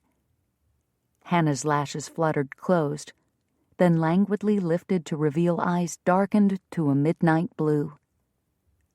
Her lips parted slightly, and he extracted his hand just enough to trail his thumb across their softness. I was wrong, he murmured. No one could be more suitable. Digging his fingers into her hair, he dragged her close and lowered his mouth. The front door banged closed. Hannah jumped and tried to pull out of his embrace, but he wasn't quite ready to let her go. He might never be. Jericho. Hannah's frantic whisper restored his common sense, and he allowed the slender fingers that had been clutching his shirt a moment ago to push him away. Delia stood in the doorway, looking from him to Hannah and back again. He positioned himself in front of Hannah, trying to absorb the majority of the scrutiny, while mentally listing all the reasons he shouldn't strangle his sister. Warren leave? He groused.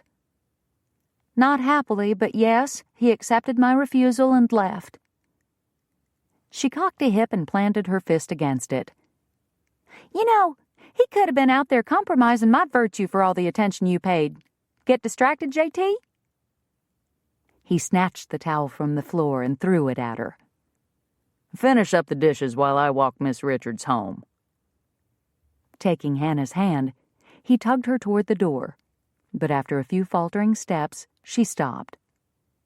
Wait, she said. Cordelia invited me here tonight in order to have someone to talk to after Mr. Hawkins left. Her face was glowing as red as a radish, Yet instead of taking the escape he'd offered, she was holding firm to her promise. "Why don't you finish the dishes while Cordelia and I talk? I'll let you know when I'm ready to go." "Yeah, big brother, finish the dishes." The imp tossed the towel in his face and then giggled as she absconded with Hannah, the two disappearing behind the door of her bedroom. Comforting himself with the fact that he could still look forward to escorting Hannah home, J.T. rolled up his sleeves and plunged his hands into the lukewarm water. He never thought he'd be reduced to doing dishes while the two women he loved talked about him behind closed doors. The tip of a knife jabbed his finger as that thought took hold. The women he loved. He loved Hannah. J.T. stuck his pricked finger into his mouth to stem the trickle of blood, then dunked it back in the water. Father had always warned him that love made a man do crazy things. He'd been right. 2 able-bodied women were currently under his roof, yet he was the one doing the dishes. Chapter 28. "Did he kiss you?" Hannah sighed and pressed her shoulder blades into the closed door, wishing she could give an affirmative answer to that question. "We're supposed to be talking about you, remember?" Cordelia tucked a leg beneath her and sat on the bed. She bounced on the mattress and grinned. "Well, did he?" Hannah couldn't quite meet Cordelia's eye. "Almost." Her friend moaned and flopped backward on the bed.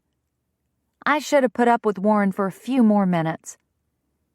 "Yes," Hannah's heart cried, but her mind knew better. She moved to the bed and sat on the corner next to her recumbent friend. "Of course not. Now tell me how things went out there."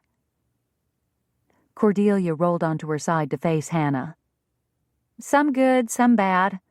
He apologized for waiting so long to tell me of his feelings and then springing them on me without any warning."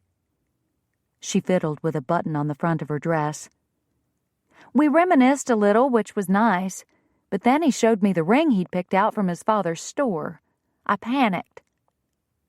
"Did he propose again?" "I didn't let him." She finally looked up. "Oh, Hannah, I didn't want to hurt him. I thanked him for being a good friend to me, but he kept shoving that ring in my face as if it would change my mind. I worried that if I didn't escape soon, he would seize my hand and force it onto my finger against my will.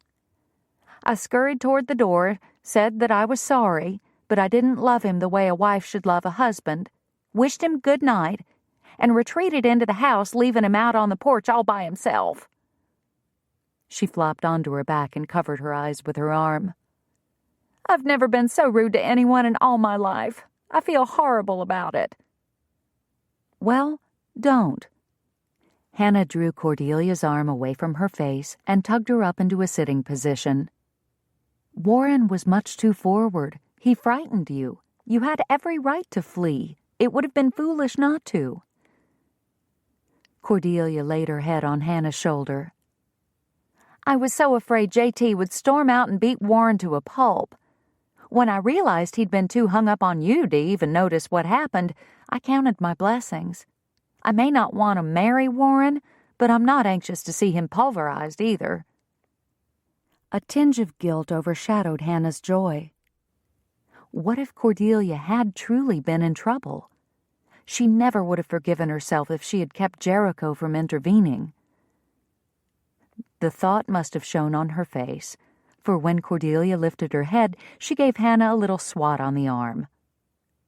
"Don't go blaming yourself for anything. If I had needed J.T.'s help, I would have made enough noise to catch his attention. He was distracted, not deaf." "Just the same, I'm glad you won't have to deal with Warren any longer. He won't continue pursuing you, will he?" "No, he's not the type to ignore my wishes. He might sulk for a while, and I wouldn't be surprised if he stopped speaking to me, but things will clear up between us eventually. They always do." "Well then," Hannah squeezed Cordelia's hand, "let's put Warren out of our minds for now and focus on Ike, shall we?" Cordelia grinned and bobbed her head in agreement. Founder's Day is only a week away. You and Ike will be together for an entire afternoon. A new dress, a shared picnic, a chance to sneak away from the crowd to talk, and possibly even share a kiss. If only I could be so lucky. We're not going to wait on luck.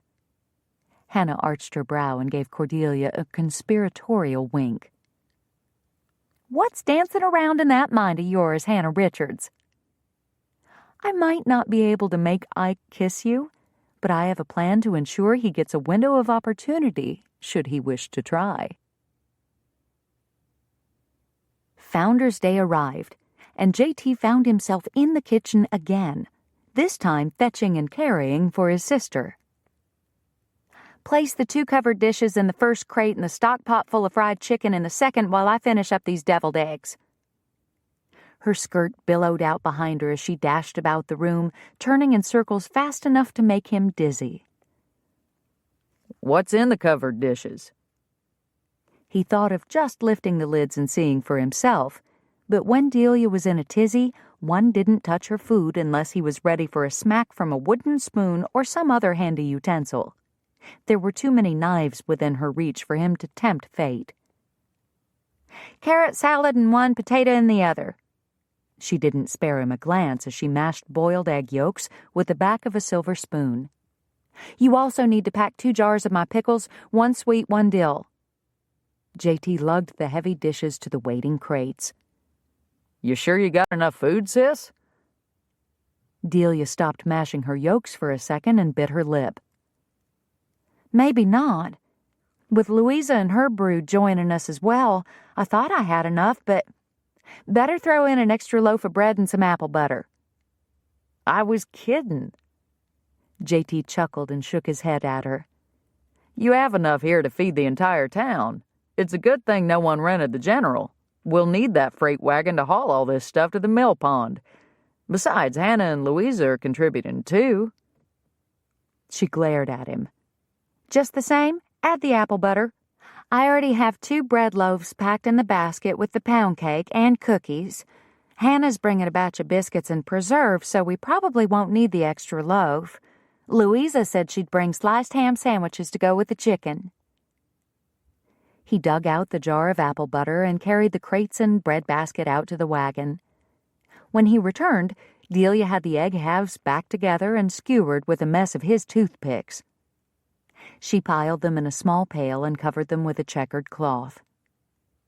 Don't take this one out until we're ready to go, and then make sure to keep it out of the sun. Aye, Captain. J.T. took the pail from her and saluted. She shoved him. Stop it, you rascal! I need to get changed. Delia flounced past him, then stopped short. Oh, I completely forgot about the tin plates, napkins, forks. J.T. steered her back toward her room. I'll gather all that stuff. Go get ready. At this rate, the activities are going to be half over before we get there.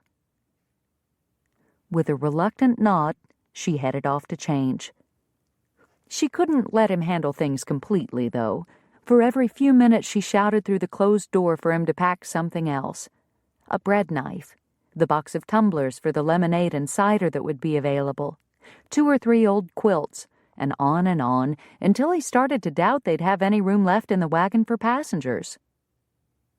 Once everything was finally loaded, J.T. pulled his suit coat from the back of a kitchen chair and slipped his arms into the sleeves. It seemed backward to him to dress up in his Sunday best for a picnic, but women insisted on wearing their finest to these rare social events, and their men were expected to follow suit. He settled the wool coat on his shoulders, gave it a tug, and strode down the hall to rap on Delia's door. Come on, you've primped enough. Ike's going to think you stood him up if we don't get a move on. The hinges creaked as she eased the door open. Delia took a tentative step, then bit her lip and ran a hand down the front of her dress. I feel like I'm a little girl again, dressing up in Mama's clothes. Do I look ridiculous? J.T. couldn't speak. He just stared at the lovely woman his sister had become, wondering how he could have missed seeing it until this moment. The dress's green fabric warmed her complexion and brought her face to life. At the same time, the tailored top and striped skirt flattered her figure, nipping in at her newly trim waist and hinting at the curves that remained beneath. She'd even refashioned her bonnet, adding a green ribbon and delicate sprigs of flowers. Hannah had brought the butterfly out of her cocoon. A little color, a sophisticated design, and several weeks of friendship and encouragement had turned a plain Delia into a rare beauty. He held his hand out to her and led her into the hall so he could make a circle around her. When he faced her again, he leaned in and kissed her cheek. "You look stunning, Delia. Truly. Not even our mother could compare." "Do you think Ike will approve?" Offering Delia his arm, J.T. swallowed his guffaw. "Darling, I doubt he'll be able to take his eyes off of you long enough to do much else." Seeing her face light up in pleasure warmed J.T.'s heart. He had kept her a prisoner in those drab dresses for too long.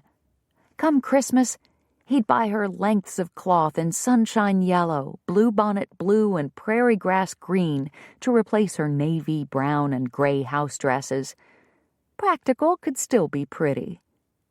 And wouldn't Hannah laugh her hat off if she ever heard him say such a thing? They closed up the house and headed to Louisa's place. The three kids whooped and danced about as J.T. turned the wagon and parked in front of the laundry. Louisa scolded them half-heartedly, unable to keep her smile at bay. Their contagious excitement soon infected them all. J.T. took her basket laden with still more food and packed it away with the rest of the feast, while Louisa fussed over Delia's new dress and shared tips on how best to clean the lightweight wool fabric. The kids scrambled into the bed of the wagon, eager to be on their way. As J.T. rearranged things to maximize space, Tessa jumped to her feet and waved vigorously. Miss Hannah, are you ready for the picnic?" A low laugh sounded behind him. "I most certainly am, and I brought something for all of us to play with after the games are through." J.T. turned to greet her as the kids clamored for her to show them the surprise that her left hand secreted behind her flowing skirts. He didn't recognize the wine-colored dress she wore, but it did a marvelous job of accentuating her slim figure and setting off her pale hair. The design was simple and almost plain in comparison to Delia's, yet she carried it with such elegance that to him she looked like a queen. Hannah glanced at him as she neared his side and offered a secret smile that immediately set his mind on kisses and long private walks. "If Mr. Tucker would be so good as to take this pie for me, I'll show you what I brought."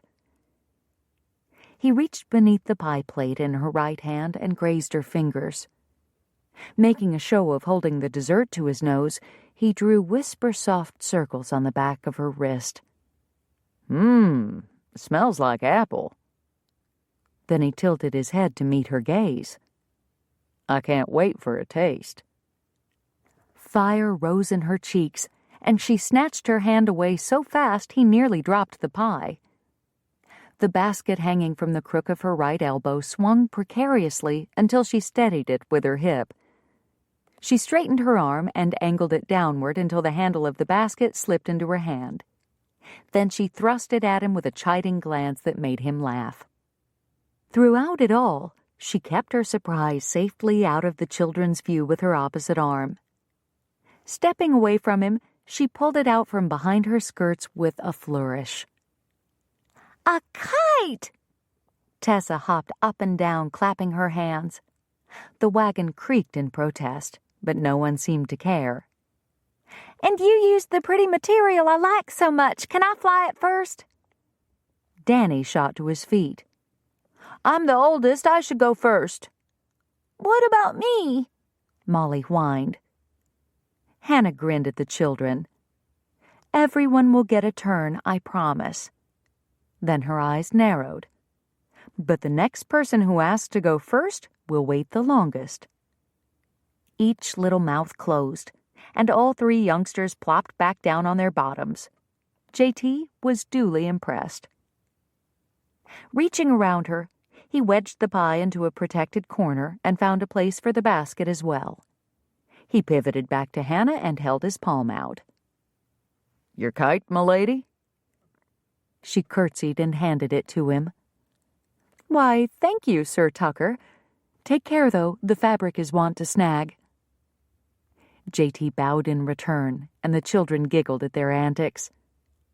The fabric in question was a rich violet hue that shimmered in the sunlight. He ran his finger across the kite's diamond-shaped body. Its smooth, luxurious texture surprised him. "Is this silk?" he whispered in her ear. "Just a small piece." She kept smiling at the children as she spoke to him out of the corner of her mouth. "Tessa has admired that cloth for weeks. This way she can enjoy it." It had to be one of the most expensive fabrics she carried in her shop, yet she'd made it into a kite to please an 8-year-old girl. "You know it'll probably just get hung up in a tree, right?" "I certainly hope so."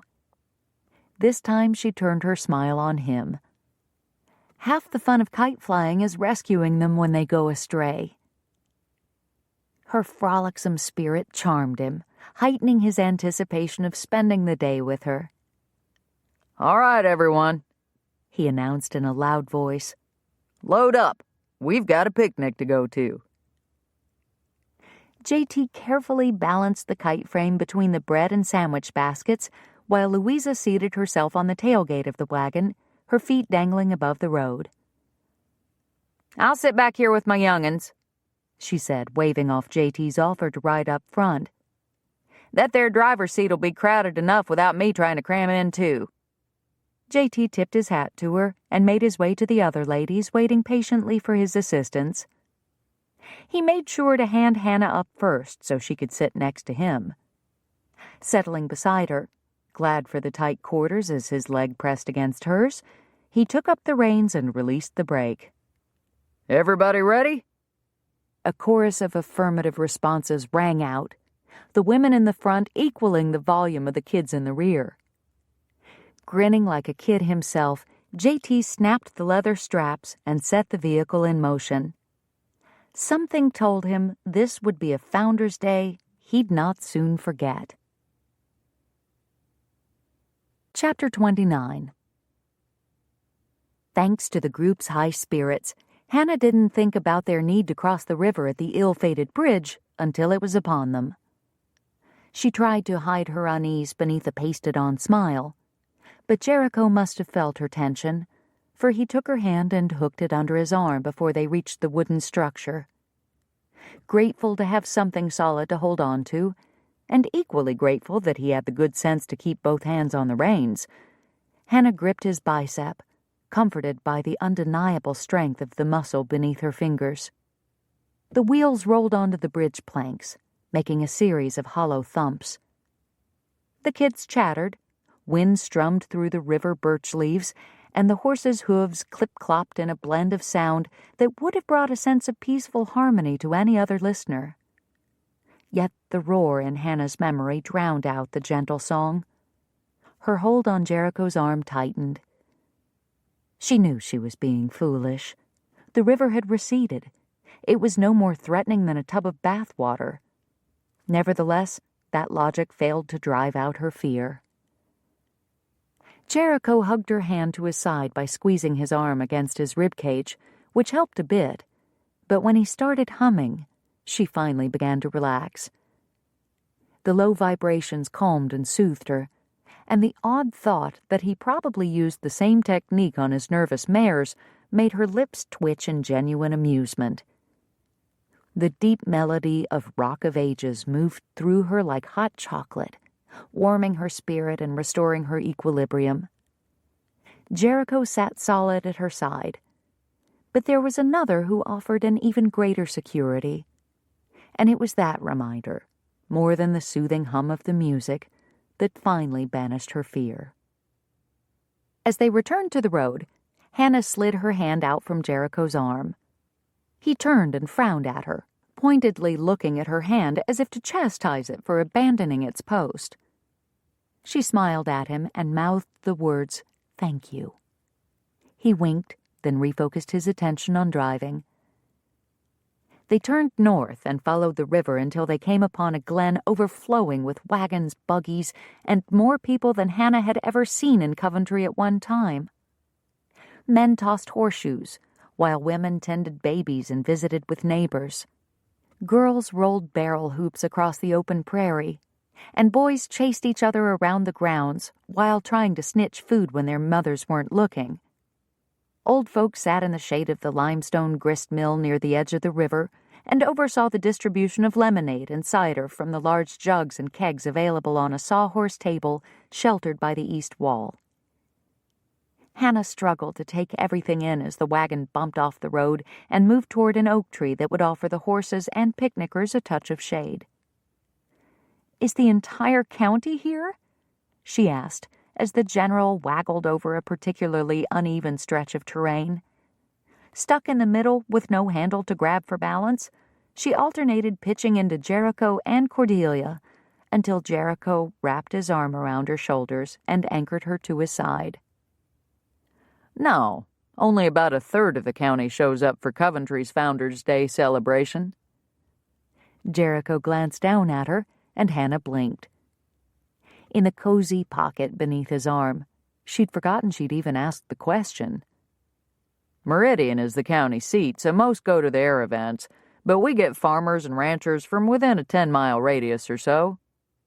The ground flattened out again as they neared the tree, yet Jericho made no move to release his hold on her.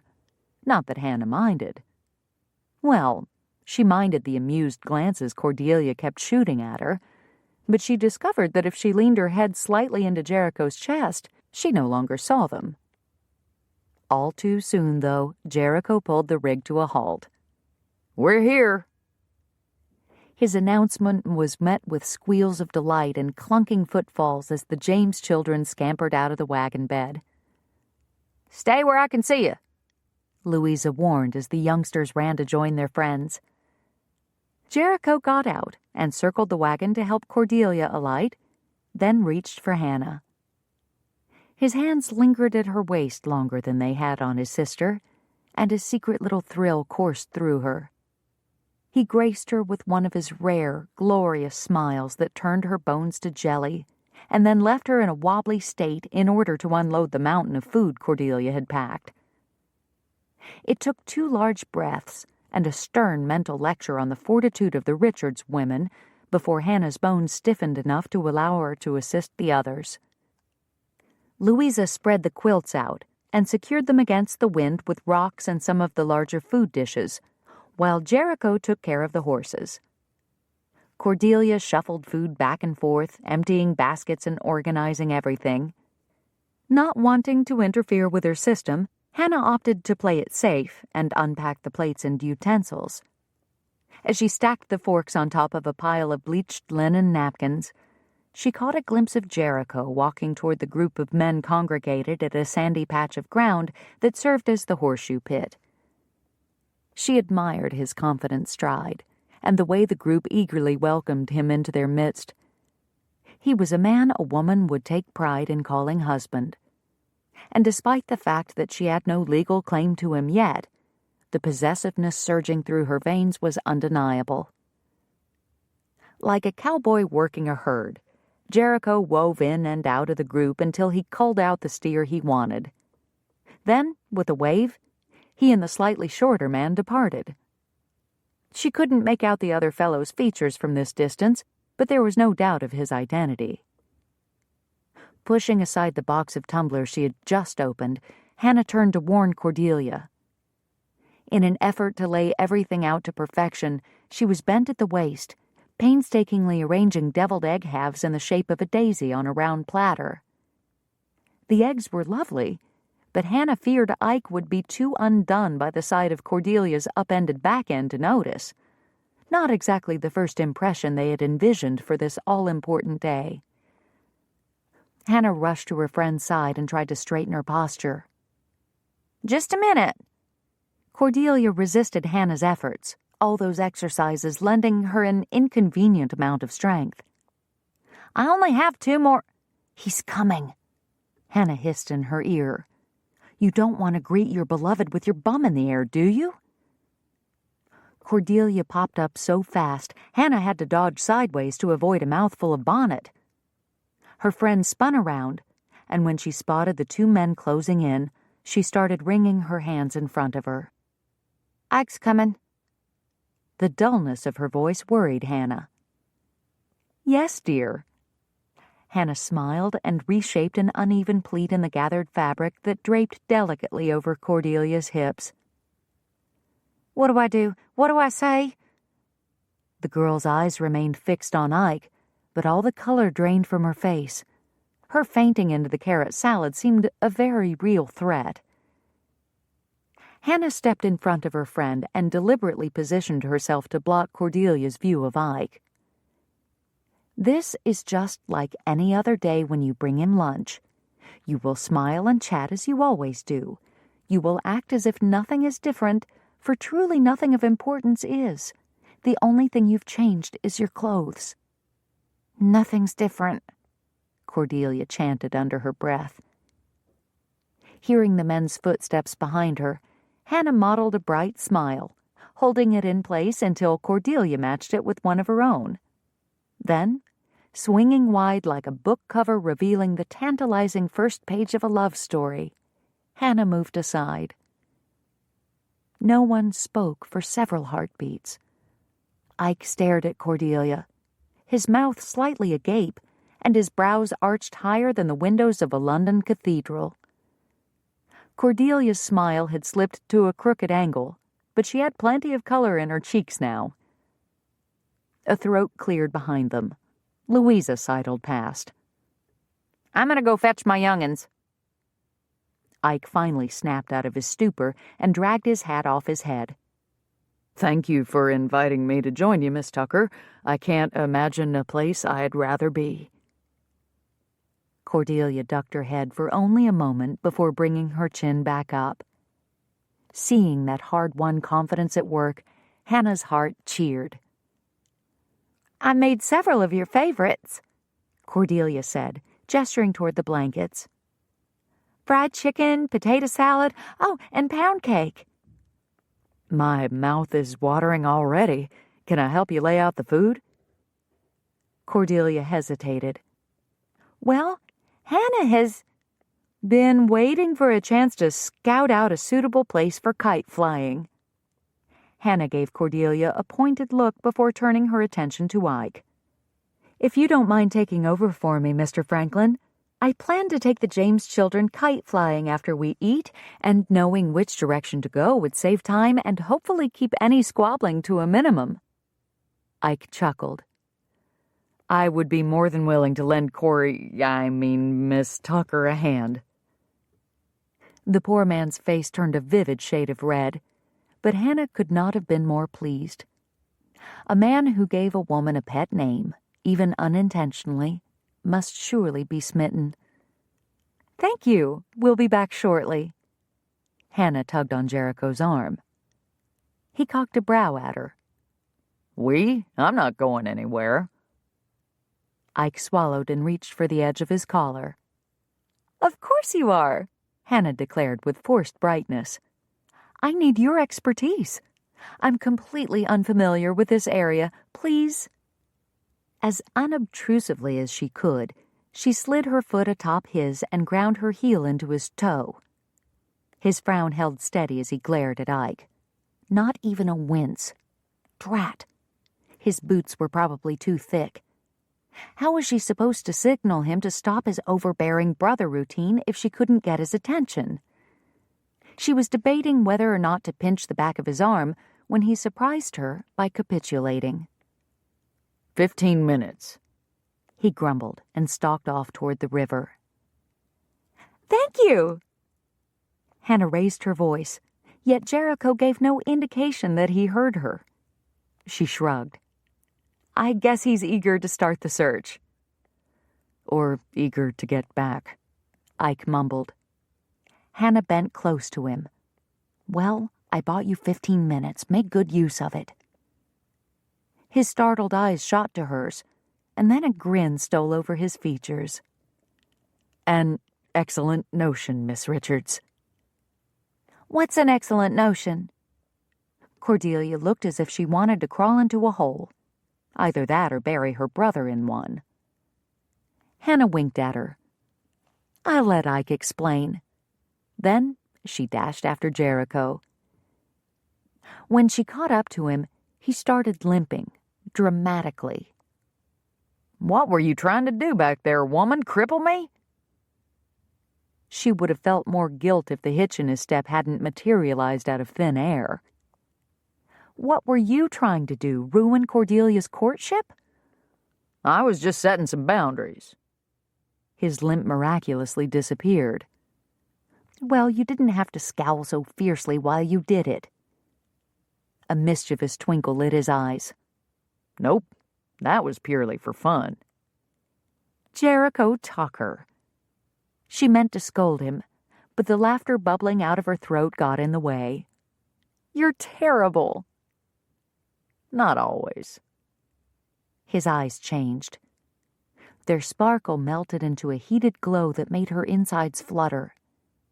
He drew a line down her arm from her shoulder to her wrist and clasped her hand, weaving his fingers between hers. Hannah, JT! A huffing Tom jogged up to them. Jericho dropped her hand. A chill passed through her as the wind erased the warmth of his grip. I signed us up for the three-legged race. The Harris brothers think they can beat us this year, but I told them not to get their hopes up. Tom glanced over at Hannah and grinned. We ain't been beaten 3 years, not since my legs grew long enough to keep up with his. He thrust his thumb at Jericho, who was doing an admirable job of hiding his disgruntlement over the untimely interruption. Hannah tried to do the same, but as Jericho turned the conversation to kite flying and the best location for such a sport, she bit her lip in frustration. 5 minutes. If Tom had taken just 5 minutes longer to find them, Jericho would have told her, well, something important. She was sure of it. She had felt the significance of the moment all the way down to her toes. Now all her toes felt were the pebbles that poked against the soles of her shoes as they made their way back to the picnic. Chapter 30. The day was too fine for Hannah to let regrets weigh her down for long. Food, however, was a different story. She couldn't remember ever having eaten so much. Hoping to walk off the lethargy that tempted her to lie on the quilt and nap in the sunshine, she let Tessa talk her into a game of graces. Margaret Paxton, the banker's wife, had brought a crate full of supplies for the game, and several pairs of young ladies loitered near the mill testing their skill. Tessa skipped up to the box and selected a set of dowel rods for each of them. What color hoop should we use? She asked when Hannah caught up to her. Each of the wooden circles, about the size of a large embroidery hoop, had been decorated with different colored ribbons. Hannah peered into the box. 3 hoops remained: red and white, green and yellow, or brown and orange. You pick, just not the orange one. She scrunched up her nose and Tessa giggled. They had long ago agreed that orange was only attractive on round fruit, wildflowers, and butterflies. Opting for the red and white, Tessa held it away from her and ran to her position a couple of yards away, letting the ribbon tail stream out behind her. She hung the hoop over the end of one dowel, then brought the tip of the second into the circle, crossing the 2 sticks to form an X. Ready? Hannah nodded and stepped out with one leg to broaden her stance. Ready. In a quick motion, Tessa flung her arms up and out, uncrossing the dowels. The hoop flew through the air. The object of the game was for Hannah to catch it on both her rods, but Tessa's throw was short, and the wind was tugging the hoop to the left. Too much of a competitor to let the hoop fall to the ground, Hannah grabbed a handful of her skirt and dashed forward. Like a fencer brandishing a foil, she stabbed her dowel through the center of the beribboned hoop and snatched it out of the air. Hooray! Tessa cried. Good catch, Miss Hannah. 9 more and you win. She was ahead 7-5 when Cordelia and Ike strolled by to watch. Her hand tucked securely into the crook of Ike's arm, Cordelia was beaming. Hannah smiled as the couple passed, so caught up in her friend's happiness that Tessa's next shot arched over her head before she even realized it had been launched. Ha! You missed! My turn! Hannah used her rod to retrieve the hoop from the ground. All right, you little imp. See if you can catch this one. Hannah sailed it a bit higher than usual, but Tessa got under it and made the snag. I did it! She jumped and gave a little whoop of glee, earning a smile from Mrs. Paxton, who had just refilled her lemonade glass. A fine catch, Tessa, the banker's wife said.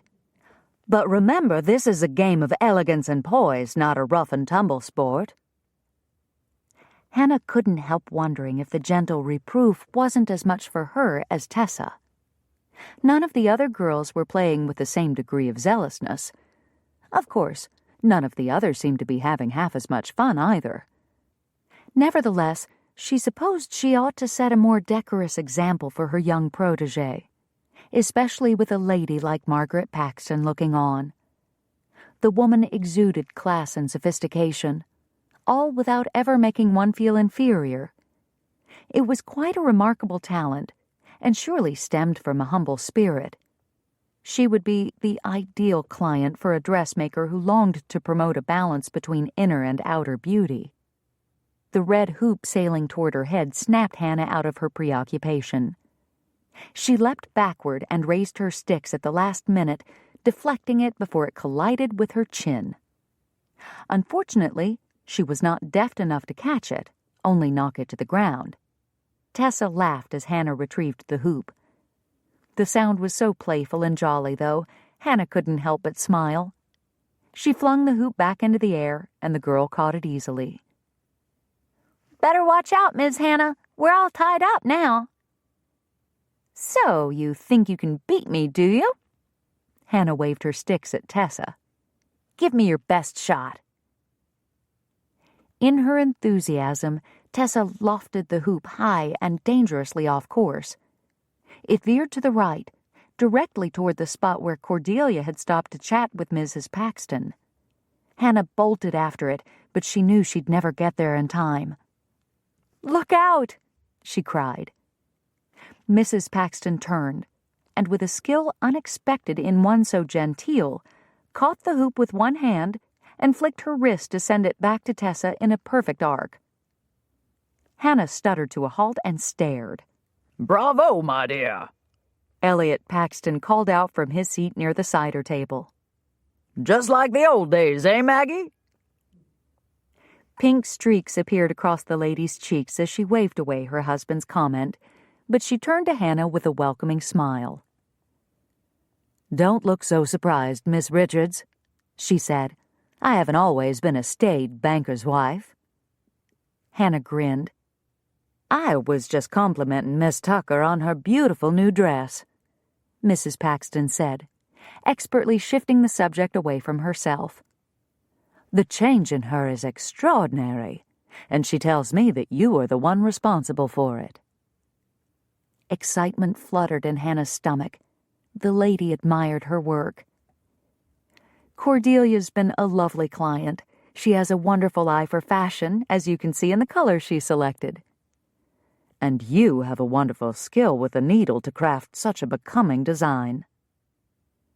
Cordelia nodded, her eyes bright as they slid from Hannah to Mrs. Paxton. Oh, yes. Miss Richards tailors everything to perfection. I doubt you could find a better dressmaker in all of Texas. The banker's wife gave Cordelia's polonaise and skirt another perusal, then assessed the one Hannah wore. I usually have Elliot drive me to Waco when the girls and I need new gowns, but now that Coventry has a qualified seamstress, I may have to forfeit those shopping trips and invest our funds closer to home. Fireworks of glee exploded inside Hannah's chest, but she forced her features into a serene expression. I would be glad to assist you, Mrs. Paxton. Please stop by the shop at any time. Thank you. I just might do that. At that moment, Tessa ran up, grabbed Hannah's hand, and started tugging her toward the center of the glen. Come on, Miss Hannah. The race is about to start. We've got to cheer on Tom and Mr. Tucker. Tessa, it's not polite to interrupt. The little girl's face looked properly contrite, for all of 2 seconds. I'm sorry, but this is important. We don't want to miss it. No, they didn't. Hannah surveyed the grounds, searching for Jericho in the crowd of men and boys who were lining up at the start. Her heart longed to be at the race. However, responsible business practices dictated she not rush off and risk offending an important potential client. Oh my, we can't have you miss the excitement. Mrs. Paxton's hand closed over the end of Hannah's dowel rods, graciously solving her dilemma. Let me put these away for you. Thank you, ma'am, Hannah said. Hurry on now. You don't want to miss the start. Hannah gave Tessa's arm a little shake. Let's go. The girl took off, dragging Hannah behind her. Hoping that Tessa's enthusiasm would rate as an adequate excuse for her own hurried pace, Hannah did nothing to slow the girl down. The sooner they got there, the better. JT towed the imaginary starting line, one arm behind Tom's back as the partners gripped each other's shoulders for balance. The Harris brothers stood 2 pairs down, shooting taunting looks JT's way as the judge inspected the bandana tied around his and Tom's ankles. Will and Archie would be the only real competition. Most teams consisted of kids or young men with their sweethearts. Fellows typically cajoled their gals into participating just to have an excuse to wrap their arms around them. Such pairings always led to a surplus of silly giggling and quick tumbles. Although JT had to admit that he'd much rather be holding on to Hannah right now than his stable hand. It might be worth a loss. Then again, recalling how hard she'd pushed when she'd challenged him to try those clubs and rings of hers, she might prove to be the toughest competitor of the lot. He wondered if being in a fashionable dress would slow her down at all. He grinned. Probably not. What's got you smiling, Tucker? Will Harris called. You looking forward to the view of my back as Archie and I breeze across the finish line? JT snorted. The only way I'll see your back is if you fall flat on your face at the start. Otherwise, Tom and I will be too far ahead to see much of anything except victory. Will raised his chin a notch. Not this year. The starter stepped into position in the front of the racers, and the good-natured ribbing died. A blue bandana fluttered at the end of his hand. Having removed his coat for the event, JT relished the breeze that fluttered his shirt sleeves, but he would not be distracted. He targeted the finish line. Tom's fingers dug into the muscles at his neck. Together, they leaned forward, ready for the signal. The starter's arm shot straight up, brandishing that blue kerchief like a flag on a pole. On your mark, he shouted. Get set. Go! His arm dropped, and the hobbled racer surged onto the course. Several pairs stumbled as soon as they began, but JT paid them no mind.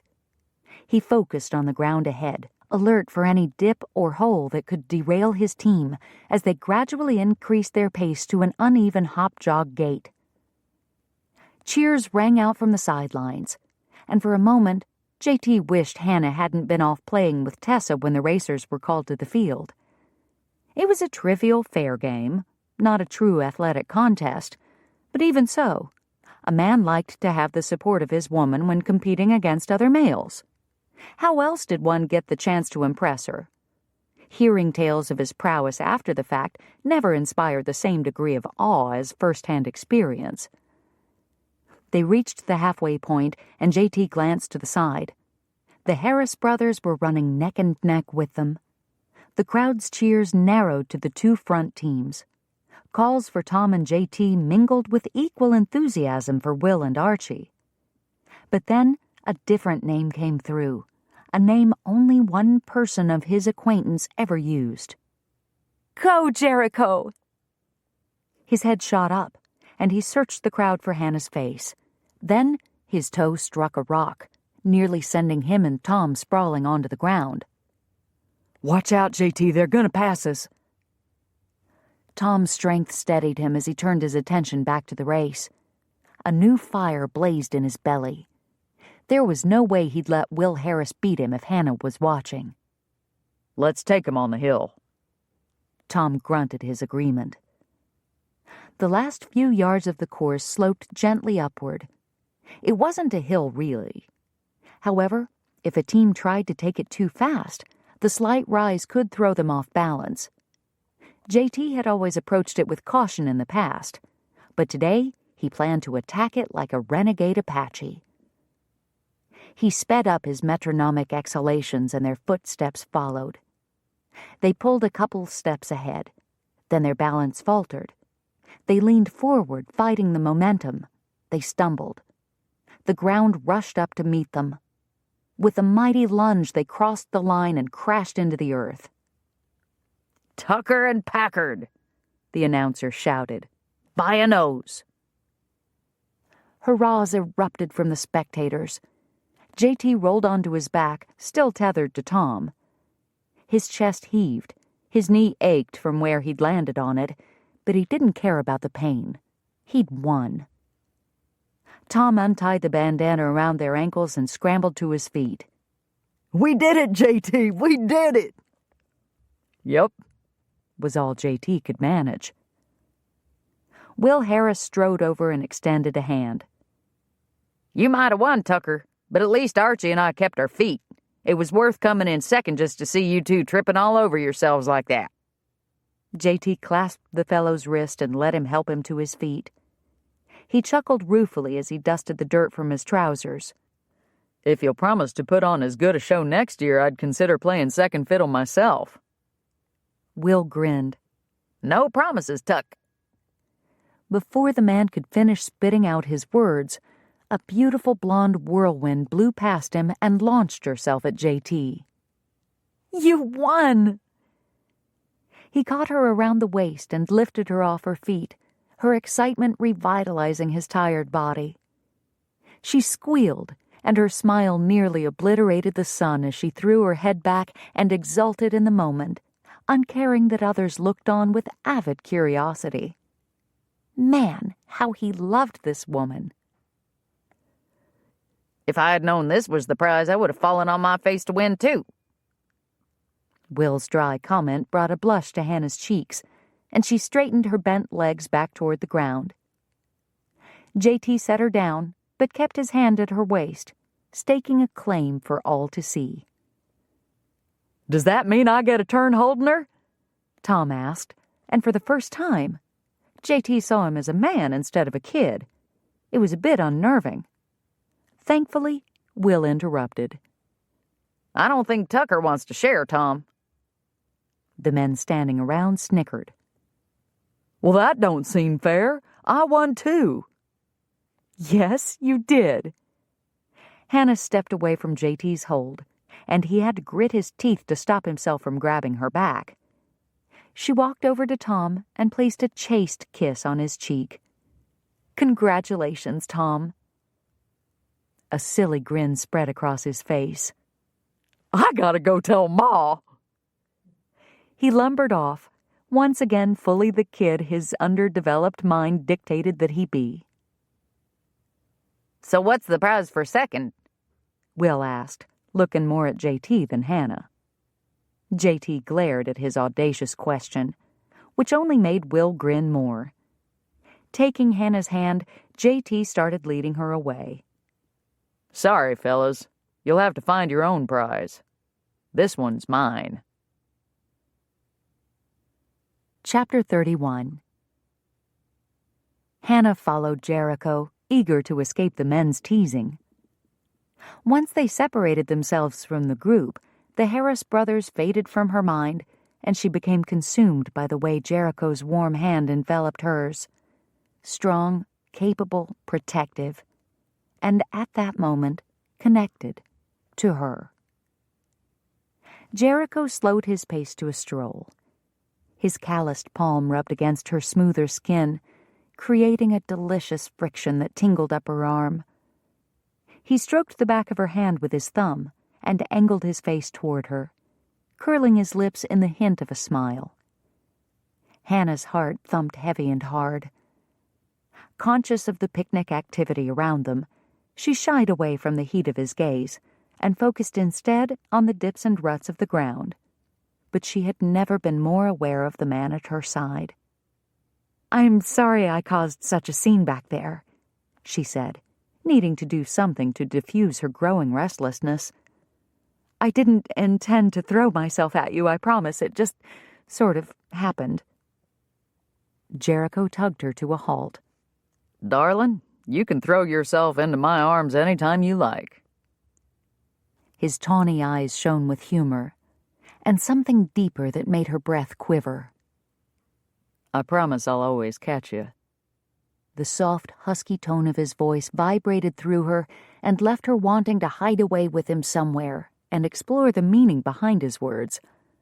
But she couldn't. She had a kite to fly and children to entertain. "We should get back," she said, dipping her chin. Jericho released her hand and cleared his throat.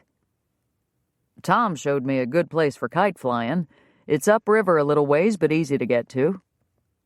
He placed his hand at the small of her back and guided her toward the wagon. Grateful for the ordinary conversation, she tried to subdue her bucking emotions. "That sounds lovely. I'm sure the children will be pleased."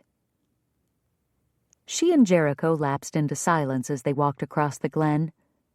Hannah glanced his way and caught him staring, the look in his eyes hinting at things unsaid. Her pulse flittered. Would he finish the conversation he had started earlier that day before Tom had interrupted them? Hannah held her breath, aching with the need for him to declare his feelings. His warm regard revealed his attraction, and his possessiveness had been evident as he staked his claim in front of the Harris brothers. Yet she longed for the words, for the assurance that she had indeed penetrated his heart as he had penetrated hers. Had Jericho grown to care enough for her that he would be willing to set aside his past hurts and tie himself to a dressmaker for the rest of his days? She stole another peek at him, her chest tight with hope. But he looked to the ground without speaking, and her breath leaked out in disappointment. "Grant me patience, Lord. You have promised that things work together for good for those that love you, and whether that good entails a life with Jericho or not, I will trust in your faithfulness." She tried to stop there, but a desire tugged on her soul that wouldn't be denied. She couldn't let the prayer go without at least presenting the request that burned within her. "I love him, Lord. I love him with all my heart. Please grant me a future with this man. Please." With a quiet sigh, Hannah released her worry and welcomed the lightness that followed. The sun glowed in the sky, a cool breeze tickled her cheeks, and children's laughter filled the air. It was a beautiful day, a day made for rejoicing. She wouldn't ruin it with unproductive frets. As Jericho steered her toward their picnic spot, Tessa spotted the children and grabbed the kite from where it had been propped against the tree. She hopped up and down on her toes and waved at them to hurry. Hannah's feet slowed. "Oh, no." Jericho turned to her. "What?" "I have no idea how to choose who goes first. They've all been so good. Any suggestions?" The question hung between them for a split second, as if Jericho couldn't quite believe she was asking him for advice. But in a flash, the glimmer of surprise on his face disappeared beneath his customary confidence. She even detected a swagger in his step as he urged her forward. "I think I can come up with something that'll work." And he did. A game of short straws, or toothpicks in this case, determined the order. Ike volunteered to help Cordelia pack up the leftover food and supplies, which allowed Louisa to join the kite-flying expedition. Mother and children ran ahead, but Jericho stalled, taking extra time to fold his coat into a lopsided square and lay it on the blanket. An exasperated Cordelia shot Hannah a pleading look. Hannah deciphered the hint and dragged Jericho away. As they walked, he glanced over his shoulder more than once and grumbled about the folly of leaving his sister alone with Ike when he couldn't keep an eye on them. Hannah gave him a little swat on the arm. "Leave them be, Jericho. Half the town will be chaperoning them while you're gone. Besides, I think you can trust Ike not to take advantage of your sister," she said, "just as I trust you."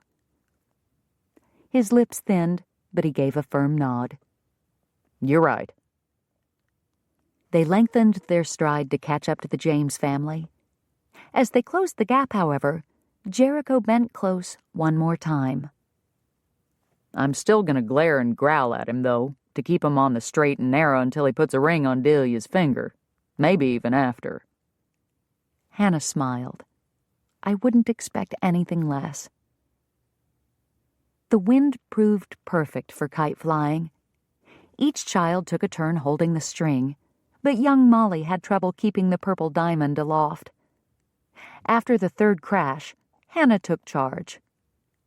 Running the length of the clearing with the James children chasing after her, she lofted the kite into the air and sent it soaring.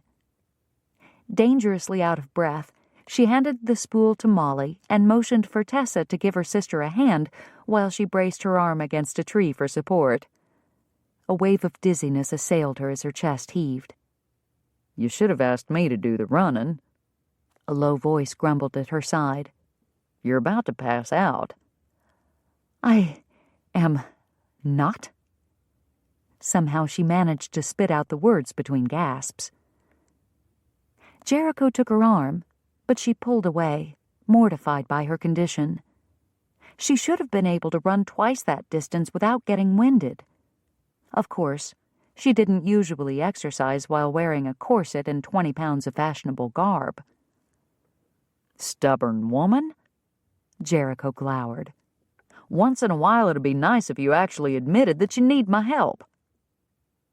He left her standing at the base of that tree with a queasy feeling in her stomach. She'd hurt him. It had been there in his eyes. He thought she didn't need him, but nothing could be further from the truth. She needed him so much she ached with it. But how was he to know that? Slowly, Hannah's lungs regained a calm rhythm and her mind cleared. She hated appearing weak. All the pitying glances she'd endured after her swimming accident as a child were enough to last a lifetime. When her mother had brought home Dr. Lewis's book and started her on his calisthenic regimen, Hannah had vowed to regain her strength no matter the cost. And she had. Never quitting once, not even when her lungs burned as if she had breathed in 1,000 tiny embers, or when muscle cramps woke her from a sound sleep, sending teary rivulets down her cheeks as she bit on her pillow to contain her cries. She took pride in her hard-won physical strength, yet that pride had just pushed the man she loved away. Jericho was right. She was stubborn, foolish too. Determined to rejoin the group and find a way to privately apologize to Jericho, Hannah let go of the tree and stepped forward, directly into a prairie dog hole. Her heel caught, her ankle twisted, and she stumbled sideways into the prickly pear cactus plant that she'd been careful to avoid earlier. A pair of pointed spines pierced her skirt and inner layers to stab the tender flesh at the back of her thigh. With a yelp, she jumped forward, only to hear an ominous ripping noise from behind. Hannah closed her eyes and moaned. Why did it have to be her new dress? Her right ankle throbbed, her thigh stung, and now her skirt was caught on a cactus. The Lord must have decided to help her get rid of that troublesome pride. "Miss Hannah, come see," Molly called from a few yards away. "I'm flying it all by myself." "You're doing great, sweetheart. I'll be there in just a minute." She waved to the happy gathering, But when Jericho turned to look at her, her hand fell back to her side. "Mr. Tucker, might I prevail upon you for some assistance?" He stared at her for what felt like ages without taking a single step in her direction. Then, finally, he trudged across the field, the suspicion lighting his eyes becoming less deniable the closer he came. Jericho halted a couple feet away and questioned her with a raised eyebrow. Hannah swallowed. Her pride didn't go down easily. Chapter 32. JT crossed his arms over his chest and waited. She better not be patronizing me. Just because he wanted her to admit that she needed help once in a while didn't mean he would stand for her manufacturing some ridiculous predicament in a half-baked attempt to placate him. A heavy gust of wind billowed across them, and Hannah teetered. She shifted her weight to compensate and winced. He unlaced his arms and took a step forward. You hurt? Not badly. She tried to smile, but her lips only curved on one side. My main problem is that I'm stuck to a cactus. Stuck to it? A chortle escaped, obliterating the rest of his sentence. Reining in his laughter, he cupped her shoulders and pulled her forward a bit to judge the extent of the snare. Sure enough, she was stuck. One of the pleats that used to drape so delicately along the back of her skirt now listed gracefully to the side, gouged by a wicked-looking spine. Several other spines had snagged the wine-colored fabric closer to the ground as well. How'd you manage to get tangled up with a cactus? JT crouched beside her and started extricating her from the prickly plant.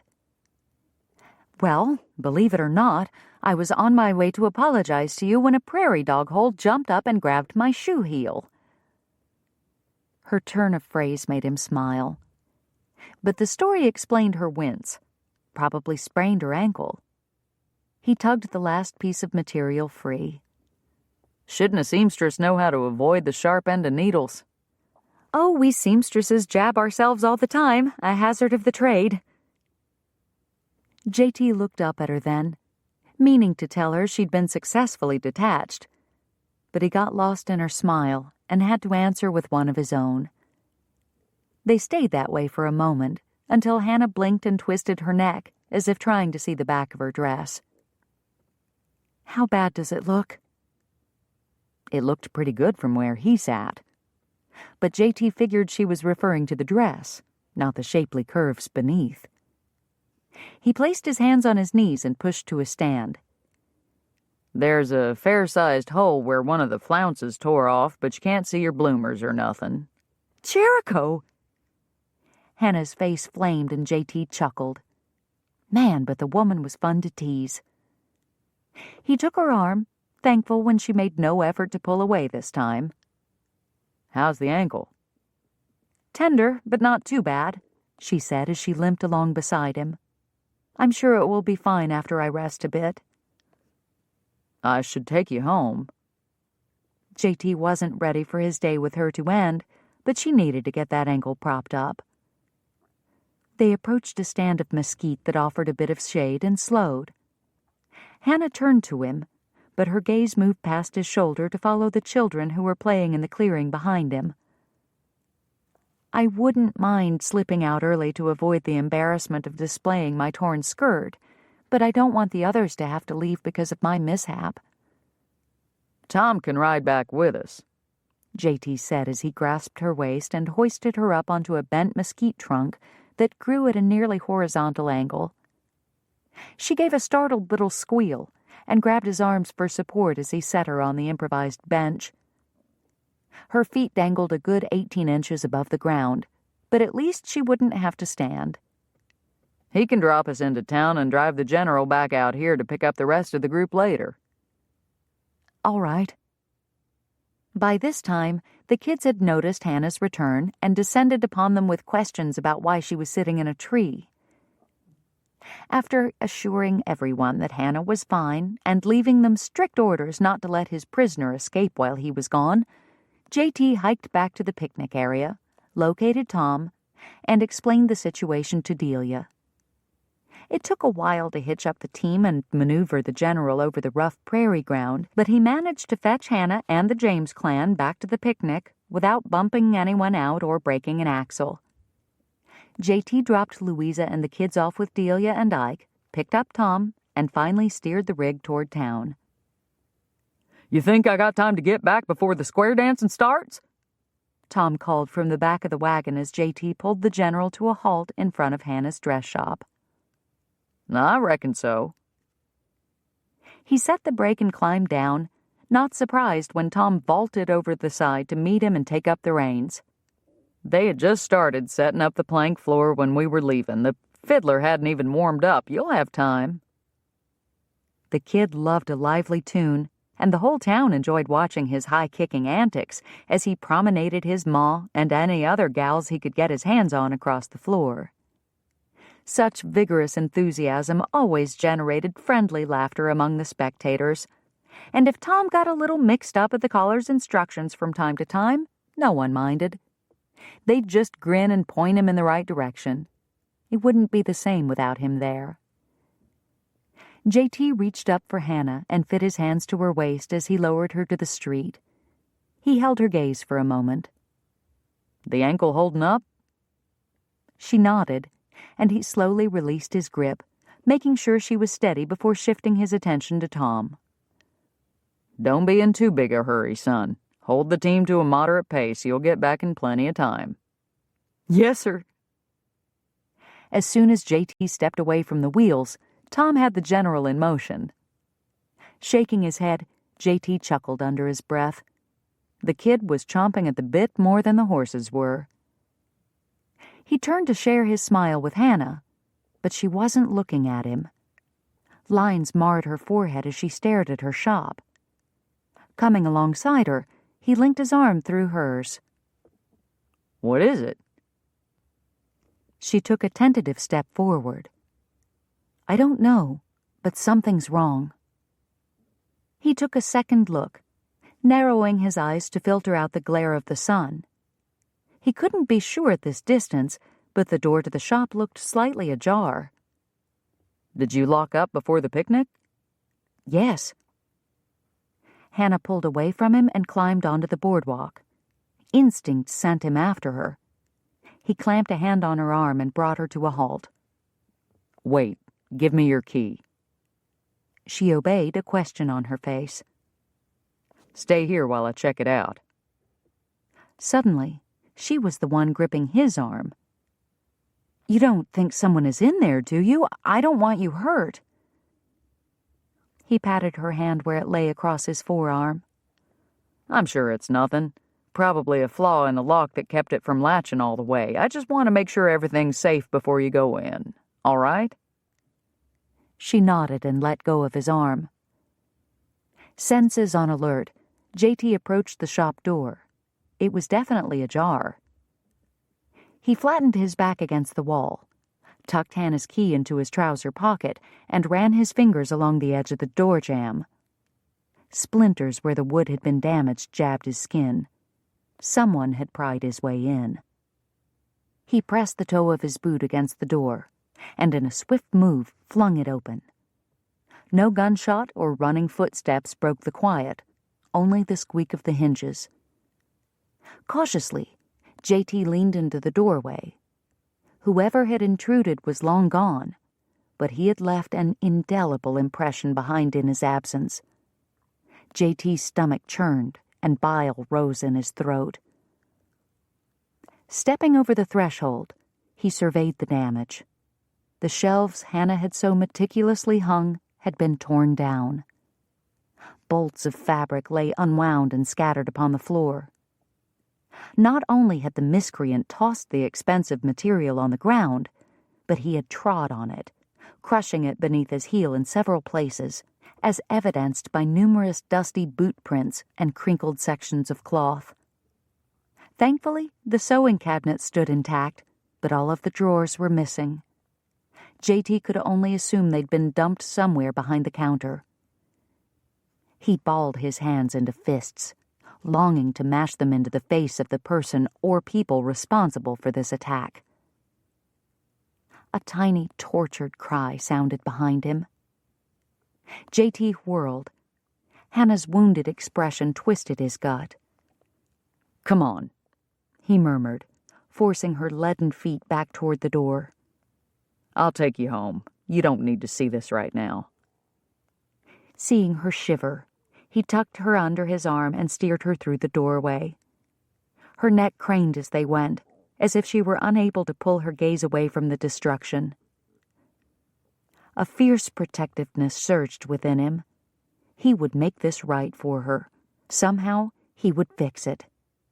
He grabbed hold of the door and moved to shut it, but Hannah's gasp stopped him. He lifted his head and saw what had distressed her. Tacked to the inside of the door was a note. "You never should have come." Chapter 33. A chill snaked through Hannah as she read the ominous words. She would have felt better believing a group of unruly boys were responsible for this violation. Then the deed would have been random, impersonal. But the note destroyed that hope. Someone wanted her gone. Hannah wrapped her arms around her middle. Jericho snatched the offending paper from the door, crumpled it into a ball, and hurled it into the depths of the shop. He steered Hannah onto the walkway, then slammed the door hard enough to shake the outer wall. Hannah flinched. He stood with his back to her, the muscles in his shoulders twitching beneath his suspenders. She wanted him to hold her, to comfort her, to convince her she had nothing to fear, but the anger emanating from him made her pause. "Jericho?" His chest expanded as he inhaled, and an audible release of air followed. The tension in his neck dissipated. His fisted hands uncurled. When he turned, the solicitous expression on his face eradicated the wall between them. "I'm so sorry, darling. Hannah dove into his arms and burrowed into his chest. She clung to his waist, anchoring herself to his strength. As his arms enfolded her, the tears she had held at bay fell in earnest. Why? Why would someone do such a thing? It cut her heart to ribbons. It wasn't so much the damage to her property, but the hatred burning behind the act. What had she done to inspire such hostility? She sank further into Jericho's embrace, her energy flagging as despondency took hold. Her knees wobbled, and Jericho scooped her up. He carried her to Ezra's bench and settled her in his lap. Neither of them spoke, but his presence, his touch soaked into her soul like a balm on an open wound. Gradually her sobs slowed to occasional hiccups, and he fumbled for a handkerchief. While she dried her eyes and blew her nose, he untied her bonnet strings, set the hat aside, and tucked her head under his chin. Hannah couldn't say how long they stayed that way, but when she finally raised her head, the sun was swimming on the edge of the horizon. Not quite able to meet Jericho's eyes yet, she stared at his chest. Dark blue splotches marred the sky-blue fabric of his shirt, soggy from her blubbering. She covered the largest spot with her hand. The warmth of his skin seeped through the wet cloth, his heart thumping a steady beat, a beat that seemed to accelerate. "I'm sorry I wept all over you. I made quite a mess of your shirt." She made to remove her hand, but Jericho covered it with his own and held it in place. Hannah slowly tilted her chin to meet his gaze. "Are you all right?" She nodded. "Yes, thank you. I feel much better." Suddenly shy and uncomfortable, Hannah slid off his lap and stood on the boardwalk. Even her ankle felt sturdier. She plucked her bonnet off the bench but didn't put it back on. I should change." She forced a false smile onto her face as Jericho rose to his feet. His eyes narrowed slightly, and she knew she hadn't fooled him. "That's why we're here, right?" she said brightly as she stepped toward the stairs. "I'll just let you get back to your business while I—" Her hand clutched the rail, but her feet refused to budge. Pulse jumping, mouth dry, Hannah eyed the stairs as if they were the teeth of some feral creature that would chomp into her leg the minute she set foot in its territory. She couldn't do it. What if the same person who ransacked her shop had been in her personal rooms, touching her things, violating her privacy? Jericho came beside her in an instant. "I'll go up with you." He took the first step and held out his hand. Taking a deep breath, she fit her palm to his and let him lead her all the way to the top. The door loomed large, but Jericho faced it down, key in hand. He unlatched it, pushed the portal open, and stepped inside. He returned seconds later, a gentle smile curving his lips. "Everything's still neat and tidy." "Thank you, Lord." Hannah swayed in relief and gripped the railing to her left as she steadied her shaking legs. After a moment, she stepped inside, her eyes scanning the room from wall to wall, searching for anything out of place. Jericho remained behind, giving her the privacy to explore on her own. Moving through the chamber, she fingered the cloth that covered her table, toyed with the spindles of the new chairs, traced the nickel-plated design on the stove, and ruffled the pleats on her ugly orange curtain. Normal. Everything was blessedly, wonderfully normal.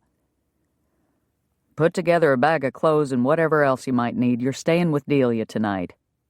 His voice rumbled through her with a comforting authority.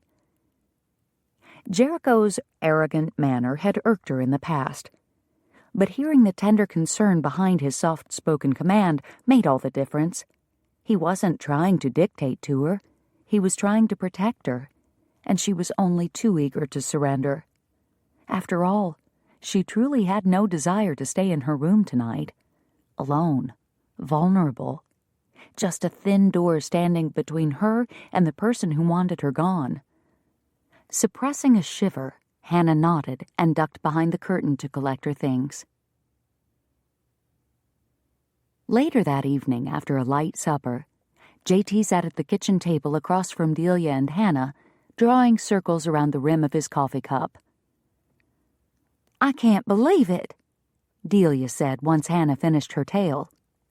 "We've never had vandals in Coventry. Do you think they were after your money?" "I made a deposit yesterday, so there wasn't much in the till." Hannah glanced up at him and swallowed. He could sense her lingering unease, and it tore at his heart. More than anything, he wanted to take that from her, absorb it into himself if need be.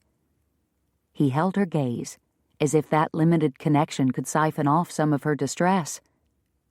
And perhaps it had, for she sat a little straighter when she turned back to Delia. "I don't think the vandal was after money. I think he wanted to scare me. He left a note saying I should never have come here." Delia gasped and set aside her tea to squeeze Hannah's hand. "How awful for you." She shook her head. "To think someone we know could do such a horrible thing, well, it defies belief." A thoughtful look crossed her face. "Do you have any idea who the culprit could have been?" J.T. halted his cup halfway to his mouth at his sister's question. He'd been wanting to ask Hannah the very same thing ever since they got back to the house, but he'd not had the chance. Hannah hesitated, her focus dancing from Delia to him and back again.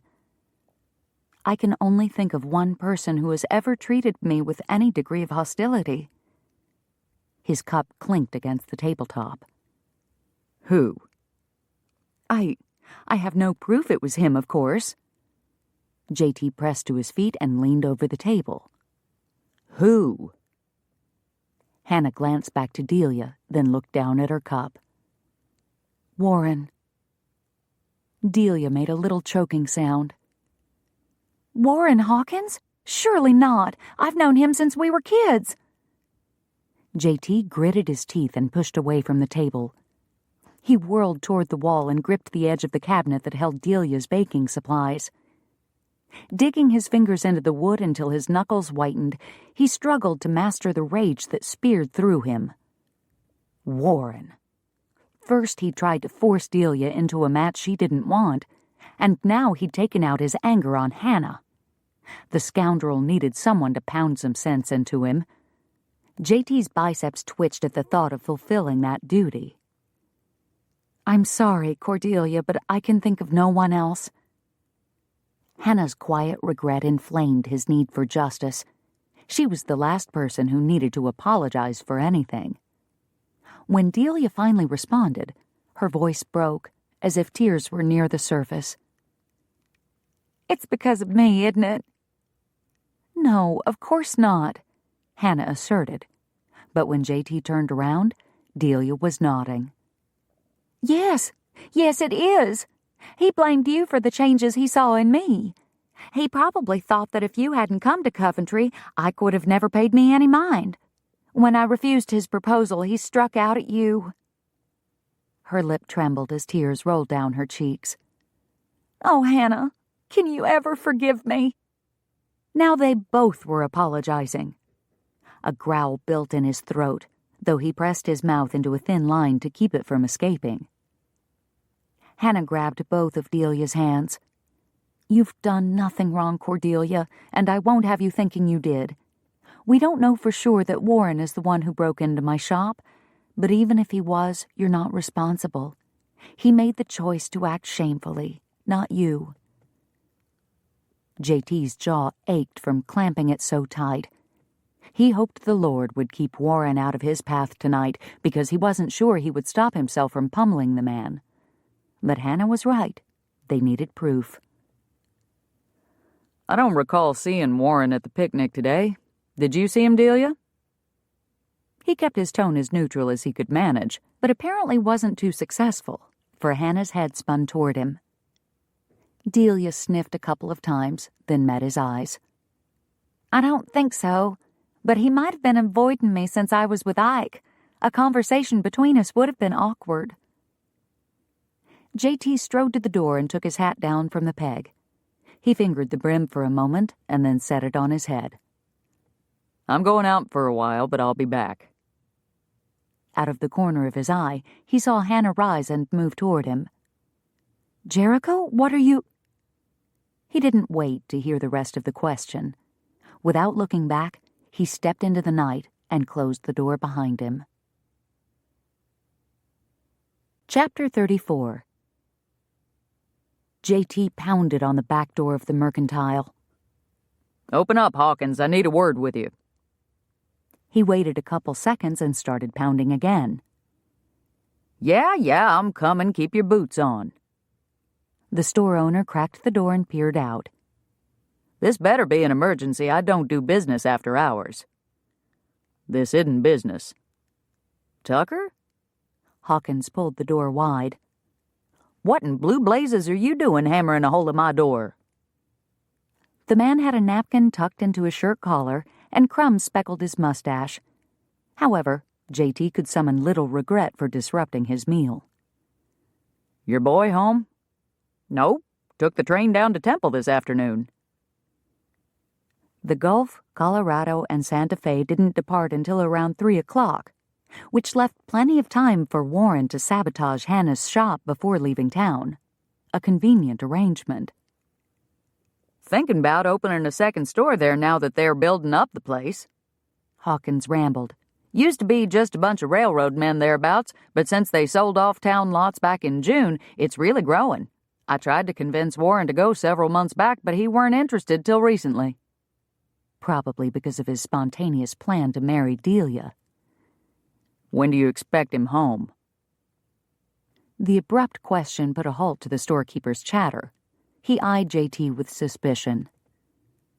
"A couple days? Why? You got a problem with him?"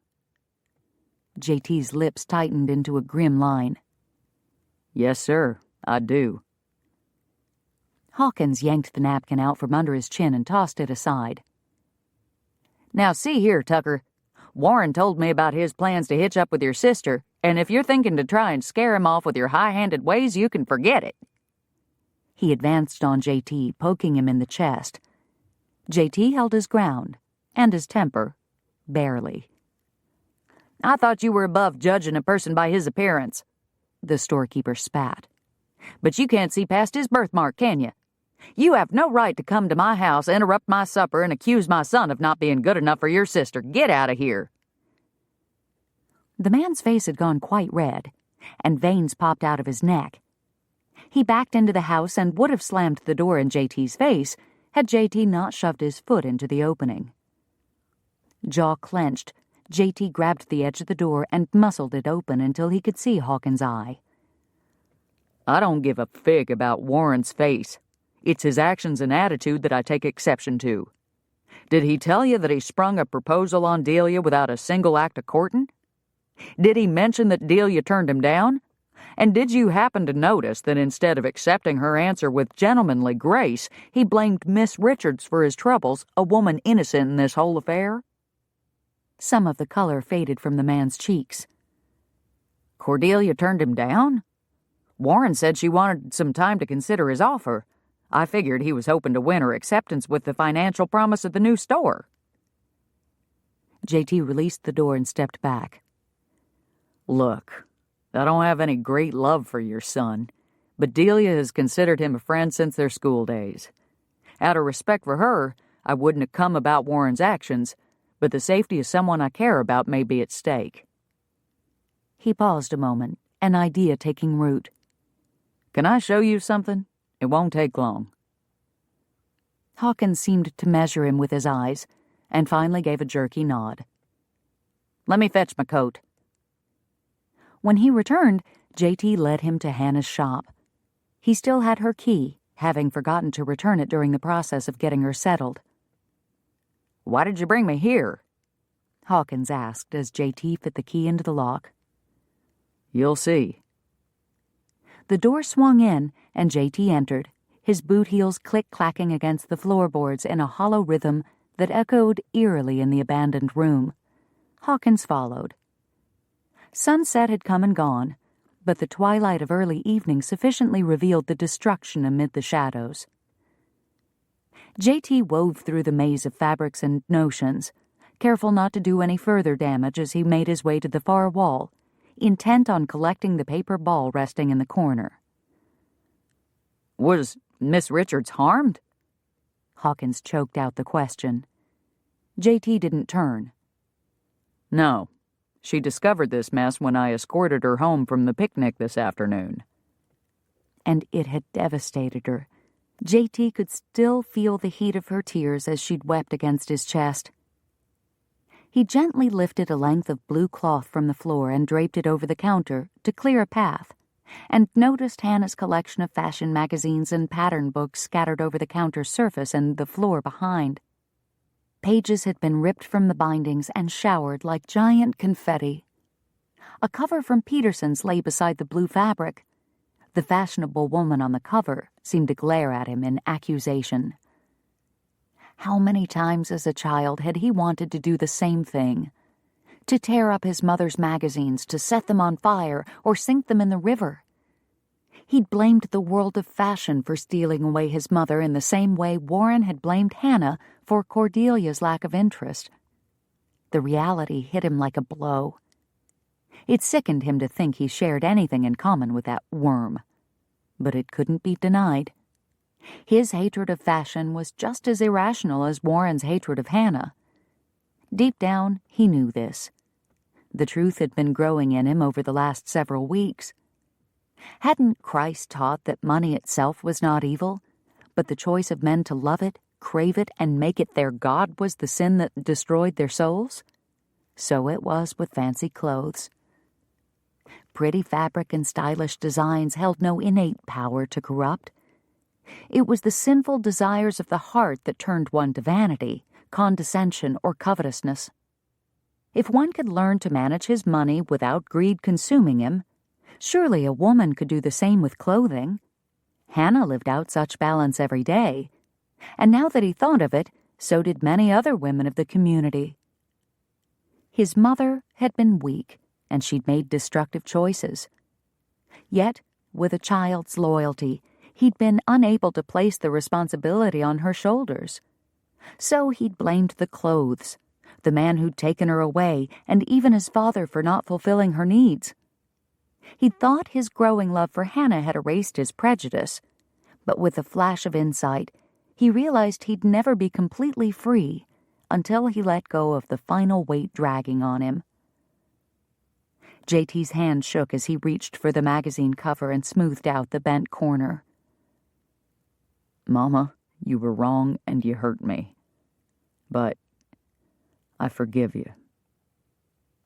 His eyes slid closed as a gentle lightness enveloped his soul. For a moment, he even forgot where he was and what he was doing. That is, until Hawkins shuffled up behind him. My heart goes out to the poor gal, he said. She's a good customer.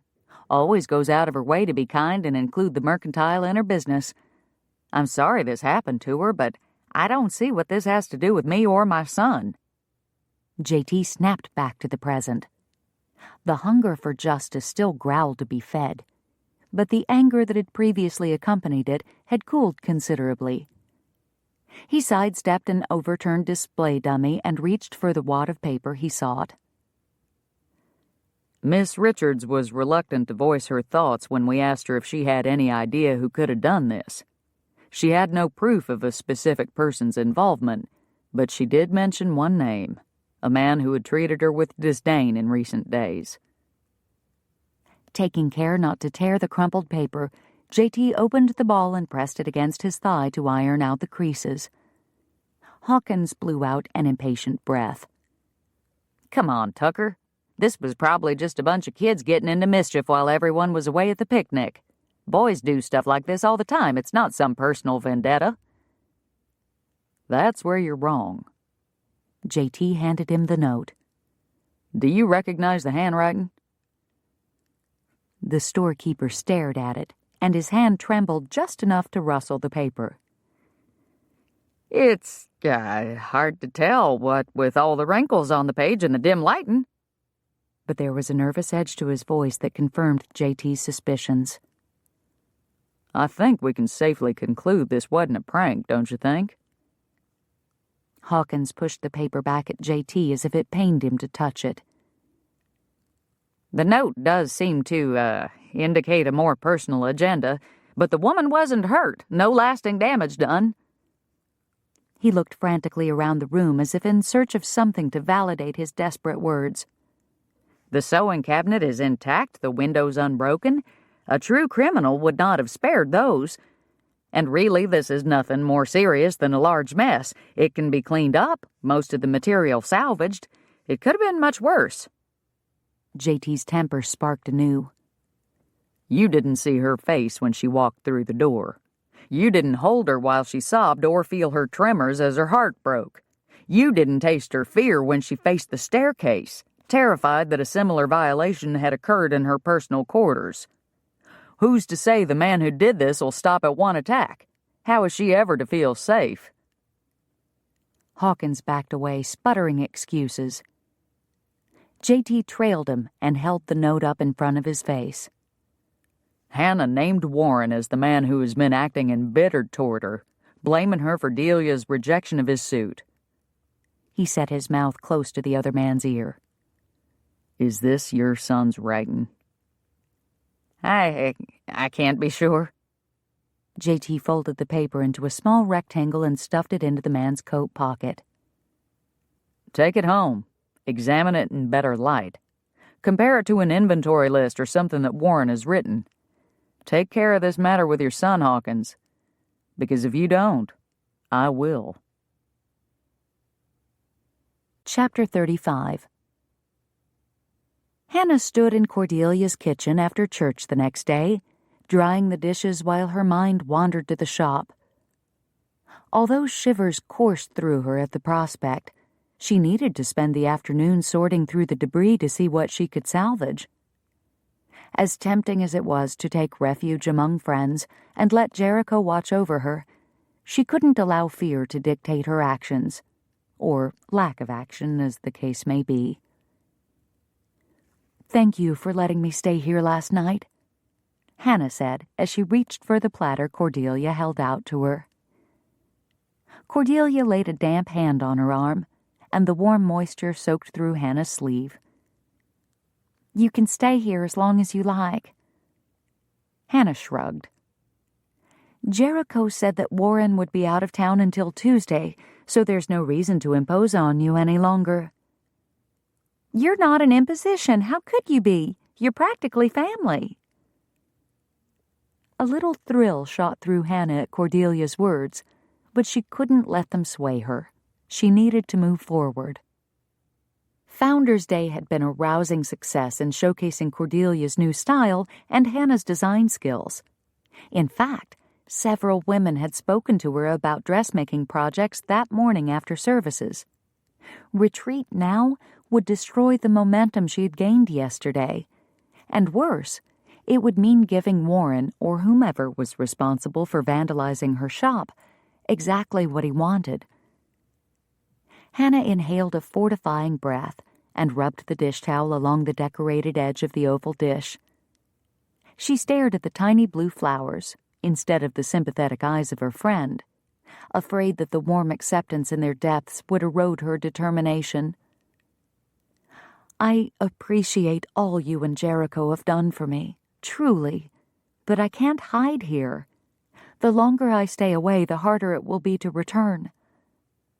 Hannah set the platter on the table and reached for the dripping pan. Cordelia released the pan, her mouth flattening into a tight line as she shoved a greasy pot into the dishwater. Her elbows wagged as she scoured it with enough vigor to rub a hole through the bottom. "I wish this whole mess with Warren had never started. You've done nothing to deserve such vile treatment." Guilt lingered behind her friend's frustration, and Hannah rushed to dispel it. "Don't worry about me," she said with a grin and a playful bump to Cordelia's flapping elbow. "I'll be too busy catering to all my new customers to think about anything else.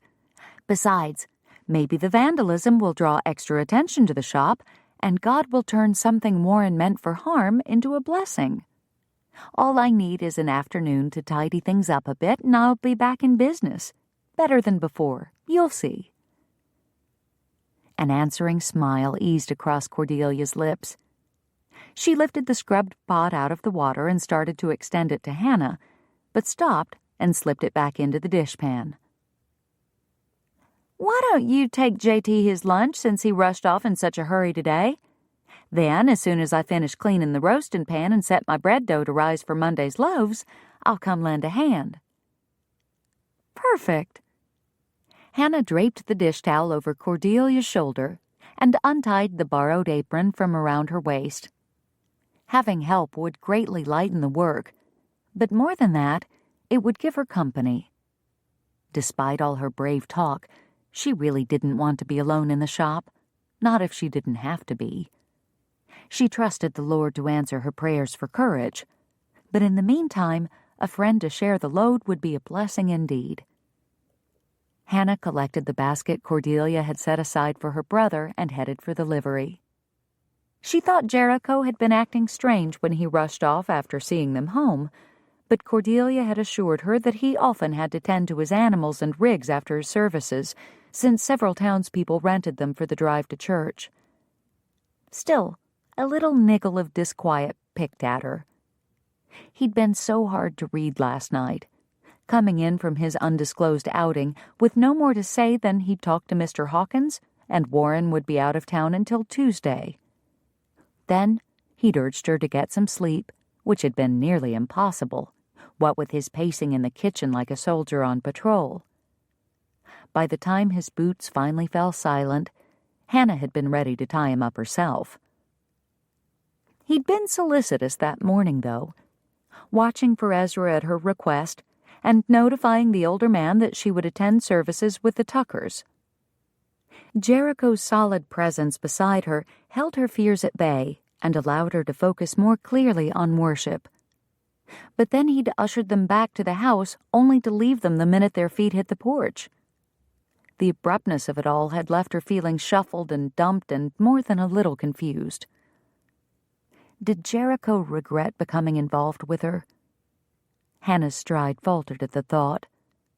Perhaps all the trouble with the shop reinforced his previous view that her profession was a stumbling block, not only to women, but now to him.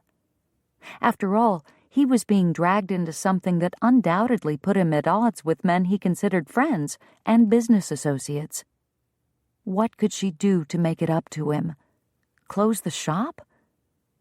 A swift, stabbing pain speared her side and brought her to a halt at the edge of the livery stable. Could she do that? Sacrifice her dream in order to share a life with the man she loved? Hannah swallowed hard. She visualized herself in a flourishing dress shop, a full-grown Tessa working by her side, happy clients, a sizable bank account. Yet she'd go upstairs to an empty room every night. No strong arms to embrace her and soothe away her hurts. No tender kisses to make her heart sing. No one to tease and to be teased by in return. Without Jericho, success would be hollow. Could she give it up? Yes. If she knew he loved her in return, she could. But did he? A moan vibrated in her throat. Why did everything have to be so complicated? A verse floated through her mind about not taking thought for tomorrow, since today carried sufficient trouble unto itself. Her lips twisted into a wry grin. The Lord could not have sent her a more apt reminder. Hannah straightened her spine. She'd deal with today's problems and leave tomorrow in God's hands. That's where it belonged anyway. Stepping into the dim interior of the stable, Hannah paused as her eyes adjusted to the lack of sunlight. The pungent smells of manure and old hay wrinkled her nose, but she made no effort to block the odor with her handkerchief. She needed to get used to it if she hoped to be a livery owner's wife. A movement near one of the middle stalls caught her eye. "Jericho?" She started forward. "Nope, just me." Tom turned, a grin stretching wide over his teeth. "Oh, and Mr. Culpepper." "Ezra?" The older man emerged from inside the stall. "What are you doing here?" That's you, Miss Hannah?" He shuffled closer and heaved a sigh.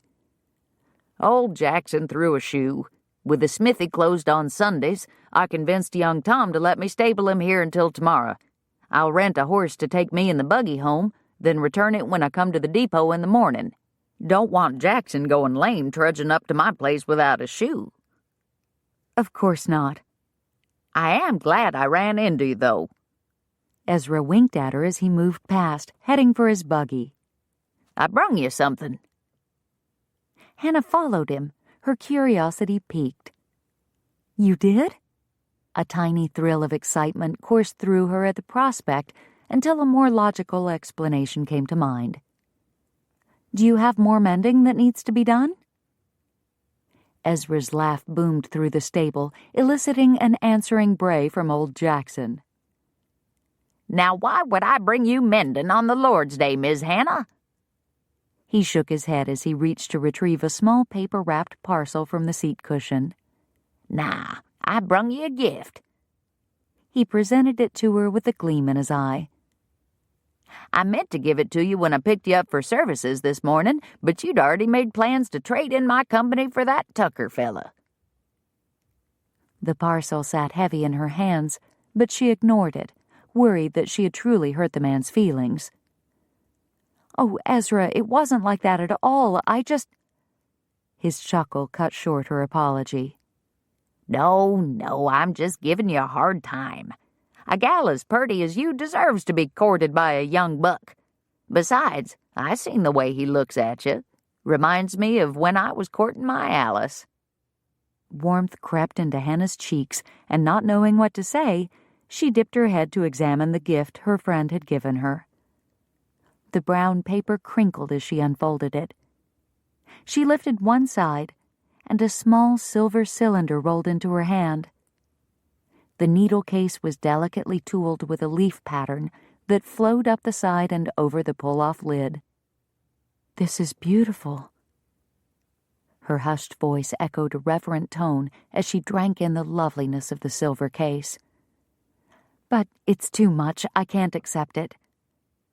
She tried to hand it back, but Ezra took her hand and folded her fingers back over her palm, trapping the gift inside. Alice would want you to have it. Tears welled in Hannah's eyes. He was giving her something of Alice's? A wistful look passed over Ezra's face. I decided to finally go through her things. The day after you paid me a call, as a matter of fact. I figure on giving most of her clothes to the poor box at church, since I ain't never gonna wear 'em. He winked at Hannah and she smiled, thanking God for how far this grieving man had come. And I'll probably send a box of stuff back to her sister in St. Louis. But when I saw this here case, I knew you were the one who had to have it. Alice would have liked you, Miss Hannah, and she would have appreciated what you done for me. Maybe having something of hers will help you feel like you know her, even though you two never met. Hannah bent forward and touched a kiss to Ezra's cheek, right above his whiskers. I feel as if I already know her, through you. She stepped back and held the needle case to her heart. Thank you, Ezra. I will treasure this. Tom brought out a horse and started hitching it to the buggy. As he adjusted the collar, he shot a questioning glance at Hannah. You looking for JT? Yes, she said, stepping back to give him room to work. I brought him some lunch. Is he here? Nope, ain't seen him since church. That's odd. He said he had business to take care of. Something twinged in her stomach. Had he manufactured an excuse to get away from her? Surely not. Jericho was an honorable man, but why? For heaven's sake. All this negative thinking was getting her nowhere. She'd just received a lovely gift from a dear friend. She had no cause to feel morose. Careful not to drop the precious needle case, Hannah slipped it into her skirt pocket and patted it against her side. Such a thoughtful gift, equally as thoughtful as her chairs. Ezra. The man had moved away from her to help Tom buckle all the necessary straps. Upon hearing his name, though, he turned. Hannah smiled to cover her discomfiture over the question she was about to ask. Did you by any chance leave another gift for me on my landing? I only ask because I found a pair of oak dining chairs there with no note or other clue as to who they were from. With all your woodworking, I thought maybe they were from you. Ezra scratched his beard. No, can't say they were. They just showed up?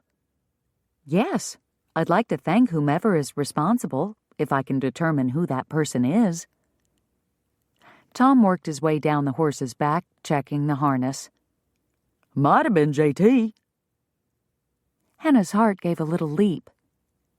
You think Jericho left me the chairs? Tom shrugged. Don't know for sure. He bought a couple from the junk man a couple weeks back, though, and I saw him working on 'em in the corner over there a few times. He pointed to a recess hidden by buggies and buckboards. They ain't there now. I knew that boy was smitten, Ezra murmured just loud enough for Hannah to hear. She stared at the empty corner, a grin breaking free across her face. Cordelia had warned her that Jericho didn't handle gratitude well. That's probably why he hadn't said anything. But he'd best prepare himself. The next time she saw him, she was going to bombard him with thanks. In fact, she thought as she glanced down at the lunch basket still slung over her arm, maybe she could finagle a meeting in the next hour or so. I need to be going, gentlemen. She eased her way toward the livery door.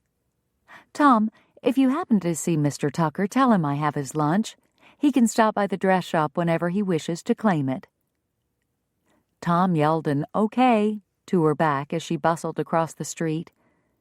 She smiled, both at Tom's limitless exuberance and at the warmth that radiated through her at the thought of Jericho's painstaking attentions on her behalf. As she neared her shop, though, her step faltered.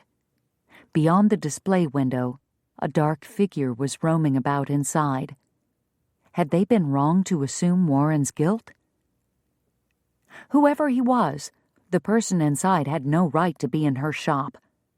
Indignation swept over her like a prairie fire. Hannah jutted out her chin and stalked forward. The vandal had escaped detection last time, but not today. Nothing was going to stop her from uncovering his identity. Caution kept her boldness in check as she concealed her body behind the wall that stretched between the two shop windows. It wouldn't do to have the villain catch sight of her and flee before she figured out who he was. Balancing one hand on the back of Ezra's bench, she pressed the other to the glass. She squinted against the reflective glare and leaned in until her forehead rested against the curve of her fingers. The shadowy figure finally took shape. Her heart pounded in anticipated victory. Then he turned, and Hannah gasped. Chapter 36. Tears burned the back of Hannah's eyes. Jericho stood in the middle of her shop, flower-sprigged fabric tangled around his torso. Having pivoted too quickly, he teetered while trying to avoid stepping on a coil of lace that lay directly under his raised boot. He managed to regain his footing, but almost took a tumble in the process. A muted laugh puffed out of her at the same time a tear fell from her lashes. Her rugged liveryman was draped in pink calico. Jericho Tucker, a self-proclaimed despiser of fashion, flounces, and frills, was chin-deep in feminine trappings, all for her. Hannah sank onto the bench, her legs suddenly too weak to support her weight. Jericho's actions had always spoken more eloquently than his words, and at this moment the message could not be clearer. He loved her. J.T. lopped off the soiled section of fabric with a pair of Hannah's shears and finally freed himself from the ridiculous pink cocoon that nearly felled him. He folded the cloth over his arm, its raggedly cut end leaving pink string stuck to his sleeve. He brushed at them, but they held firm. Rolling his eyes, he let them be and continued working. Once he had the material folded into a shape that loosely resembled a square, he slapped it on top of the 4 others already piled on the counter. As he reached for the bit of lace near his boot, he glanced over the room. He'd wanted to have most of the mess cleaned up before she arrived, but not knowing where things belonged, or even what half of them were, had slowed him down. He was tempted to fetch a pitchfork and muck the place out like one of his stalls, but he supposed Hannah wouldn't appreciate that type of efficiency. The creak of door hinges brought his head up. "You're a hard man to find." Hannah strode into the shop, letting the door close behind her. She raised an arm toward him and revealed a basket. "I brought you some lunch." Thanks. J.T. straightened and tossed the bit of lace in his hand onto the counter. An unexpected awkwardness closed off his throat. She probably expected some kind of explanation for his furtive behavior, but his tongue felt about 3 feet thick. He doubted anything intelligible would make it out of his mouth, even if he tried. It wasn't like he hadn't expected her to show up at some point, but something about the way she was looking at him made his breath shallow and his pulse accelerated. Beyond affection, beyond desire, a new light glowed in the depths of her eyes, one that seemed to penetrate the core of his soul and lay bare his secrets. Setting the basket on the counter, she sauntered toward him, the intensity of her gaze unrelenting. He cleared his throat and took a step back, but Hannah didn't let him retreat. Like a mesmerist, she held him enthralled. He couldn't have moved if he wanted to, which he didn't. She reached up and stroked his jaw, freeing the small muscle beneath her fingers to twitch. Then she braced her hands on his shoulders and rose up on her tiptoes. The lashes framing those fathomless blue eyes fluttered closed, and her lips brushed against his. The feathery caress lingered only an instant, but his insides trembled. Closing his own eyes, He savored the velvety touch. "I love you, Jericho Tucker." For a moment, he forgot how to breathe. What miracle had led him to this woman? He opened his eyes to find hers shining up at him with a love so real, even his carefully cultivated cynicism could not deny its existence. At first, he was so humbled by the sight, he could do nothing more than drink it in. Then joy and possessiveness like he'd never known exploded in his chest. Pulling her to him, J.T. claimed her mouth. His hand slid up her back, pressing her close. She leaned into him and raised up on her toes as she returned his kiss. The taste of her lips tantalized him, stirring a craving that begged a lifetime to explore. After a moment, Hannah slid back down to her flat feet. J.T. followed, caressing her cheek with the pat of his thumb, his forehead bent to hers. She inhaled a shaky breath and then stepped back. Reluctantly, he let her go. She bit her lip and turned toward the counter, pressing her palms into the wood. A long tress of golden hair had fallen from the knot he had thoroughly mussed. Hunkering down, he retrieved 2 hairpins from the floor, then stood and moved behind her. "Here," he mumbled, setting the pins on the counter next to her left hand. "Sorry, your, hair." He was stammering like an idiot. Yet she smiled at him anyway, a tinge of pink dusting her face. "Thank you." She gathered the pins and edged around the counter, heading for the dressing room. He watched her until she disappeared behind the wall. Then he leaned against the counter and blew out a harsh breath. He should have said something, told her what was in his heart, or at least spouted some romantic nonsense that women put such stock in. But no, he just stood there, mute as a fence post as she'd spoken the words he'd ached an eternity to hear. "It looks like the fitting room escaped unscathed." Hannah emerged from the back, her hair once again pinned up properly, although she dropped her bonnet on the work table as she walked by. She smiled, but her gaze shied away from his as she drew closer. "The mirror's intact, and the skirt panels I'd been piecing together on the tailoring dummy are undisturbed." "That's good." He couldn't seem to look anywhere but her mouth. Her lips were moist, as if she'd just licked them, and all he could think about was tasting them again, just one kiss, one...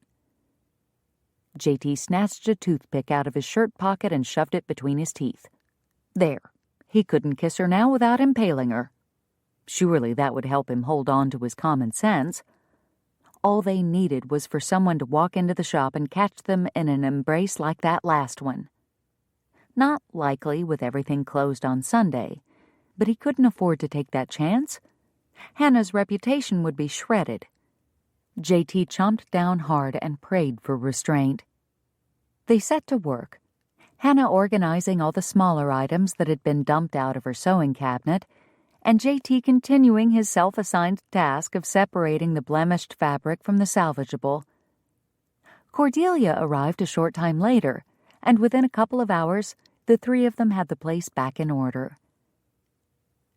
After a cold supper of chopped ham sandwiches at the Tucker house, J.T. and Cordelia tried to convince Hannah to stay at their house another night, but she insisted on returning to her own place. So J.T. escorted her home, carrying her bag as they strolled down the quiet street. When they passed the livery, Hannah peeked up at him, an impish sparkle in her eye. "Thank you for the chairs." His brow furrowed. "What chairs?" She giggled. "The ones you left on my landing." J.T. halted in the middle of the street. "How did you—" "Don't worry." She spun around in front of him, and he could see laughter in her face. "I won't tell anyone that you're really a sweet, caring man underneath all those frowns." "Good. A man has his reputation to consider." He grouched, forcing his features into a scowl, when what they wanted to do was grin. That'd be almost as bad as you trying to hang curtains in my livery. Her eyes danced. What a lovely idea! Why, that pink calico you wrapped yourself in earlier today would be just the thing. J.T. growled and lunged for her. With a sound that was half giggle, half squeal, Hannah darted out of his reach. But not for long. He chased her down and captured her waist in the crook of his arm. She pivoted to face him, her joy stealing his breath with its beauty. Unable to help himself, he dropped a quick kiss on her forehead before recalling they were in the middle of the street. Quirking a half grin, he tugged her forward. Come on, let's get you home. When they reached the staircase, she didn't hesitate to make the climb. He took that as a good sign that her fear had receded. When they reached the small landing at the top, she pushed her key into the lock and turned to face him. Thank you, Jericho, for being there when I needed you yesterday, for helping with the shop, for everything. Uncomfortable with her gratitude, he ducked his head so the brim of his hat shielded his face from her, using the excuse of setting her bag down to justify bypassing her earnest expression. He mumbled something that he hoped would pass for a reply, while all the time his heart was pumping faster and faster under his ribs. He'd intended to tell her how he felt when they got here, to the top of the steps. It was the perfect time. They were alone. The fading light softened the surroundings. He'd even spent the better part of the afternoon rehashing the words he could say. Not that he'd come up with anything good enough, but that didn't matter. She deserved the words, even if he mangled them in the process. So sure he could say them this time, he looked into her face and froze. She waited. Nothing came. A sick sensation swirled in his gut. He wanted to tell her, he just couldn't. If he spoke of his feelings, there would be no going back. What was left of his defenses would be stripped bare, leaving him completely vulnerable. Like his father. J.T. stared at her, willing her to read the apology in his eyes. Her smile never dimmed, but her shoulders dipped slightly, and that tiny show of disappointment knifed through him. What is wrong with me? He'd fight a rabid cougar with his bare hands to protect this woman, but he couldn't spit out a handful of love words? It was pathetic. Angry at himself, he turned away and coughed to loosen his throat. I'll be sleeping at the livery until we get things settled with Warren. I don't expect trouble, but I wanted you to know I'd be close at hand should you need anything. Thank you. Out of the corner of his eye, he saw her stoop to collect her bag. Then the sound of the door unlatching clicked loud in his ears. Panic clawed at him. Say something. He spun around and grabbed her arm. Hannah, She came to him easily. Too easily. Instead of forcing the words he needed to say past his lips, he pulled her into his embrace, tucking her head into the hollow between his shoulder and his chest. A perfect fit. J.T. tightened his hold, trying to communicate through his arms what his mouth was unable to say. But then Hannah patted his chest near where her head lay, and her quiet voice drizzled over him like honey. It's all right, Jericho. I can hear your heart. And he got the strangest feeling that she could. Chapter 37. Over the next few days, business poured into Hannah's shop, and she gladly welcomed the distraction. Whether the client wanted a simple alteration, an old dress remade into a more current style, or a completely new, custom-designed ensemble, Hannah gave each woman her utmost attention and courtesy. She planned to prove to the women of Coventry that she could be trusted with their fashion needs and exceed their expectations by completing the promised items ahead of schedule and with impeccable quality. Needless to say, when she finally dragged herself up the stairs each evening, she barely managed to keep her eyes open long enough to eat a cold biscuit and wash her face before collapsing into bed. A soft lantern glow from the livery's office across the street filtered through her window to warm her room and her heart as she eased into slumber. True to his word, Jericho was watching over her. When she awoke on Thursday morning, her eyelids felt like sandpaper as they scraped open. She'd stayed in the shop until after midnight, trying to piece together the perfect bodice for the eldest of Mrs. Paxton's daughters. This was to be the girl's first dress with long skirts, a gift for her 16th birthday. By angling the pattern pieces in a judicious manner, Hannah recovered enough undamaged material from the length of trampled pink calico to cut several usable panels. However, necessity demanded smaller than normal seam allowances in order to avoid the soiled sections. This made assembly more difficult. She'd had to rip out one seam 5 times before everything finally lay just right. Unwilling to quit until she'd accomplished her task last night, Hannah was now paying the price for her obsession. Not even a splash of cold water could enliven her wan complexion or remove the lavender circles from under her eyes. Maybe a brisk walk would add some color to her cheeks. She didn't want to meet her customers, or worse, Jericho, looking as if she belonged in a box at the undertaker's.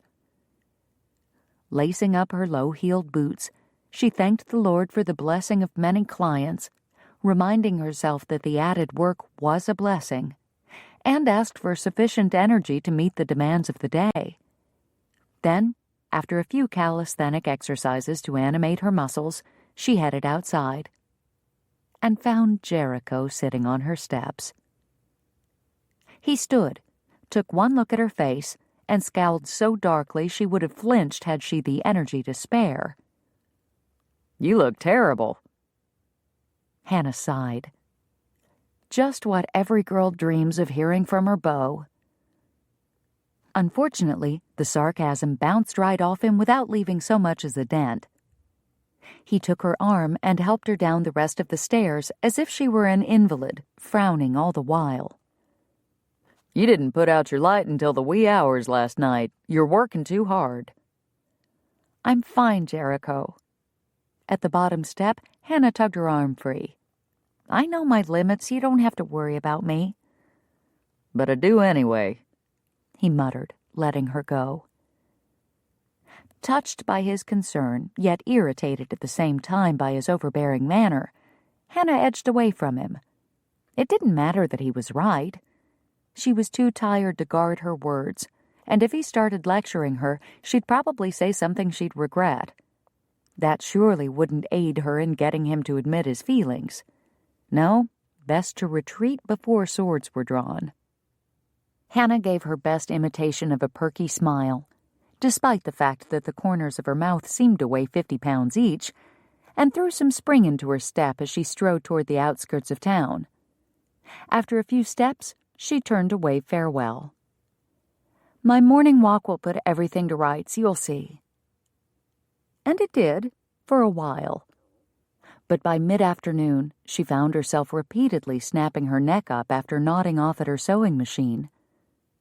The first 3 times, she shook her head and set back to work. The 4th time, she got up and paced the length of her shop. Twice. The 5th time, however, she stopped caring and laid her head in the crook of her arm, willing to let sleep claim the victory. Thankfully, she wasn't so far gone that she failed to hear the door as it swung open on its unoiled hinges. Bolting upright in her seat, she swiped at her eyes to remove any sleep residue lurking there, and fluffed the peacock blue fabric pooled in her lap, hoping she looked industrious, instead of like someone who'd just been caught napping. "I'll be right with you," she called. "It's just me." Cordelia's familiar voice filled the room. Hannah sagged in relief. "I came to invite you to supper." Her friend sauntered behind the counter and leaned against it as Hannah set the blue fabric aside and rose to meet her. A quiet dinner with friends sounded heavenly, but she really needed to finish this alteration so she could get back to work on the Paxton dress. And with all her little dozes, the chance of finishing by supper time was rather remote. "I would love to come, but I've got so much to do here. Perhaps one day next week when things slow down again?" JT said you'd be stubborn about this. Hannah bristled. "Did your brother put you up to this? For pity's sake, Cordelia, I'm a grown woman. I don't need someone to tell me when to eat, when to sleep, when to—" An ill-timed yawn interrupted her diatribe. Hannah hid her gaping mouth behind her hand and glowered at Cordelia, as if it were somehow her fault. Cordelia just smiled. JT did volunteer to forcibly remove you from the shop if you refused to come, but I assured him such tactics wouldn't be necessary. After all, you're a sensible woman who can recognize the signs of having pushed yourself too far. Say, fallen asleep in the middle of a sewing project. The smug look on Cordelia's face was really quite annoying. Hannah crossed her arms over her chest, not yet willing to concede the point. The truth is, when JT suggested you come for supper, I leapt at the chance. Not just because I enjoy your company, but because I could use your help. Cordelia's smugness disappeared behind a pleading expression, one that was much more difficult for Hannah to dismiss. Hannah's arms flopped to her sides. "What kind of help?" "Ike's coming to dinner too, and I'm afraid JT will hound him with questions about his intentions and so forth. The poor man will probably never want to have dinner with me again." "Nonsense," Hannah declared. "If it means spending time with you, a little verbal sparring won't keep him away." "But if you were there to distract JT, our time together could be so much more pleasant. Please?" Hannah rolled her eyes to the ceiling and sighed. "Oh, all right, I'll come." Cordelia beamed. "Thank you." She practically skipped to the door. "Oh, by the way, we're having beef roast with potatoes, carrots, and onions, cornbread, cabbage salad, baked tomatoes, and fresh apple pie. Ike's favorites." Hannah had always supposed Ike was a man of good taste, and this confirmed it. Her mouth was already watering. She hadn't taken the time to cook a decent meal for herself all week. She'd fried up a little bacon yesterday and nibbled on some boiled eggs at noon, but beyond that, her diet had been sadly lacking. Maybe she did need a break. When closing time arrived, she set aside the alteration project with 2 feet of the hem left to sew. Her fingers itched to complete the task before leaving for the day, but thoughts of Cordelia's roast set her stomach to growling, and the sound drowned out the siren call of the unfinished project. Wanting to make a better impression on Jericho at supper than she had that morning, Hannah closed the shop and rushed upstairs to tidy her appearance.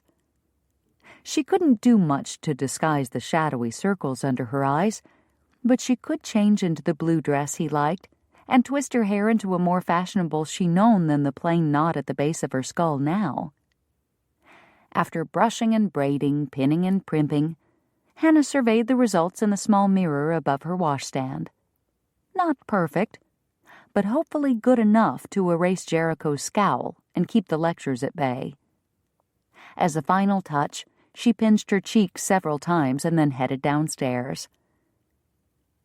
A cool breeze carrying the smell of rain drifted over her and drew her face toward the overcast sky. She closed her eyes and inhaled deeply.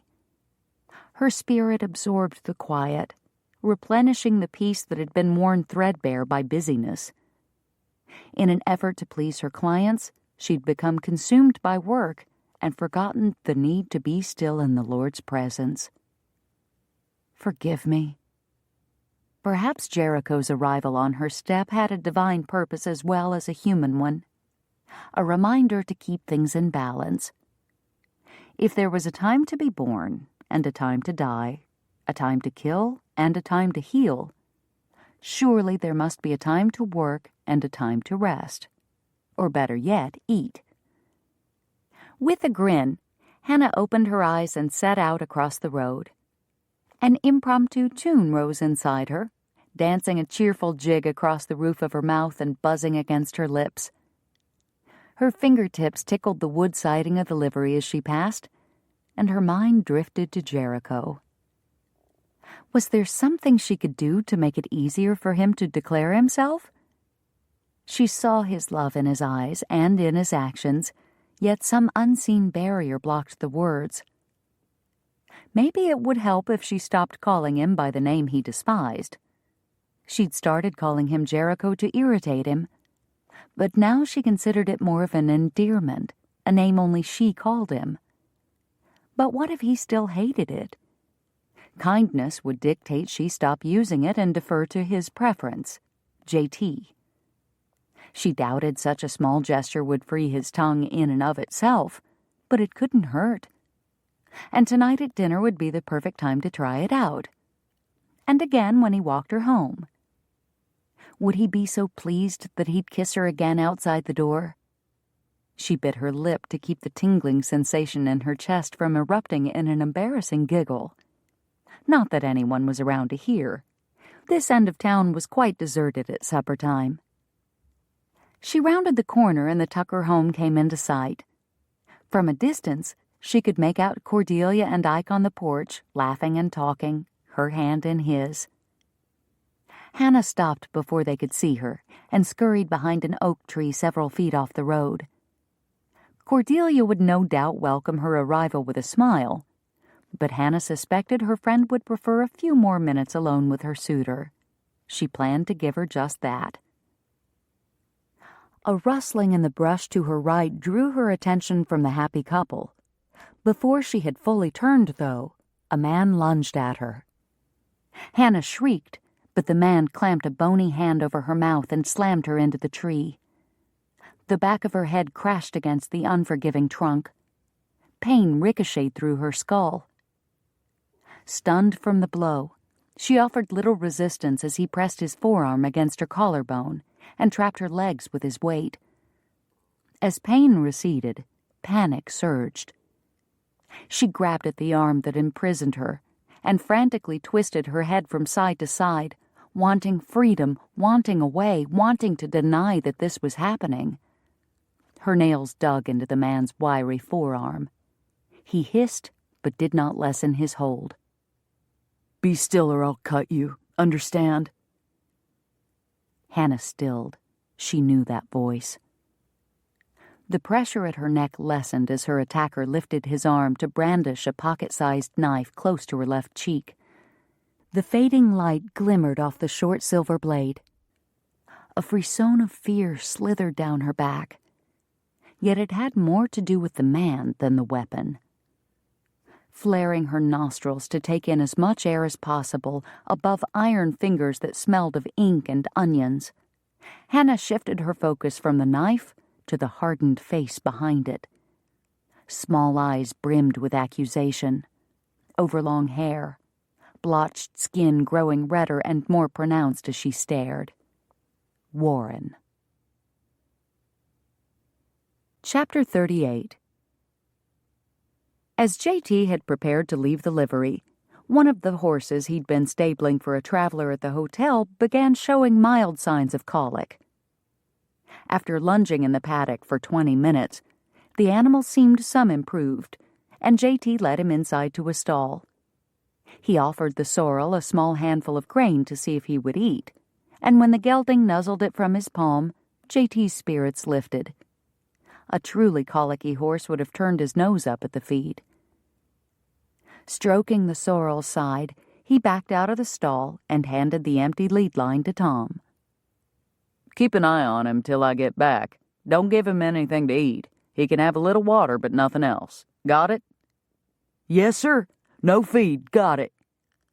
"And if he gets restless or tries to roll, come get me at the house right away." Tom nodded. "I'll watch him real close, I promise." JT clapped the young man on the shoulder. "I know you will. You're a good liveryman, Tom." The grin that split the boy's face was a mile wide and brighter than a full moon on a clear night. JT thumped him on the arm and left, confident the kid would keep a faithful vigil. On his way out, he passed through his office to lock up. JT glanced at the clock on his desk as he shoved his ledger into the top drawer and frowned. He should have been home 10 minutes ago. Cordelia would skin him alive if his tardiness caused Ike's meal to be less than perfect. Although the delay did afford him the opportunity to check on Hannah, kidnap her if necessary.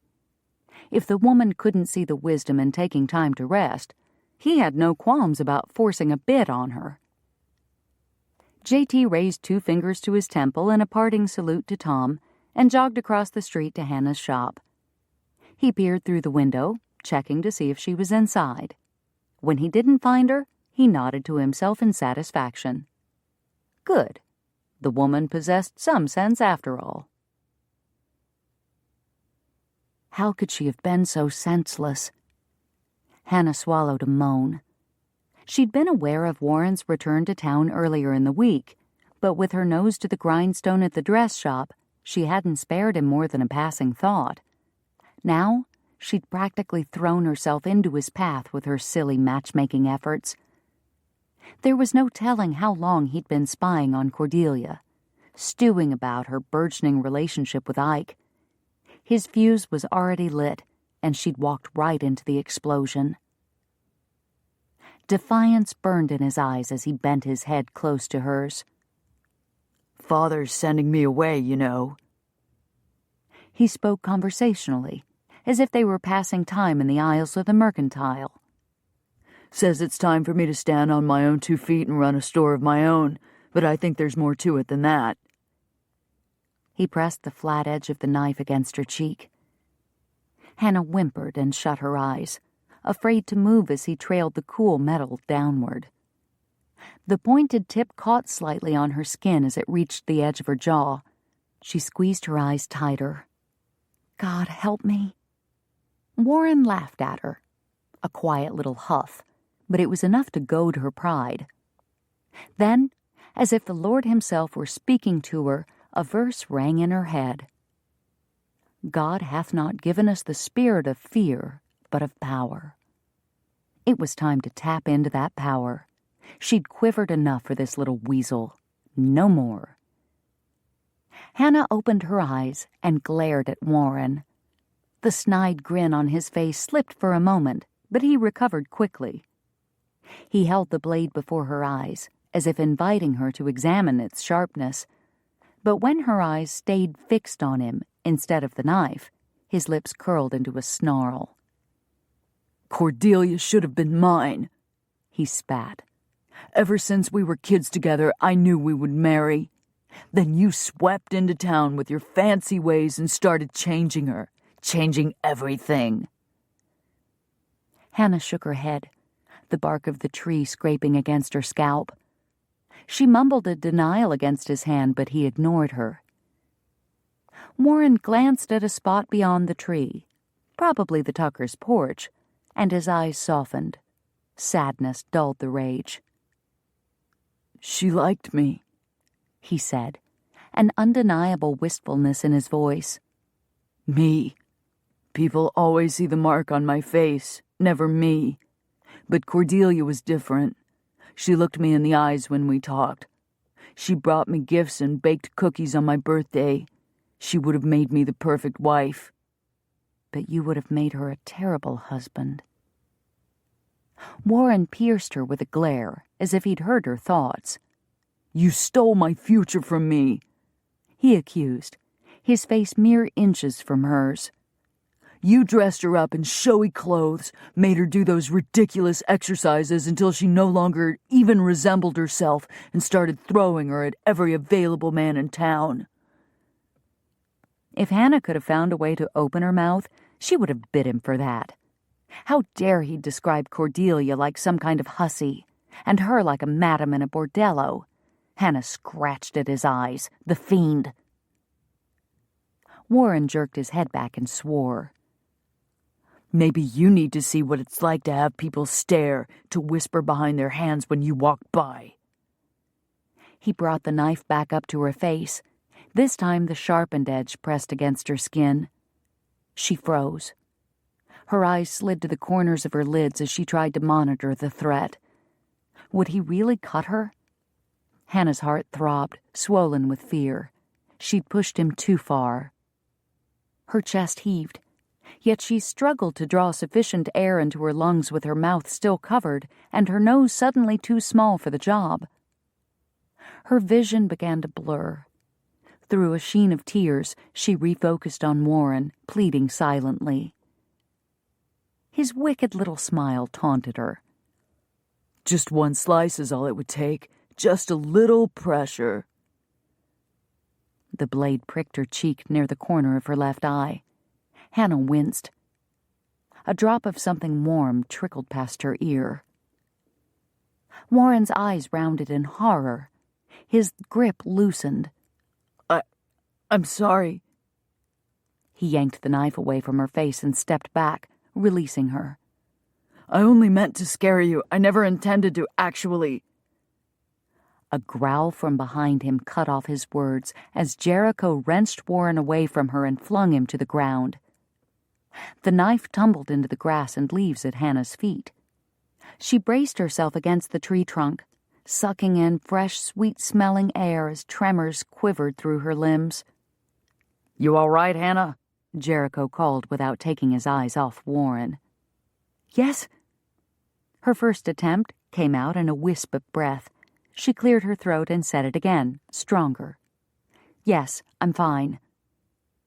When she trusted her legs to support her, she bent to retrieve the knife in case Warren thought to use it on Jericho. With shaky hands, she folded it shut and slipped it into the pocket of her skirt. You need someone to take your frustrations out on, Hawkins? Try me. Jericho's low voice rumbled the challenge. Back on his feet, Warren crouched, apparently preparing to take Jericho up on his offer. The two men paced in a circle, shooting each other wary glances as they moved deeper into the cover of the surrounding mesquite brush. Hannah guessed neither of them wanted to draw Cordelia's attention or Ike's interference. The house was a good 50 yards away, but if the couple happened to look up, the old oak would only block so much of their view. The denser brush would afford a more private place for the men to pummel each other. Hannah followed, determined to keep an eye on Jericho as well as conceal her position from her friend. Cordelia had a tendency to blame herself for Warren's attacks. She didn't need guilt plaguing her tonight, of all nights. Despite his smaller size, Warren was the first to make a move. He launched himself at Jericho with surprising speed. Hannah bit back a cry as Jericho stood his ground and let the man come. Warren landed a blow to Jericho's midsection an instant before Jericho wrapped a muscled arm around his neck and tossed him aside. Warren shook it off and charged again. This time Jericho sidestepped the assault and kicked out a leg to trip his opponent. Warren stumbled to a knee but jumped back to his feet. He spun around and made another pass, and met Jericho's fist with his belly. He doubled over with a moan. Are you done? Jericho asked. Although he was obviously no match for Jericho's strength and skill, Warren shook his head no. Hannah cringed as the man slowly straightened and turned to face Jericho. Did he actually think he could win, or was he welcoming the pain as some kind of punishment? As much as she longed for justice after Warren's foul treatment of her, his repeated humiliation was becoming a torture to watch. Warren staggered forward again, swinging his arms widely. Jericho struck a clean blow to the man's chin, felling him like a hewn tree.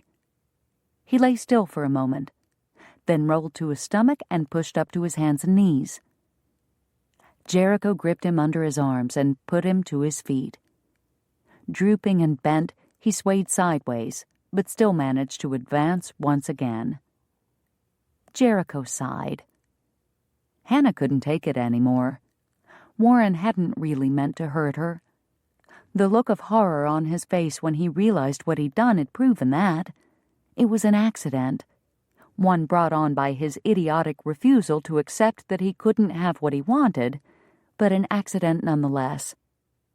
"Catch him and hold him, Jericho. He's had enough." Jericho did as she asked, swiveling the fellow around to trap his arms behind his back.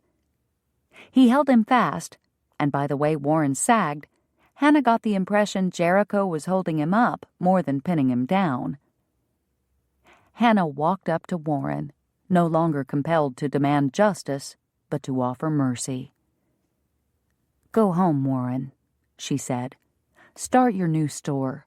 Leave all this bitterness behind and give yourself a fresh start. It's over."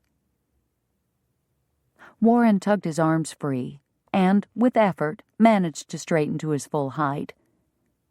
He made no further apology, yet something shone in his eyes she didn't remember seeing before. The seeds of a newfound maturity? She prayed it was so. Jericho dusted the man's back, sending a shower of dirt and leaves to the ground. Then he moved to Hannah's side. "When do you leave, Warren?" Warren stretched out his neck and looked Jericho in the eye.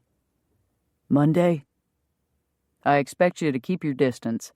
If I catch you anywhere near Miss Richards or my sister between now and then," Jericho growled in a voice laced with steel, "I'll wire the county sheriff and have you brought up on charges. Understand?" "Yes." "Good." Jericho jerked his chin in the direction of the road. "Now get out of here." As Warren trudged back to the road, Hannah nestled into Jericho's side. He wrapped his arm around her and hugged her tight as he watched Warren disappear around the corner. She buried her face in his shirt and breathed deeply, the scent and nearness of him soothing away the last of her agitation. He pulled back slightly and placed a tender kiss on her forehead. Then he touched his lips to the cut below her eye. He pulled a handkerchief from his trouser pocket and held it to her face. "It doesn't seem too deep. I think it's already clotted. We can wash it up at the house." "Do you think Cordelia will notice?" "Probably, but that can't be helped." Hannah sighed. "Well, let's get going then. Cordelia's waiting on us." Hannah stepped out of his embrace and tugged on his arm when he didn't move fast enough for her. "Come on, JT.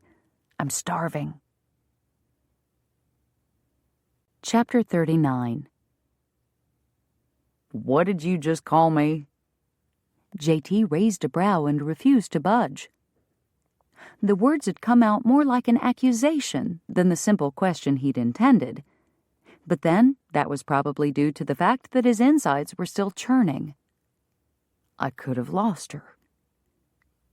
The image of that knife slicing into her cheek would haunt him for weeks, years maybe.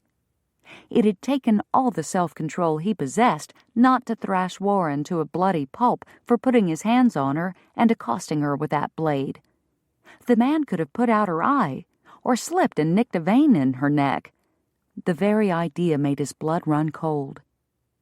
Hannah looked at the ground and kicked at a fallen acorn, the simple motion a reminder that she was safe. The danger had passed. "I thought you preferred being called by your initials," she said. "By everyone else, sure, but not you." Her head snapped up. "Not me? Why?" JT closed the small distance between them and cupped her jaw in his hand. He brushed his thumb over her lips, delighting in the breathy sigh that whispered past his knuckle. "There's something about the sound of my given name coming from you that makes me proud to own it." A mist settled over the deep blue of her eyes, and the knot in his chest began to unravel. He slid his hand from her neck to her shoulder and gently massaged the muscles beneath his fingers. "Do you remember telling me that the name Jericho suited me?" He pulled a wry face. "I think you were trying to jab my pride at the time with a rather uncomplimentary comparison, but you were right. It does suit me. Or at least it has since the day I met you." For once, Hannah seemed to be the one incapable of speech. She just stared at him, a cautious hope shimmering in her eyes. JT trailed his hand from her shoulder to her wrist and twined his fingers with hers. He'd not disappoint her. Not this time. Glancing down at their joined hands, he cleared his throat. I wanted to protect myself from making the same mistakes my father made. He let a beautiful woman into his heart only to have her tear it to shreds. I couldn't fall into the same trap, so I built a wall like the one that surrounded the city of Jericho in the Bible. Her breath caught. JT squeezed her hand and lifted his eyes to meet her love-filled gaze. You were beautiful, fashionable, and independent, everything I considered a threat. Yet you laid siege to my heart anyway. You walked circles around me, Hannah, and somewhere along the way that wall of mine crumbled, and you captured my heart. He brought her hand to his mouth and pressed his lips to her knuckles. Her chest rose and fell between them, her breathing uneven. Slowly, he slipped his fingers free of hers, drawing out the touch as he watched her eyes darken. He cradled the sides of her face, the softness of her skin heaven in his hands. I love you, Hannah. He touched his lips to hers in a delicate kiss, sealing his love chastely upon her. But as he drew back, the feisty, independent woman in his arms clasped his face with both hands and pulled his mouth back down to hers. Willingly surrendering his freedom, JT yielded to his captor, claiming victory himself as the taste of her filled him. He wrapped his arms around her and deepened the kiss. His mind, his heart were consumed with her as he gave all of himself, holding nothing back. She answered in equal measure, and a moan rose in Jericho's throat. He pressed her close, marveling at the way her soft curves conformed to the angles of his arms, the way her lips fit so perfectly against his, the way her love erased all his past hurts. She'd been tailor-made for him. Slowly, he pulled away and watched as her light brown lashes fluttered open. Her mouth curved in a satisfied smile that warmed his blood. So, you really don't mind if I call you Jericho? Nope. He held up a cautionary hand. On 2 conditions. Hannah blinked up at him. First, you have to marry me. I can't let just anyone go around calling me Jericho after all. Only family gets that privilege. Second, wait a minute. Hannah pressed her fingers against his lips to silence him. Was that a proposal? Did Jericho Tucker, the man who disdains fashion and all its trappings, just ask a dressmaker to marry him? JT gazed into her beloved twilight eyes and shook his head. No.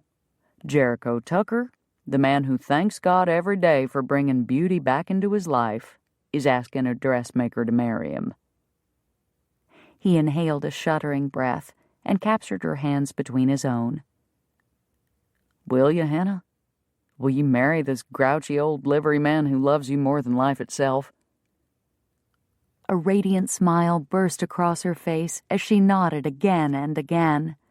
Yes, Jericho, oh yes!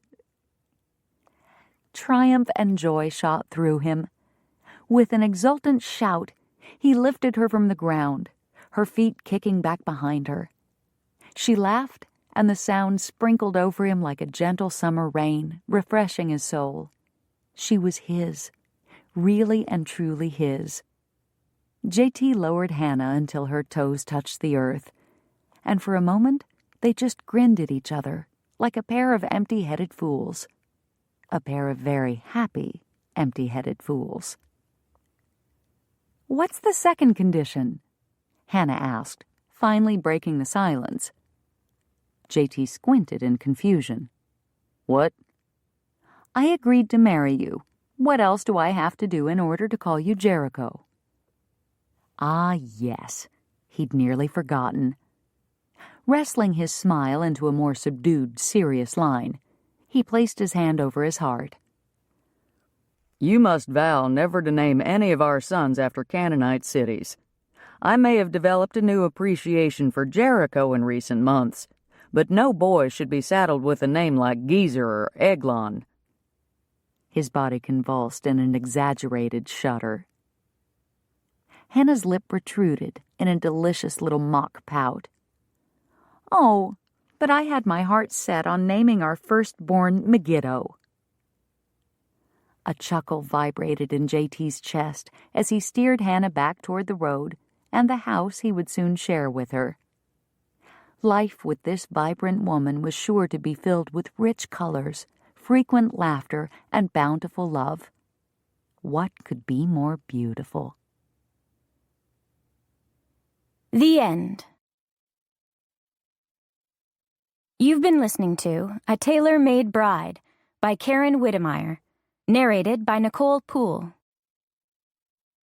If you've enjoyed this book and this performance, Recorded Books Inspirational recommends Embers of Love, Striking a Match, Book 1, by Tracy Peterson, narrated by Barbara McCullough. The logging industry in eastern Texas is booming, and Deborah Vandemark plans to assist her family's business now that she's completed college. She soon meets Dr. Christopher Clayton, a much-needed addition to the town. As their lives intersect, Deborah realizes that she has a much greater interest in medicine and science than the bookkeeping she was trained in.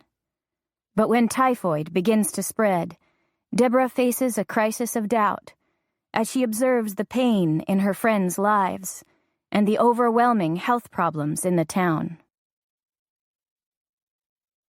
You'll find a wide selection of titles in the Recorded Books catalog, including bestsellers, mysteries, classics, histories, and more. Call us toll-free or log on to recordedbooks.com to learn about our latest releases and special offers, order another recorded book, or to read author interviews and narrator profiles. Don't forget to ask about easy 30-day rentals by mail. And thank you for being a Recorded Books reader.